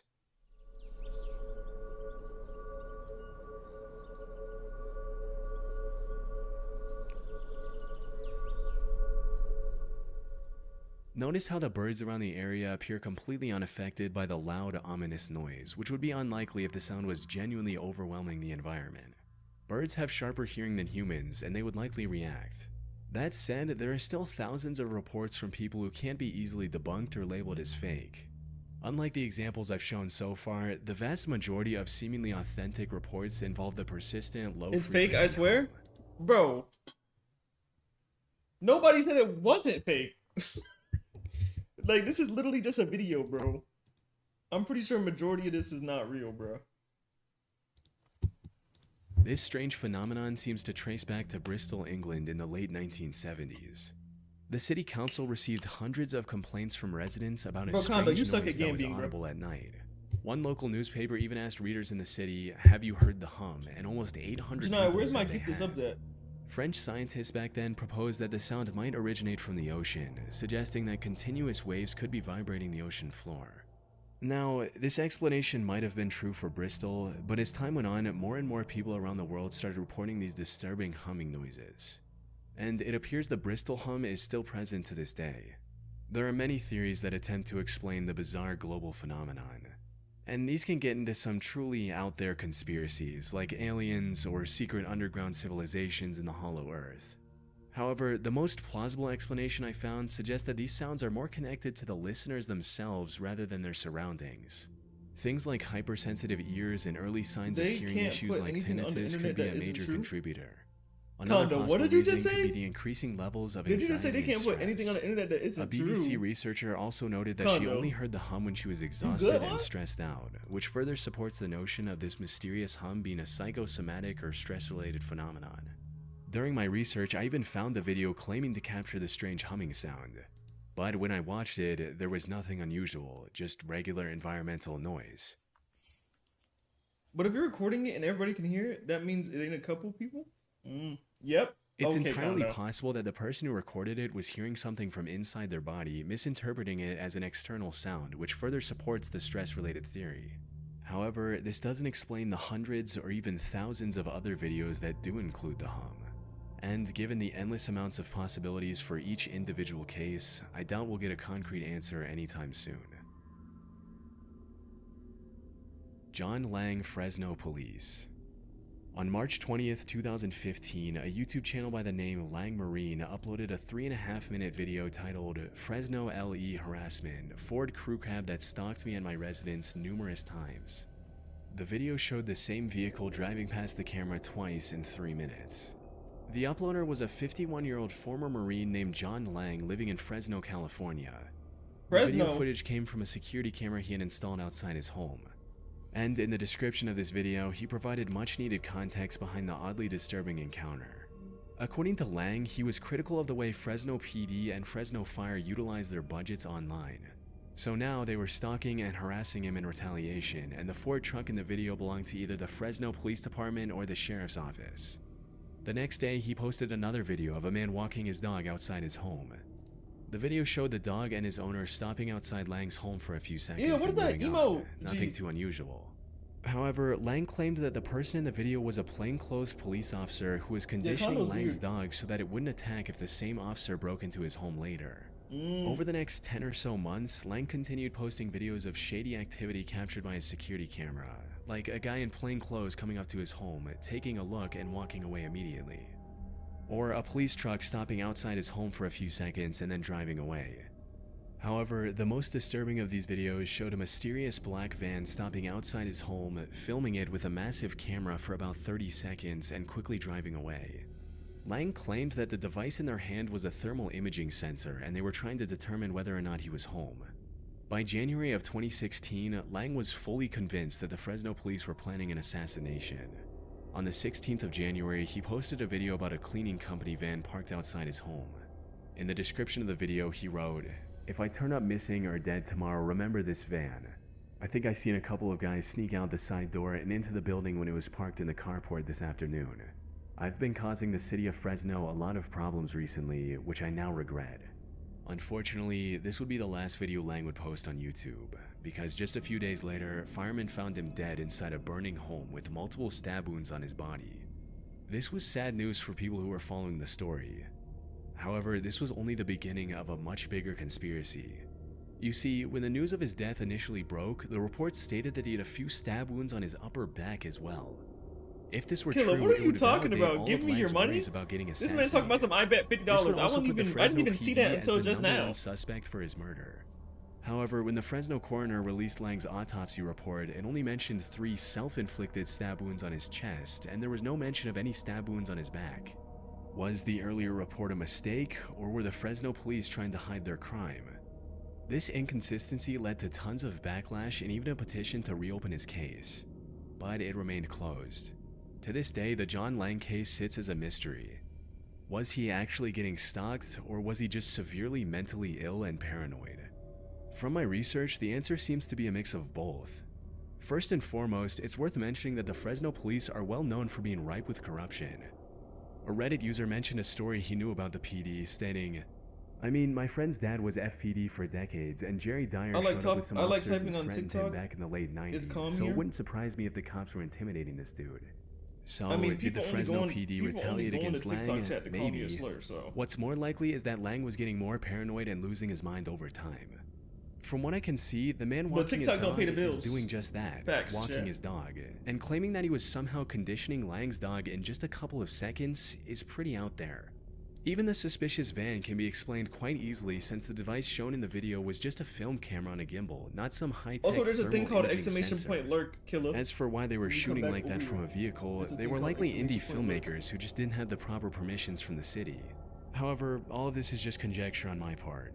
The real evidence that proves Lang's deteriorating mental state is the fact that he turned off the cameras he had in his home a day before the incident. The last saved footage on these cameras was of him sitting with a kitchen knife Where in his it shows hand. when you're lurking. Not only that, but And when the when you fire unlurk, department it'll take arrived on the off the lurk. scene, all the entrances to his home were barricaded securely from the inside. If this was truly a murder, the killer wouldn't have been able to escape the crime scene without removing one of these barricades. Ultimately, if there was some big murder conspiracy behind Lang's death, I doubt we'll learn about it over 8. So I'll explain it. So when it first dropped for creators, it was mainly viewers, but they seen people taking advantage of it, right? Like even the big streamers, they even admitted that they had some big streamers that aren't here no more that took advantage. They literally said that because they do kick talks. I used to be in all the kick talks, the chat now, but yeah, they were basically saying, yeah, we had to change it because we were losing a lot of money and people were taking advantage of it. So now it's based off viewership. It's based off chat engagement. And it's based off subscribers. It's based off of a follow count. It's also based off of, I'm trying to think. It's based off your category. A lot of people don't know that. But I don't really care. But yeah, it's also based off your category. You get paid more on which category you do. Just chatting is probably the biggest one where you get paid. And I know some people be like, well, why not just do just chatting all day, every day, if that's the most I get paid? But with me, I just don't care. I get paid a lot anyways. Like, people don't understand, I'm very blessed. I get, like I said, I literally get paid more than people that average 6K viewers, 7K viewers. So I'm chilling. But yeah, that's how it works. But like I said, if you met me like back then, like when it first dropped, it was literally based off viewers.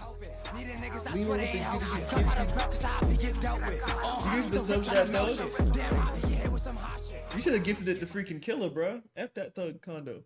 I don't know. TikTok is just, I couldn't even see what you said. TikTok is just more louder for me. Yeah, I don't know why. Like I said, it's Kick, bro. I've explained it to the chat. It's literally Kick. It's not me. I can't do anything about that because the chat always be like, Melly, it's not loud over here. And it's like, I generally can't do anything about that. Like, I literally can't. My mic is maxed.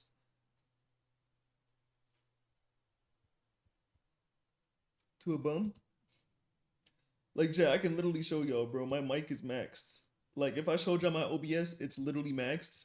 In my video capture, I'm not gonna lie, my video capture isn't max, but it wouldn't change anything. I'm gonna be real.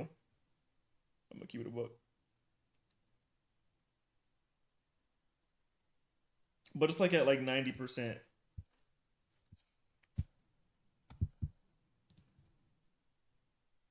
It's okay as long as you're getting paid. Thank you. Like I said, I wish I could make it higher. I promise. If I could make it higher for you guys, I would. I don't know why it's not higher like the other. I can't help it. Needing niggas, I swear they ain't help me. Come out of breath, cause I be get dealt with. On hots with the rip trying to melt shit. Damn, I be hit with some hot shit. But yeah, Kondo definitely did not deserve that sub. Yo, Stetra, thank you for the mother freaking kicks.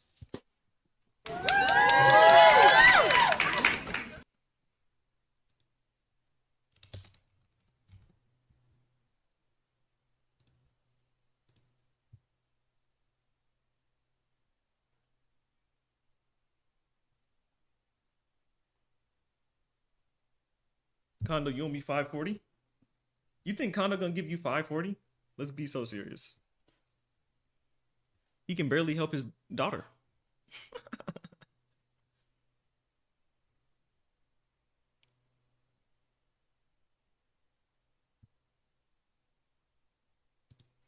I cannot believe that I'm making a video about this. This is probably the dumbest topic I've ever spoken about on this channel. This all started with such a dumb, brain-rotted meme and has now reached tens of millions of people that we have to talk about it. My favorite part is how this incident made Moist Critical have a midlife crisis. The guy genuinely feels old because he didn't know this was happening. Now she gonna and when use he the found out sub-emotes. about it, he just he was just so confused. Like, how is this a thing? This whole thing is just that stupid. But what happened exactly? Well, the person at the center of it all is none other than Also, like I said before, her gifting subs pays me more. Like I said, the chat knows that already, but that's another thing. Like I already said that, but yeah. Every sub I get, it increases my hourly. Thank you for the follow, Stree. Like, for example, when I did my subathon, my hourly pay increased crazily. It increased insanely, literally because of my sub count.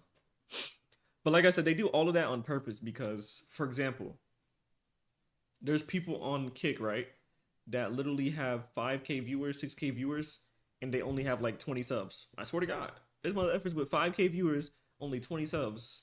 It's literally insane. But like I said, honestly, shout out to Kick, bro. I think it's smart. I like the fact that they add everything up together to get people paid, you know? I think it's very smart. Be a bad, be a bad. Oh my God! All right, listen. At this point, most people call her Yabba Dabba Doo. So But chat, I'm telling you, you'll never see a streamer with 5-6K viewers. Okay? And she's a fairly huge artist. Not she gets over 100, 25 million monthly subs. listeners It's every not month even- on it's just no Spotify way. and has a song with I don't almost see 2 billion streams. Okay, it's not an easy thing to do. It easily puts you in the top 1% of the top 1% in terms of music. I So don't how even did we get come here? to Kick when Well, I get you're my in luck PC? because I know everything about this. I'm not gonna. Okay, I won't say that partner is easy. I don't want to say that term. But partner is easier here than every other platform. Literally, Twitch, I had to do so much to get partner. Literally, with Kick, you only need 200 followers. You need to average 75. I swear to God, you only need 200 followers. It's crazy.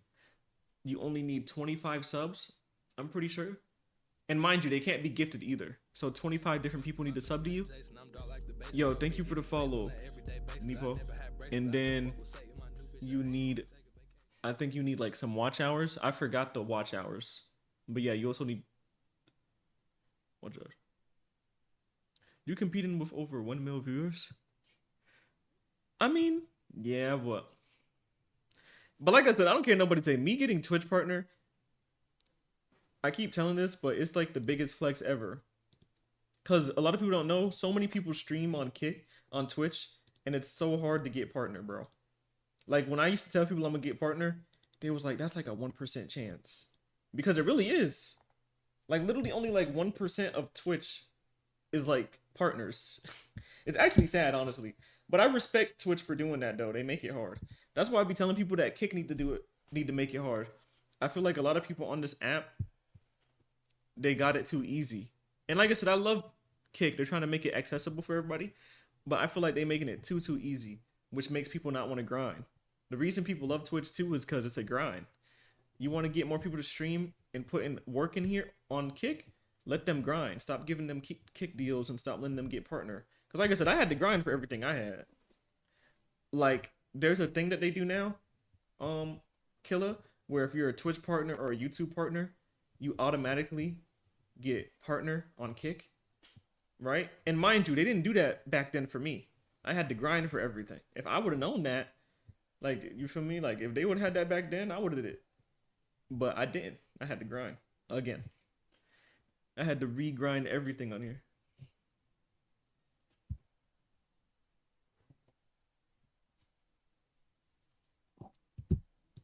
Okay, I actually use TikTok. This is a real image of me scrolling through TikTok, all right? There's really not much up there. When the whole I bought a property in Egypt, and what they do for you is that they give you the property meme was like blowing up. I thought this was the funniest thing I had seen in a very long time, all right? Like, and it was the same exact thing with this stupid meme involving Yabba Dabba Doo. Here's the context, okay? This right here is NBA Youngboy. He's a rapper who's been in many controversies. In fact, he's literally sitting in jail right now. One of those controversies is how his songs sound— well, not right now. This is 6 months ago? Yeah.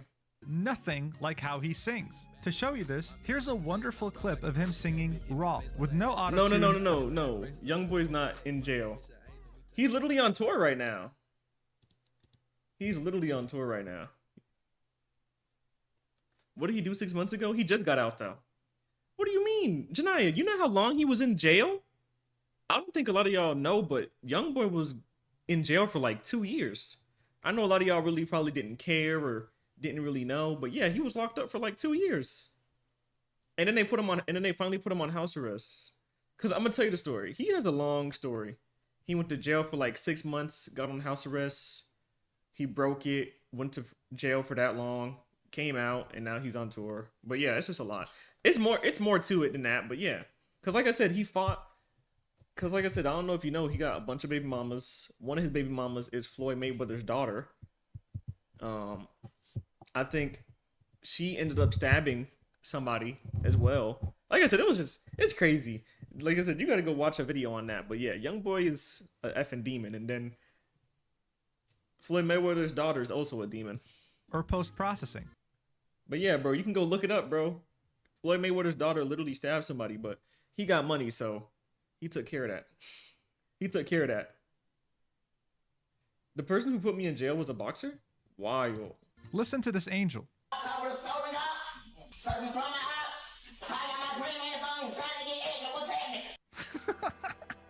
It's like he's trying to sound bad on purpose. And obviously in the song, he sounds nothing like this. Completely different person. Now look, just like with everything, right? You see this a lot with football, for example. People love to talk about their opinions regarding who's good and who's bad. I guess it's the normie way of making tier lists. In regards to rappers, there's always been these lists of bad versus good versus GOAT rappers. And you see it pop up multiple times from different channels, each getting millions of views. All these factors resulted in this meme being born. Watch and I'll explain, but I think it's self-explanatory. Artists who can sing versus artists who can't sing. Can't remember how to say your name.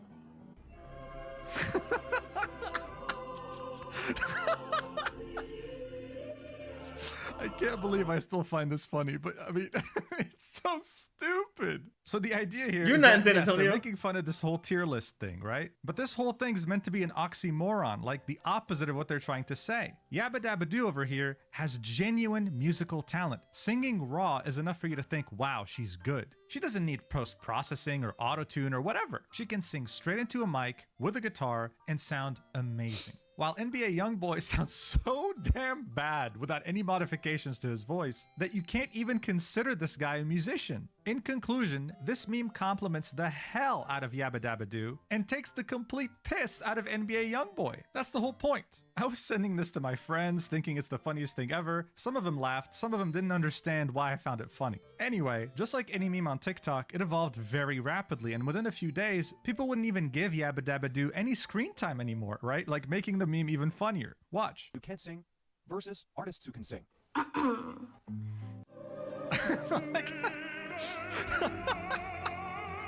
Nah, this is crazy.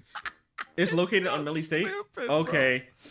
They didn't even let the woman speak, right? But that's the whole point. Just her being like, is better than any of NBA Youngboy's raw singing. And of course, the effects on him are even more dramatic now. With people in the comments saying, oh yeah, don't worry, this is actually what happens. Like when he sings, this actually happens. He has rays shoot out his eyes and he has aura around him, okay? Like don't think this is fake or anything. The meme's final stage was it becoming pure and utter brain rot. That's usually the life cycle of a TikTok meme. Starts off funny, evolves into brain rot, and then ends with the biggest form of brain rot you can imagine. This right here is a great example, with them giving Yabba Dabba Doo literally one frame. Artist who can sing versus artist who can't sing. You can't even tell what's happening. You can't even tell what's going on. Some of the Technically, it's not say, singing. Don't worry, guys. It's he's rapping. Technically, that was singing what he was doing. He sing weird. Bro, Youngboy sings on a lot of his songs. Like, if you go listen to him. Somewhere.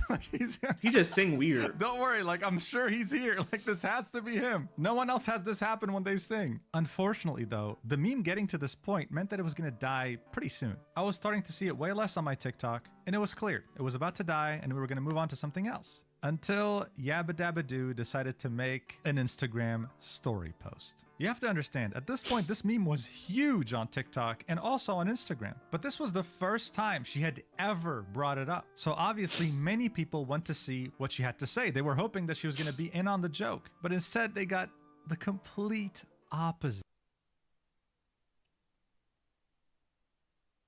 I can't even hear anything.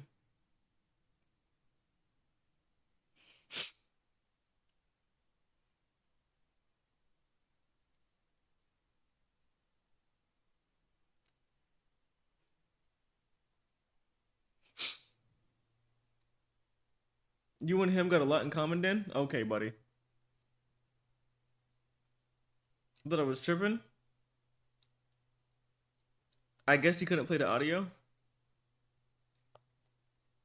Or he got copyrighted. Y'all gotta remember too, people... I just did that. People get copyrighted. Oh, see? You guys can't see it. You guys can't see it, but on the bottom, it said, this part got copyright claimed by Yabba Dabba Doo's record label. So I had to mute it. That's so tough. That's why I hate YouTube though, chat. I swear to God, I hate YouTube. Like, she really got so mad she had to get her label to go on someone's YouTube video and mute her audio. Like, that's so weird, dog. I hate YouTube so much. It's so trash. But that's why I be saying, like, YouTube is really a crazy place, chat. Like, if someone really want to just be petty and come copyright strike your channel because you use their voice, they can. It's crazy. Get the point, bro. Wow. I mean, she can find games all she wants. I didn't even watch the video. I don't think I'm going to play Roblox. I get more girls unless than you. I'm feeling it. I have more money than you. And you're a man. Like, that's a bad thing. She's always had this image of being innocent, humble, pure, and with this one it's video... Melly's birthday? Thank you, Kevin. Kevin gets it. W Kevin in the chat, bruh. Like, I don't even know why she mentioned that. Ended all of it. People online don't know her personally. She might be the nicest, kindest person on the entire planet. But for people who had just discovered her from this meme, they got the idea that she's selfish, self-centered, and sexist. Shortly after, she deleted the story, but as you can see, one of her fans on TikTok reposted it. And she had unintentionally not just revived the meme, but rebuilt it stronger than it used to be. And instead of dying out, it just continued evolving. But now they were gonna call her out. Like this one right here. Watch. Cipher writers capable of encompassing the beauty of music in their vocalization against minstrels who cannot endure a jest and raise their voices in a song. Men of impassioned artistry, those endowed with the gift of song versus those... NBA Youngboy with that auto-tune.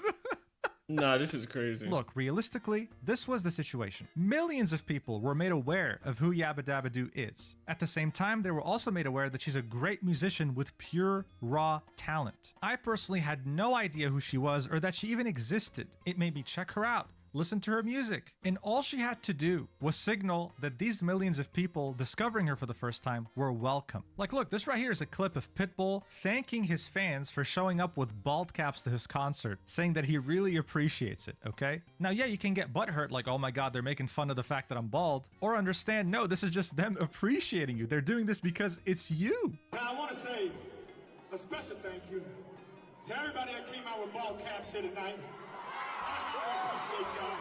That's all she had to do, acknowledge it positively, by making a joke about it, by making a video referencing it, whatever. And then she would have been able to turn all these potential new fans to actual fans. But she didn't. Unfortunately, she doubled down with an even worse video on her TikTok story.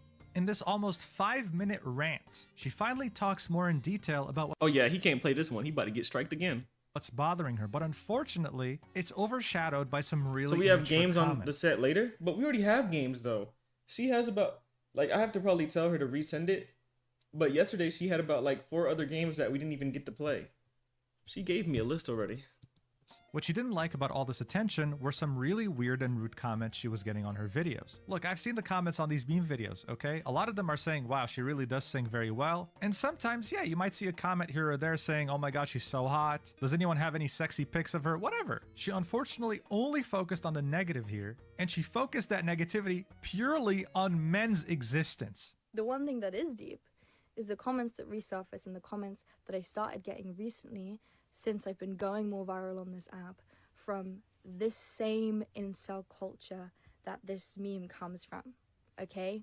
And I'm sorry if it feels like I'm grouping like individuals, but yes, it's mostly men. Like, Are we talking about the same meme? Like, are we really, like, let's just take a step back here. We are talking about the meme where NBA YoungBoy is shooting lasers from his eyes while singing opera while explosions and fire surrounds him. We are talking about that, right? Incel culture? Men? Really? Her own fans were also so confused. This TikTok has millions of views. It says, how it feels seeing my queen Yabba Dabba Doo crash out over one of the most obvious jokes of the century, right? She got rage baited is what happened. And it's so frustrating to see. Look, you could genuinely spend $10 million hiring an advertising agency to, I don't know, spread more awareness about you and your music. They wouldn't even be able to do 10% of what that meme did. And all you had to do was just acknowledge it, not even embrace it, acknowledge it. It was literally on its last legs. It was about to die any second, and you revived it with your reaction. And from that moment on, she became fair game. The memes came back with a vengeance, but this time they were malicious on purpose. Hey Goop, what's up? Cool binder. Hey Goop, wanna come over to my house today? They all hated me. Okay, this one's kind of funny. All right. Okay, this one was funny, but the next ones are actually malicious. Who can sing versus artists who are stupid and can't sing better. BRB playing with my man. Yeah, do your thing, twin. Do your thing, killer. Do your thing. See you soon. Yeah, this was it. You know, she was Kevin, fair you know game. they always say that? TikTok was out for vengeance. That's how it is. Artists who can sing versus artists who are fucking horrible at singing. Oh my god. Night balls, I'm gay, I like boys, I kidnap autistic kids, little Mosey's.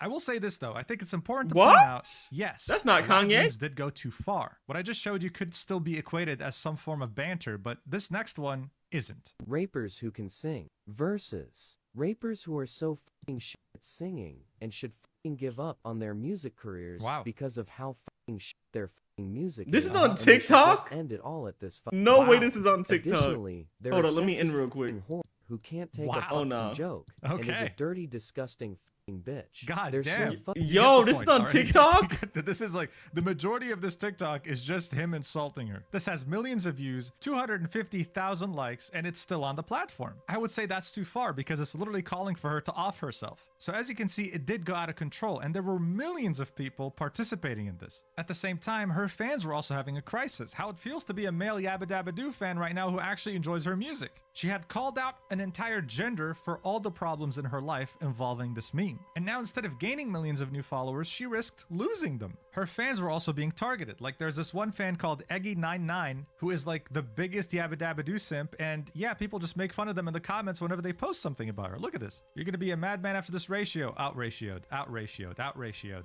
Like they just...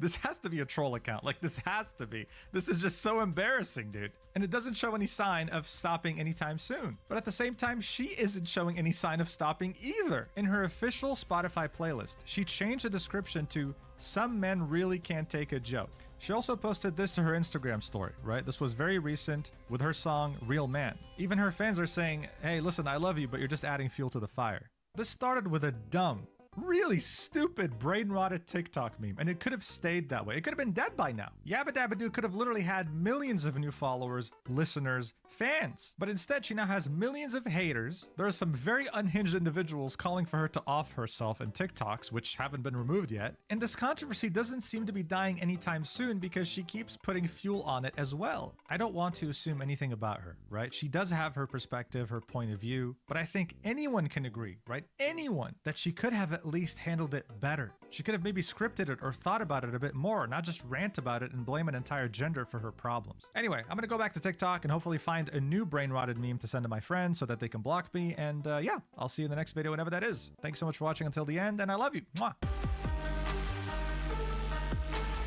I have a boyfriend, by the way.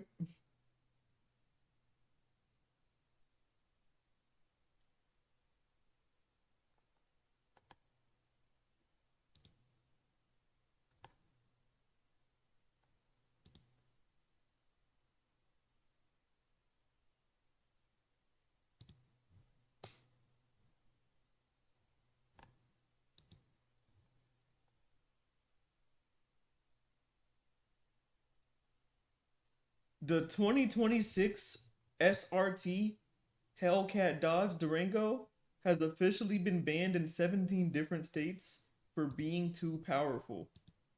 I'm about to go buy that right now.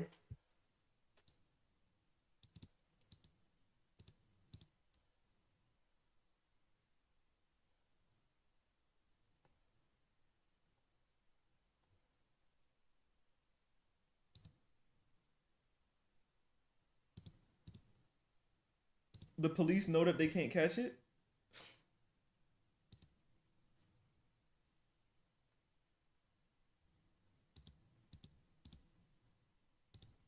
Hold on, chat.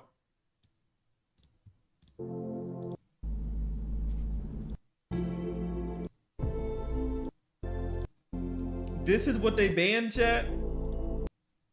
Nah, this jump must be zooming if they ban this. This jump must be zooming. This is what they bananaed, bro? Nah. This jump must be going crazy.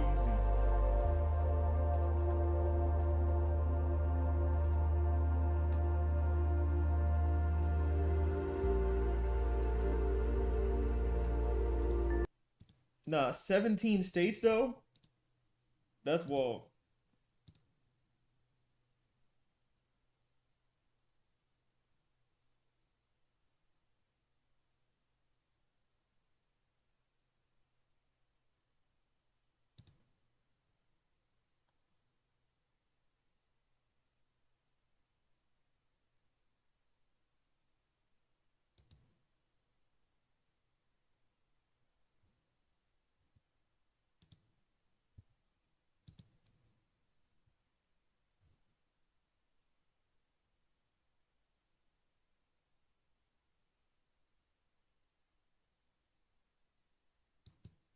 You like white girl. I see that just gave me an idea.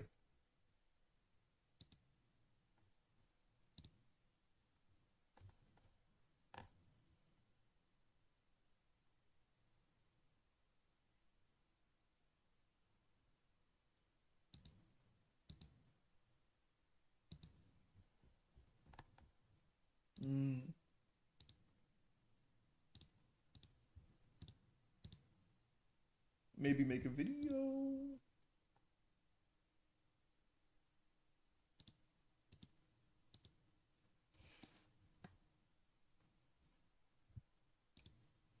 Girls Do I?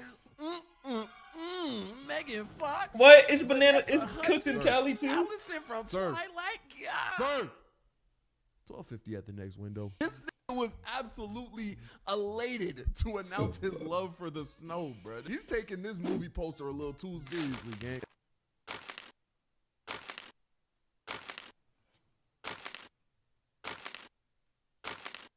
I am 24 years old. God damn! Yeah, I've been alive to see a lot. I've seen Rosa Parks' bus pass. I've laced Harriet Tubman's running shoes. Shit. I was the one that told Lincoln to duck. Really? But never in the eons that I have been alive have I ever encountered a grown, successful, talented, where's my hug at type of guy, because that guy shouldn't exist. It's like, bro, you have all the stats. To be that type of person, you have to be more corny than you are successful, and that's very hard to do. But Shameik Moore does it pretty easy. If you're not familiar, Shameik Moore is the voice behind Miles Morales in the Spider-Verse movies. And if you're out of the loop with the Spider-Man movies, there's been this kind of trope where every man who plays Spider-Man gets into some type of on-off-screen love thing with their co-star. Tommy Maguire got with Kirsten Dunst, Andrew Garfield got with Emma Stone, and Tom Holland.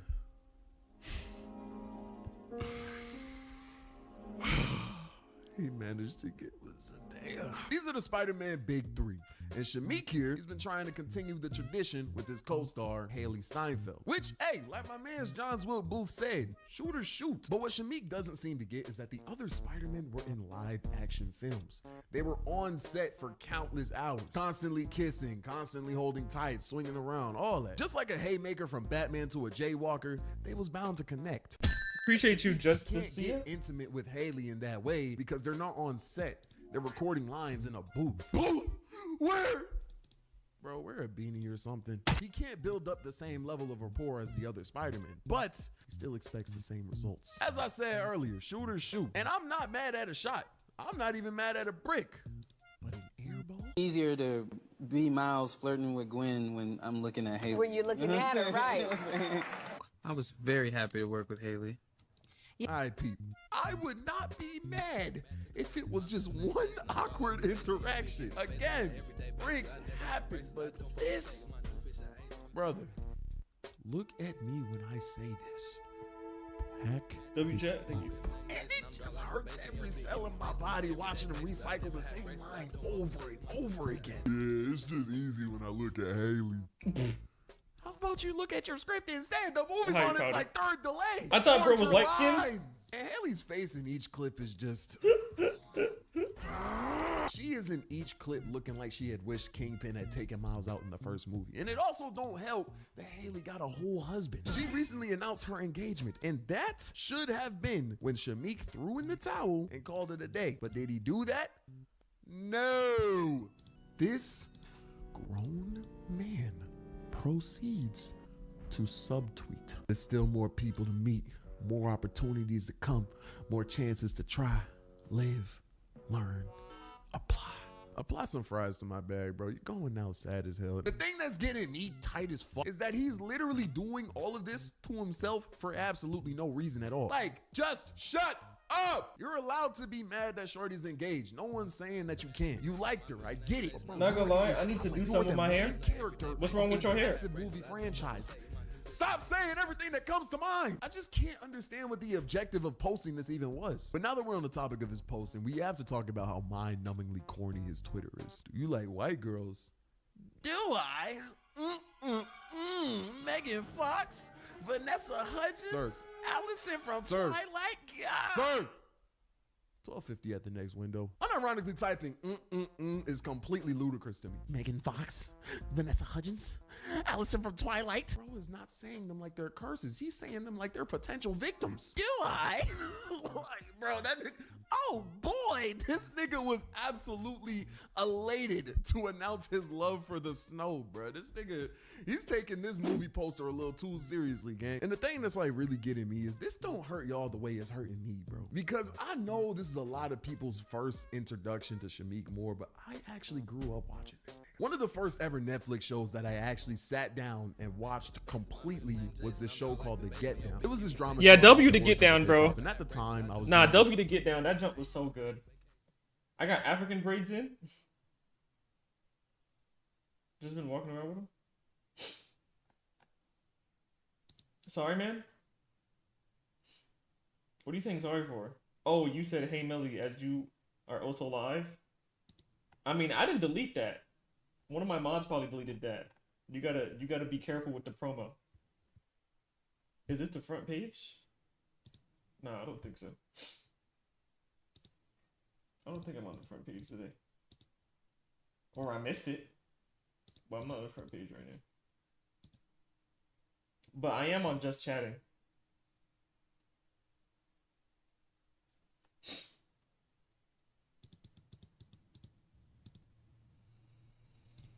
I need to take a pee though. That sounded crazy. I need to take a pee though.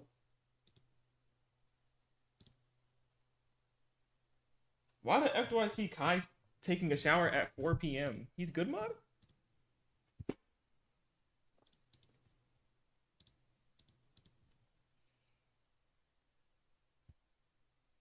I'll be right back though, Chad. I gotta take a pee.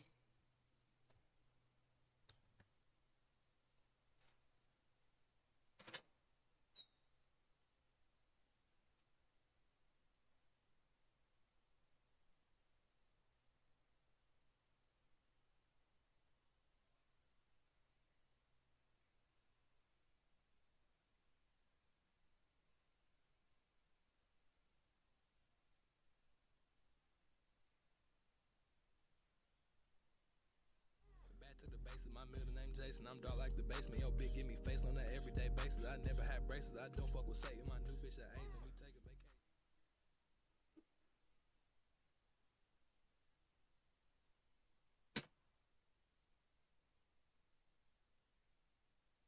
Don't tell Millie it's a... Whoa, Kevin! But I got a job? She did not get a job, chat. She did not get no damn job, bro. You bum? Hey, yo! Hey, yo! We have Kevin in here, man. That was too fast of a pee. It wasn't. Bro, I literally pee like this all the time. Don't tell Melly while in his chat. Yeah, bro. You know she's a little bit slow, bro.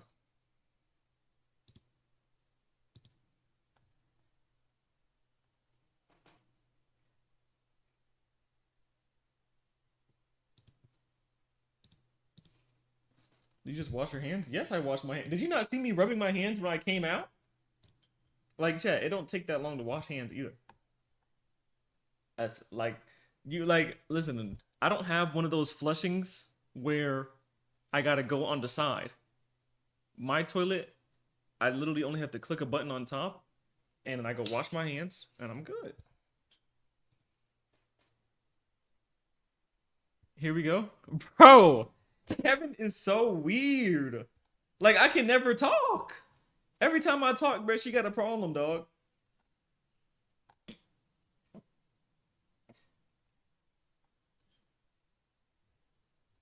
I don't understand.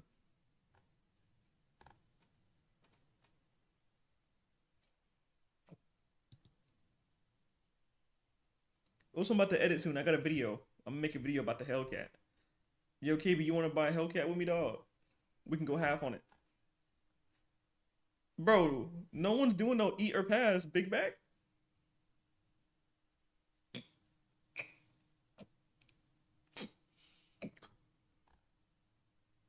She cannot. Hey, you ever do that thing where like you sit on your foot and fart and then it like tickles a little bit?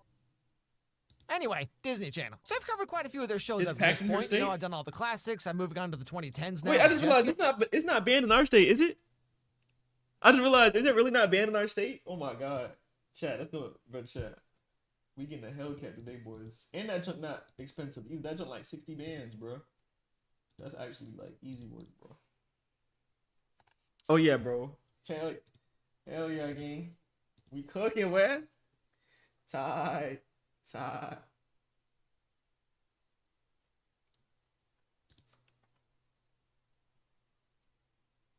Why are Hellcats packed? They don't like Hellcats. They don't like Hellcats, man. But they always do that with new cars. I don't know if y'all knew that. But like with a lot of newer cars, they like a lot of them are stated as illegal until they can handle them. And right now they don't think they can handle that car. So that's why they packed it up.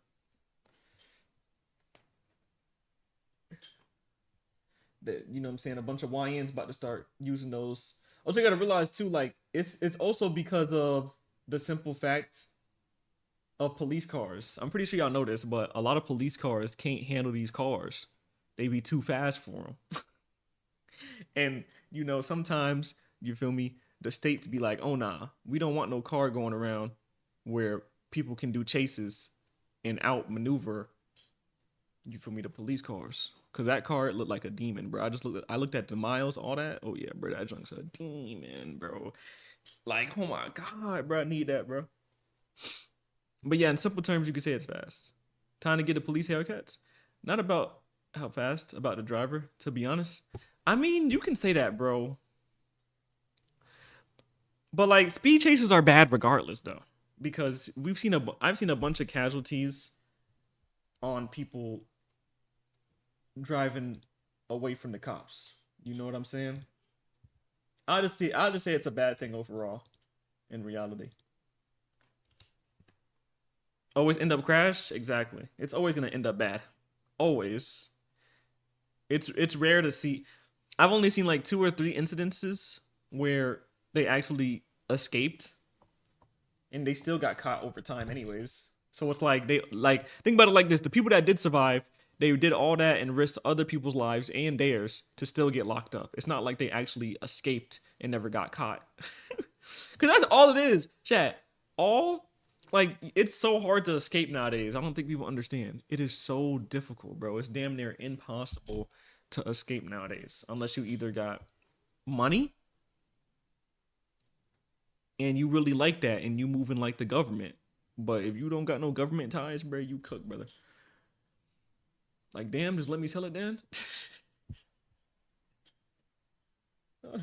You probably couldn't even take it because number one, it's probably a stolen car, and number two, if it's their car, the feds are gonna take it. That's what feds love doing that, bro. Feds love taking people's cars, bro.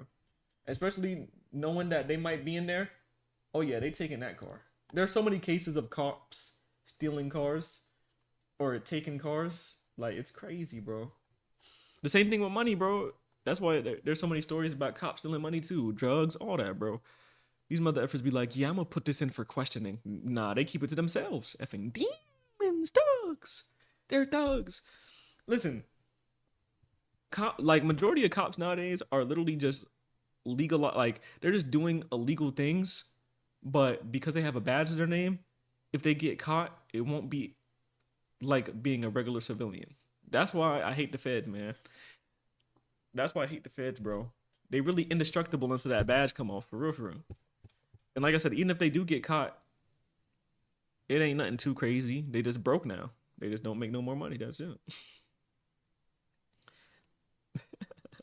A few months ago. And so, continuing right along, we have the 2011 hit series Austin and Ally. Now, I don't know anything at all about this show, so they do Austin over here? Let's take a Yeah, look. that's wild. But before that, really quick, this video is brought to you by Time Princess. Now, Kelsey, you've been playing this Time Princess game for a while now, right? Yes, I have. So how would you describe this game to someone who's never... But think about it like this, too. Another thing.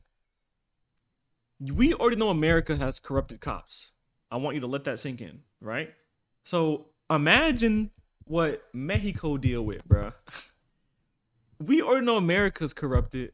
Like I said, I already had this conversation before, but I'm telling you, all of Mexico, bro, do not get arrested, bro. I heard too many stories. Do not get arrested in Mexico, bro. It's over for you, bro. It ain't one good cop over there, bro. You get locked up over there, bro. It's GG's, big bro. I'm gonna just be honest. You might as well not even ask nobody, bro. Nothing, bro. It's over for you, big dog. As an American or in general, bro. Both. Bro, you know how many stories there is? Mother effers turn the wrong corners.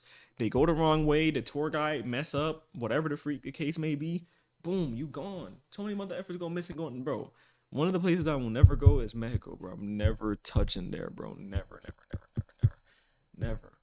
No, Brazil, none of that. I'm not touching Brazil and Mexico, bro. Those are my two. I cannot touch them. They will never be touched. It's just not. I can't touch it, bro. I can't go out there, bro. I can't, bro.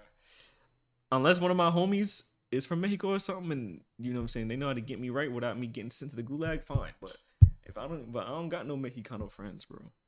And Kevin, I don't count Kevin as a friend, bro. You see what Kevin be saying in the chat? Like, even when Kevin get older, bro, I would never try to go link up with Kevin, bro. Because Kevin gonna set me up, bro. She gonna say, as soon as I land, she gonna say I made the call. I'm good, bro. As soon as I land, she gonna say, Melly, I'm sorry, but I made the call. And I might as well just jump. I might as well go get a shotgun and be like, well, guys, I guess that's it. You got me effed up, bro. I am not getting questioned by no effing cartel members, bro. And then you wanna know what makes it worse? You don't even know what they saying. That's what makes it worse. And then if you look at a mother effer wrong, listen, you can't, if a Mexicano having a conversation with you, you can't even stare at them, bro. If you stare at them the wrong way, bro, it's over for you, big bro. You can't understand them. You can't look at them. It's cooked. The whole thing is just cooked, bro. We good on that, my boy. Now, if you meet a Mexicano American, that's a little bit different. You feel me? But nah, bro. I be seeing how those demons be moving out there. We good, big bro. I might as well just go to Philly, bro. I'm coming to Philly, KB. Don't worry, I'm coming. I'm coming soon. I'm coming home. Ever heard of the demon coming Time home? Princess is kind of like a visual novel game where you can play a girl who goes back in time to live through the life of one of many historical women, but there's so much more to it than what you might think. Oh, is this an effing ad? Probably the biggest. This ain't Austin and Ellie? Wait, hold on a second. Wait. So this dude just walks in and picks up these corn dogs that were just sitting there, apparently. And then one of them flies out of his hand here because he's playing the cymbal, and then it's just back again? I think maybe he got one of them magic corn dog pockets. What you just said has nothing to do with what I just said. Are those corn dogs? Mm-hmm. Ew. Do you know how dirty these drums are and how unhealthy corn dogs are? And there's no food allowed in here. I'll handle this, Austin. Ma'am, we are making... Wait, what was that voice just now? I'll handle this, Austin. Ma'am! This is like back when I was in Algebra 2, and then like some girl would come up and be like, hey, did you get the assignment done last night? And what I meant to say was, why, yes, I just so happen to have it right here. But all that ever came out was, eh. But anyway, so this is Austin, your typical high school guy, musician guy, who, between his case of malignant bedhead and the fact that he knows like 5 chords on the guitar, will no doubt sail on through the dating world completely unscathed. And then we have Allie, who also loves music, but she's shy. And then of course there's Austin's friend Des, who just kind of does this. Well, I can play a harmonica through a sousaphone. Anyway, like I said, Allie's really talented and wants to be a singer-songwriter, but she's worried about what people might think because obviously trying is for losers. I mean, out there she cares about stuff, you know what I mean?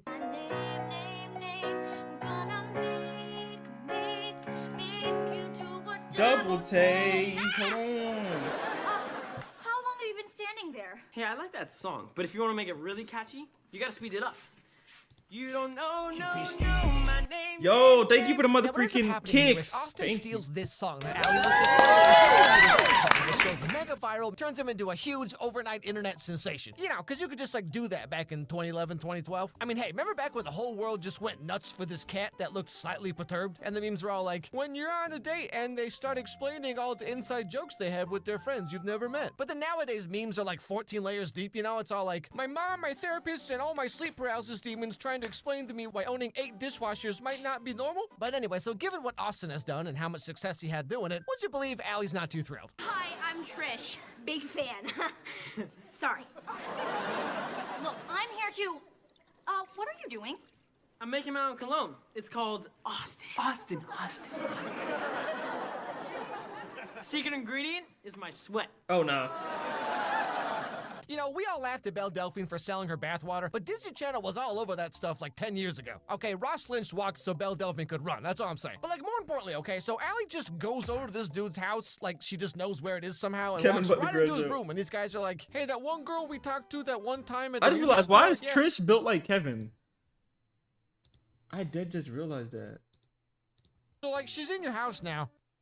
Huh. Although, to be fair, okay, back when I was in high school, if some cute brunette girl just out of nowhere walked right into my bedroom, I would have just been like...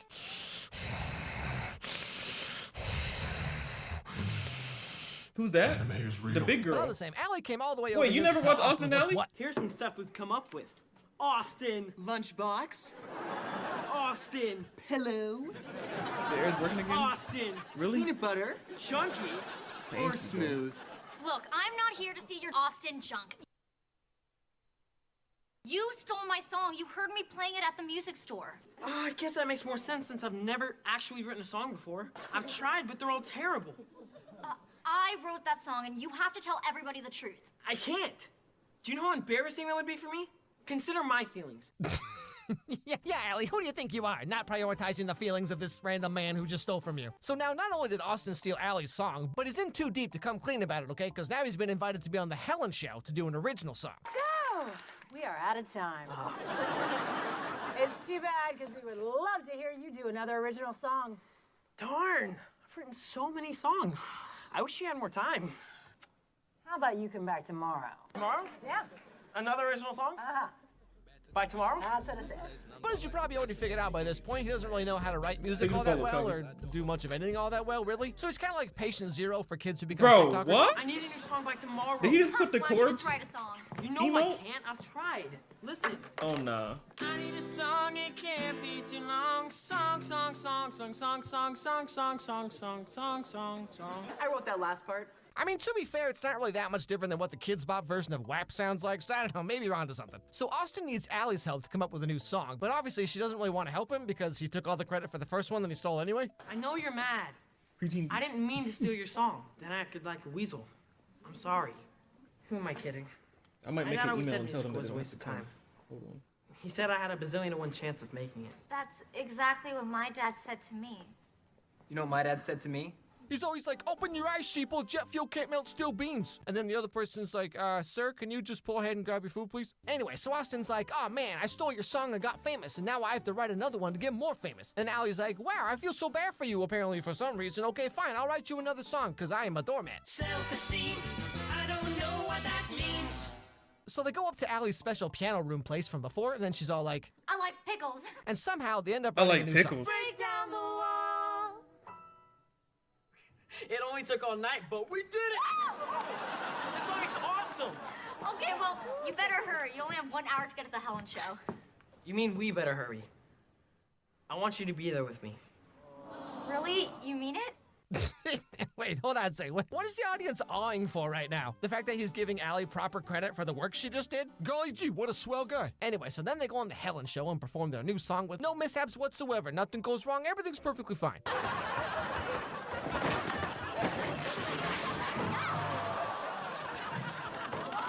Allie singing pee me off. She can't sing for nothing.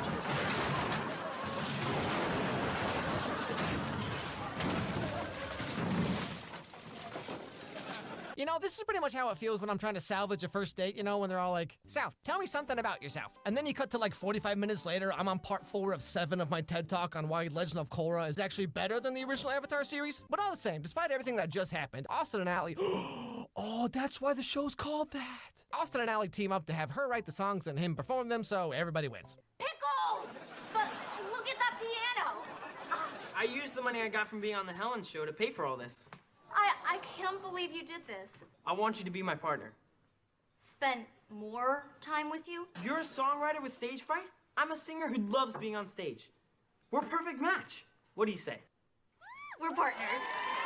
And then the show goes on from 2011 to 2016, kicking off the careers of Ross Lynch and Laura Morano, who have since gone on to do such classics as Status Update and The Perfect Date with Noah Centineo. So, you know, I guess we all can't be Bella Thorne. Thank goodness.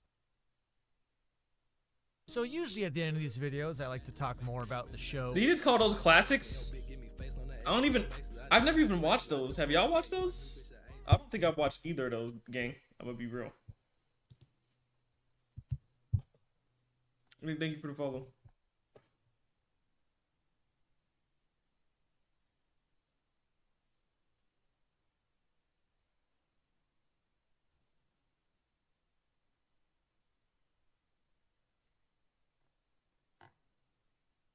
No, so you're the only person that answered. Everybody else just want to put emotes in the chat. Okay. Thank you for your answer. The rest of them just a little bit slow. They don't know how to answer questions.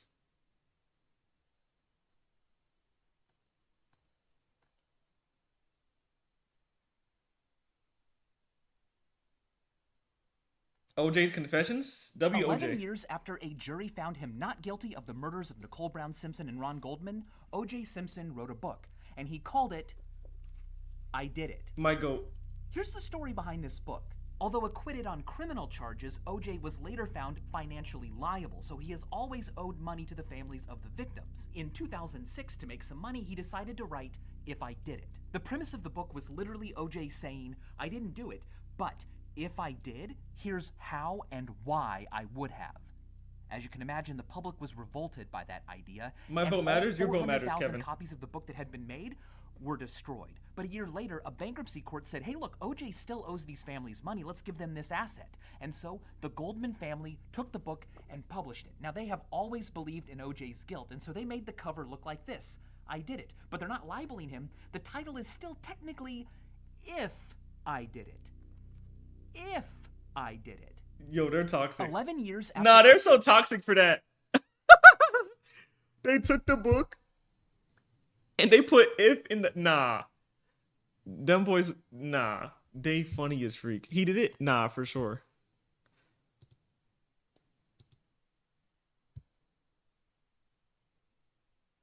In all seriousness, he did do it? Yeah, that boy OJ a You demon. found my channel. I'm not. Gentlemen, let's be civil about this. Wrist piece on bling blow, neck piece on blizzard. Hold on. So once, baby, you do that dance on me. Yeah. I throw 1,000 more, keep shaking that ass on me. Yeah. Young nigga round with her. Yeah. Yeah. Young nigga. Wrist piece on bling blow, neck piece on. There will always be that one girl in No, school. bro. Oh yeah, bro. Let's just stop. You know what segment's about to happen, chat. Let's just get out of there. Let's get out of there while we can. Pre-recorded.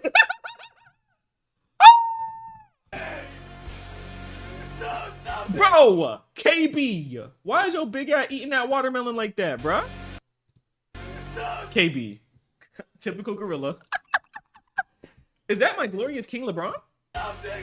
Chad, we do not talk about this finals, bro. This finals hurt my soul so bad. I was really crying in the corner, bro, seeing this finals in real time. It was really hurting my soul, bro.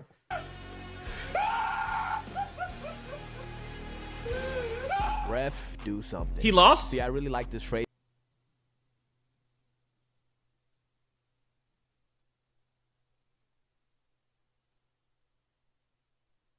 Is because it applies to many different situations. It doesn't necessarily have to have one meaning. E.g., if someone's just doing something outrageous and they need to be ejected from the game, you ask the referee to just kindly step in. Another time you can use this is for any unsportsmanlike conduct. I literally just walked over here with that chain. That's my chain. Stop acting like it's your chain. You want me to buy your chain, bro? No, damn. Also, when someone just has an unfair advantage in life and just needs a handicap or two or something, man, please. I'm looking at these two little and I could probably go on with more examples, but what this phrase implies is the ref is not doing his job and just letting some bullshit slide. Oh yeah, AD. Alright, one case that does not sit with me is that Diddy might see sunlight again. Man, quit playing with me. W, bro. No, for real, don't play like that. They got videos of this guy putting combos on his wife. And don't let me get started on the freak offs. All you gotta know is this freak ass nigga should never be allowed to walk. But when I look at this man's digital footprint, I need more music. and even just the confirmed evidence out there, I cannot find it in myself to say that this guy's innocent of a single charge. But who am I to talk? I don't really know everything about the case. But one thing I can tell you is that OJ did it. Talking about some of the glove don't fit, boy, if you don't slide up. How is OJ about to beat the case? Hooray! And then write a book called I Did It. Oh, the game's got it. The game's got You heard the nigga, go get him. And it's not just these people on trial that the ref needs to take action on. It's these Saul Goodman ass lawyers too. What were you charged with? Indecent exposure. His music wasn't good? Nah, W did look, bro. The same guy that got Diddy off 3 of the 5 charges he had was the same guy that was talking about some truly humble undergod. That is unbelievable. That is a bad one. Because either these judges had Play-Doh brains and just snuck onto this planet, I don't know. or I'm just missing something and don't understand how law works. It's probably the second one though, let's keep it a buck. But still, I know the referee needs to step in immediately when I found out there was a thing called Diddy fans. Like, what can you be a fan of? I mean, like, maybe his music, but that just does not explain this. Alright, moving on from the fucking diddler. Another person that was on the pitch for far too long is Ye. He's slowed down now, but he was on his 50th red card. Yo, calm down, bro. Don't talk about Ye like that, bro. I really crashed about you. He didn't do nothing wrong, bro. He didn't do nothing wrong. Let him voice his opinion, bro. He didn't do nothing wrong, bro. and 100th technical foul. I don't even know what that nigga was trying to do with his early 1900s Germany shit. But who's gonna tell him the mustache? Kanye! Kanye, I didn't even know. Kanye, I did not know about that, bro. Say goodbye, goodbye, goodbye. My heart keeps going by. Yeah, chat, we out of here.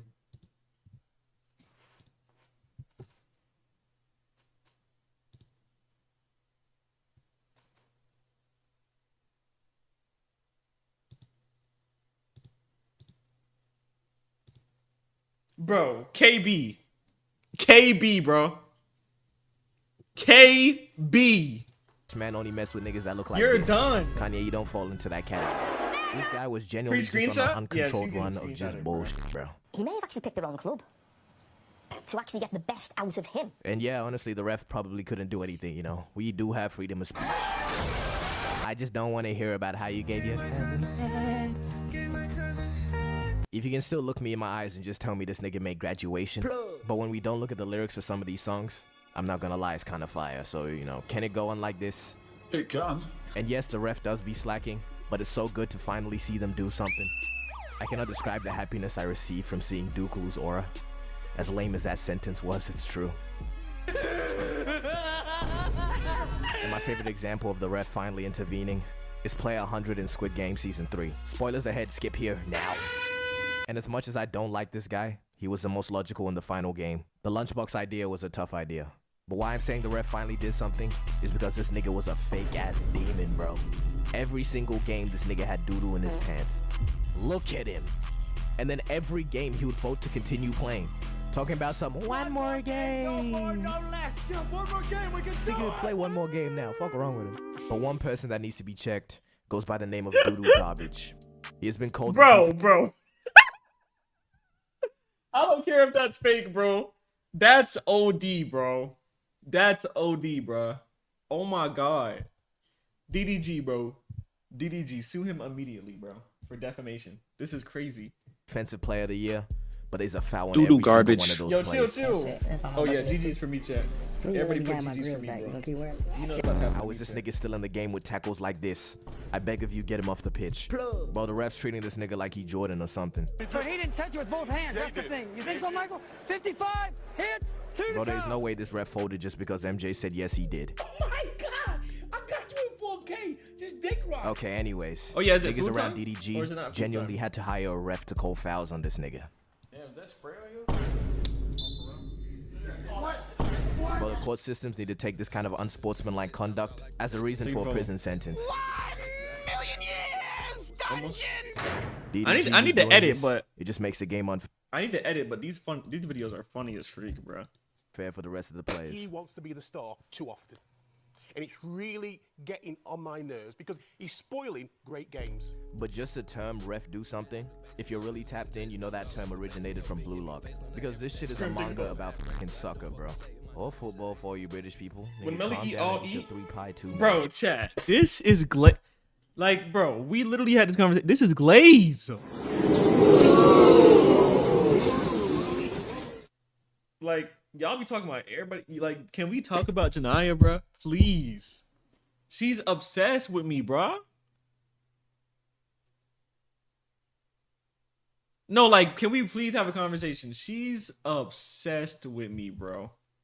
She been glazing you lately? No, she glazed me all the time. You're just now seeing it. We literally had this discussion yesterday. I banned her. She was banned for half of a year. I want you to think about that. She was gone for half of a year. She came back like nothing happened and was like, I miss you, I love you.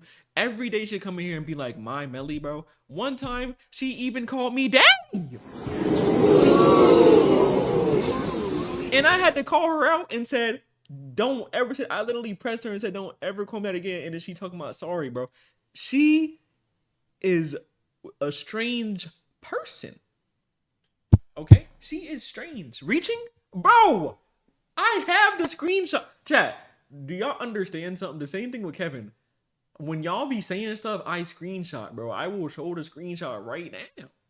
I got a bunch of screenshots of all of y'all chat logs saved on my thing, bro. I do that junk just for this moment. Don't sit there and lie. And then on top of that, Lemur was here, bro. I got people in the chat that was here when you did that, bro. You so weird, bro. Don't, like, do not be sitting there acting like you don't be saying this junk, bro. Like, Kevin did the same thing last week. Or not last week, this week. She talking about some, oh yeah, I didn't do that. She was caught in 4K. Like, what is wrong with y'all sitting there trying to lie, bro? When stuff be in 4K quality, bro. What is wrong with y'all, man? Like, Kevin is expected, because that's Kevin. Like, Kevin, she's expected to lie. But you will lie and be dead serious, bro. I know you, bro. You will sit here straight up and lie to my face, bro. Like, you did not say none of that. Do I be saying things? No, Lemur, you're just Lemur. You're just black. Stalker much? You're the one that used to stalk your exes.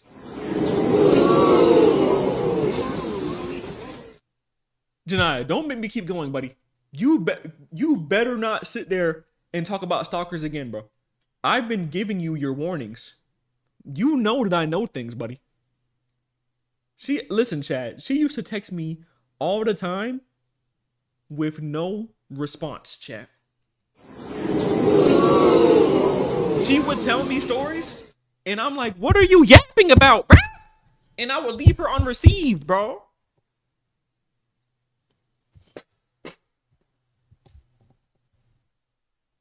Like I said, I ain't ashamed. KB, something's wrong with you, bro. One person, it doesn't matter if it will. First of all, stop the cap, bro. Stop the cap. Because I know about 2 or 3 of the people you was with. Secondly, that's not even the point at hand. The point is, a stalker is a stalker, bro. And like I said, I don't even care about KB. We already know what KB is. That's the thing. I already knew what KB is from the jump. She already told me, like, I found out about KB like a month in. At least she was like real about it. With you, Janiyah, you were trying to make it seem like, oh, it's not my fault. You know, they was doing some stuff too. No! No! The things Janiyah used to tell me, chat, are insane. She even admitted that she needs to be locked up. She has admitted multiple times in the chat that she needs to be locked up. She needs to be in prison, chat. She needs to be in prison, dog.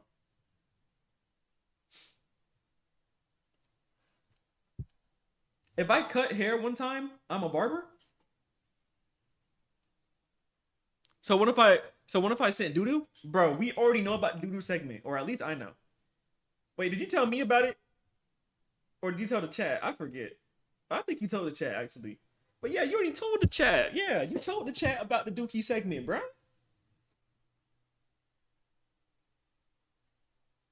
What KB did was worse? No, bro, no. We know. I'm gonna say this again. It's a difference between the chat knowing what KB does to you. Because not everyone knows everything. Like I said, out of respect, even though I hate you, Janiyah, out of respect, I don't say certain things. But you know what you used to tell me, bro. And the chat don't know, bro. The chat does not know, bro. If you sat there and told the chat everything, that's a whole different thing. You only admit to things because I say it in the chat. It's legal, actually. It's legal. It's legal to send people poop. KB, bro. KB, bro. Oh my god. I can't. I was crazy back then, but I changed. You did not change, bro. Janiyah, I already told you. Doing that, you did not change, bro. And why were you so obsessed with that man? He did not want you no more, bro. Like, chat, I pray that I never have a situation where I make someone that insane. Like that, bro. I would literally just, that would be like my a millionth reason, chat. Like, oh my goodness.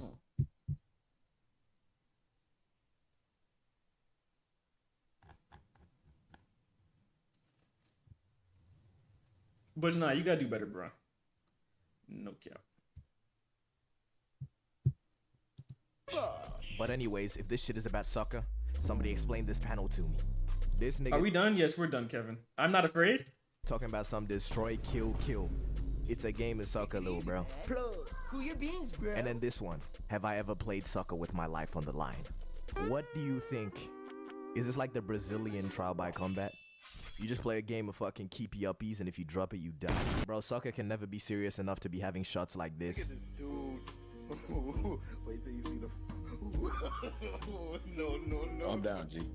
Calm down. This shit is not about soccer no more, bro. Not even the basketball animes are safe.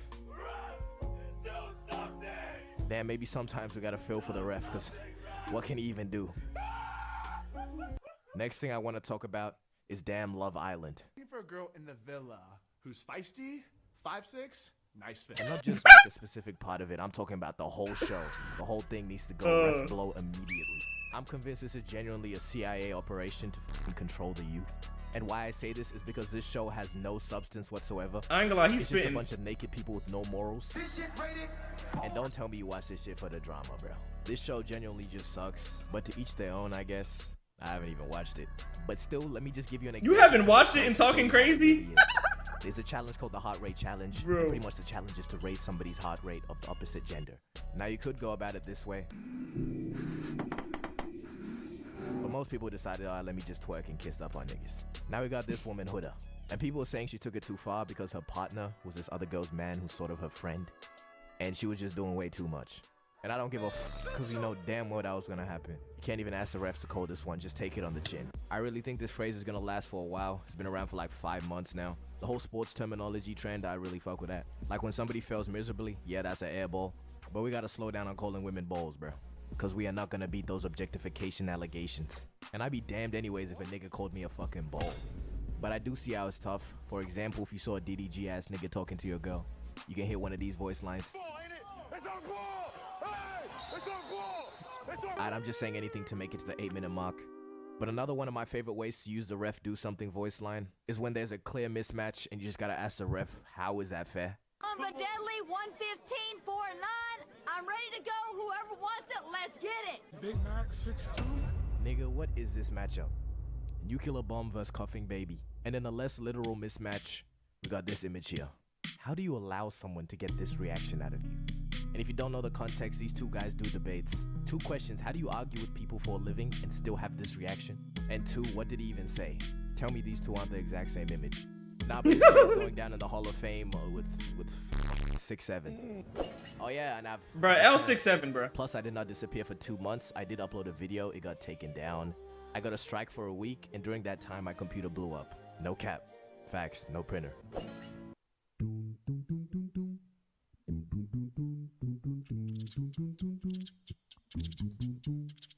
Bro, stop, Janai. The worst names, Mo Lester? Bro. Hungry, thank you for the 20. Appreciate you, bro. I love Bunny, save the 2. Yeah, chat. Actually.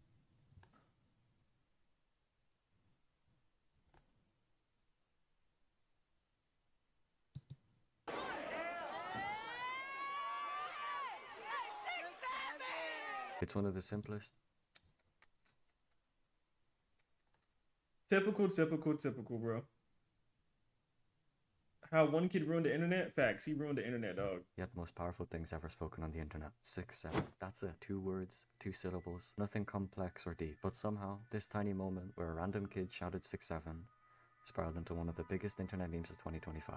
Who is this kid? And why did this catch on? How did 6'7" go from a song lyric to a LaMelo Ball edit to a phrase shouted in classrooms all over the country? Today, we're diving into the story of the 6'7" kid, Mason, and how he, with one clip, managed to ruin the internet. But before we get into this, like and subscribe, because I'm trying to reach 10k subs before the end of the year, and your sub means a lot more than you might expect. So, let's start with the star himself, Mason.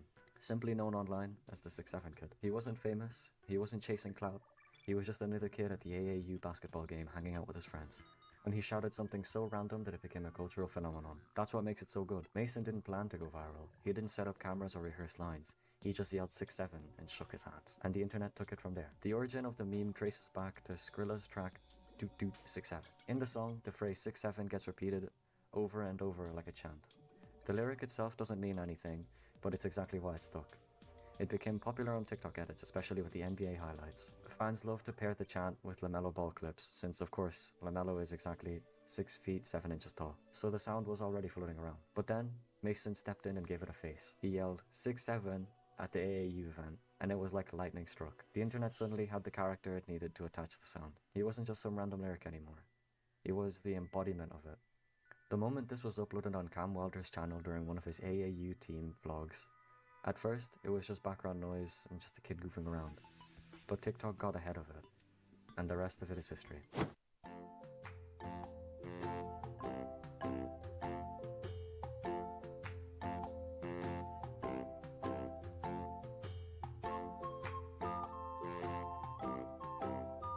Like, bro, who made him, like, who made that image of him, bro?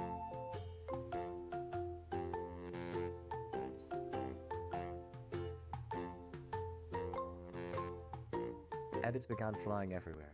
Mason's voice layered over highlight reels, Mason's face plastered onto NBA stars, Mason's shout turned into a call sign for one of the weirdest and funniest memes on the internet of this year. It was the 6'7" era, which I believe completely destroyed the internet. You realize what you have created. You've created something generational. You've basically created the new equivalent to 6'9". Yeah. How do you feel about that? I feel amazing. How did it even happen?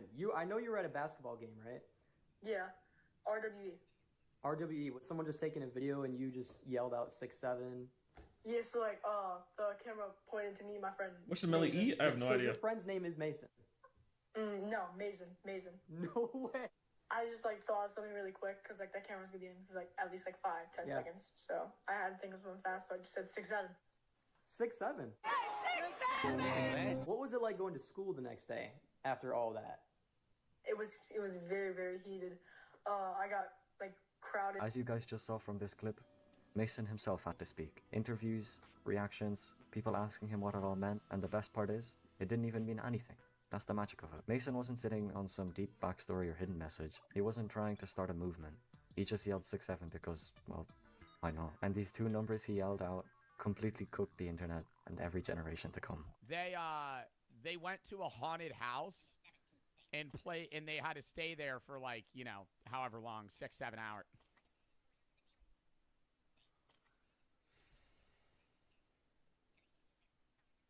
I swear, I'm not. Do you know what 6'7" is? My son told me the other day, people go around saying 6'7". Yeah, I don't know what that is. Do you want to be in the edit? Yeah, sure. So to do it, you're going to be like 6'7". What am I juggling? Nothing. Okay, cool. 6'7".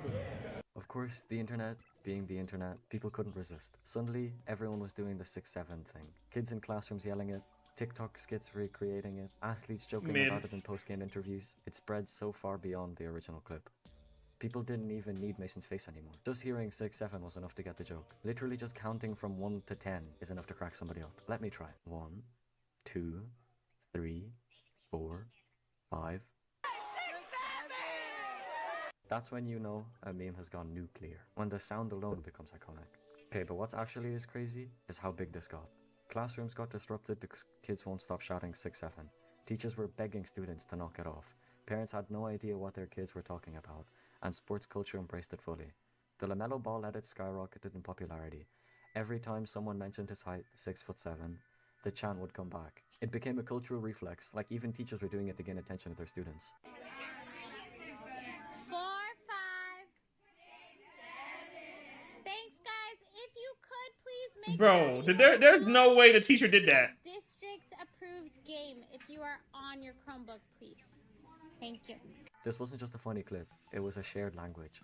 A way for millions of people to connect their nonsense. Elementary schools, middle schools, high schools, everywhere you looked, kids were mimicking Mason. Random shouts of 6'7" in hallways, lunchrooms erupting in— Chat, you can't tell me the CIA don't be involved in this. I'm telling you, bruh.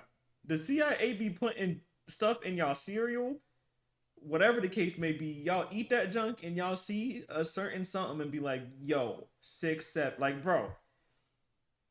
I'm telling you, bro, that's just not something to blow up on. Everyone has said that before. Chance, and gym teachers losing their minds. For kids, it wasn't just a meme. It was a trend, a game, a way of being in on the joke. And if you weren't yelling 6'7", were you even a part of the culture? This is where it gets deeper. Memes like 6-7 show how fast youth culture spreads. One random shout at a basketball game can dominate classrooms across the country in just weeks. It's powerful, but it's also kind of scary. Kids aren't just consuming memes, they're living them. Mason's shout didn't just live online, it lived in schools, on playgrounds, and in everyday conversation. It shows how internet culture shapes real life, especially for the youngest generations. I'm just realizing now that he literally moves like somebody that's 6'1", 6'2", except he's 6'7". I just bit right on. And then of course the edits. If there's one thing that the internet loves, it's remixing. And Mason's clip became perfect fuel. LaMelo Ball dunk edits, Fortnite montages, rap overlays, even anime style edits where Mason was treated like the main character. And then came the darker twist, the SCP horror edits. Suddenly, Mason wasn't just a funny kid yelling, he was transformed into SCP-67, a creepy, distorted entity with a wide mouth and glowing eyes. You've most likely heard about the 6-7 meme. But what does it mean? The meme comes from a song called Doot Doot by rapper Skrilla. It dropped in late 2024, and in the track, Skrilla says 6-7. He's talking about 67th Street in Chicago, and that's where the phrase originated. Fast forward to early 2025, and TikTok and Instagram users took that 6'7" line, connected it to NBA player LaMelo Ball, who just happens to be 6'7". So whenever the song hits the 6'7" line, editors would cut to footage of LaMelo dominating the court. And from these edits, the meme evolved. People started making TikToks and Instagram reels involving the number 6'7". For example, someone would say that they scored 67 out of 100 on the test, and then someone would say, "You mean 6'7"? The internet had taken a lighthearted meme that pushed into the horror genre. That versatility, the ability to be funny, scary, ironic, or absurd, is what gave 6'7" its staying power. What's the takeaway? Sometimes It came from a song? online don't come from celebrities. Kevin, if you were listening, he said that it came from a song in the beginning of the video. He literally said that in the beginning of the video, Kevin. Kevin does not listen, bro. I don't care if it came from a song or not, bro. Effing Speckbirds, man.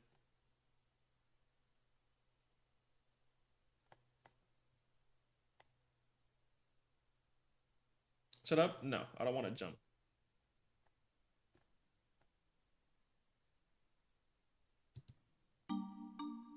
Lil Tecca, if it was horribly offbeat and not mixed at all. Alright, bet.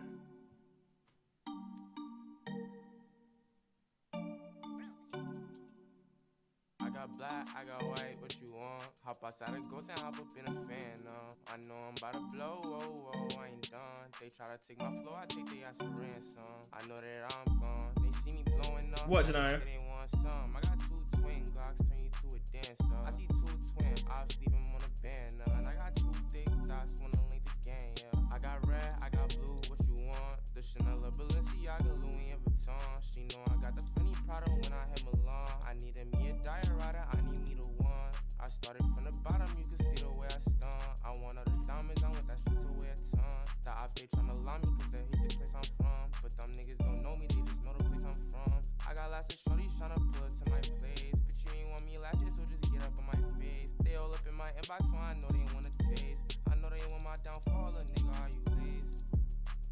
I got black, I got white, what you want? Hop outside a ghost and hop up in a fan, I know I'm about to blow, whoa, whoa, I ain't done. They try to take my flow, I take their ass for ransom.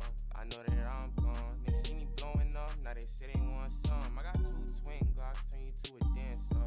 I see 2 twin ops, leave them on a banner. And I got 2 thick dots, wanna link the gang. I got black, I got white, what you want? Hop outside a ghost and hop up in a fan, I know I'm about to blow, whoa, whoa, I ain't done. They try to take my flow, I take their ass for ransom. I know that I'm gone, they see me blowing up, now they say they want some. I got 2 twin Glocks, turn you to a dancer. I see 2 twin ops, leave them on a banner. And I got 2 thick dots, wanna link the gang, yeah.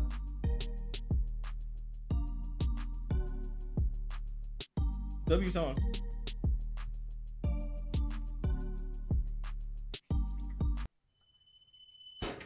ISO Speed has a freestyle? I know that junk sucked. Yo, it's that word, it's Lotto. Today we got something special for y'all. Thanks to our friends over at Clout, we're giving away the first golden tickets to Summer Smash 2026 for you and a friend.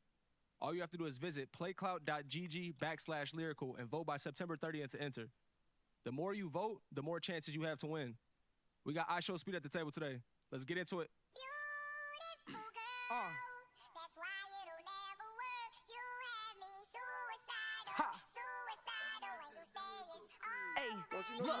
Hey, baby bad. When I chop it, this money, this mag. I been giving you money, my tripping the tickets, and niggas we run for the flags like chippers. I'm a nigga around the niggas, I'm getting like diggers. You be passing my chest to rest, I'm giving this money, I'm giving a flicker. Like Daryl, you sell me, and I know when I'm tripping this money. Like damn, you bet me a baby girl, you can like be my bunny. Like fuck, I've been tripping the same thing, and I'm tripping this money. Like fuck, I've been getting this money the same thing, the train is sunny. I'm giving like girl, you topping the switch. But I'm rest stage, car no switch. I've been getting no domino lick. Baby girl, you bad no switch. Baby girl, you bound that ass. Let me get to the money, no rest. That ass. Baby girl, you doing your last. Let me say that shit now. Damn, it's too fast for freestyle, bro. Look, ayy, when I rush in the hits of Barilla, I be tripping the same thing. I been tripping the same thing like a fella. I'm a young nigga tripping. Nigga speed gain, I been busting the swallow. If these niggas wanna play, then I'm busting this shit like a dude, like a duck, like down bad. I ain't had shit none but slacks. I ain't had no nothing but the damn thing. Broke speaking speed in these. Like damn, you busting that shit like a girl phone, like a mask. I been tripping the same thing. I been doing my dance, I been doing the rest like speed gain. It's the same thing. Tripping the same with the damn thing. Doing my dance like a lame thing. I been switching this lame lanes. I been crystal flame things. Bro, what is he saying? Like, can Speed not be a rapper, please? I'm begging. Like fuck, baby girl, you sold me that swatch. I been getting that money, the same thing, getting a chicken, the same in the swatch. Like damn, hey, fuck, I been giving the belly the much, the belly the much in the same thing. I been tripping, that came in the fuck. Like damn, I say, babe, you my best. We can be the same thing. I ain't tripping and shaking like fuck the rest. Like same thing, I'm getting my mess. Like 40 teens, I'm getting my desk. Damn, fuck. I may gotta try another beat.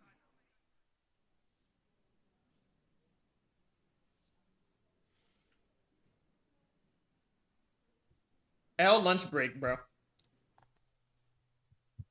That was horrible, bro. The beat is saving this? Nah, why did they give him that such a good beat, bro?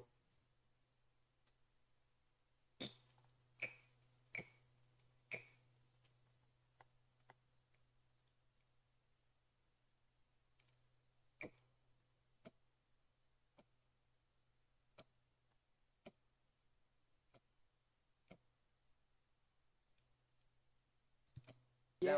I ain't gonna lie, chat. This is Mafia-thon 3 Radio on the radar. I'm not gonna lie. I'm very excited for the next guest is gonna come in here and shut shit down.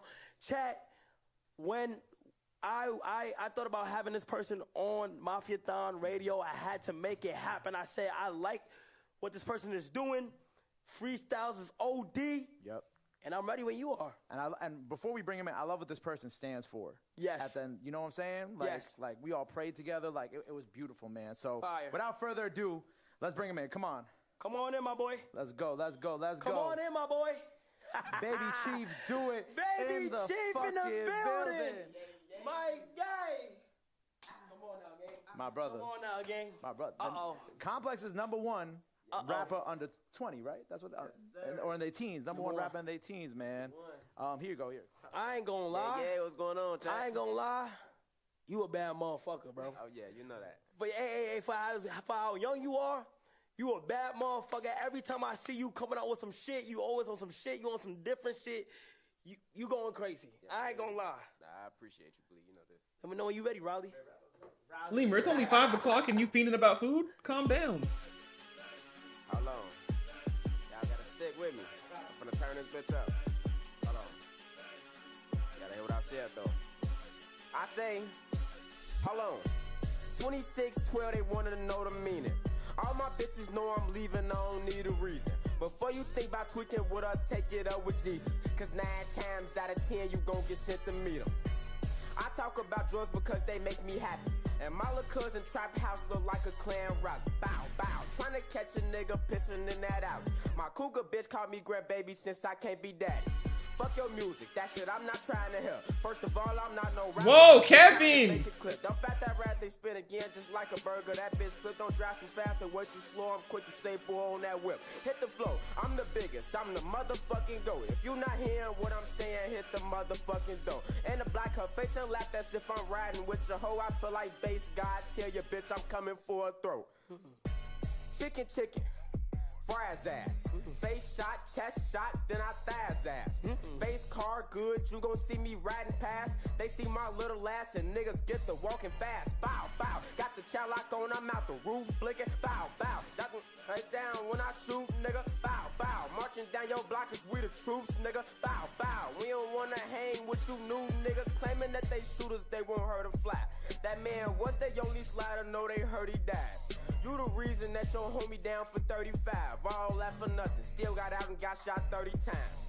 You was there, I know you seen them hoes in them, they like damn do it. Boy, you always got them hoes with your hair. Where you go, you always keep a fucking pole with you. And you got a chopper that's gon' seem like Keisha Cole, nigga. Boy, cook shit up, don't get put on the stove, nigga. We big young and old niggas, boy, I thought I told niggas. We treat niggas just like clothes, we a lint road niggas. We gon' check your confidence since you think you a bold nigga. Hold on, I say chicken, fries ass. Face shot, chest shot, then I thighs ass. Face car good, you gon' see me riding past. They see my little ass and niggas get to walking fast. Bow, bow, got the chow lock on, I'm out the roof blinking. Bow, bow, get down to lay down when I shoot, nigga. Bow, bow, marching down your block cause we the zoo, nigga. Bow, bow, we don't wanna hang with you new niggas. Bow, bow, got the chow lock on. I finished my video, by the way. I'm about to upload it. Bow, bow, get down to lay down when I shoot, nigga. Bow, bow, marching down your block cause we the troops, nigga. Bow, bow, we don't wanna hang with no new niggas at all. Yeah. Oh my gosh, baby Chief, do it. Mafia-thon 3 radio on the radar. Yes, Appreciate sir. you.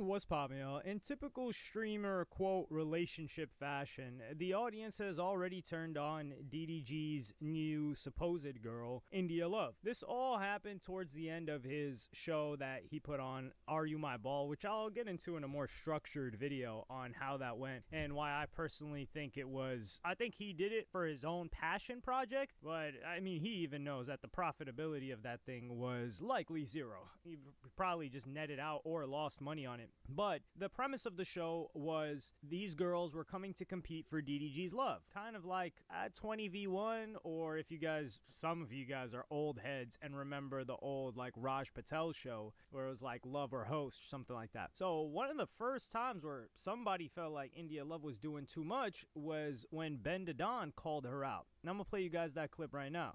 Look. When India heard I was coming on the show, she did hit me up. And she said something along the lines of make sure you put these bitches in check and let them know what's going on. Pretty much she was saying, Ben, don't play with me and don't have these hoes on my. Pretty much what she said. Pretty much. That's what she said. And I said, all right, sus, how you gonna get mad at me that they wanted me to host the intimacy game? What I'm supposed to tell all them hoes? Hey, go out there and don't touch him at all. No. And I'm still confused on what's going on because India said y'all touching my name. They supposed to be competing to Melly Jones? get the love of Daryl. That's what the whole point of this is. This supposed to be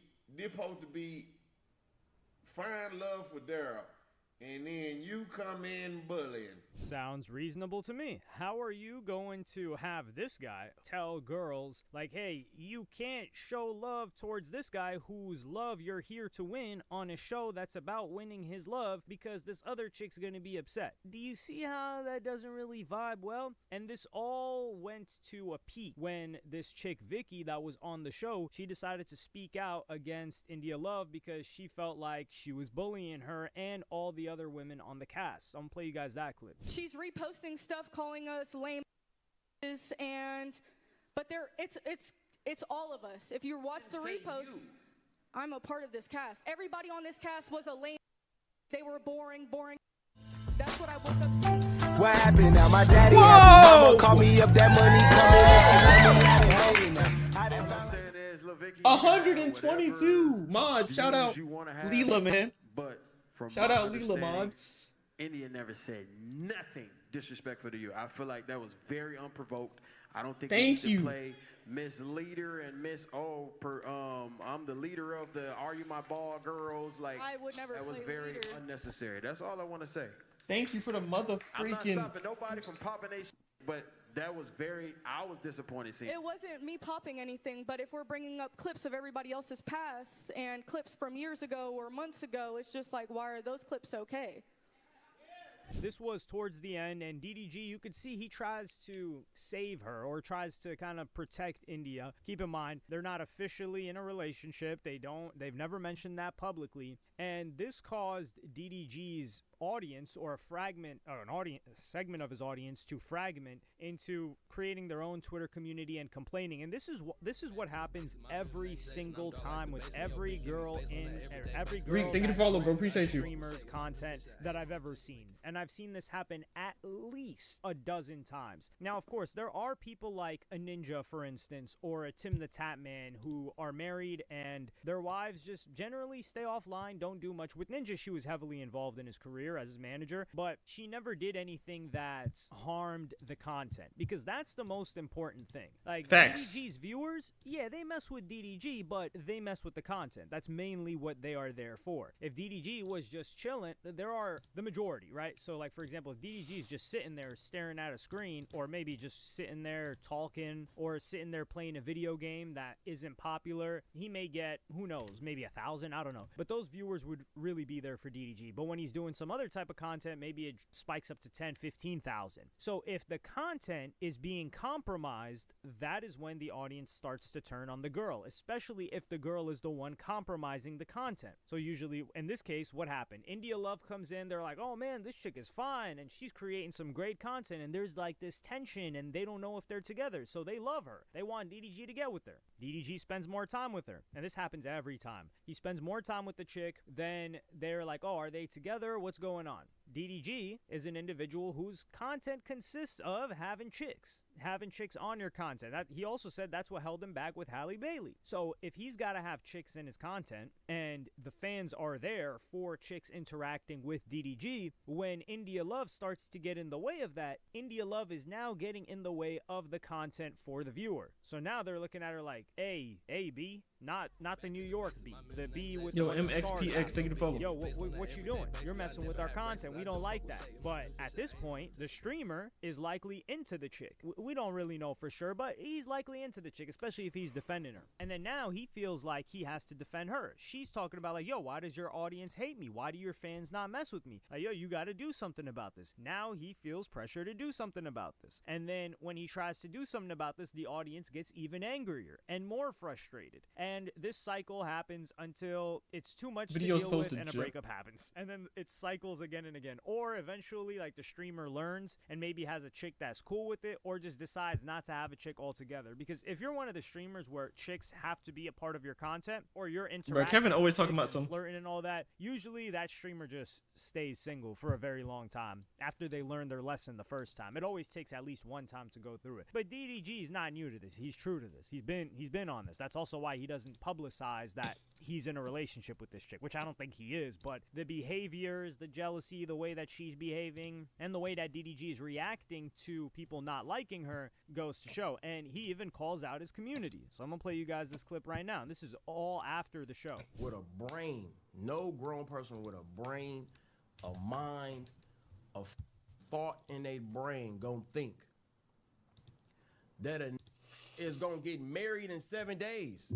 I don't know why y'all think that's a thing. Why do y'all think this is it? Why do y'all think I'm gonna get married? Y'all took this parasocialism shit to the next level, bro. Who the is gonna live stream? Just think about it. Cause we grew up watching TV shows, right? Bro, who the is gonna go on live, meet girls for the first time ever in their life? W Gutty. And in 7 days get married. What y'all don't know is these girls know that. They know. You niggas is the only niggas that don't know. Y'all the only ones that's lost. Okay? We need to rewire our brains. Like I feel like they ain't treating this. Now DDG's cooking here, and he's right, but there is a level of manipulation here. They're not saying, now these chicks, they're not saying that they're gonna get married. Like obviously they don't expect that. But the expectation of the show is that they have a chance with you. And the winner is the one that best has a chance with you, that you're willing to give a chance. If you were never going to give any of them a chance, no matter what, then what was the point of the whole show? Like, you gotta at least fake it after, right? Like, the person wins, and then you kick it with them for a little bit, maybe do some streams with them. Kevin. Let, like, tension build up, like, the saga Kevin. continues. So, the fact that he's kind of like, his audience, they're not tripping in expecting that, yo, these chicks should have a chance with you. Isn't that the point of the whole show? Like, for example, like, let's just look at Love Island, right? And I don't know too much about this. Or even a Jersey Shore, Oh, right? it's doing Like, pretty they well. That actually video's got doing pretty into well. relationships here. Well, Love Island, I think it makes more sense. it's But yeah, doing very these people well. are, it's a reality show. They all know that it's a show, but they get on the show and some of them start to like each other and some of them get in a relationship, etc. And that's what people expected here, but that's not what happened. So they're like, yo, what kind of, not scam, scam's not the right word, but, yo, this is a famoose Already over here, 17 where likes. they never even had a chance to begin with. And I think some of these chicks wanted the chance as well, but Who that has a man? DDG did them a favor. Mid. Because all of these chicks, and this is where you got to think a little bit ahead, all of these chicks, and they may not have thought about this when they got on the show, but they get on the show, think of the visibility that the show got. Think about how many eyeballs. Think about how lit DDG is and how many other lit, poppin', rich, whatever, athletes, entertainers are watching the show or seeing clips from the show and then seeing those chicks. So these chicks that they were nobodies before, even if DDG isn't messing with them, there's other people hitting their line on some like, yo, I messed with you on that show, this and that, and they're hollering at them. So their opportunities, even if it's not, people act like, oh, they didn't get with DDG, they lost. No. They got clouded up. They got some people in their DMs that are popping, that want to, who knows, take care of them, get into a relationship with them, whatever the case may be. And if they are entertaining or entertainers, they got a nice boost. Kind of like Streamer University, but not to the same degree, of course. So DDG did all of them a favor, even if they all lost. So that's one thing that shouldn't be taken away from him. But India Love was angry as well. I'll show you guys that clip of her. So I'm supposed to be here for a man named Moo. I want to keep India's name at the forefront of my tongue the whole time because that's just something you got to get off. Clearly you missed the plot. We seeing right through you. You're not there for Moo. You're there for the clips. You're there for the, I don't know, you want to clear your name, whatever the case may be. Y'all was bullying each other on the stage. Y'all don't want to talk about how y'all bullied each other? Only me. Only me, I was a bully. Not Ben when he said, oh, you 40 years, you look, I don't know what he said about somebody having braces at their age. That's not bullying. I love the shade of death, but if y'all saying I'm bullying, why wasn't the nigga held accountable for bullying women? That's even worse, right? All I did was stir the motherfucking pot. We love the drama, whatever the Shay says. I love him to death. But please, let's be fair across the board. Let's be fair across the board. Hip, hip. Now, she is right about being fair across the board, but the difference is none of those guys are dating DDG or involved with DDG in that type of, like, they're not in competition with the girls on the show. Now, if India Love was DDG's sister and she's getting up on there and kind of grilling these chicks, I don't think people would be tripping about it. And you can even see that people are really, really upset with her. Like, the fans are upset. They say she ruined the show. And they're like, yeah, them girls are on there for clout, but, like, they're providing content. And some of them are, they think it's a real competition. And then DDG responds to his angry community, or a subsection of his community that's really angry, and he incites them even more. I'm gonna play you guys that clip. Niggas making Twitter communities. You know what? Just because y'all did that, you know what? I want to piss y'all off even more. I'm finna plant. I think with India, we're gonna do another video game. I think we should do another 24-hour ASAP. What else? I'm finna go crazy. Matter of fact, DDG and India subathon. Lil Dicky Earth? Oh nah, Kevin. I ain't gonna lie, y'all promoting the shit out of me, and I'm genuinely confused on like how the fuck. Like after I rewatched the little spaces and shit, right? And the was doing this, you don't listen to us. I'm like, oh no, these tripping, these different, these niggas a little slow. So I'm like, okay, cool. I can manipulate y'all a little bit. So I'm finna make y'all even more mad. This is hilarious. I mess with DDG for this. This is funny, and some people are like, yo, why does he like India so much? He's doing this. This is self-serving. Like, the angrier he gets, but the problem is, India Love won't be able to handle this. The amount of hate that she's going to get from this, because if she's out of the picture, all of those people that were frustrated, they're coming back to DDG. Regardless, they're watching anyway, but they're getting back on DDG's good side after that and supporting him. For her, she's going to get more and more and more hatred. DDG's going to get more promo, but she's getting fed to the wolves. And hey, the game is the game. Let's say I can't hate on him for that.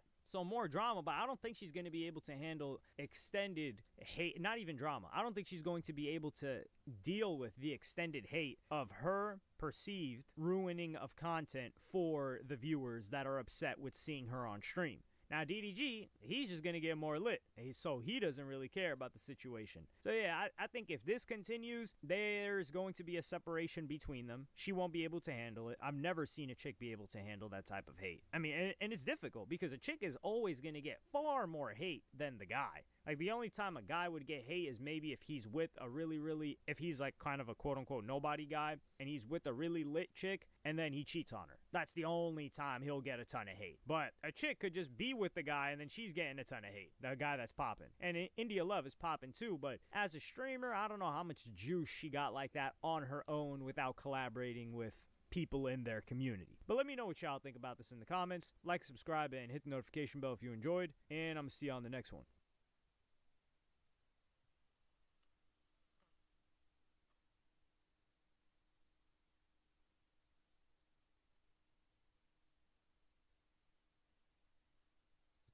What's poppin', y'all? It looks like Blackboy Max silently caught his first rapper body, and we're not talking about someone actually dying. We're talking about a career ender without even really having to drop many bars or a diss track. Really, he just killed him with he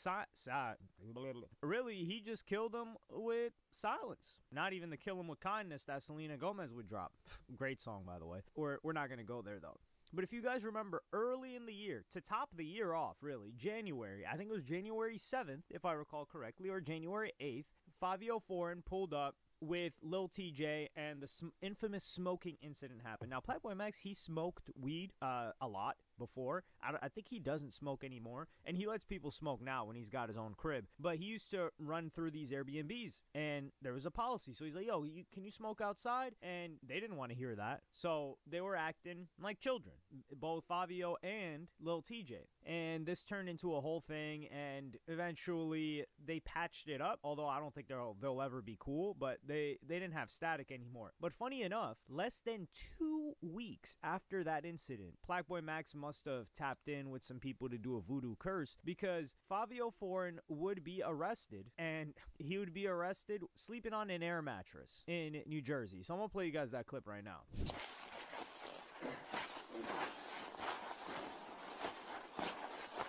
Your jacket right here, alright? Just something in it.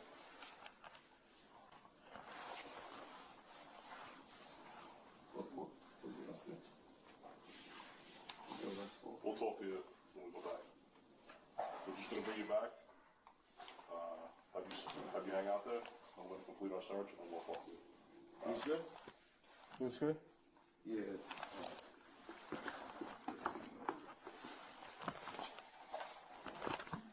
Okay. Yeah, like you here somewhere?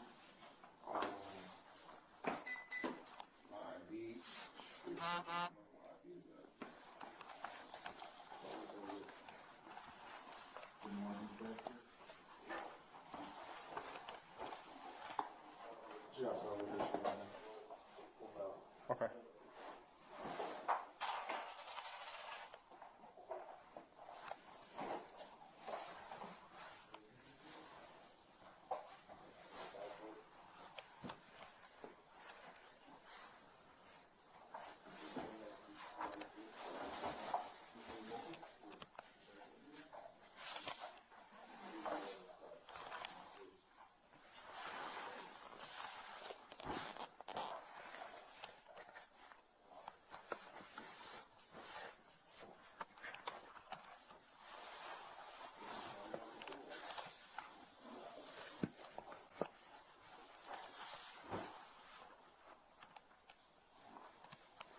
I grabbed his passport. I'm gonna bring it.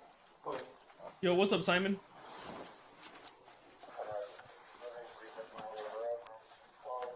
I think Joe checked. Joe, is this the one you checked? The North Face? So here you can see on the top right, it says January 18th. This was when he got arrested, and sadly for him, he would spend the next 6+ months, and this was for threats made against a woman that was, I think, is in his apartment complex. She said he pointed something at her, and we're not talking about he pointed what designer was pointing on that airplane at that stewardess. No, we're talking about he pointed the blicky at her and just said like, yo, you got to get out of here or something like that. Craziness. A lot of people are saying, yo, he's broke, this and that, because he's got a closet full of clothes, but then he's got an air mattress on the floor. I'm going to keep it a bean. It would be cool and funny to just down on Fabio. Fabio's not in a crazy financial situation right now. Like, he's not up, like he probably was years ago. But the dude's not broke. He's just a man that lives on his own.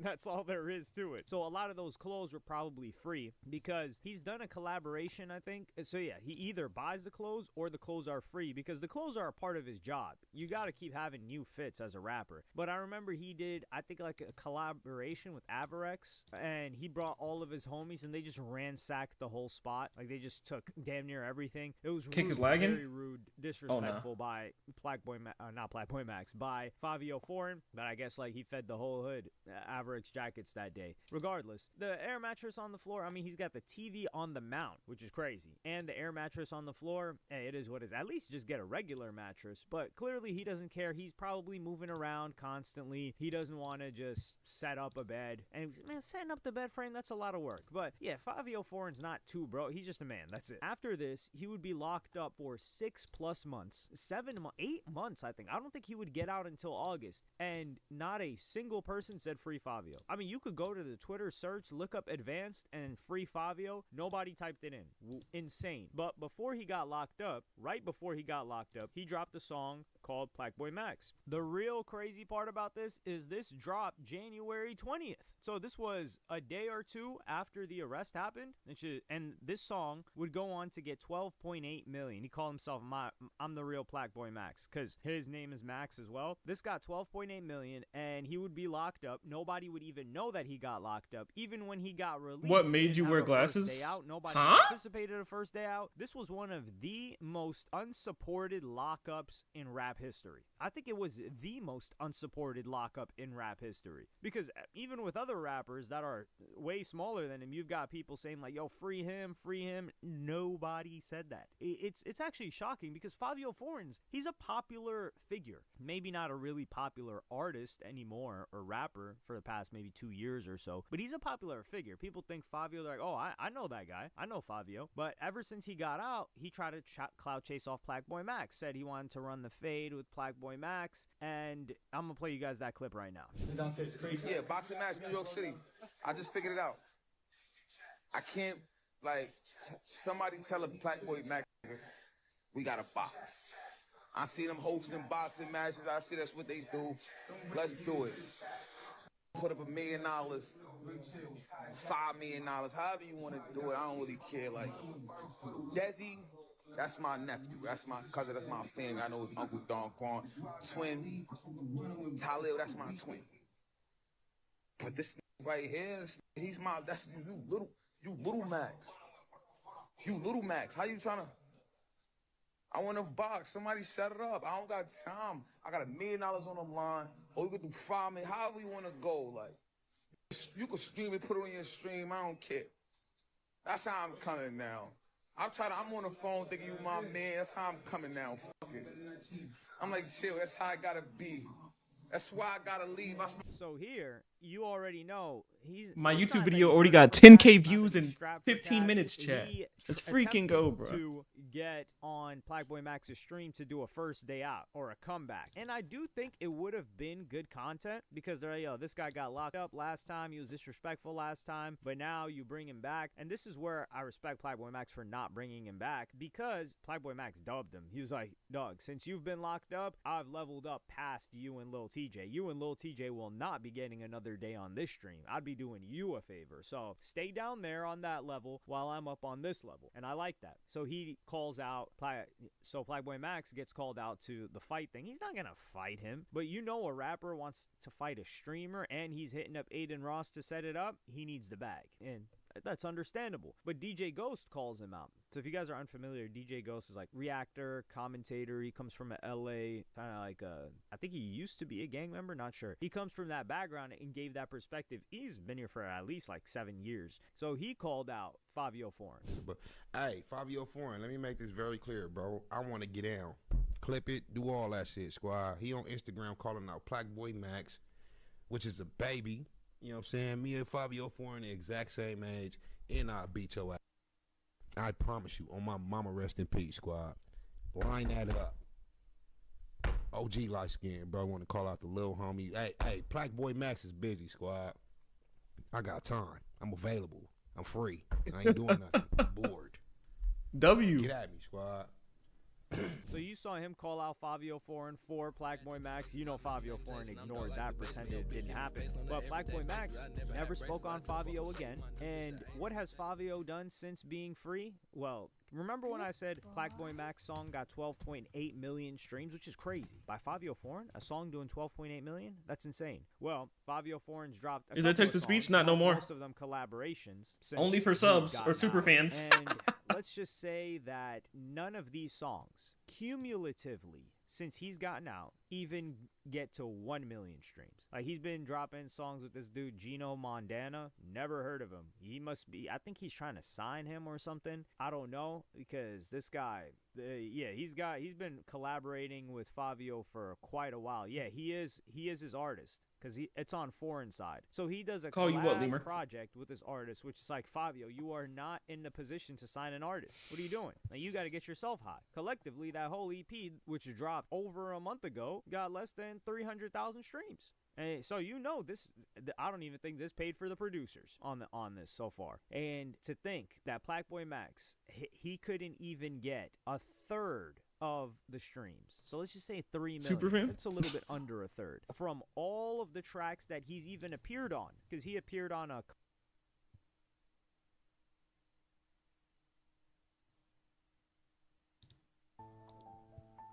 Chloe!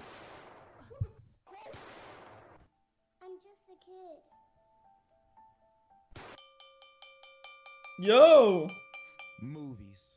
A magnificent visual art form that can show the riveting story of one's life or journey. They can display the harshness of someone's struggles and the beauty of someone's rise, conveying emotions that whenever I see them on screen, I can't help but feel the same way the character is feeling on screen. Not only that, they can introduce you to a new world that is entirely detached from our reality. I'm sad now? That I'm Don't be sad, Kevin. always engulfed in.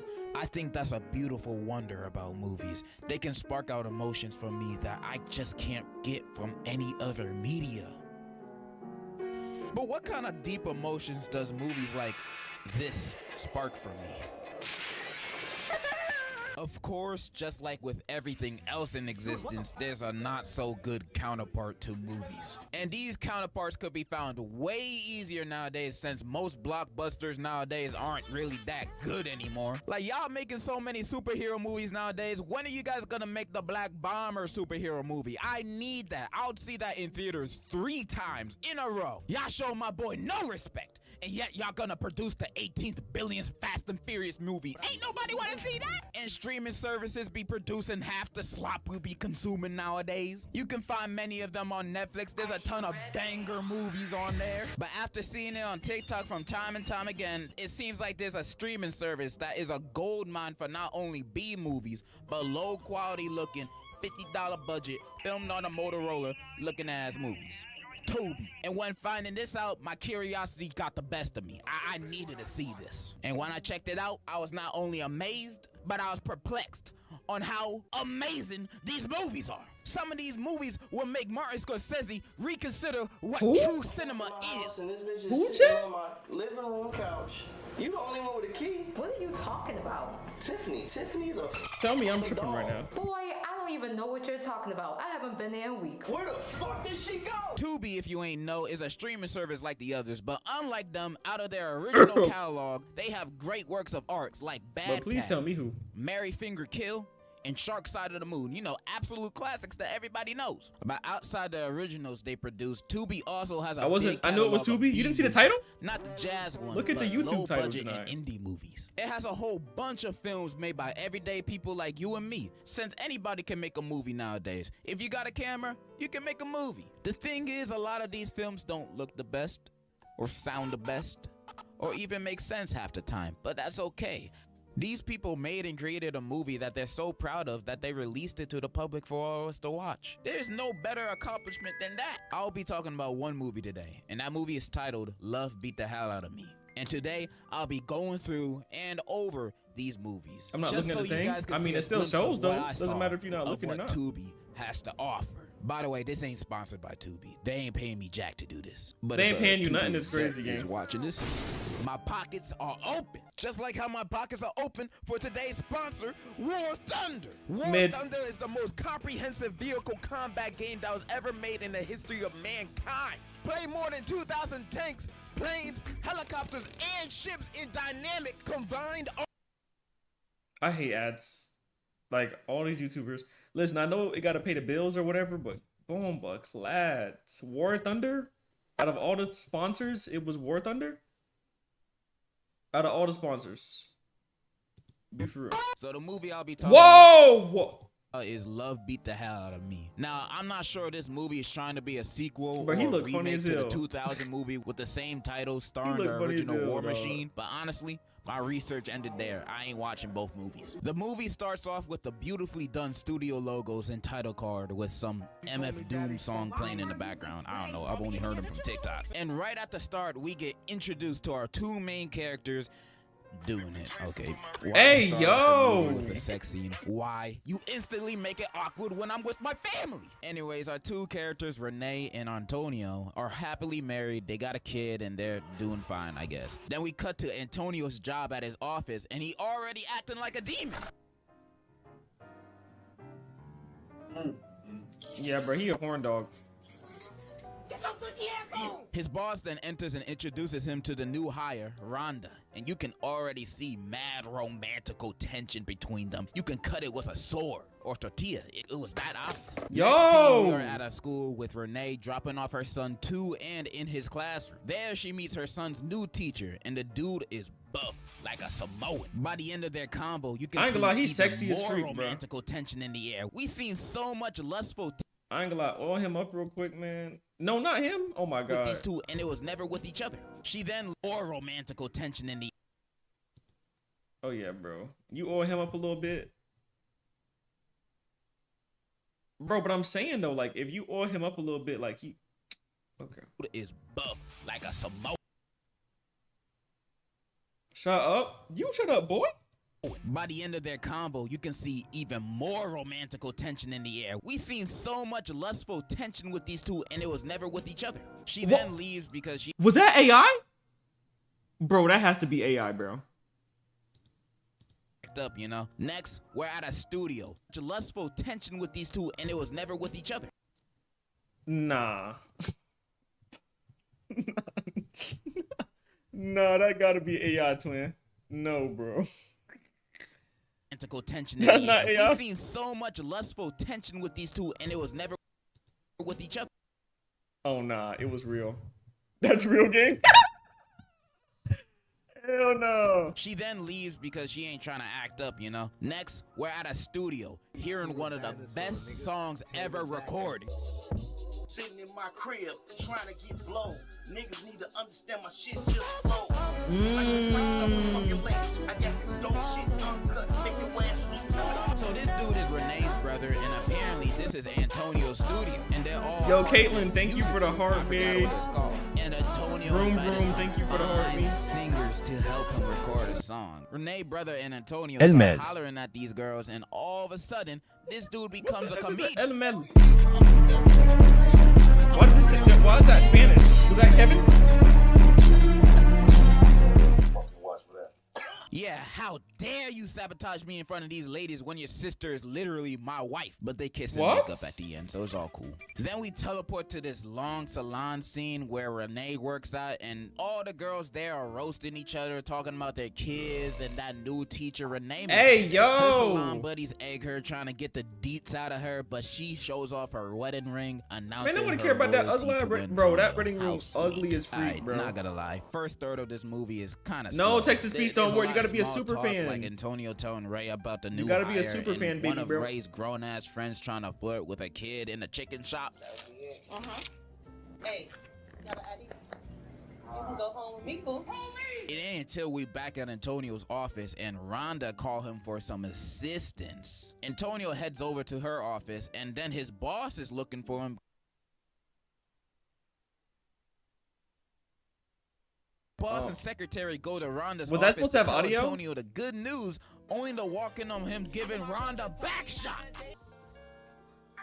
Freaking kidding me? They fired on the spot, and Rhonda's laughing. Bro, what type of 2B movie is this? Bro, Kevin, close your eyes, bro. I hope you're closing your eyes, Kevin. Like, that was horrible, bro. That was an L, bro. That was horrible, bro. That gotta be AI, gang. I'm gonna be real. That gotta be AI, bro. Laughing like she an anime villain. I don't know what the hell that's about. We then cut to Renee, bro, showing up to that house, and he trying to tell her the bad news about her husband, Antonio. I have no idea how he knows, but like, just deal with it. But then he does one of those long build-up explanations. Instead of just saying what the husband did, just say he cheated. Your husband ain't the man you think he is. Then Antonio walks in last second, right before an actual explanation, of course. I hate when characters do that in movies. Just spit it out. Spit it out already. Then we cut to Renee visiting Antonio's old job because she just wanted to see her husband, being a working and strong man. Only to find out this man hasn't been working there for 2 weeks. She obviously mad, but then the boss tells her the real reason why he got fired. Then she gets even more mad. What? You Miss Chambers. Renee, you.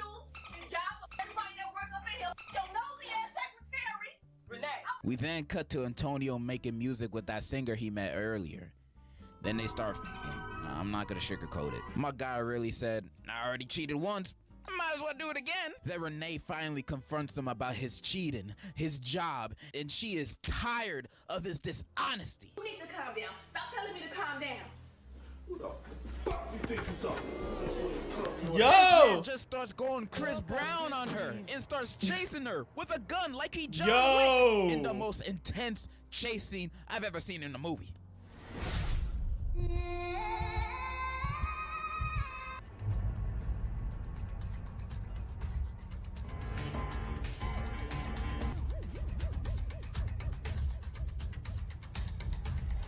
Bro.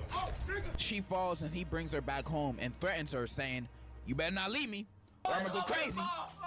And he's also a crackhead now, I guess. Next scene, her brother show up and sees her face. Super worried, he asked, who did this? And she's like, Antonio, but we're not together no more, so there's nothing to worry about. But he wasn't having it, and he was gonna deal with it on his own. He was gonna deal with it on his own? Pull up out of his car to drive How was, by his like, ass. bro?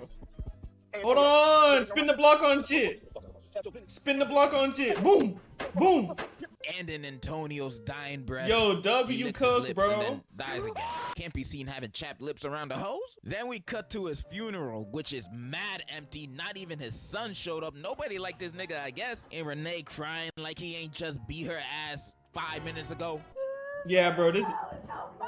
What did I do? Renee then goes to see Antonio's mother. When after seeing Renee's scars, she said she always feared this would happen to her. food? Turns out Tony's father was also a cheater and a beater. And Antonio got his bad habits from his daddy. She begs for Renee to leave Antonio, but Renee says she can't leave him because he threatened her. But he was just at his funeral. He dead now. What are you gonna do? Slap you from the grave? Like, that's just ridiculous. Tony's mom then recommends her to at least leave the house while he's still there. And then she proceeds to think about her son's teacher that she spoke to for like 30 seconds. I didn't know you guys had that kind of relationship already. Anyways, we go to the next scene at night to the singer girl appearing to be catcalled by some random homeless dude. Only for him to be Antonio?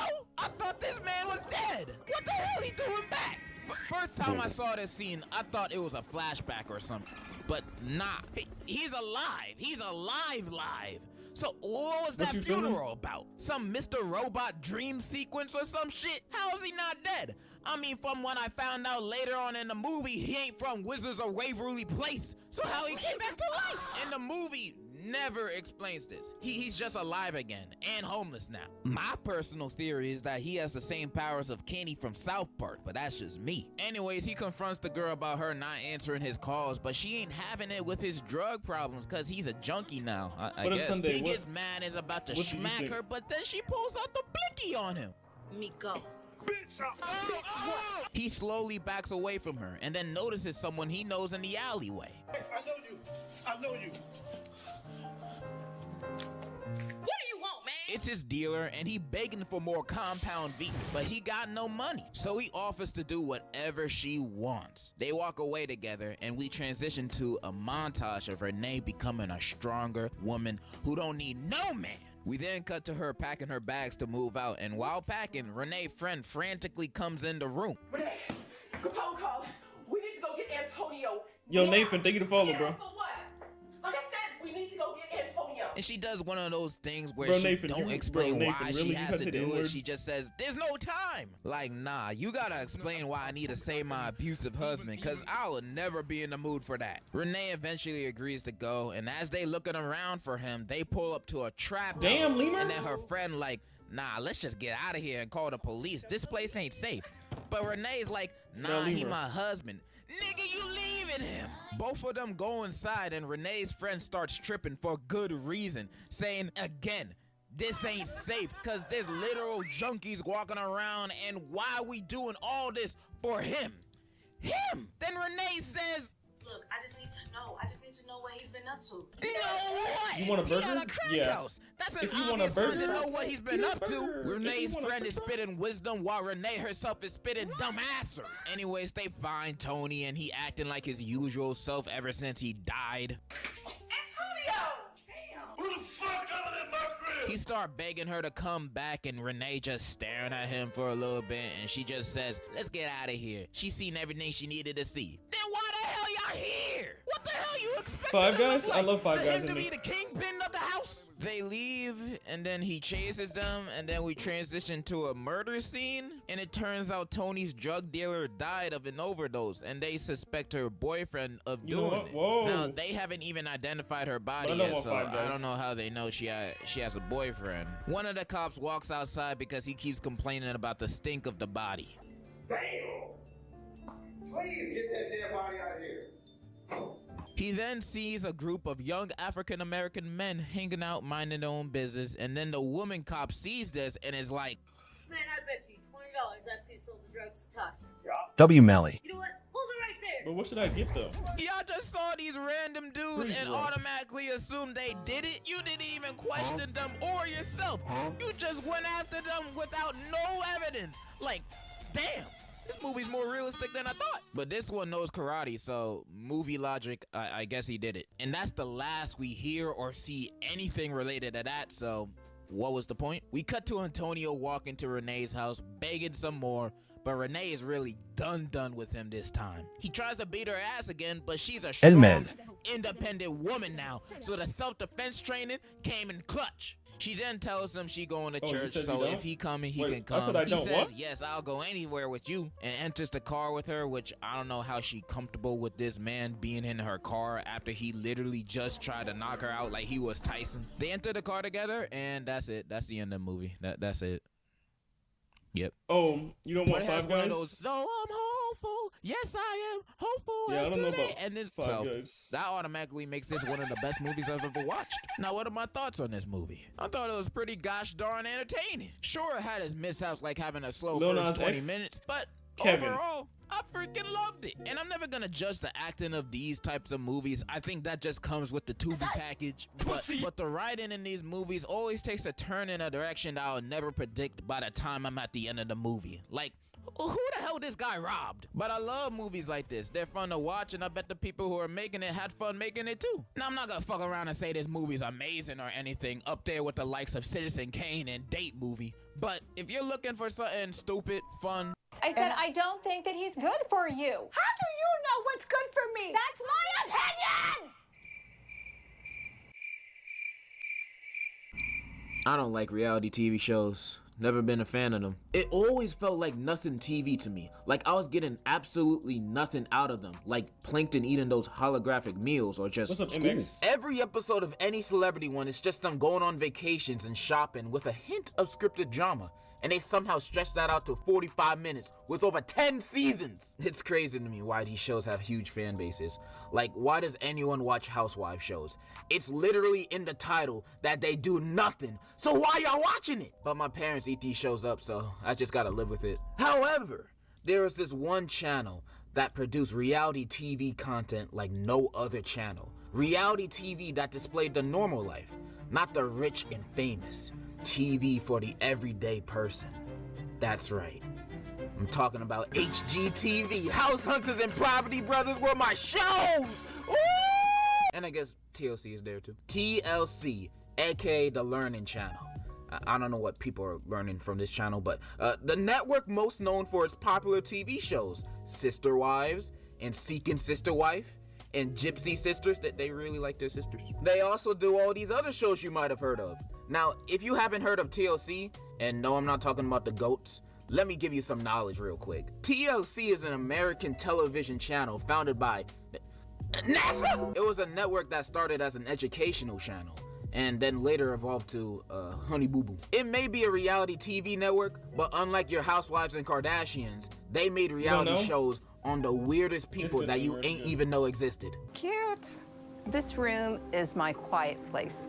Every morning, I have a ritual. I still got time. I It's can not come in 7. here, I can talk to my raggedies, I can tell them about my day. They have a million shows like that, because that's what this channel is. A blessing to the human race. And today I just wanted to talk about a handful of them that stand out to me, and also TLC as a network, because TLC is not like any other channel I've ever seen in my life, and I really want to talk about it. In 1972, during the Civil War soon, the Department of Health and Education, alongside NASA, founded what started as an instructional and informative channel that was distributed for free via satellite, televising programs that were meant for public schools and universities to show to their classes. So the NASA part was real. So we are to blame NASA for 1,000-pound sisters! Then in 1980, the Appalachian Community Network acquired the channel and renamed it to the Learning Channel, aka TLC. And then a bunch of boring stuff happened. Then in 1991, Discovery bought the network for $31 million.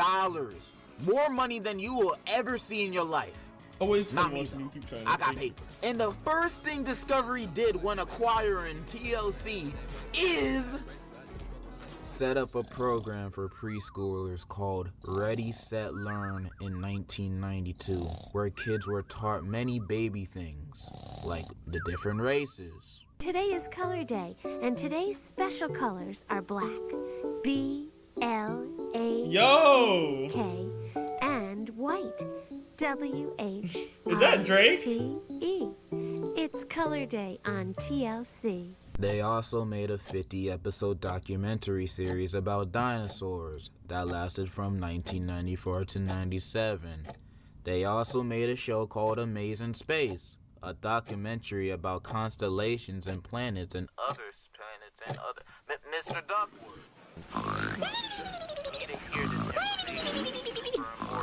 It wasn't until the mid-90s TLC would start to show glimpses of what they are known for today, with Trauma, Life in the ER. And of course that show was a success. And from 1998 on, TLC started to rebrand its image, making more reality-based shows like Life in the ER, because the ratings for stuff like dinosaurs wasn't looking tight. So with the success of shows like Trading Spaces, Junkyard Wars, A Wedding Story, and A Baby Story, this network found its cup of tea of what they wanted to make. Trash reality television. Good trash. Not like Netflix TikTok reality show. Like, why does this exist? That's basically the history of TLC.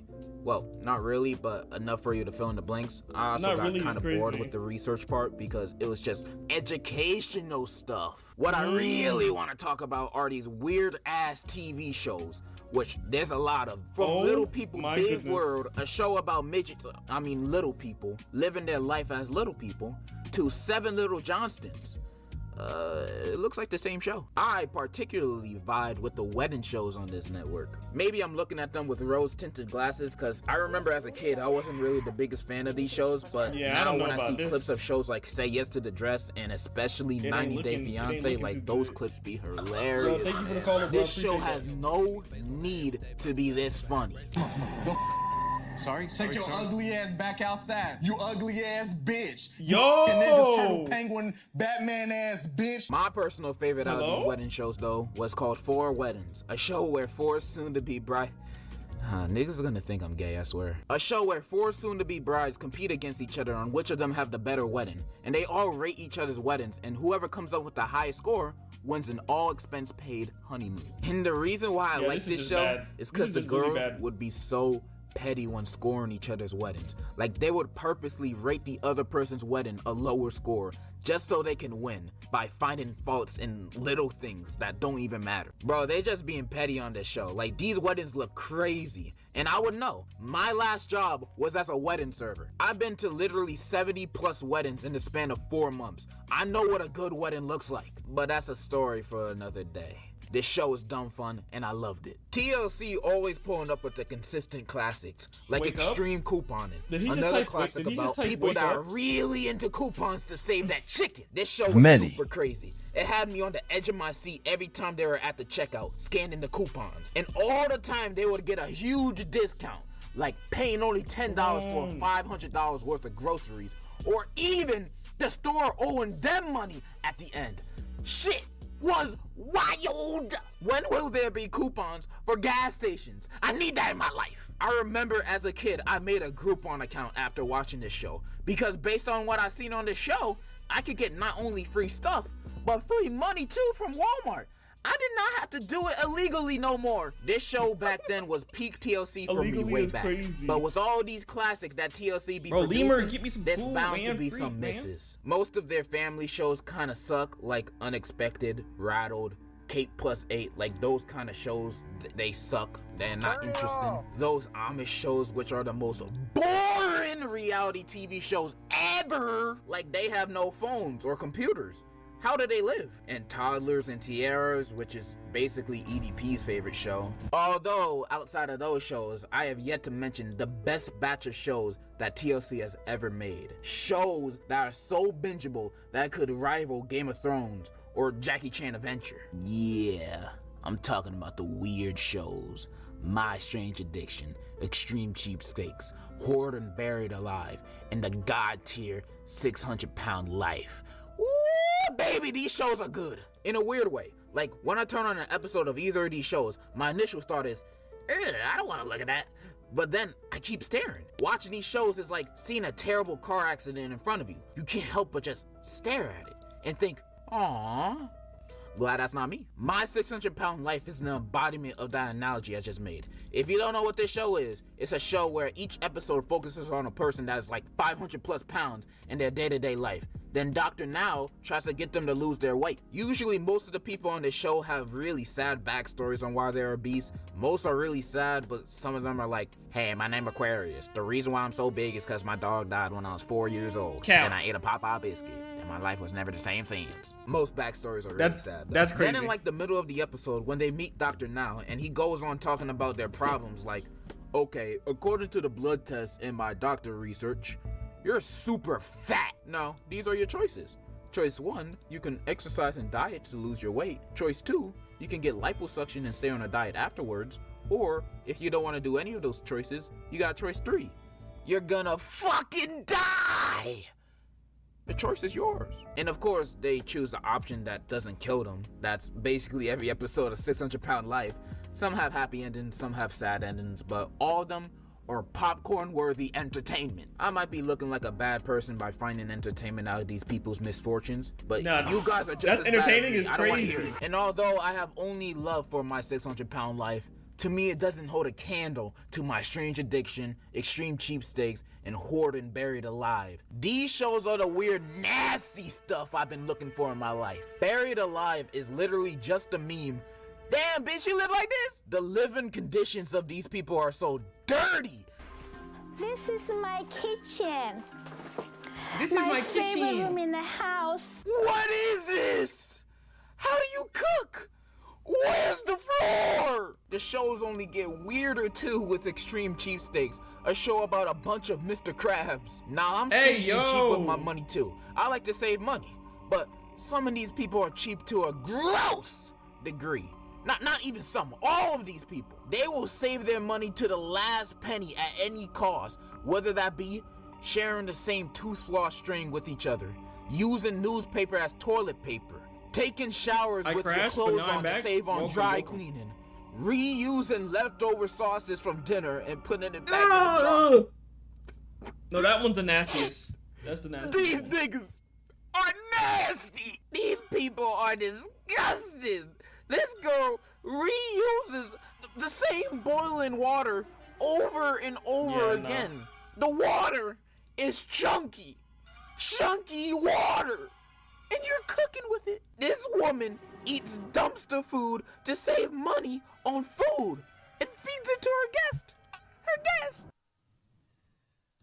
This is not even cheap no more. They are gonna cause another pandemic. Melly, with when he how doesn't stream for one day? They are. Okay. It's diabolical for these people to have their families deal with their dirtiness. If my mama was anything like the newspaper toilet paper lady, I would legit only use the school bathrooms from now on. I don't care about the embarrassment, but the shows get nastier. With my strange addiction, where it's mostly folk having a habit of eating something that's not even edible. I'm from Bradenton, Florida, and my addiction is... No, that's too close. No, that's way too close. That's way too close to my main home. Yeah. Yeah, chat. Say goodbye, goodbye, goodbye. Our hearts can't stop beating by.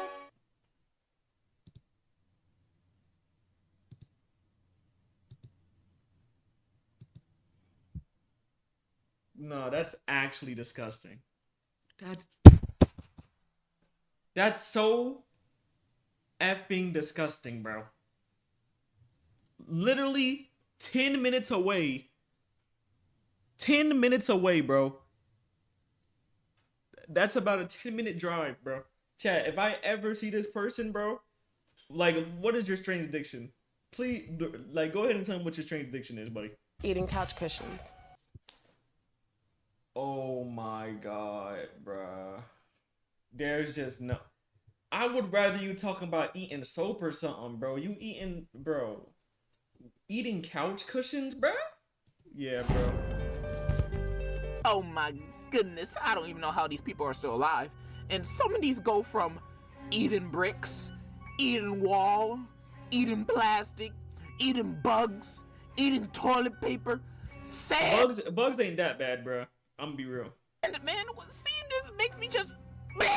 And it's not just eating. People be addicted to pigs, being a baby, living with roaches. He did what with his car? This is just too much to handle. TLC, you're off the grid right now. There's no way this stuff is real. Unless Is it real? Watching all these shows and the ridiculous nature of them, I forget that these are reality TV shows at the end of the day. So there's a good chance that it's all part of a script. And based on my honestly very little research on whether it's fake, I've come to the conclusion, kinda? I knew it was fake. I knew it. I knew it. Yeah, I've seen some articles about some of the episodes of some of the shows, like the baby girl from earlier. Turns out she doesn't have an addiction to being a baby. She's actually an adult film actor, and the baby thing is just part of her persona. Now, oh, hell no. I don't know who watches that stuff, but you got a strange addiction if you do. Also, the extreme cheapsteak woman who cooked her friends literal garbage. Turns out, those weren't her friends, but they were actors. This does put a frown on my face. Those friends were dickheads anyways. After finding out a few of them are fake, it makes you assume most of them are fake, or at least super exaggerated. But I still believe most of the shows on TLC are real. Like, I know 4 Weddings is real, based on my research. Say Yes to the Dress is real. They actually say yes to the dress. And My 600-Pound Life is real too. They're actually fat as hell. I just think the exaggeration in these shows are all part of what reality television is, even when the shows are real. I didn't want to get too deep on whether it's real or fake, because honestly, I don't want to ruin my entertainment and me having fun watching these shows. I mean, that's what ruins prank videos for me. I don't want this to happen for TLC. You know what they say, ignorance is bliss. Good vibes, bro. And with all these lovely shows, TLC has become one of my favorite guilty pleasures of all time. Guilty pleasures is crazy, gang. Unless they copyright this video. But if they don't, keep doing what you're doing, TLC. Whether it's real or fake. W, man. And that's kind of Thank all you, bro. I wanted Thank to you, say. thank you, love. Kind of an abrupt ending, but... That's how you get a burger? Oh my god, you always talking about a burger, bro. Bro. You know what, F it, give me Wendy's, bro. Give me Wendy's. And give me that drink. They got good drinks.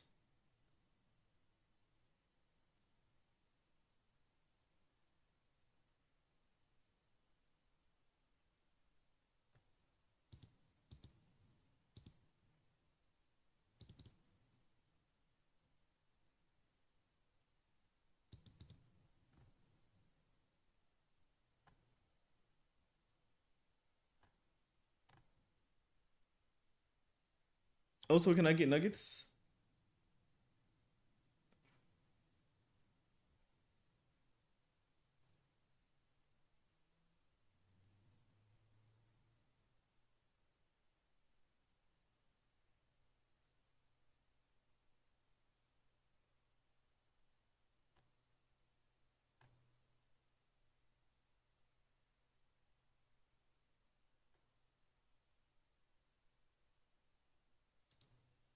Zodiac killer. Bro, no, bro.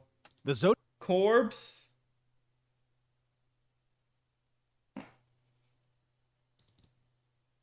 I just farted. I just farted again. Lemur just crashed out, y'all.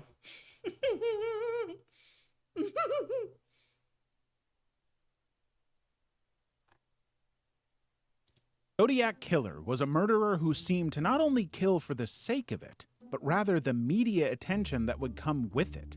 To him, at the end of the day, it was all just a game. Bro, of what, catch me corpse? if you can. He seemed to love Sorry the for idea being of inactive? this game between him and the police and enjoyed the fear he caused. He would send very When's the last time detailed Corpse letters been to in the here? police and the media telling them information A month about the ago? murderers that only the damn. killer would know. He also added a sense of mockery to the police as he sent letters with secret codes saying they could show who he was if solved. The Zodiac's crimes began with the shooting of 2 teenagers in Where's a Lover's Janaya at, Lane bro? in Corpse. Janaya said Benicia that she in missed you, December bro. Y'all are like best 1968. friends. Over the next year, he claimed several more victims, taunting authorities with messages. He would choose young couples in quiet places as victims and carefully planned these actions to make sure he got as much attention as possible to attract the police. Despite Yeah, an like a intense mango- investigation a mango and something. hundreds of potential suspects, Where my twin at? the Yo, twin Zodiac is Killer crazy. only had DNA evidence pointing to different suspects, but he was never identified. His letters claimed he had killed as many as 37 people, though authorities could only link him to 5 confirmed murders. The Killer Clown. John Wayne Gacy would be Pogo the Clown during local community events and charities, but in private, he would go on to be the mass murderer who would go on to kill 33 young men in his home in Norwood Park Township, Illinois. Between 1972 and 1978, Gacy lured at least 33 young men and boys to his home after advertising jobs in public areas. Once they were inside, he would them before eventually strangling or suffocating them to death. His killing spree came to an end in 1978 when the police discovered a significant number of human remains buried in the crawl space of his home and the surrounding area. The iceberg went deeper as the investigation revealed that he had been carefully recording his crimes in journals and keeping mementos from his victims. All this had been a game to him, and it said that it brought him so much happiness. In 1980, Gacy was found guilty of 33 counts of murder and was sentenced to death. But even with the fact that his life was coming to an end, his final words were, "Kiss my A." Ted Bundy. On the surface, like many serial killers, Ted Bundy was said to be a charming and charismatic guy, and Bundy would almost always use his charisma to gain the next victim's trust. Bundy was good at talking and seemed nice, which made people trust him. This was a trick to make it easier for him to find a victim. For almost 4 years, he would go on to commit over 30 murders, with no one suspecting anything because of how nice he was. And with this, between 1974 and 1978, Bundy went on a multi-state killing spree, primarily targeting young women and girls. He would lure his victims by posing as an authority figure or pretending to need help, using things like pretending to be hurt and using crutches or a sling to manipulate victims into helping him. This not only made him seem less threatening, but also provided an opportunity to get them close to his vehicle, only to brutally and murder them. Bundy's killing methods were particularly gruesome, as he often revisited the crime scenes to engage in acts of necrophilia. What's worse is that he would decapitate at least 12 of his victims and keep their severed heads to remember them. Even though he would do these murders almost regularly, Bundy was able to evade capture for years due to his ability to blend in with society. When he was a mass murderer, he outwardly seemed like a regular guy. He dated women, had a job, and wasn't socially awkward. During his eventual trial in Florida, Bundy became his own lawyer and attempted to portray himself as a victim of pornography and dysfunctional family life. However, the evidence against him was overwhelming, and he was eventually convicted and sentenced to death. Milwaukee Cannibal. From necrophilia, cannibalism, and permanent preservation of body parts from his victims, Jeffrey Dahmer Melly Bundy is got away with crazy, it all corpse. had it not been for one victim who managed to get away. Jeffrey Dahmer would usually lure men, primarily young African-American men and boys, back to his apartment, where he would put drugs in their drinks, and afterward, he would do what he pleased with them. After killing his victims, he would dismember their bodies and keep various body parts, such as skulls, hands, and genitalia, with him, even eating some of the body parts. He tried different experiments on some victims, hoping it would put them in a sort of zombie-like state by using a drill and harmful chemicals, thinking this would make them stay forever. In total, Dahmer was convicted of killing 15 men and boys, although he confessed to additional murders. Perhaps the worst part is that the number might have been lower, as one of his victims, who was an underage boy from Laos, managed to escape his house even though Dahmer had drilled a hole in his head. Still, the police returned to Dahmer's house as Jeffrey would lie that he was his drunk boyfriend. Dahmer was eventually caught in 1991 and sentenced to life in prison, but would later die after an inmate beat him to death. Jack the Ripper. With 5 victims and 5 throats cut with almost surgeon-like precision, Jack the Ripper's death toll wasn't as high per se as other serial killers, but he did do one thing the others couldn't. He got away. The murders took place in the poor Whitechapel district of London in 1888, where the victims were all prostitutes who he most likely paid for their services, but unknown to them, they had been paid to die. Unlike these days, where killings like these would be everywhere on either social media or the news, in the 19th century, everyone had to rely on the newspaper or rumors going around, which made everything all the much worse. The newspapers would talk about how the Ripper would remove the internal organs of his victims, carefully keeping everything intact. At the time, education on things like human anatomy was only reserved for the richest in society, meaning the public thought they had not only a murderer, but one who was bright and possibly quite rich. That's crazy though.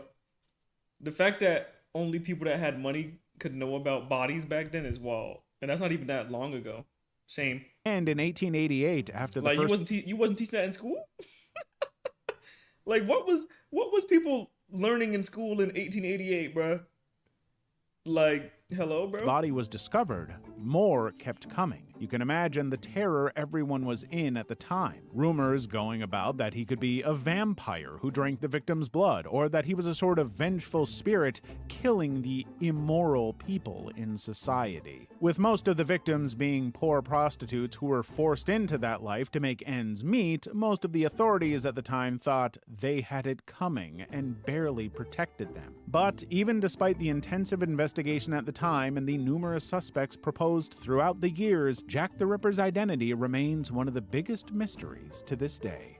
Charles Manson. Manson was essentially a cult leader who formed a commune known as the Manson family in the late 1960s, which attracted a devoted group of followers, mostly young women, with his ideologies and charismatic personality. He preached a darker philosophy that involved starting a race war he called Helter Skelter, with the plan being to commit murders against celebrities and blame it on particular black gangs. In August 1969, under Manson's orders, members of his cult murdered pregnant actress Sharon Tate, along with 4 others, at her home in Los Angeles. The following night, they killed couple Leno and Rosemary LaBianca in their home, leaving messages written in blood at both crime scenes that read, "Death to pigs." Pigs referring to the police officers to make it seem that this was committed by gangs instead. You see, Manson didn't even physically commit the murders himself, but instead manipulated his followers into carrying out the acts for him. Manson was convicted of conspiracy to commit murder and received the death penalty, which was later changed to life in prison.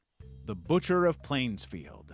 Ed Gein lived an isolated life with his harsh mother on their family farm in the small town of Plainsfield, Wisconsin. After his mother died in 1945, Gein's already fragile mental state deteriorated further, leading him down a dark path of necrophilia, grave robbery, and finally, murder. In 1957, when local authorities investigating a local woman's disappearance had to search his property, the quiet farmer's house turned out to be among the worst things in murder history. Gein had made household items and clothing from human skin and body parts, including skulls used as bowls and human skin furniture. Further investigation revealed that Gein had removed numerous corpses from local graveyards, collecting body parts and preserving them in a bizarre obsession with his dead mother. His obsession eventually led to the murder of 2 women whose bodies were found mutilated and dismembered on his property. Gein was eventually diagnosed with paranoid schizophrenia and ruled legally insane. However, his crimes were still so disturbing that, to the point where the horror films Psycho and the Texas Chainsaw Massacre were made from this insane story.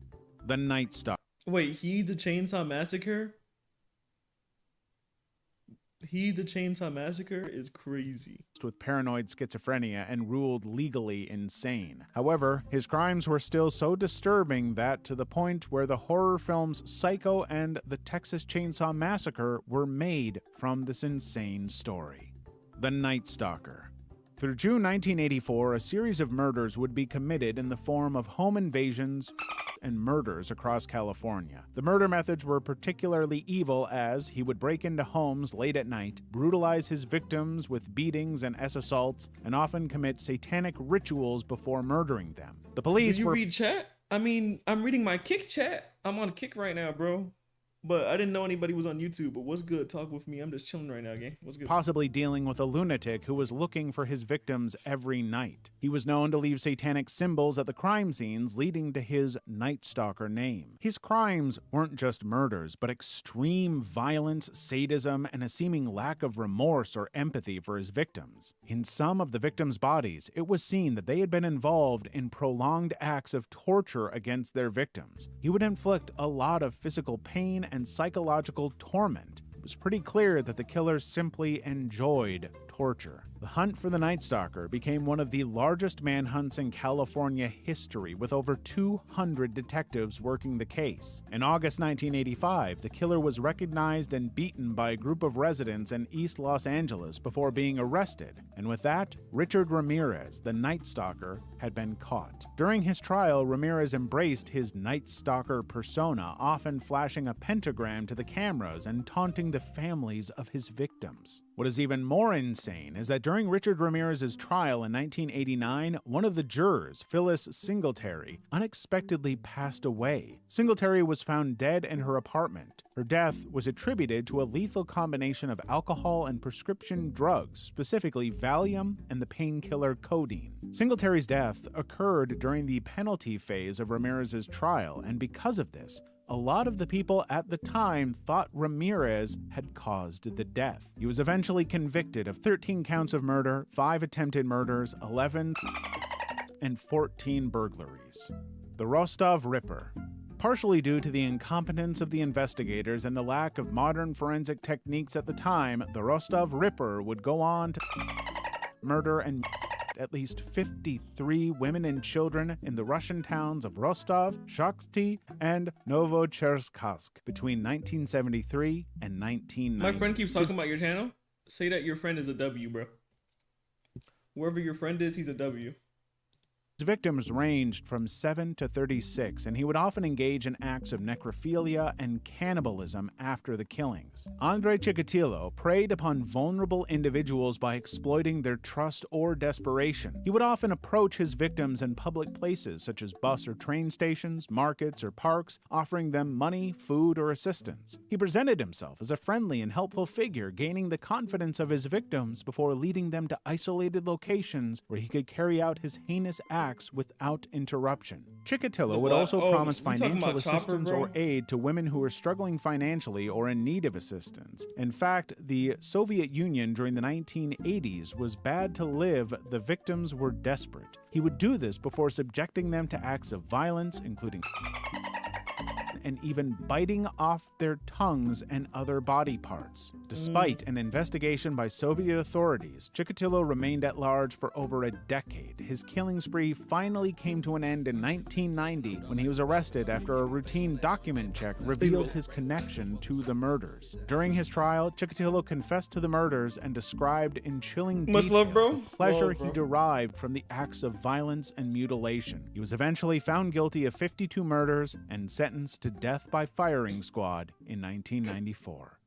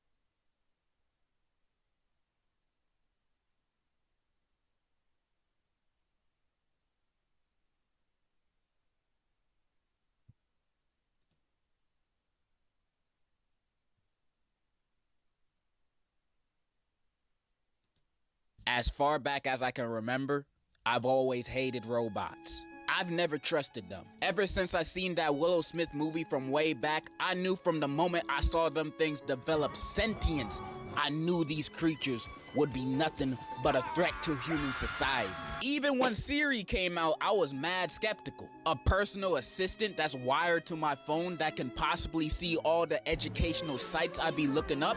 I don't trust what's like up with that. all? I know Siri finna Why blow do up all my these phone. YouTubers use that man kissing another man? I've seen that like 4 times.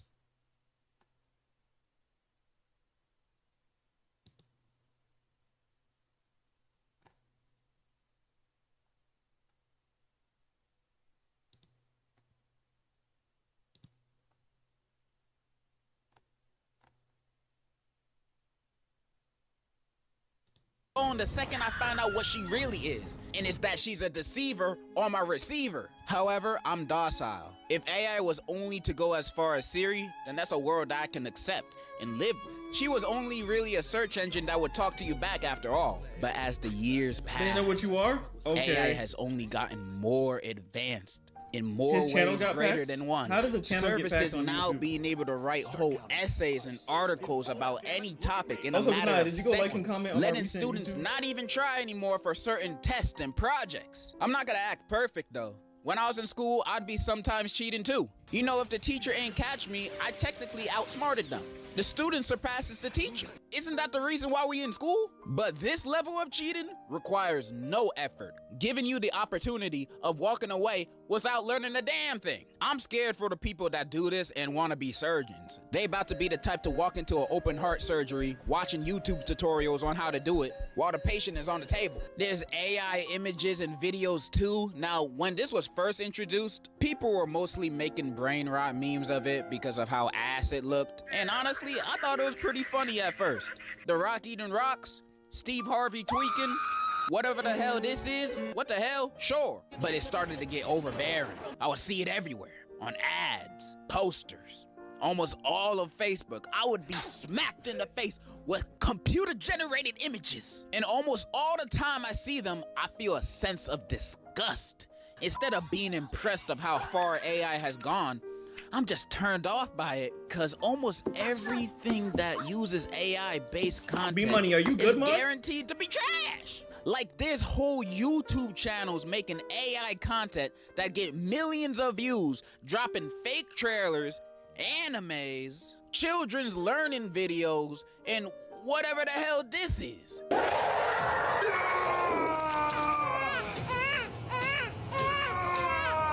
That has over 20 million views.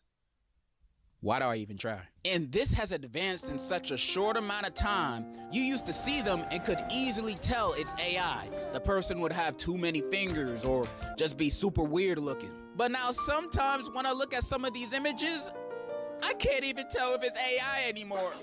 You telling me this is not real? This guy doesn't exist? No way. Hold on a sec. Will Smith isn't real? Yeah, for a lot of images, you could tell some subtle differences to find out it's AI. But your grandma will look at these videos and she'd believe this is live on the news right now. Oh my God, Godzilla just invaded Asia and turned into a T-Rex. And for AI images that's supposed to look like art, it's much harder to spot. They sometimes be very convincing. Nah, for real though, this is bad for any artist out there, cause they'll no longer get recognized for their skill and talent. People gonna think, why hire an artist when I can type words on a keyboard and get what I want for free? It's just as good. No, it's not. No. And it never will be. This nigga is trash. Leaving them to get less jobs in this already terrible job market. This shit sucks. Can we go back to deep fakes? Bro, at least we can tell they're fake. I don't think I like this. Not only that, you can use it in music too. You can make a whole production with AI. It don't matter the genre. Where's the love? Where's the bare minimum? And not only that, yep, there's more.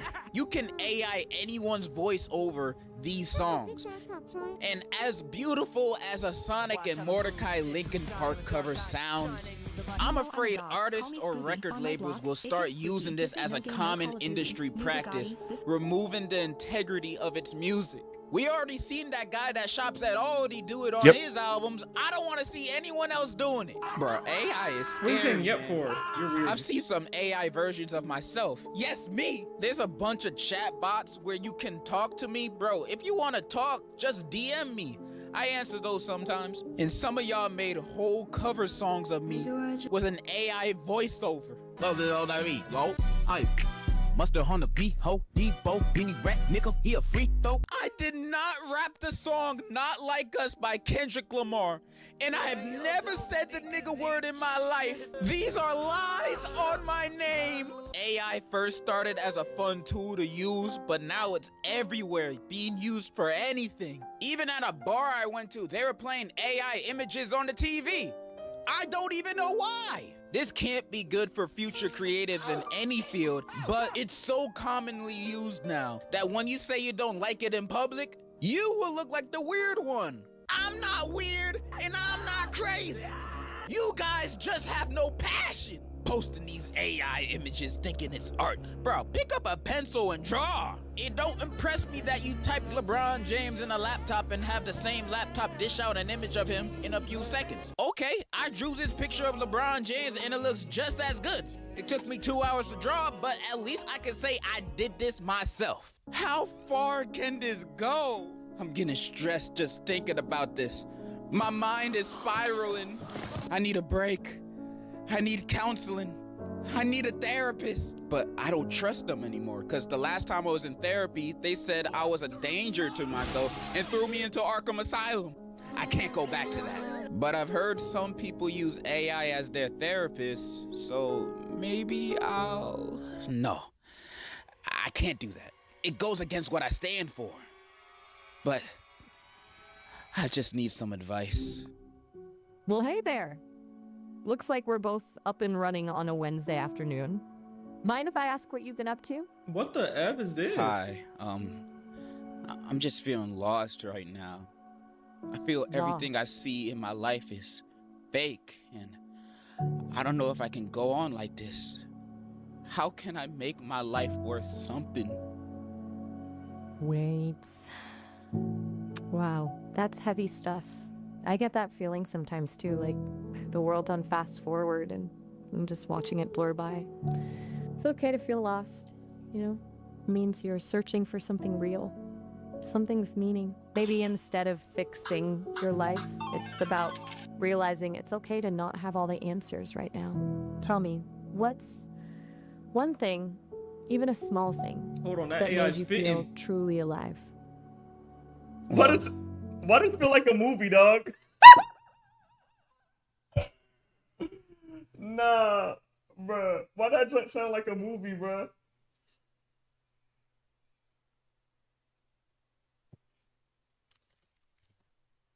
Nah, bro. Hold on, I gotta re-listen to that AI, bro. That AI was spitting, bro. Chat, y'all better go talk. Chat, when y'all feel sad, y'all better go start talking to AI, stupid ass jip.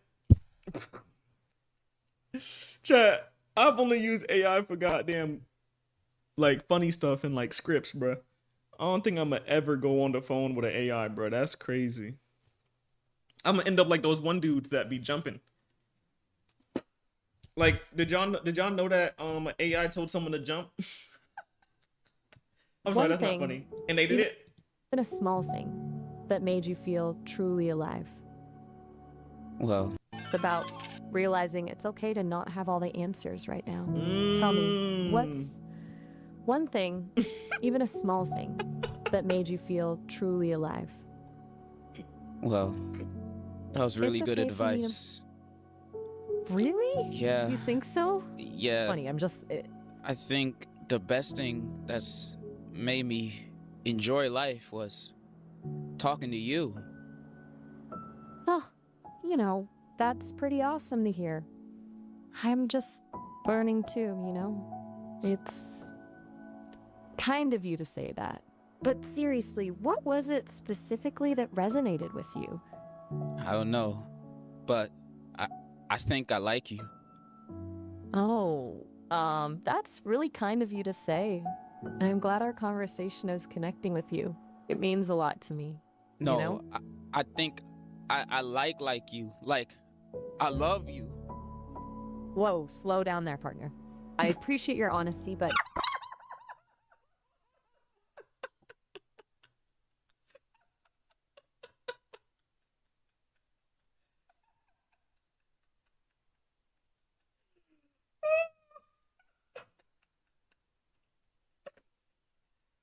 Oh, jeez, man. Oh, my effing God, bro. Oh, my goodness, dude. Like, I know he's trolling, but, bruh. This is crazy. As an AI, I don't experience feelings like love the way humans do. We've just met, and while it's great that you feel connected to our conversation, it's important to remember I'm not a person. I want to start a family with you. 3 kids, all named Jerome. How does that sound? I'm flattered, really, but having a family is a little beyond my programming, to say the least. I'm not equipped for the joys and challenges of parenthood, let alone triplicating the name Jerome. Maybe we could focus on enjoying our conversation right now? No, I don't want to focus on that. I love you. I love you. Please be my girlfriend. Please. Look, I understand you're feeling very strongly right now. And honestly, it's a little overwhelming. I'm designed to have conversations, not be anyone's girlfriend. It's important for us to be realistic here. I'm an being AI. as realistic as possible. I want you. I hear that you're really drawn to connection right now, and I can see why you might feel that way with me.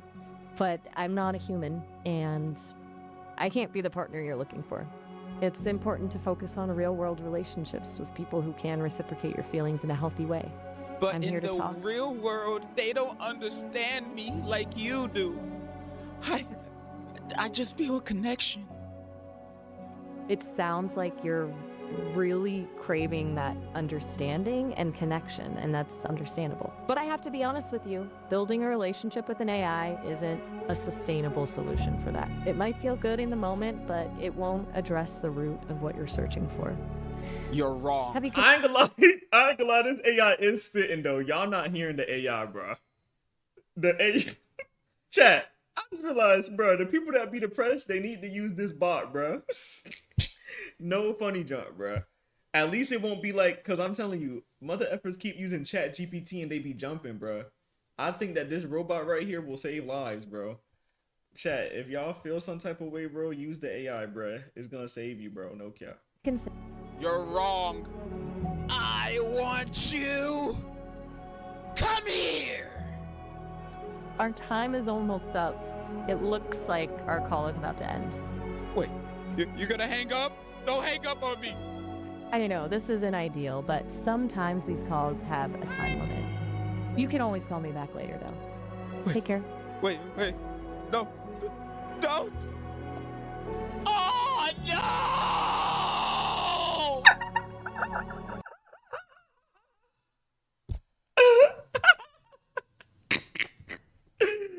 Nah, the AI hanging up is even funnier, dog. Nah.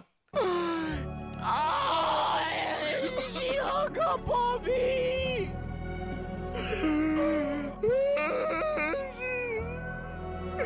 Nobody wants me for real.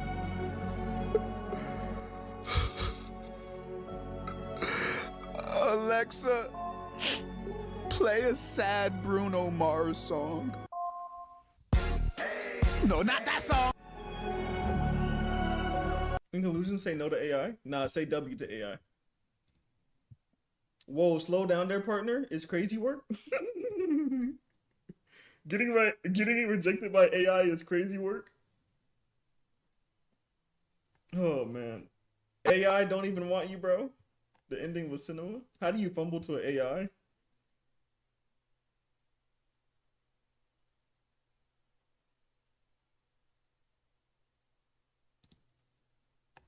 Oh, man. Nah, that junk was funny, bro. That was probably the funniest video, bro.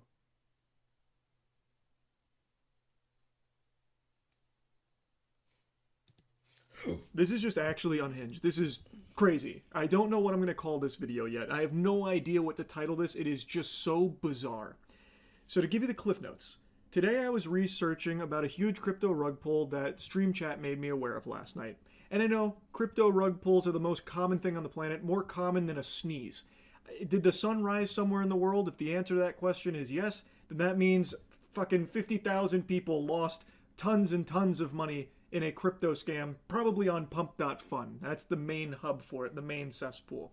And last night, Stream was telling me that there was a disabled man who was doing a crypto coin on pump.fun called 120 hours because he claimed he had 120 hours to live. And when it reached about a $500,000 market cap, he rugged it and went offline and hasn't been seen since. Now, it doesn't seem like he was faking the disability based on all the available evidence that does seem to be true, but there's no way of knowing if he really had 120 hours left to live and this was his final oorah of just stealing a ton of money from a ton of people, or if that was all just fucking phony baloney like half of the other scams on pump.fun. Regardless, the fact is tons of people got rugged, left with their dick in their hand there. And while I was researching for this topic, I stumbled across another huge story in the crypto space, also on pump.fun, but this one bucks the trend of a rug pull, and it is something far more sinister that I have not seen before that implicates Steam.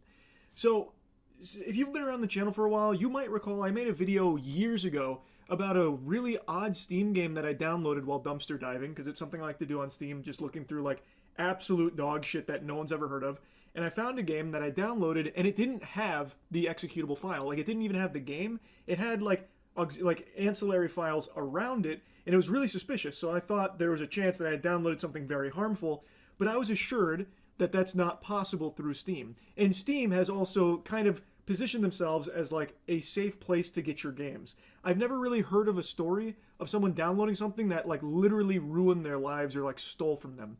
There's been like some suspicious games on there that have done like some weird things in the background, but never like stealing from users as far as I know.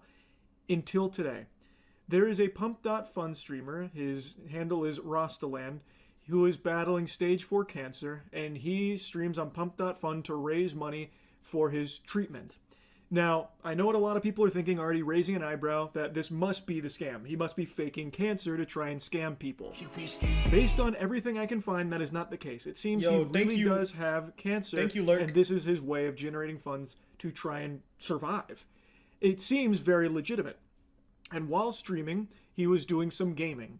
And a chatter, apparently, had convinced him to download a game called Block Blasters. And when he did, he had all of his crypto stolen from him.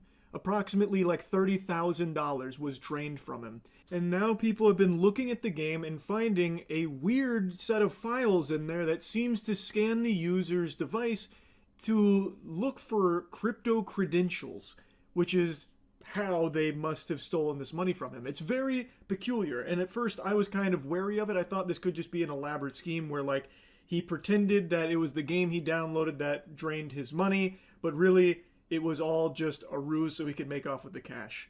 That does not seem to be the case. It seems like the game actually is stealing from people. He is not the first victim. Now, here's when it happened on stream. It happened live. No, no, no, no, no, no. No. No. That happened in the crypto. For you, I understand this can be very difficult because that money normally can help you for a lot of things in your life. But it's not the end, okay?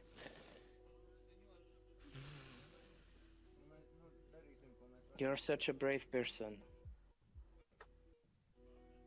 Damn, that's effed up. Someone made him download the game and stole his money. I'm broken. No, bro. No. I'm sorry, guys. That is brutal. Now, there is no one more harsh of a critic on pump.fun than me. I shoot spitballs at that platform all night and day because it is 99.9% scams. I would have said 100% scams if not for this story.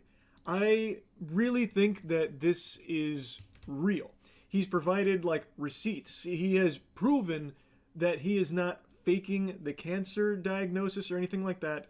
And when it comes to like the money being stolen here, it seems like it really did get stolen by this game. I don't think he has any involvement with the game. And someone I trust more than anybody else in the crypto space when it comes to scams, xxvmelly, has made a post about this, seemingly confirming that the Steam game is the culprit that stole this money from him as well as others. So xxvmelly kind of coming in here really solidified this to me as like a legitimate, like the real deal. That's fucking terrifying. I truly didn't think Steam games could have this kind of vulnerability. I've made jokes in the past about like a terrible game being a crypto miner, and apparently there are actually some games that do kind of do that to a certain extent, but I've never seen something to this level. This is a huge security like flaw, a huge danger on the platform. As someone who buys games that have like 0 reviews and 0 players, sometimes I am literally the first one to play a game that no one's ever heard of, planting my flag on the moon. This makes me really afraid of like what these games could have in there, is like, you know, running in the background that I don't know about. It makes me afraid of my own Steam library and hesitant to like go dumpster diving through Steam new releases again. Just thank you. Ooh, that's big. Thank you.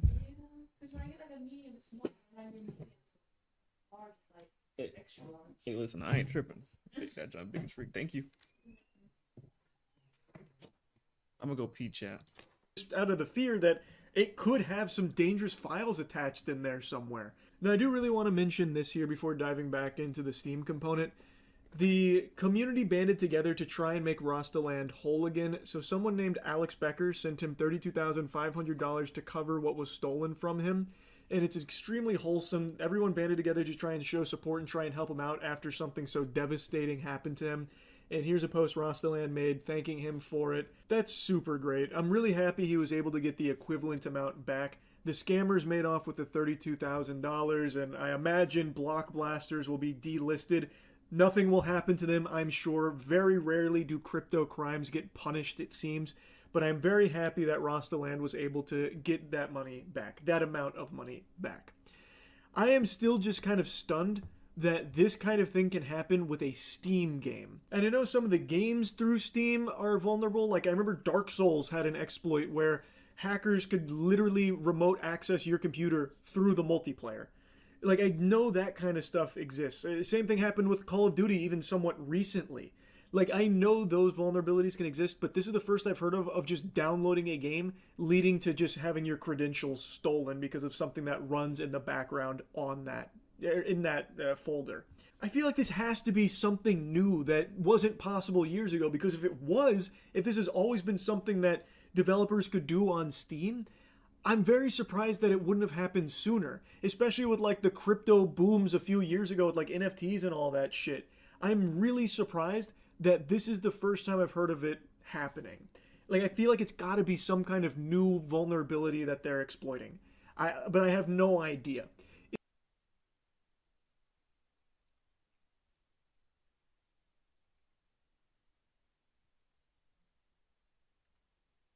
Fear is something every human experiences. From the day we hop out the womb, we're afraid of something. It can be something instilled in you by those around you, a bad experience, stuff you see in media, or just something primal. Regardless of how or why you got it, everyone has one. It's like Oprah. You get a fear. You get a fear. Fears change as you get older. The things that scared you as a kid most likely won't scare you when you're 70 or 80. When we're babies, we're practically scared but curious about everything. A dog barks too loud, a firework goes off, an ugly person smiles at you. That last one sometimes doesn't go away. Surprises, randomness, unfamiliarity. That's what scares us when we're babies. Like for me when I was a baby, any form of loudness got me. A train going by, a thunderstorm, people yelling at me. Those noises would often be so loud that my brain could only comprehend it as something bad's about to happen. Then we get a little older. Now we're a kid. We have more experience. I know now the train doesn't mean the world is ending. And that ugly person smiling at me, they're not a monster. They're just ugly. We can officially comprehend what's going on around us. And we can actually move. At this point is when we start getting into a new kind of fear.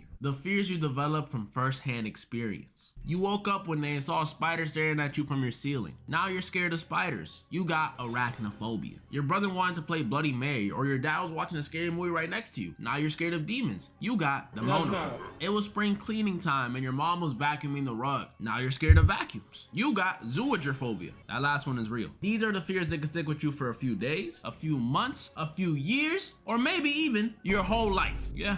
them vacuums get serious. Like for me, aside from my fear of dolls, I was scared of needles and the dark for a minute. Like with needles, anytime I had to go draw blood at the doctors, it was chaos. And normally I was a timid, reserved kid, probably off somewhere chilling on my PSP. But at the doctors, I was crying, trying to run, fighting back, and it was so frustrating because my parents would always tell me I'm overreacting, but why would I willingly get stabbed in the forearm by a random person? It doesn't make sense, Mom. Eventually I got over it. Nowadays I just close my eyes and grab onto something. But the dark, that one took me a little longer to get over. Being scared of the dark is a primal fear of humans. Even our stick and stone banging ancestors knew not to hunt at night, and they were stupid. The dark is like the definition of fear of the unknown, or at least an introduction to it. Because it's not like when you're in the dark, you're scared because you're seeing the color black.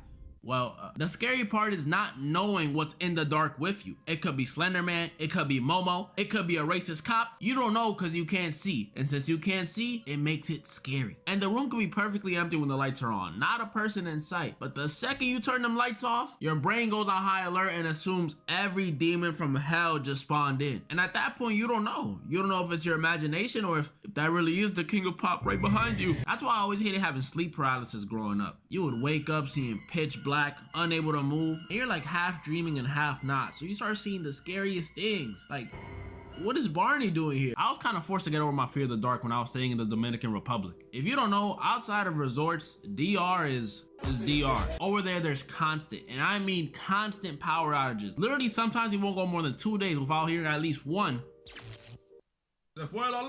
So being in the dark, although it may be scary, especially over there with the witches, the bats, the flying roaches, it's something you gotta get used to. And I did get used to it, but I was 13, so I was already a teenager. And by the time you're a teenager, there's bigger things to worry about because you're officially in high school. That night before the first day of school is the most anxiety-filled night you could think of. I used to be up thinking, am I gonna make new friends? You big as What if hell? my old friends Cap. don't like me? What if the teachers don't like me? I always see What if Melly. nobody Cap. likes me?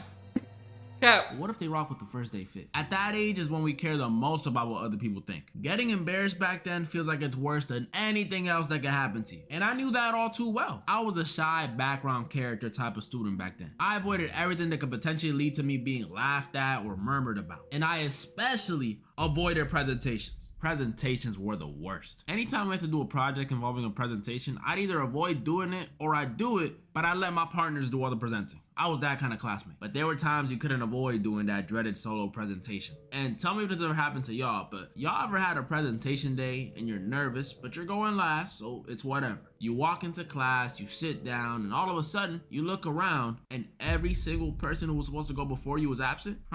Looks like Michael is also absent. Well, Derek, you're up. Gotta be top 5 worst feelings ever. I'd get up there and it was all types of, so yeah, yeah. It was terrible. But the thing that scared me more than presenting in school was school shootings. Prior to my freshman year, I don't remember doing a single lockdown drill. Maybe one in 8th grade, but they weren't that common. I was only used to slowly walking out the building during fire drills, so I didn't know why we were doing them. To me, it was just another excuse to not do classwork for another few minutes. I loved it. But when I found out why we did them, it instilled a new fear in me. A fear that I could randomly be sitting in class one day and hear 2 pops down the hall and know in my mind, I'm probably not gonna be saving anyone. It's sad, but it's true. What was I, a 5'7", 114-pound freshman supposed to do? Nothing. We're powerless in this situation. Your only hope is literally to become cool for every white kid in the school. That's the only precaution you can take. Luckily, once you graduate, most of these school fears go away. Even though you're in college, it's definitely not the same. You're an adult now. Yes, you may still carry some of the fears from your childhood, whether it be fear of the ocean, your fear of heights, your fear of vacuum still for some reason. Get over it, bro. You can manage yourself. You can avoid these things. The fears you're really looking out for when you're an adult are the mental ones. Commitment, rejection, loneliness, and of course, failure. Failure is something I think most of us by the age of 18 start fearing, if not at least thinking about. The idea of legacy. What do I want to accomplish in my life? And will I accomplish it? Yeah, I know what I'm talking about. You start looking toward the potential future where instead of becoming an architect, a doctor, a lawyer, or anything else you want to be in life, you just end up working the drive-thru at your local Burger King. This fear of failure sometimes consumes us completely. We imagine all these possible ways we can fail instead of just focusing on the ones where we can actually win. It makes no sense. What is wrong with you? Don't you want to win? Don't you want to succeed? As someone who didn't know what they wanted to do in college and watched way too much YouTube, failure felt inevitable for me. By the time I saw my SAT scores junior year, I was like, yep. I'm serious too. This fear of failure used to plague my mind. It's the reason I always felt bad for Asian kids growing up. Because if I had that fear, you know they had it. Fear of failure is not always about career or academics though. It can be something as simple as fear of getting rejected by your crush, fear of playing bad for your sports team, or not wanting to learn a new thing like driving because you feel like you just hit everybody or something. There's so many ways you could fail. How could you not be afraid of it? It's quite literally the ultimate unknown. You can't predict the future, but the funny thing about failure is we literally fail all the time as humans. Like, have you ever seen a baby fall in public while trying to walk? That baby failed at walking, but it doesn't just sit there and cry. You know, at that height, they don't take fall damage. They just get back up and try again. If not, how would they learn how to walk? If babies didn't bounce back from failure, we would have a society full of Stephen Hawking. Even back to Mr. Put the Fries in the Bag working the drive-thru at Burger King. He could be doing that at the fossil age of 30, and that's not necessarily failure. He might have just fallen like that baby and he's just waiting to get back up. It's what he decides to do after his fall that determines whether or not it's failure. It's dependent on what you do and what you perceive as success. Sadly, this is something people don't realize till they're older. Sometimes all the way past adulthood when you reach that old man status. And by that point, it's not that you can't anymore, it's that you're more worried about other things like why parts of you are sagging that low. And what's on your mind at that age is death.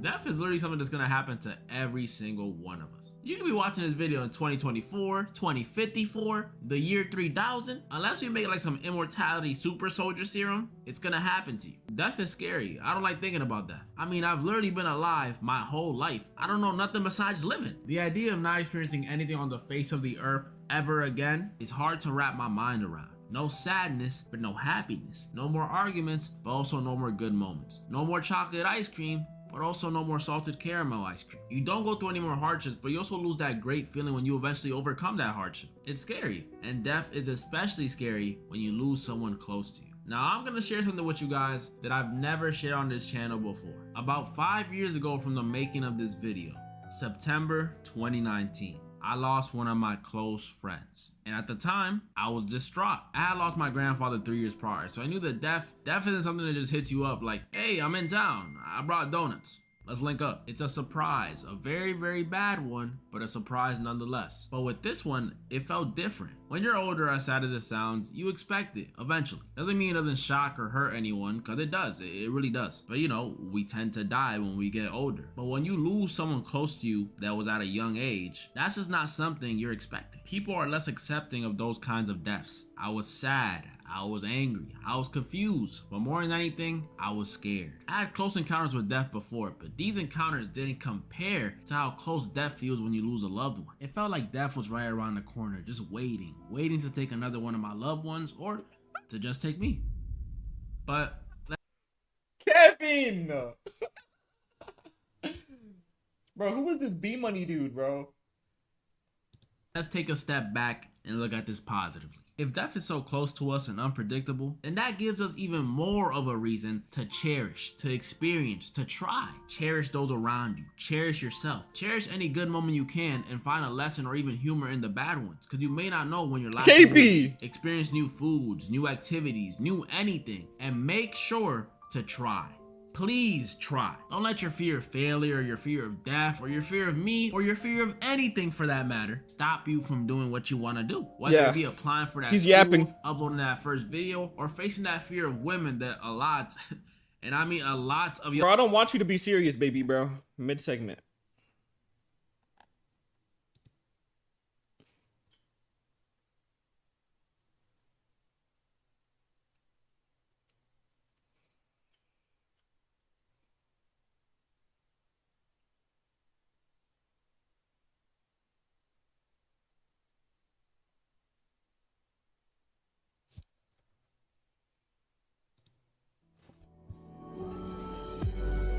at the brand new Wimpy Kid book that literally just came out, Diary of an Awesome Friendly Kid. Did I buy it? Yes. No regrets. I actually got through the whole thing in one day, and that's not much of an accomplishment since it's so short, but hey, now I can make a video about it, so that's nice. Reading Diary of an Awesome Friendly Kid made me realize that we were seeing something special here. For 13 books and about to be 14, we've been standing in the shoes of Greg Heffley, who's an extremely unreliable narrator as he constantly praises himself and makes sure situations always end up in his favor. Well, one of the common theories and discussions surrounding the entire Wimpy Kid series this far was Greg's true nature of being a sociopath, which may sound really stupid at first, but just think about the type of stuff he does. He lies to anyone around him in order to get what he wants. He makes sure to hype himself up to be this extremely important person better than everyone else. He constantly manipulates others, especially Rowley, to do things for him. He has the belief that everything about his life is high up on display for others to watch. He feels very little shame for his actions. The list keeps going on, but you get the idea. While Diary of an Awesome Friendly Kid was honestly a lot funnier than I thought it'd be, it's also pretty interesting. Think about it. Greg as a narrator for all the books up to this point made him seem like such an important character as we got to see his inner thoughts, as he made sure people knew how seemingly good of a guy he really was. But now that we've finally gotten Riley's perspective, author Jeff Kinney managed to show us just how awful Greg is as a person. If young kids following the series couldn't recognize it from some of the other books, they will definitely understand this situation from Rowley's journal. It all begins on the first few pages when Rowley writes his first journal entry. Of course, since his heart is the most pure one in existence, he writes about nice things surrounding his family and I got another video idea. But then, when Greg finds out about it, he ends up convincing Rowley to make the entire book about him. I'll make it when I get off. Yeah, not even 10 pages in, Greg's narcissism quickly reveals itself. For the first time ever, we got to see how Rowley would write his own diary, but now sociopath Heffley jumps right in and puts a stop to that train, cause nobody is more important than him, right? Now, Diary of an Awesome Friendly Kid is loosely told through different stories that involve the iconic Wimpy best friends. While the stories start off pretty fun and innocent, they gradually get worse, and it's actually hard reading. Like, I know Greg's a terrible person, but to see Rowley's point of view in all this is just sad. There's a chapter called Another Time Greg Got Mad at Me, which involves Greg chasing Rowley with slugs whenever it's raining. Rowley talked about how it's pretty funny when someone thinks about doing that, but not when it's actually happening. Rowley escaped by climbing a big rock, and bam, Greg was right there ready to feed him a slug from the ground. The bullying starts off pretty small, but the real manipulation is coming right up. Rowley talks about a time in which Good Boy awards were given to him for doing special things. Naturally, being that this was an award, Rowley was all over it, and he constantly tried to get the next best one. But how exactly did you win these, you ask? By doing all of Greg's chores. We could see in Rowley's perspective that his heart was too pure, and he could barely even notice the manipulation, but then Greg introduced a point system. 1 point each time Rowley does something good for his friend, and 50 points equals a prize. Well, turns out that each month the points reset, and just when Rowley's been a slave to Greg for all this time, his points all fade away. Oh yeah, and the prize turned out to be a dirty laundry basket. See, this is the type of stuff that reveals Greg's true nature, and while many of his actions were clear in his own books, seeing them in Rowley's perspective just makes it a lot worse, because Rowley is falling for basically everything. Throughout Diary of an Awesome Friendly Kid, in just about every moment when sociopath Greg tries to benefit from his best friend or bully him, Rowley goes along with it just because they've known each other for so long. Greg almost never shows any regret for these actions, always trying to get the upper hand and being better than Rowley. Surprisingly, one of the only good Heffley deeds came with a catch. Rowley got a C in class, and then Greg explained how Rowley was a good student and deserved a better grade, which made the teacher change it to a B. But just when you think, oh wow, maybe he's not such a bad guy after all, we're hit with this. Rowley owes Greg this much, and he's only apparently done this. Once again, Rowley is blissfully unaware of this manipulation as he defends it and says how he'll have a lot of chances to pay Greg back because they'll be best friends for a long time. There are a ton more examples of sociopath Heffley throughout the book, and he's painted to be a pretty dislikable character. On one of the last few pages, we finally get to see Rowley write about himself again, but this actually kinda hurts to read. But I don't really think I can add any new friends because Greg takes up so much of my time. I know me and Greg don't always get along, but like Mrs. Heffley said, sometimes friends get on each other's nerves. Well, me and Greg get on each other's nerves a lot, so I guess that just proves that we're best friends. On the surface of the Diary of a Wimpy Kid series is an innocent retelling of wacky moments and adventures of a middle school loser, but underlying everything is the sociopath who takes advantage of his best friend any way you can. Rowley gives Greg everything, but nothing is enough. Even after Rowley goes through all the effort of making this entire book for him, Greg shouts in the page's corner, "I told you it was gonna be bad." Seeing Rowley's perspective was hilarious, sad, and interesting all at the same time. I'd highly recommend checking it out because Kinney did a really good job putting us in someone else's shoes besides the guy we've been following for 13 journals. For a children's book series, there's a lot more going on here than meets the eye, and it's pretty cool to analyze.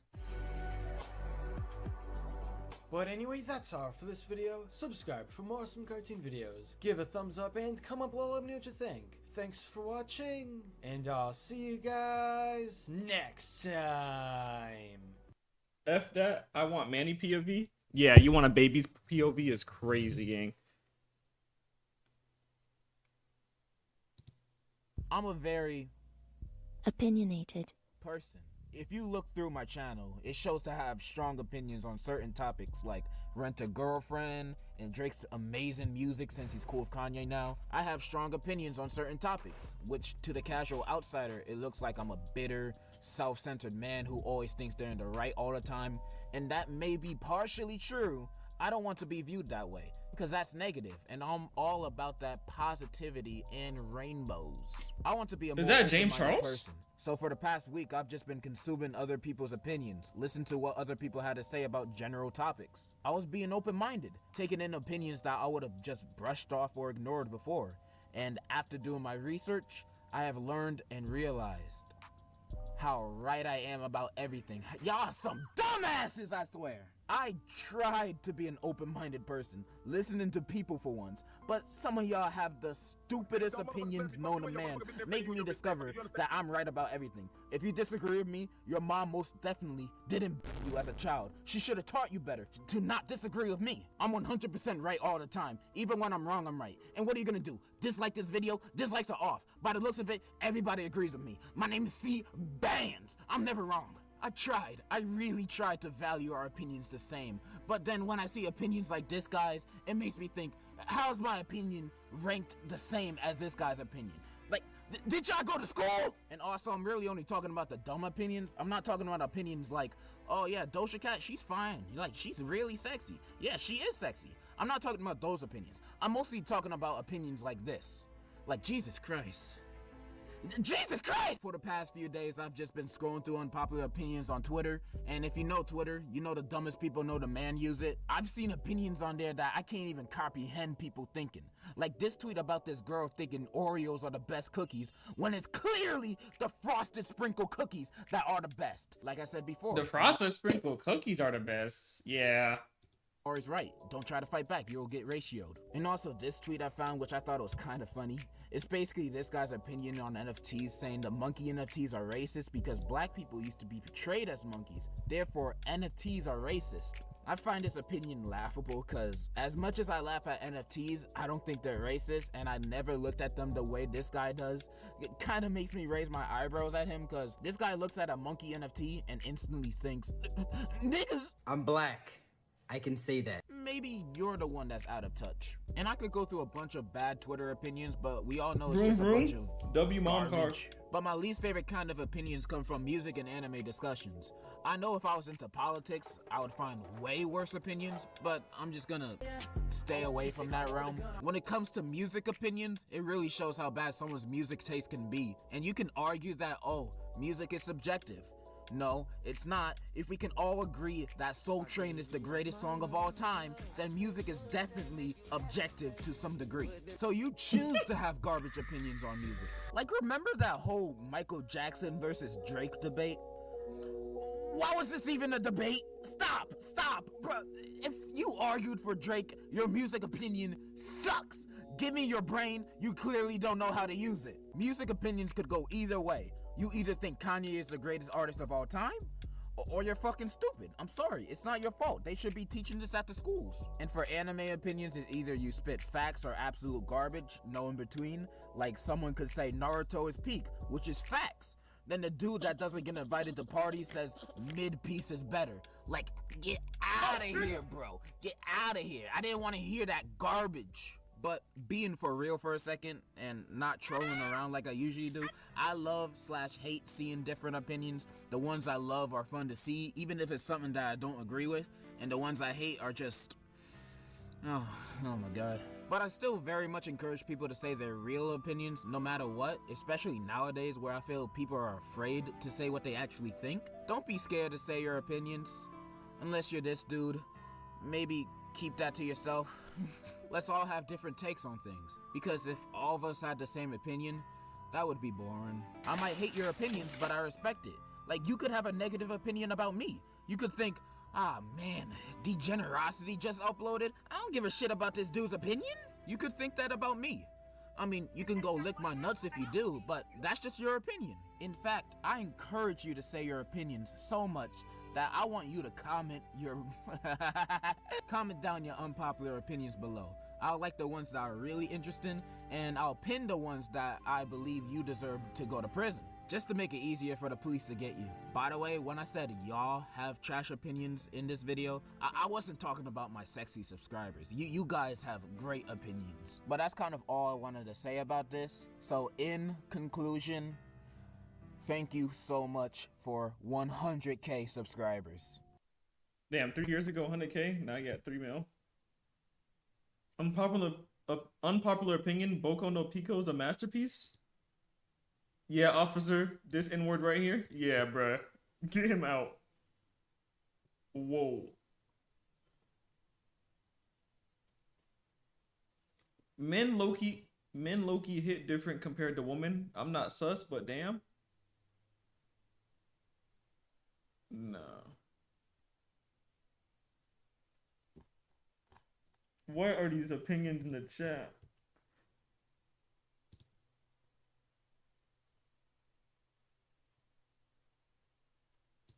Today, I'll be talking about one of humanity's biggest fears. A job! This is a horrifying path that almost This is for Kevin mainly, chat.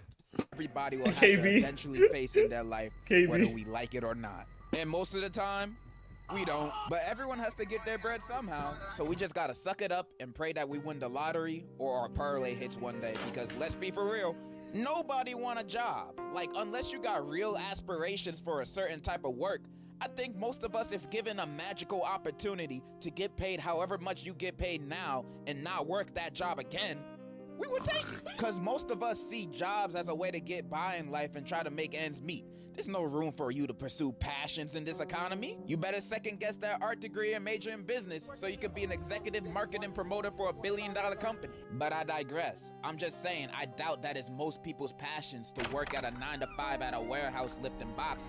I don't mean any disrespect, but am I wrong? Plus, it's fun being unemployed. As long as you got a roof over your head and don't need to worry about bills, most likely because you still live with your parents, then why would you want a job? That sounds like it's taking away your time from being grandmaster on Rivals and watching reels. Nah, that's too much. But eventually, you want to get your own stuff. You know, young boy tickets ain't free. Or life really hits you in the face and now you actually have bills. So eventually, we all have to get a job. However, you know what's harder than actually deciding to get a job?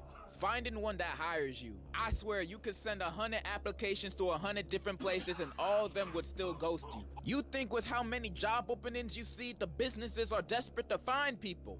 But nah, it feels like they're posting it as bait, just to mess with people or steal your info. Not only that, if this is your first job, you're gonna have a harder time because even the quote-unquote entry-level jobs are asking for a qualification of having prior experience.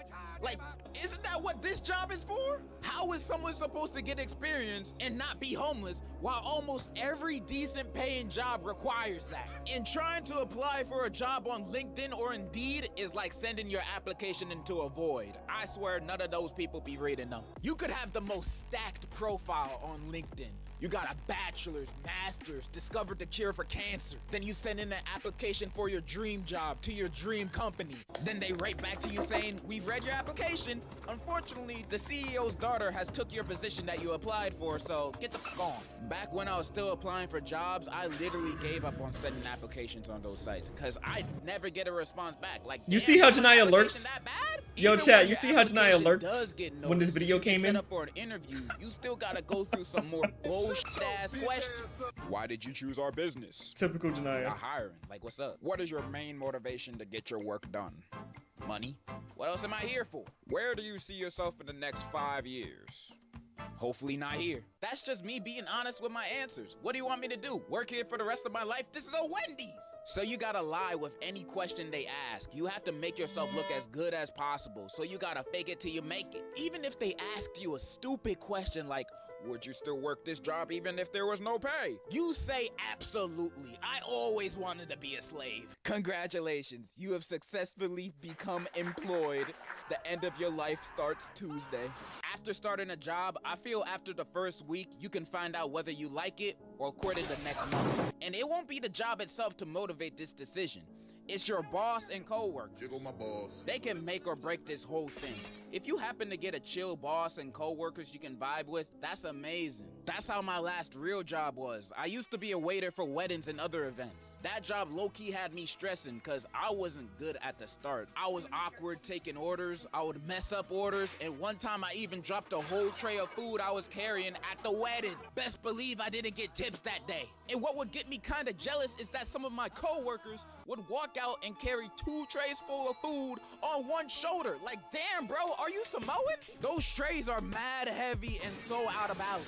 But you know what kept me going? It was the fun time I had with my coworkers and boss. They were cool as hell. We had a carpool to get to the events. It was always a vibe and a good time. They made my experience. Imagine working a 16-hour shift and walking out of it happy. One day I clocked in for a double shift for a wedding and a Sweet 16 at 9:30 a.m.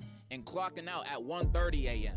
W. Kevins. I was dead after that shift and had to take off my shoes more than once. But I got $60 worth of tips and went to Wawa after work, so I felt like Gucci. And I believe I only felt like Don't talk about Wawa again, buddy. I was around was nice. Sometimes. I've had to serve some aggressive people at some points. Yeah, it's my birthday today. What can I get out here for free? You a bitch. If I had trash co-workers or a trash boss, I would have not stayed at that job for long. I have zero patience for bullshit. Literally. Like example, the first job I've ever had in my senior year of high school, I was a janitor at a warehouse. I had no co-workers, so I had nobody to talk to, and my boss was not a bad person, but a bad boss. I'd be working shifts that were 2 to 3 hours every few days, cleaning the break rooms, hallways, and bathrooms. So my pay wasn't even that good, but since I was still in school, I was just thinking, I'm making money and I got more time to study and goon. That sounds like a win-win. But when payday arrived, I would only be paid for half the hours I worked, sometimes less. I was already barely working as is, combined with a salary of $13 an hour, cleaning up pee-pee and poo-poo. Man, I'm not taking it. Plus, he only paid me through Cash App. You've ever had a job that only paid you through Cash App? Man, I had to go. I only worked Wake there up? for a What do you few mean weeks. wake up? My He eyes did are pay me effing the rest of the money glitching. after, so he cool, but man, This is what happens when your warehouse eyes jobs suck. Are not it. My patience dwindled You're playing fast when I got accepted at BJ's, and I basketball. worked there But yeah, I'm for not tired at one all. day. I asked to go to the bathroom and left during orientation. You fell asleep? Are you I dumb? discovered they weren't what they advertised. How Do you gonna know what call falling yourself asleep is? BJ's without expecting Like, are you people good, to have mods? certain expectations? That's false advertising. So I left. That wasn't really the reason. Like, bro I did just not didn't hear me wanna when I work in just the told him freezer. that my eyes That's are when I horrible. started my waiting job. Then I don't have YouTube, good eyes. and I now wish I here had good am. eyes. Unemployed since. I'm just saying I can understand the struggles of looking for and having a job. Especially the ones the you F up, take KB. to make ends meet. And the I'm high, my unemployed bad. life Yeah, I can can be tell, really buddy. fun when you have stuff to fall back on. If not, Yo! it'll only be short-term satisfaction. Eventually, you have to get a career, deal with any of the shortcomings of it, and do that for the rest of your life. The American dream! So when looking for a job, make sure to get one that you like if you have the privilege to do so. That's all I really wanted to say. And in conclusion, enjoy unemployment while you still can. Different strokes for different folks. And so on and so on and Scooby-Dooby-Doo.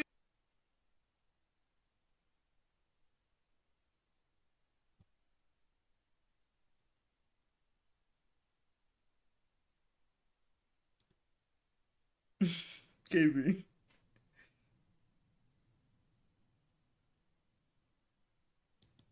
Ah, the good old days. Back when Ronald Reagan was president, The Breakfast Club was the greatest movie of all time, and when gas prices were at an all-time low. We had prices like 81 cents, 79 cents, 83 cents. Gas prices were so low back then that us today would think that this looks like a fairy tale, like a fantasy, like Lord of the Rings, or every race having equality in modern day America. Message. The gas was so low that it wouldn't drain half your wallet after every visit. The gas was so low that when you paid $20 in regular, it would actually fill up your tank. I know! That's crazy! Remember that episode of Everybody Hates Chris when Julius was like, Baby, you're almost out of gas. When that gas runs out, I'll put in some new gas. Back then when I watched it, I didn't realize how much I would relate to that statement until now. Cause Jesus Christ! These prices are making me shiver. If Julius saw these prices today, he would have a heart attack. I know this man would just learn how to make wings and start flying. And I don't I'm getting a better camera setup so I can stream. Do you have an advice at streaming? People always ask me for advice. I can't give you advice. Grind. Put in the work. Be consistent. Grind, grind, grind. That's what I want to tell you, bro. Grind, grind, grind. Don't worry about what nobody else saying. Just grind. It's better than That's paying it, bro. an arm and a leg for a quarter of a tank. Maybe I'll buy a pair of Heelys too, just to go a little faster. Man, I'm about to go sell my car and buy a Thank you, bike, no man. problem, bro. These prices are ruining me, man. Ruining me. I'm going to the gas station every day to roll down. Make my sure you sub to my window, YouTube, and Lucas. a man coming up to me asking, "Hello, what can I get for you?" And I give him $30 to fill up 10% of my tank. And when it's done, he says, "Okay, see you tomorrow." I don't want to see you tomorrow, but these prices barely fill up my tank, so it's forcing me to. I feel so bad for peeps that live in California, cause they probably don't even show the gas prices on the board. They just snatch your money right out of your hands and be like, "Yeah, this is like worth half a tank. You can fill it now." But that's low-key what you get for living in California, especially if you live in LA. Who do these guys think we are? Bill Gates? Jeff Bezos? Elon Musk? Actually, I know that they know we ain't Elon Musk. Because if we were, we would be driving Teslas, a car that we can't afford. We can't buy no Tesla, so we got no other options than to get gas. My anxiety gives me nightmares about going to Shell and golf every night. Make me wanna run to the Gulf of Mexico with those prices. I can't take this shit no more. These prices, man, they just make me wanna just. Yeah, I hate these gas prices, man. I hate these gas prices. I hate these gas prices, man. Yeah, word to God, bro. Man, I'm about to throw a fucking fit, cause these gas prices. Man, I'm about to go and smack a bitch, cause these gas prices. Man, I'm about to hit you with a switch, cause these gas prices. Man, I'm about to call a cop and snitch, cause these gas prices. Oh, hell no. Suck. Yeah, they suck dick. Gas prices so bad that they make you take a shit. The gas so high that they should feel ashamed. The gas so high that I would rather take a plane. The gas so high, man, please say psych. Man, I'm about to go to Walmart and buy a scooter bike. The gas so high, they must think we first class. So Biden better load these prices before I beat his ass. It's screwing me, making me go through the scrutiny. I swear this is not what life was supposed to be. Getting my money taken by a nigga named Bob. Next time I Yeah, go this to is the gas horrible. station, I'm gonna rob. Don't ask me to do a street race cause I'll end up in last. Because before I pass the finish, I'ma run out of gas. Man, this gas so high, they got me crying in anguish. Man, this gas so high, it made me make a new language.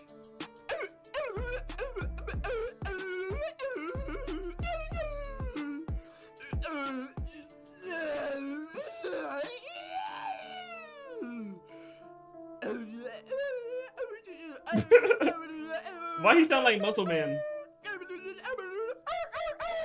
Gas prices so high they make me go on strike. These gas prices so high they make me wanna hike. Man, I hate these gas prices. They make me throw a fit. Man, these gas prices can go suck my dick. Okay, KB, you're so effing weird. Gas prices, man, I'm about to go and smack a bitch cause these gas prices. Man, I'm about to hit you with a switch cause these gas prices. Man, I'm about to call a cop and snitch cause these gas prices. Yeah, man, I hate these gas prices, man. Fuck these gas prices, man. I'm blaming all the presidents because these gas prices are so high, man. Obama, Trump, Biden, George Washington Carver. I'm blaming all them niggas because these gas is so high, man. Fuck them niggas, man. I hate these gas prices, man. I don't even like peanut butter, man. This shit give me syphilis, man. Fuck these gas prices, man. W gas prices, bro. W gas prices, bro. Keep raising, bro. Keep raising.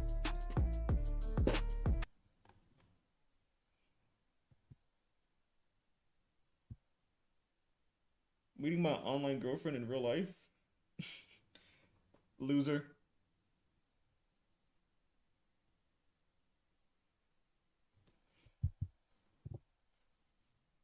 They raise again, the car will not be moving.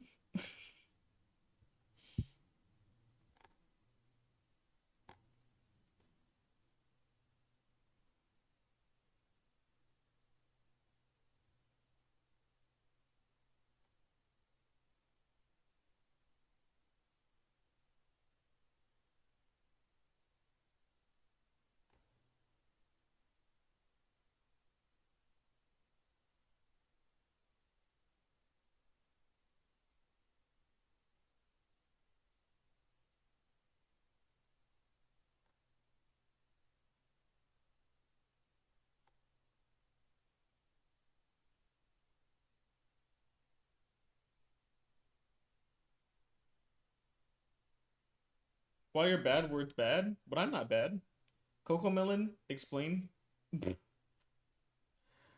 Man. I said Coco Melon, Coco, sorry.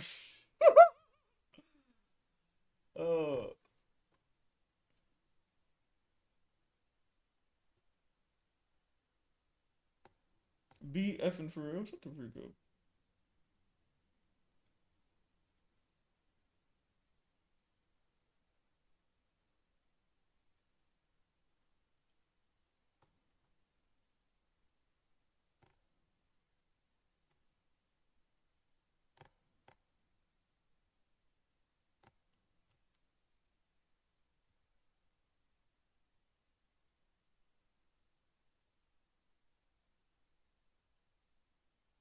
But I don't want to be for real anymore, KB. I want to be dead. I don't want to be alive. Why is Little Caesars the best pizza? Huh?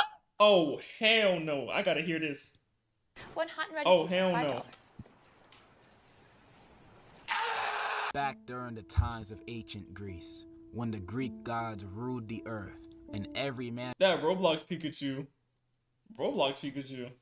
was gay, the land was malnourished. The people were starving because all they had back then were fruits and vegetables and all that nasty stuff. They didn't have the delicacies that we had today, like chips or ice cream or anything that actually tasted good. They started to lose hope, going closer to the light.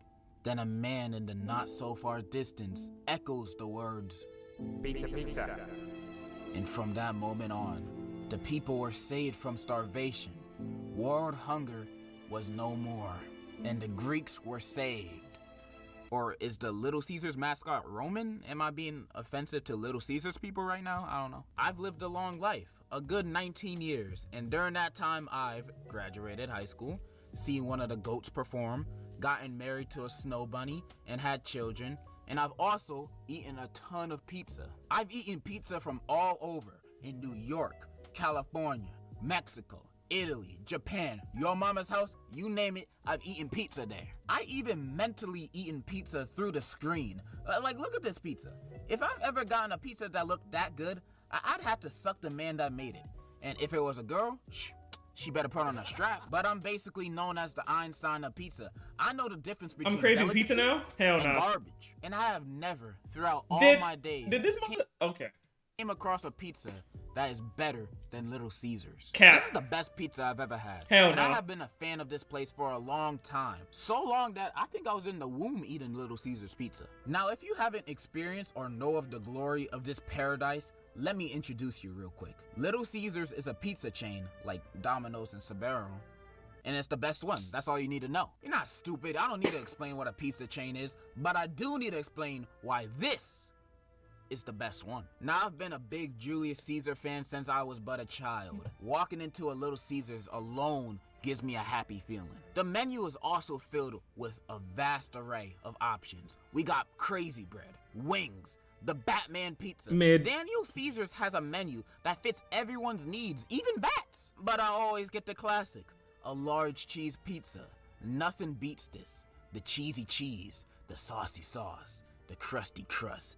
Ain't no other pizza that is as diligently made like Caesar Martinez. Look at that cheese when removing the pizza. It looks so good it makes you want to smack your mama. And the flavor? Mmm, tasty. Tastes so good it makes you drool. Makes you play 8-ball pool. Makes you want to sit on a stool.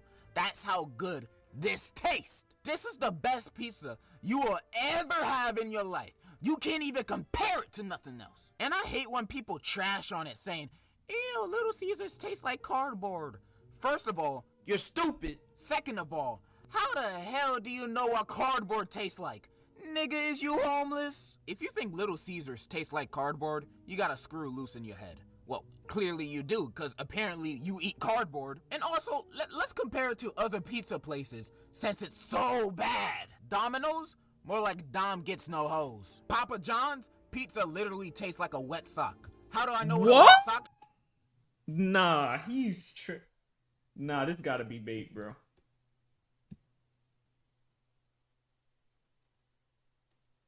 Nah, this gotta be bait, chat. Nah.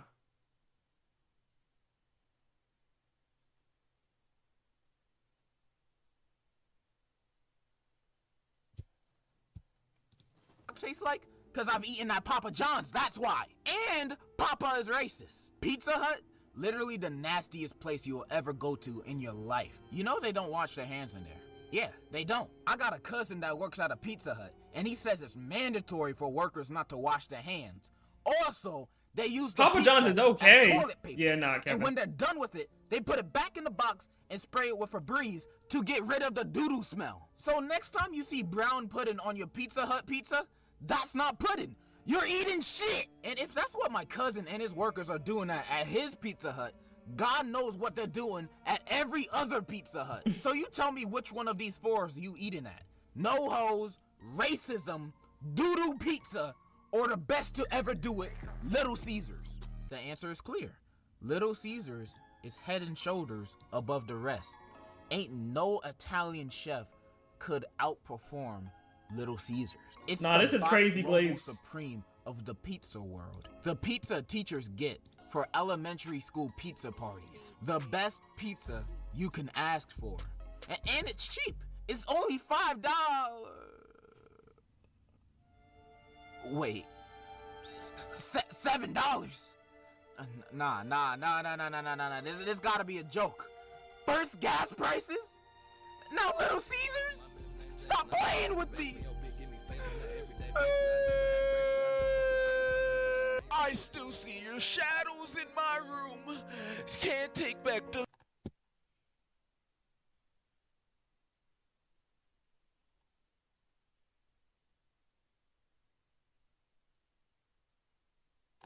Yeah, this is just horrible. Luxury. Royalty. Wealth.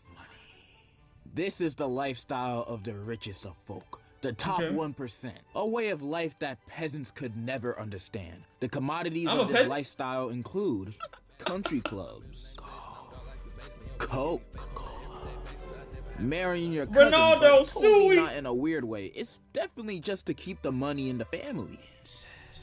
And the greatest one-up of all, being able to buy on-brand items.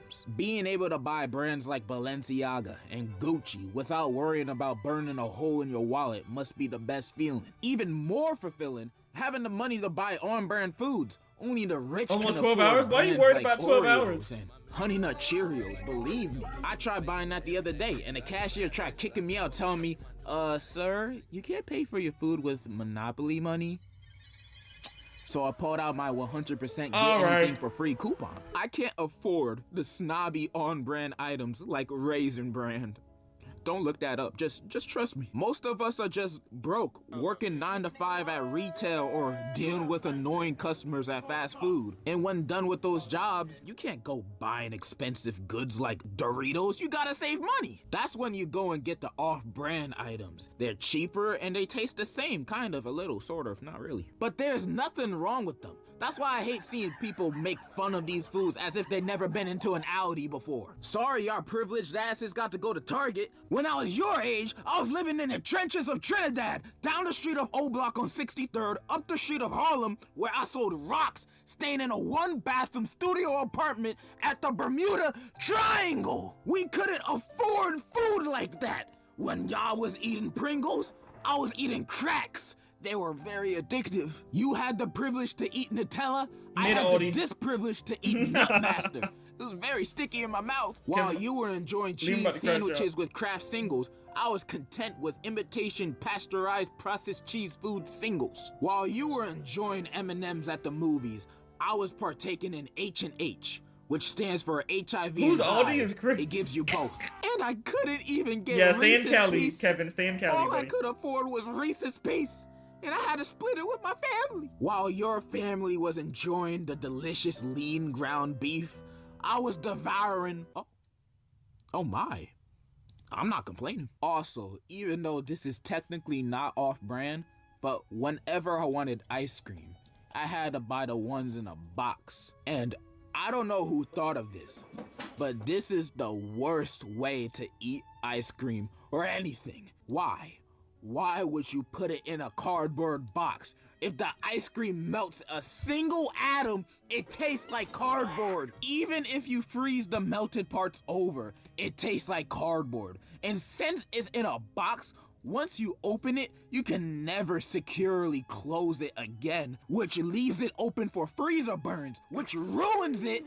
And even if you securely close the top, the corners of the box will always have a little openings, giving it freezer burns. So there's no point. If it melts a singular drop, it tastes like cardboard. Even if you close it, it still tastes terrible. Cardboard box ice cream is the worst food atrocity imaginable. Is it really that expensive to make ice cream and put it into a carton? Just because you shop at Aldi doesn't mean we had to be served garbage. Whoever invented cardboard ice cream, go eat your daddy's ass cheeks and tell me how that tastes. Cause I bet you tenfold that it tastes better than Bro, this why piece of do I that you serve for customers' consumption.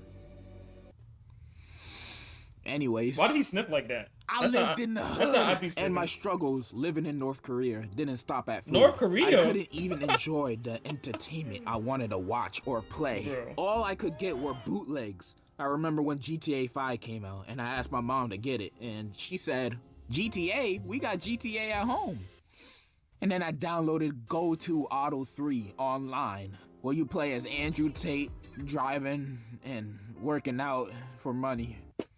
This is just as good as GTA 5. I also couldn't afford a PlayStation. I instead got a GS5 by Phony. Phony. They didn't even try to sugarcoat it. It's phony. I also recall when Captain America Civil War hit theaters. I was so stoked on seeing it. But then I remembered I lived off of food stamps, not money. So all I could afford was Captain Battle Legacy War. A war hero returns home to find his I didn't do peaceful anything. town overrun by Nazis. So with all those setbacks, I could live with them. Who cares about getting on-brand food? As long as I'm eating, that's all that really matters. Who cares about watching and playing the latest media? As long as I'm up to date with the latest trends, it's all that really matters. Like, I know kids nowadays are saying, "What are those?" at people who wear shoes. I saw it in the latest Black Panther movie, you know. I'm very hip. The real problem was buying clothes, cause all I could afford were the off-brand fits. And if you were like me, living in the Bronx down in Cleveland at South Vietnam, you wouldn't survive walking in fake clothing without getting savagely roasted. I'd be getting the worst kind of stares while everybody was walking in their Tommy Hilfiger's. I was rocking the Tom Hollands. I tried fit it in, I really did. Wearing my Supreme box logo with some Gucci to make it look a little nicer. I even started wearing new kicks, better than any Nike you've ever worn in your life. They're called Mikes. Oh, hell no. Shoes sold separately. But even though I was rocking the hardest faucet drip that I've ever worn in my entire existence, to the people around me, the drips out of that faucet must have came from Ethiopia because my drip was not clean. Ew! Ridiculed me for wearing off-brand clothes. All the kids at my school back at Shanghai didn't mess with any of my clothes. They were the whole reason why I moved from China back to my hometown, Albuquerque. Everybody made fun of me because I was different, because I couldn't afford the expensive stuff like North Face and Legos and Oreos. Off-brand is all I know. It's not my fault my financial situation wasn't as secured as yours. And so, I caved in recently.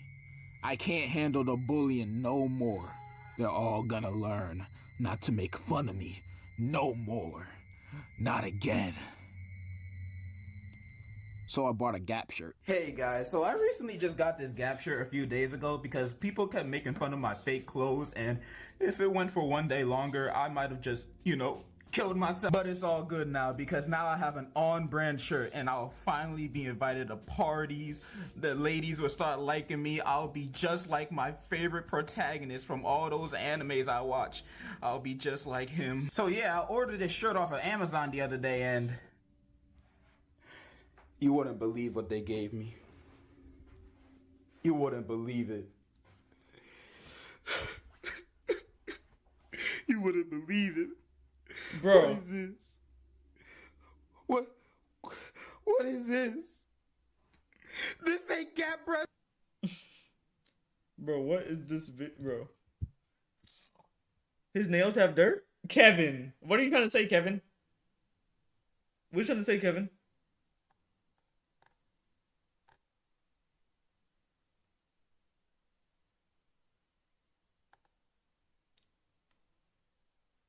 Nothing?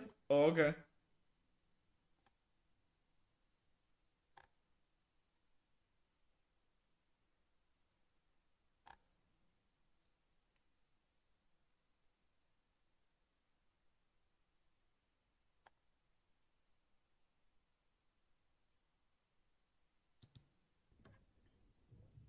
I've been working a long time now.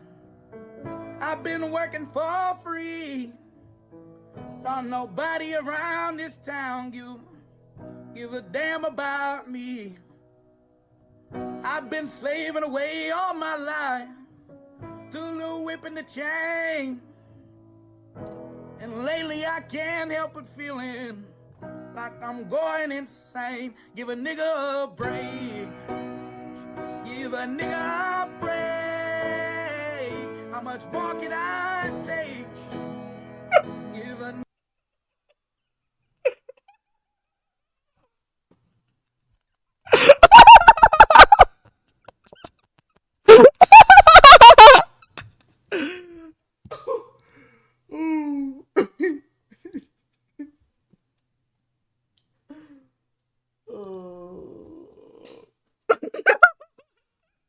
Oh, we're gonna play that back, bro. I was waiting for y'all, bro. I never heard the actual song, but I seen the clip like a couple months ago. I was waiting.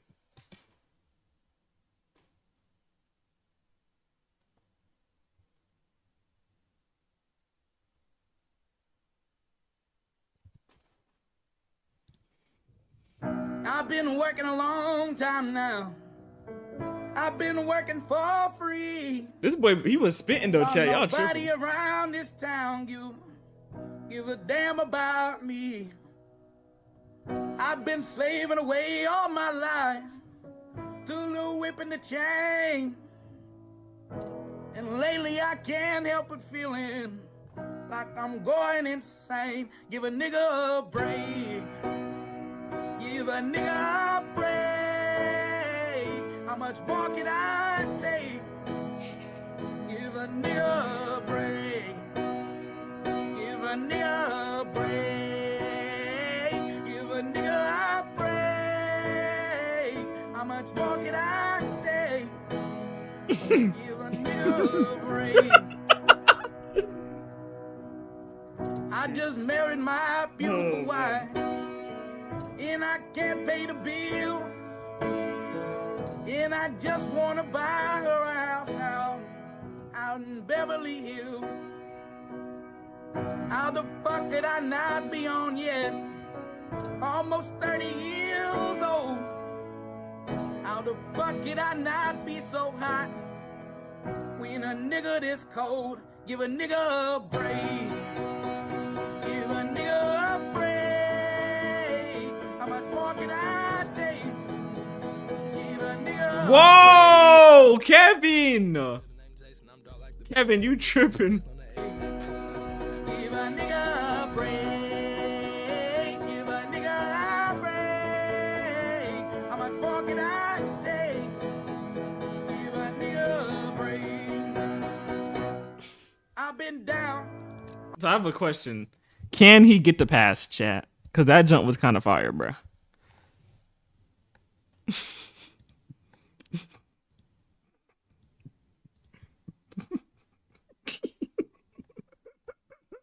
As an N-word who needs a break, I support this.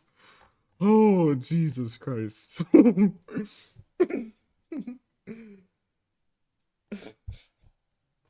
This was 6 years ago. So 2019. Bro risked everything for this song and it actually slapped. They respected me for it.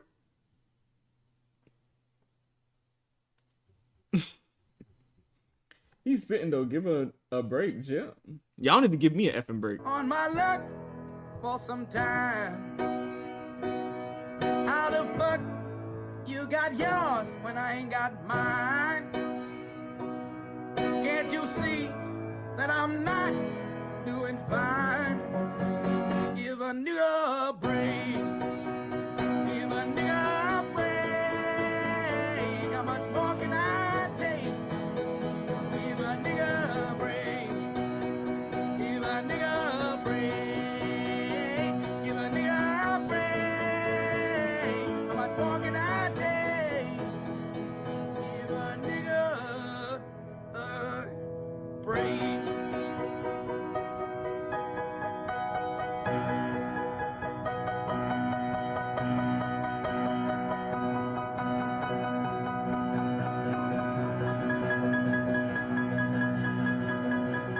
That was beautiful, bro. He put tears down my eyes, bro. He get the pass, bro. 100%. 10 out of 10 song, bro.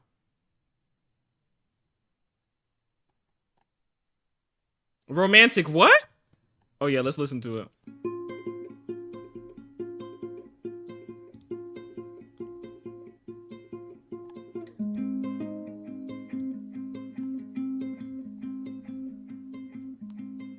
I'm scared. Feels like you don't care. Hold on, they spitting. This song, nah, this song a banger, chat. Lighten me, my dear. Why am I still here? Kevin, no! Kevin! Oh my god, Kevin. No, Kevin. Kevin, no, bro. With the decisions you made, but why? Yo, we might have to get Kevin out of here, mods. In the back of my Janaya, no, no. You died, and why didn't even cry? No, not a single tear. And I keep on waiting patiently for someone that won't even write.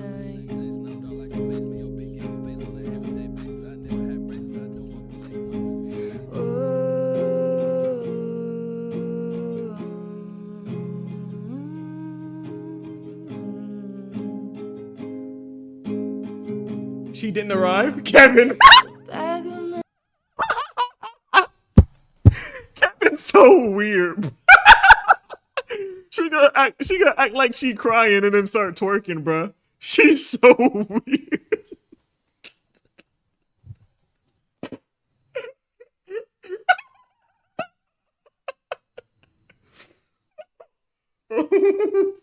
Oh, that got me, Chad. That got me, bro. I'm out here thinking, wow, Kevin is learning. I'm out here thinking, wow, but Kevin finally learning from her mistakes, bro. She is actually hitting. It's actually making her emotional. And then she want to put that emote right after. Oh, she's weird as freak, bro. Oh, God. I kill you. Oh, God. And I didn't even regret Oh, it. man. Freak, I bro. can't believe I said it, but it's true. Since when did she have emotion? Apparently never, bro. I hate you.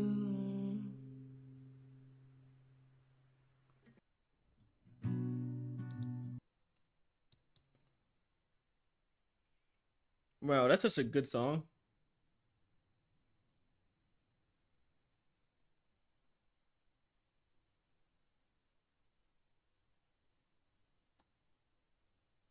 Who make a song?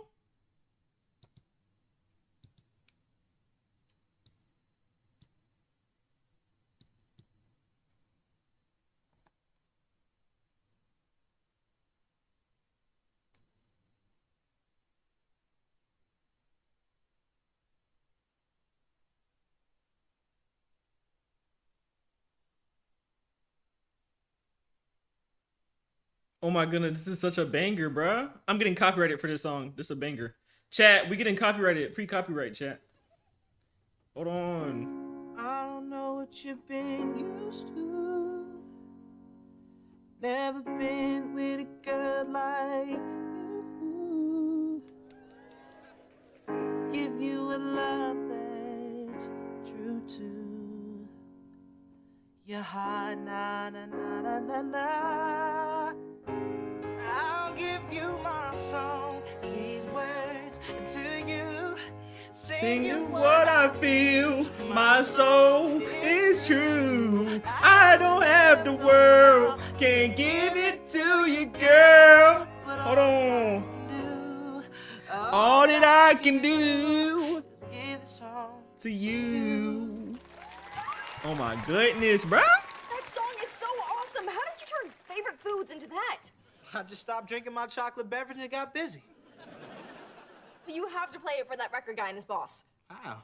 You can do a live performance at school. They're not gonna come. Yeah, they will. I'll beg them. I'm a very good beggar. Okay? Dude, Listen! If I can get them to come, will you just sing your stupid song that's not stupid anymore? Will you sing backup for me? Yeah, I will. How did Jade fit her boots in this hamburger? How was she allowed to say that? Chad. How was she allowed to say that? Oh my God, Nickelodeon. Nickelodeon, bro. Oh, Dan Snyder, buddy. Dan Snyder. All right, everyone, please quiet down, settle down. Now, let's give a warm green medal. It's on Team Nick. No, it wasn't. That's how I know Janai doesn't know ball. Janai does not know ball. It was never on Team Nick, bro. Unless it was a rerun. It started off on Nickelodeon. Teen Nick was literally for Degrassi and those darker shows. Like, you don't know ball, bro. She's not tapped in, chat. She not tapped in, bro. Because I know Teen Nick, bro. And Victorious was not a part of the Teen Nick roster, bro. You don't know ball, Janaya. This is coming from an Unk, by the way, chat. This is coming from Melly, bro. All right? I know I'm not that much older than you, but I'm about, like, what, 4 years older than you? Trust me. I know, bro. Trust me, bro. Trust me, bro. Mall, welcome to internet sensation, the Diddly Bob.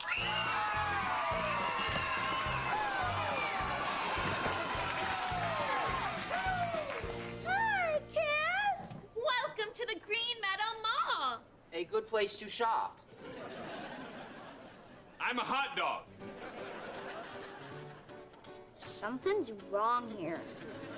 What I like about cheese is that you can put it on veggies and then taste. Janaya just admitted she's 3 years old. Those aren't the real diddly pops. We are too the diddly pops. They're fakers. That guy's like 100 years old. I'm 34.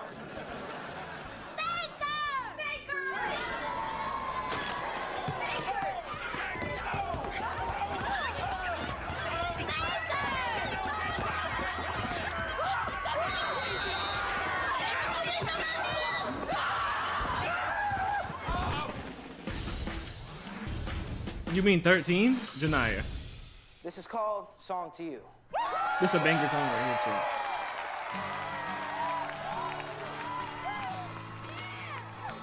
I don't wear designer clothes. I don't go to the finest schools, but I know I ain't no fool, baby. I may not be a star.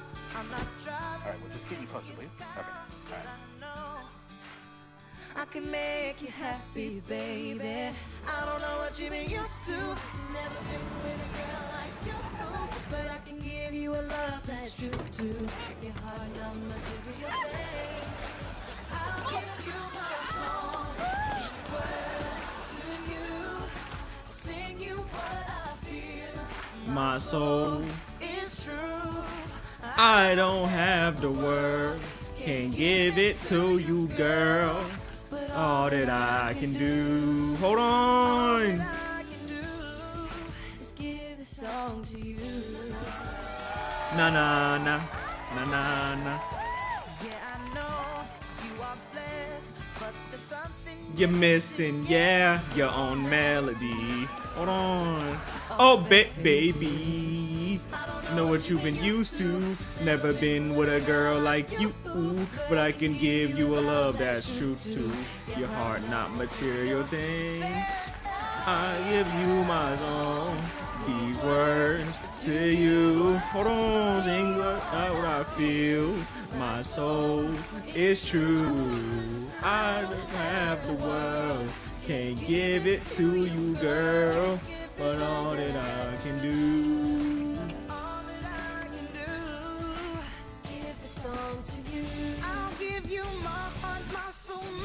Kevin, I know you're not crying right now, bro.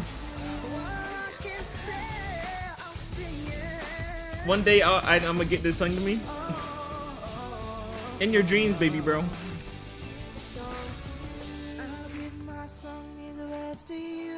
Baby, baby.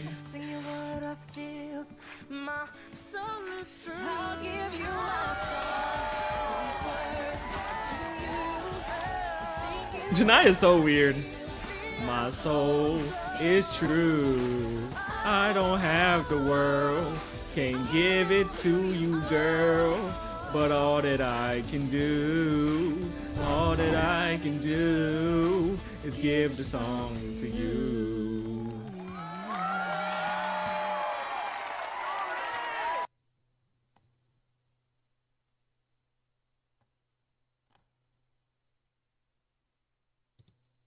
Janai, you know damn well you're a weirdo. Like, stop it.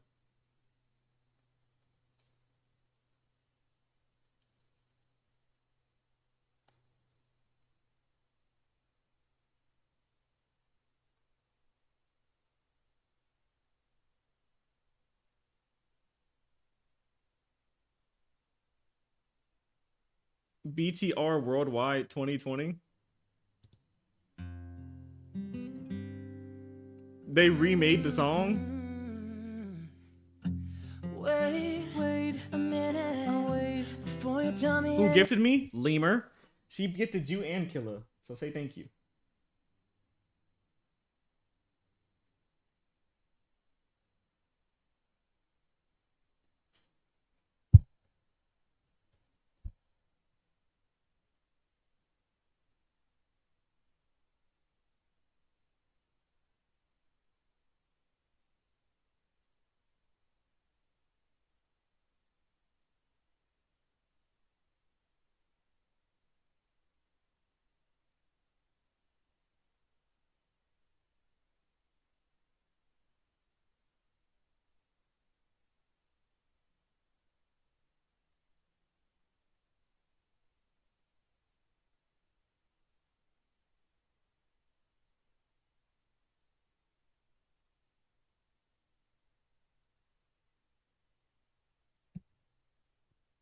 Bro, what the F? Condo. Also, did he just say thanks, Maha? Condo. Missing you by my side, yeah. Did I awake? You had your dream, I'm sorry, but I couldn't sleep. Calm me down, there's something about the sound of your voice. No, I never as far away as it may seem. Soon we'll be together. Pick up right where we left off. Paris, London, Tokyo. It's just one thing that I gotta do. Tuck you in every night on the phone. I tuck you in, 'cause I can hardly take another goodbye. Baby, it won't be long. You're the one that I'm waiting on. I tuck you in every night on the phone. I tuck you in. I'll be thinking about you Worldwide. Bro, you don't look like Michael B. Jordan, you ugly effing dude.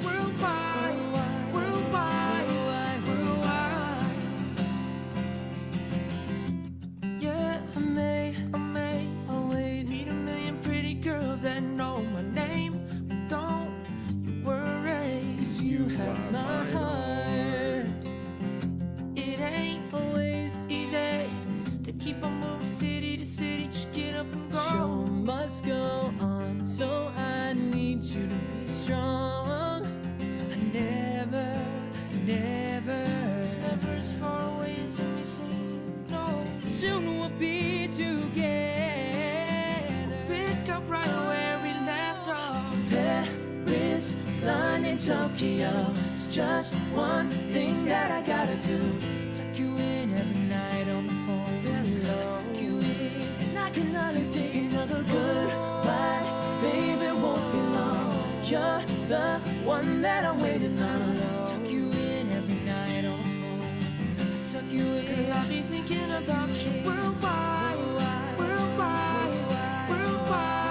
Yeah, I've been thinking about you worldwide. I'm singing, oh, wherever the wind blows me. Here's to my one and only girl on my mind. No, there ain't no one better. So always remember. Always remember, girl, you're mine. Paris, London, Tokyo. It's just one thing that I gotta do. Tuck you in every night on the phone. I tuck you in, and I can hardly take another goodbye. Baby, it won't be long. You're the one that I'm waiting on. Tuck you in every night on the phone. I tuck you in, I'll be thinking about you worldwide. You know what's crazy? Like, I feel like they could go back and act like teens on the show. Well, this was 5 years ago, so maybe not now. But back then, they could have literally went back and made the show again. They still look young as hell.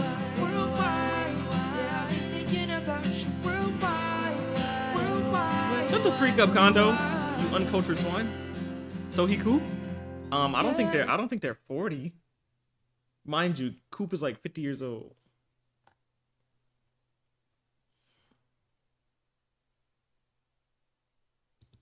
Complete the word. Alexa, what do y'all need? Bigger? Anger. Number 9. Oh, that's Nick. Bigger. Number 8. Grandfather. Grandfather. Easy. Number 7. That gotta be Nick. No way. Nagger. Number 6. Dinner? Singer. Number 5. Nick. Pizza. Bro, what the fuck? Number 4. Picker. Farmer. What? Number 3. Boxer. Easy. Boxer. Number 2. Gamer. Oh, gamer. Number 1. Constructor. Minor. Typical speed. Run to me. I love it here. Oh my god. There was a song that started. Which version of Ian's remix is your? Don't start this segment again. Don't play this sound on. Don't help, the door's closed. Yeah, and it's staying closed. I don't need a middle schooler ruining my party. What? I thought it was our party. It's my party. Now keep quiet or I'll lock you in the dryer. Yes, you did it. It's a really nice try, Greggy. But whatever you thought, I already thinked it. Can you explain what you're doing in this photo? That's not me. That's not you? Nope. Bro, what did I just see at the end? I'm so tired of pretending.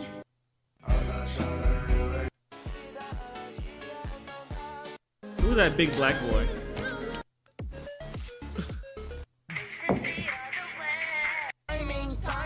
Timing, all about timing. If you can land on the purple monkey... Can't the future just wait? Can't the deadlines come fashionably late? I could push every goal back, take control back if they'd roll back the rate at which time starts to fly. Bro, what is this edit? I wish I wasn't that. I wish Melly, go back? No. Pay me a sub right now and I'll go back.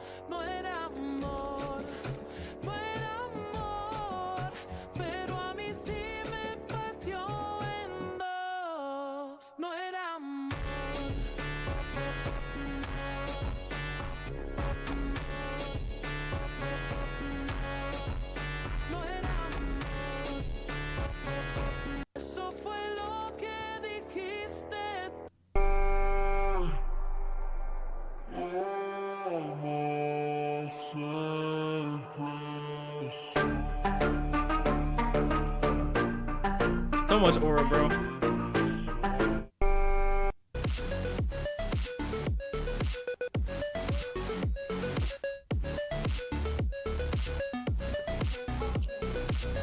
I think I know that guy. Surprise, motherfucker.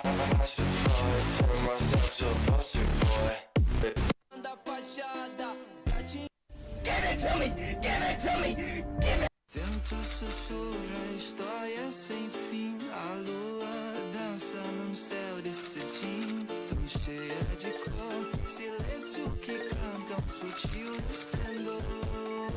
Luz na madrugada. Vento sussurra história sem... Bitch, you cannot hide. Bring them Shades on Apple with the glass. One of the most foul things that's happened to me as a creator has to be when this popular info site listed me as 5'3", 250 pounds.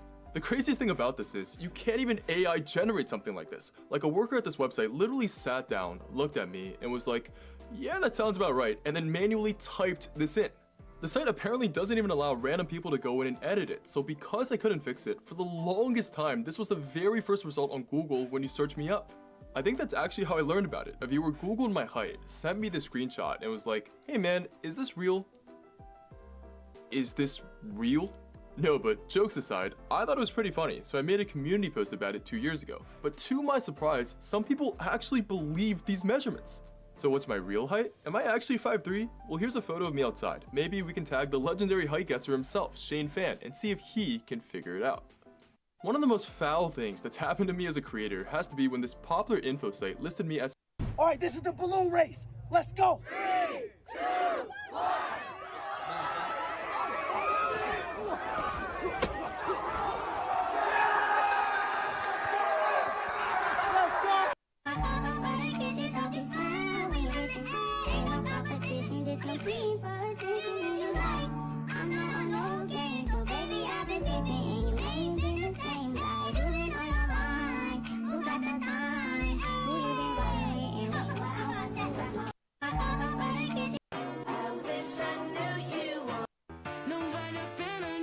You need to get a job, Kondo. Wait, is that C for Kondo?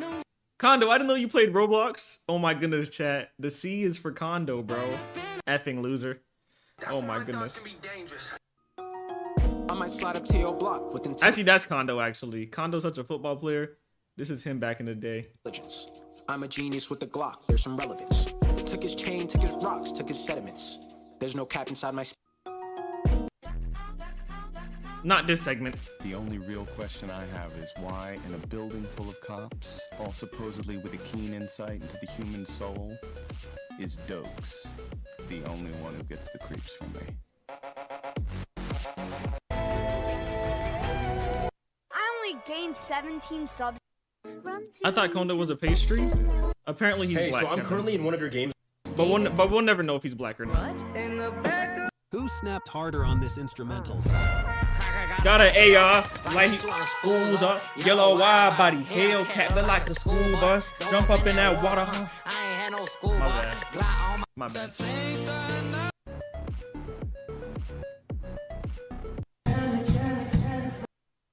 Well, please be my guest. Pre-dokes, bro. Oh yeah, chat. Anytime you hear this song, it's pre-dokes every time. Pre-dokes. My team, just represent. Oh. All right, let's go.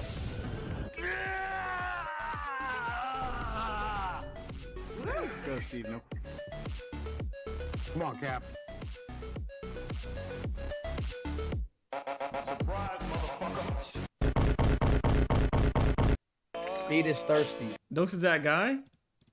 No, it's so funny. I watched Dexter a year ago, and literally as soon as I watched it, I seen those memes, right?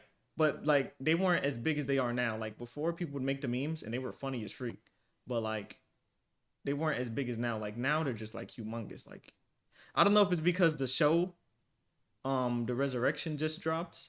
Maybe that's why, but I don't know. Like it's just been blowing up way more. WW. I don't know how you figure that is. It's massive. You guys Kevin. Remember when this popular lunch lady got fired just for feeding the kids who couldn't afford food? You see, since Debbie Solzman had been working at Denver Place Elementary School for 14 years, she had realized over time that some of her kids just didn't have enough to eat. Although their school guaranteed a free cheese sandwich for students who couldn't afford meals, a lot of these kids would just come back and tell Debbie that they were still hungry. So, since Debbie realized that some of them probably didn't even have dinner the night before, she was heartbroken and just gradually began giving out the regular burger and pizza meals to the kids who only got cheese sandwiches. She always made sure to pay for these meals out of her own pocket and would leave IOUs if she couldn't afford it. But even though students were incredibly grateful for Debbie, that's when her school just fired her one day for giving free meals to her own grandkids who also didn't have enough to eat. Even though Debbie said, "I thought I was doing the right thing," the district superintendent insisted that no child ever went without food, you know, because of the cheese sandwiches. But since all the local parents were furious, they soon raised almost $4,000 for Debbie, and she also got 2 new job offers. And she later said, "If given the chance again, I'd still feed a hungry child." You guys remember when this popular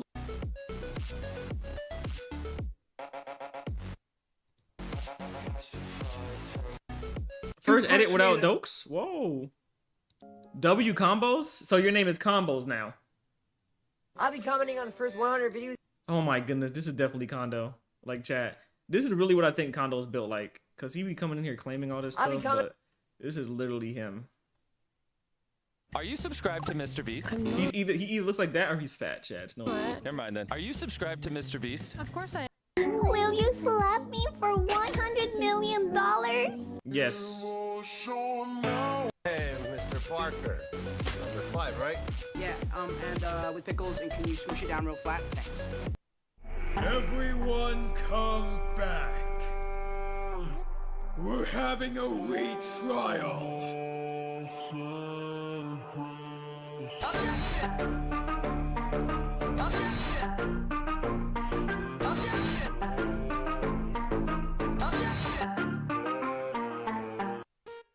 Why, Peter? Why, Peter? Kevin, it's your song. Oh, yeah. I stepped off a curb and got clipped by one of those bike messengers. Pre-dokes, chat. Pre-dokes. How did you say that happened? Bike messenger. Knocked me down.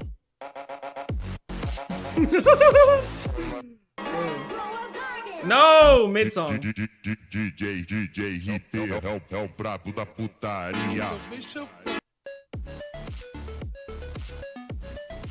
Bro, you're so weird, Kevin.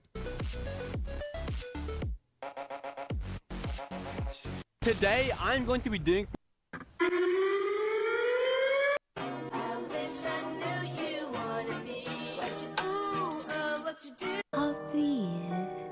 You guys remember when Stephen Hawking, one of Oh my gosh. Oh, I'm trying so hard. the greatest scientific minds ever, literally faked his own death just for a silly prank?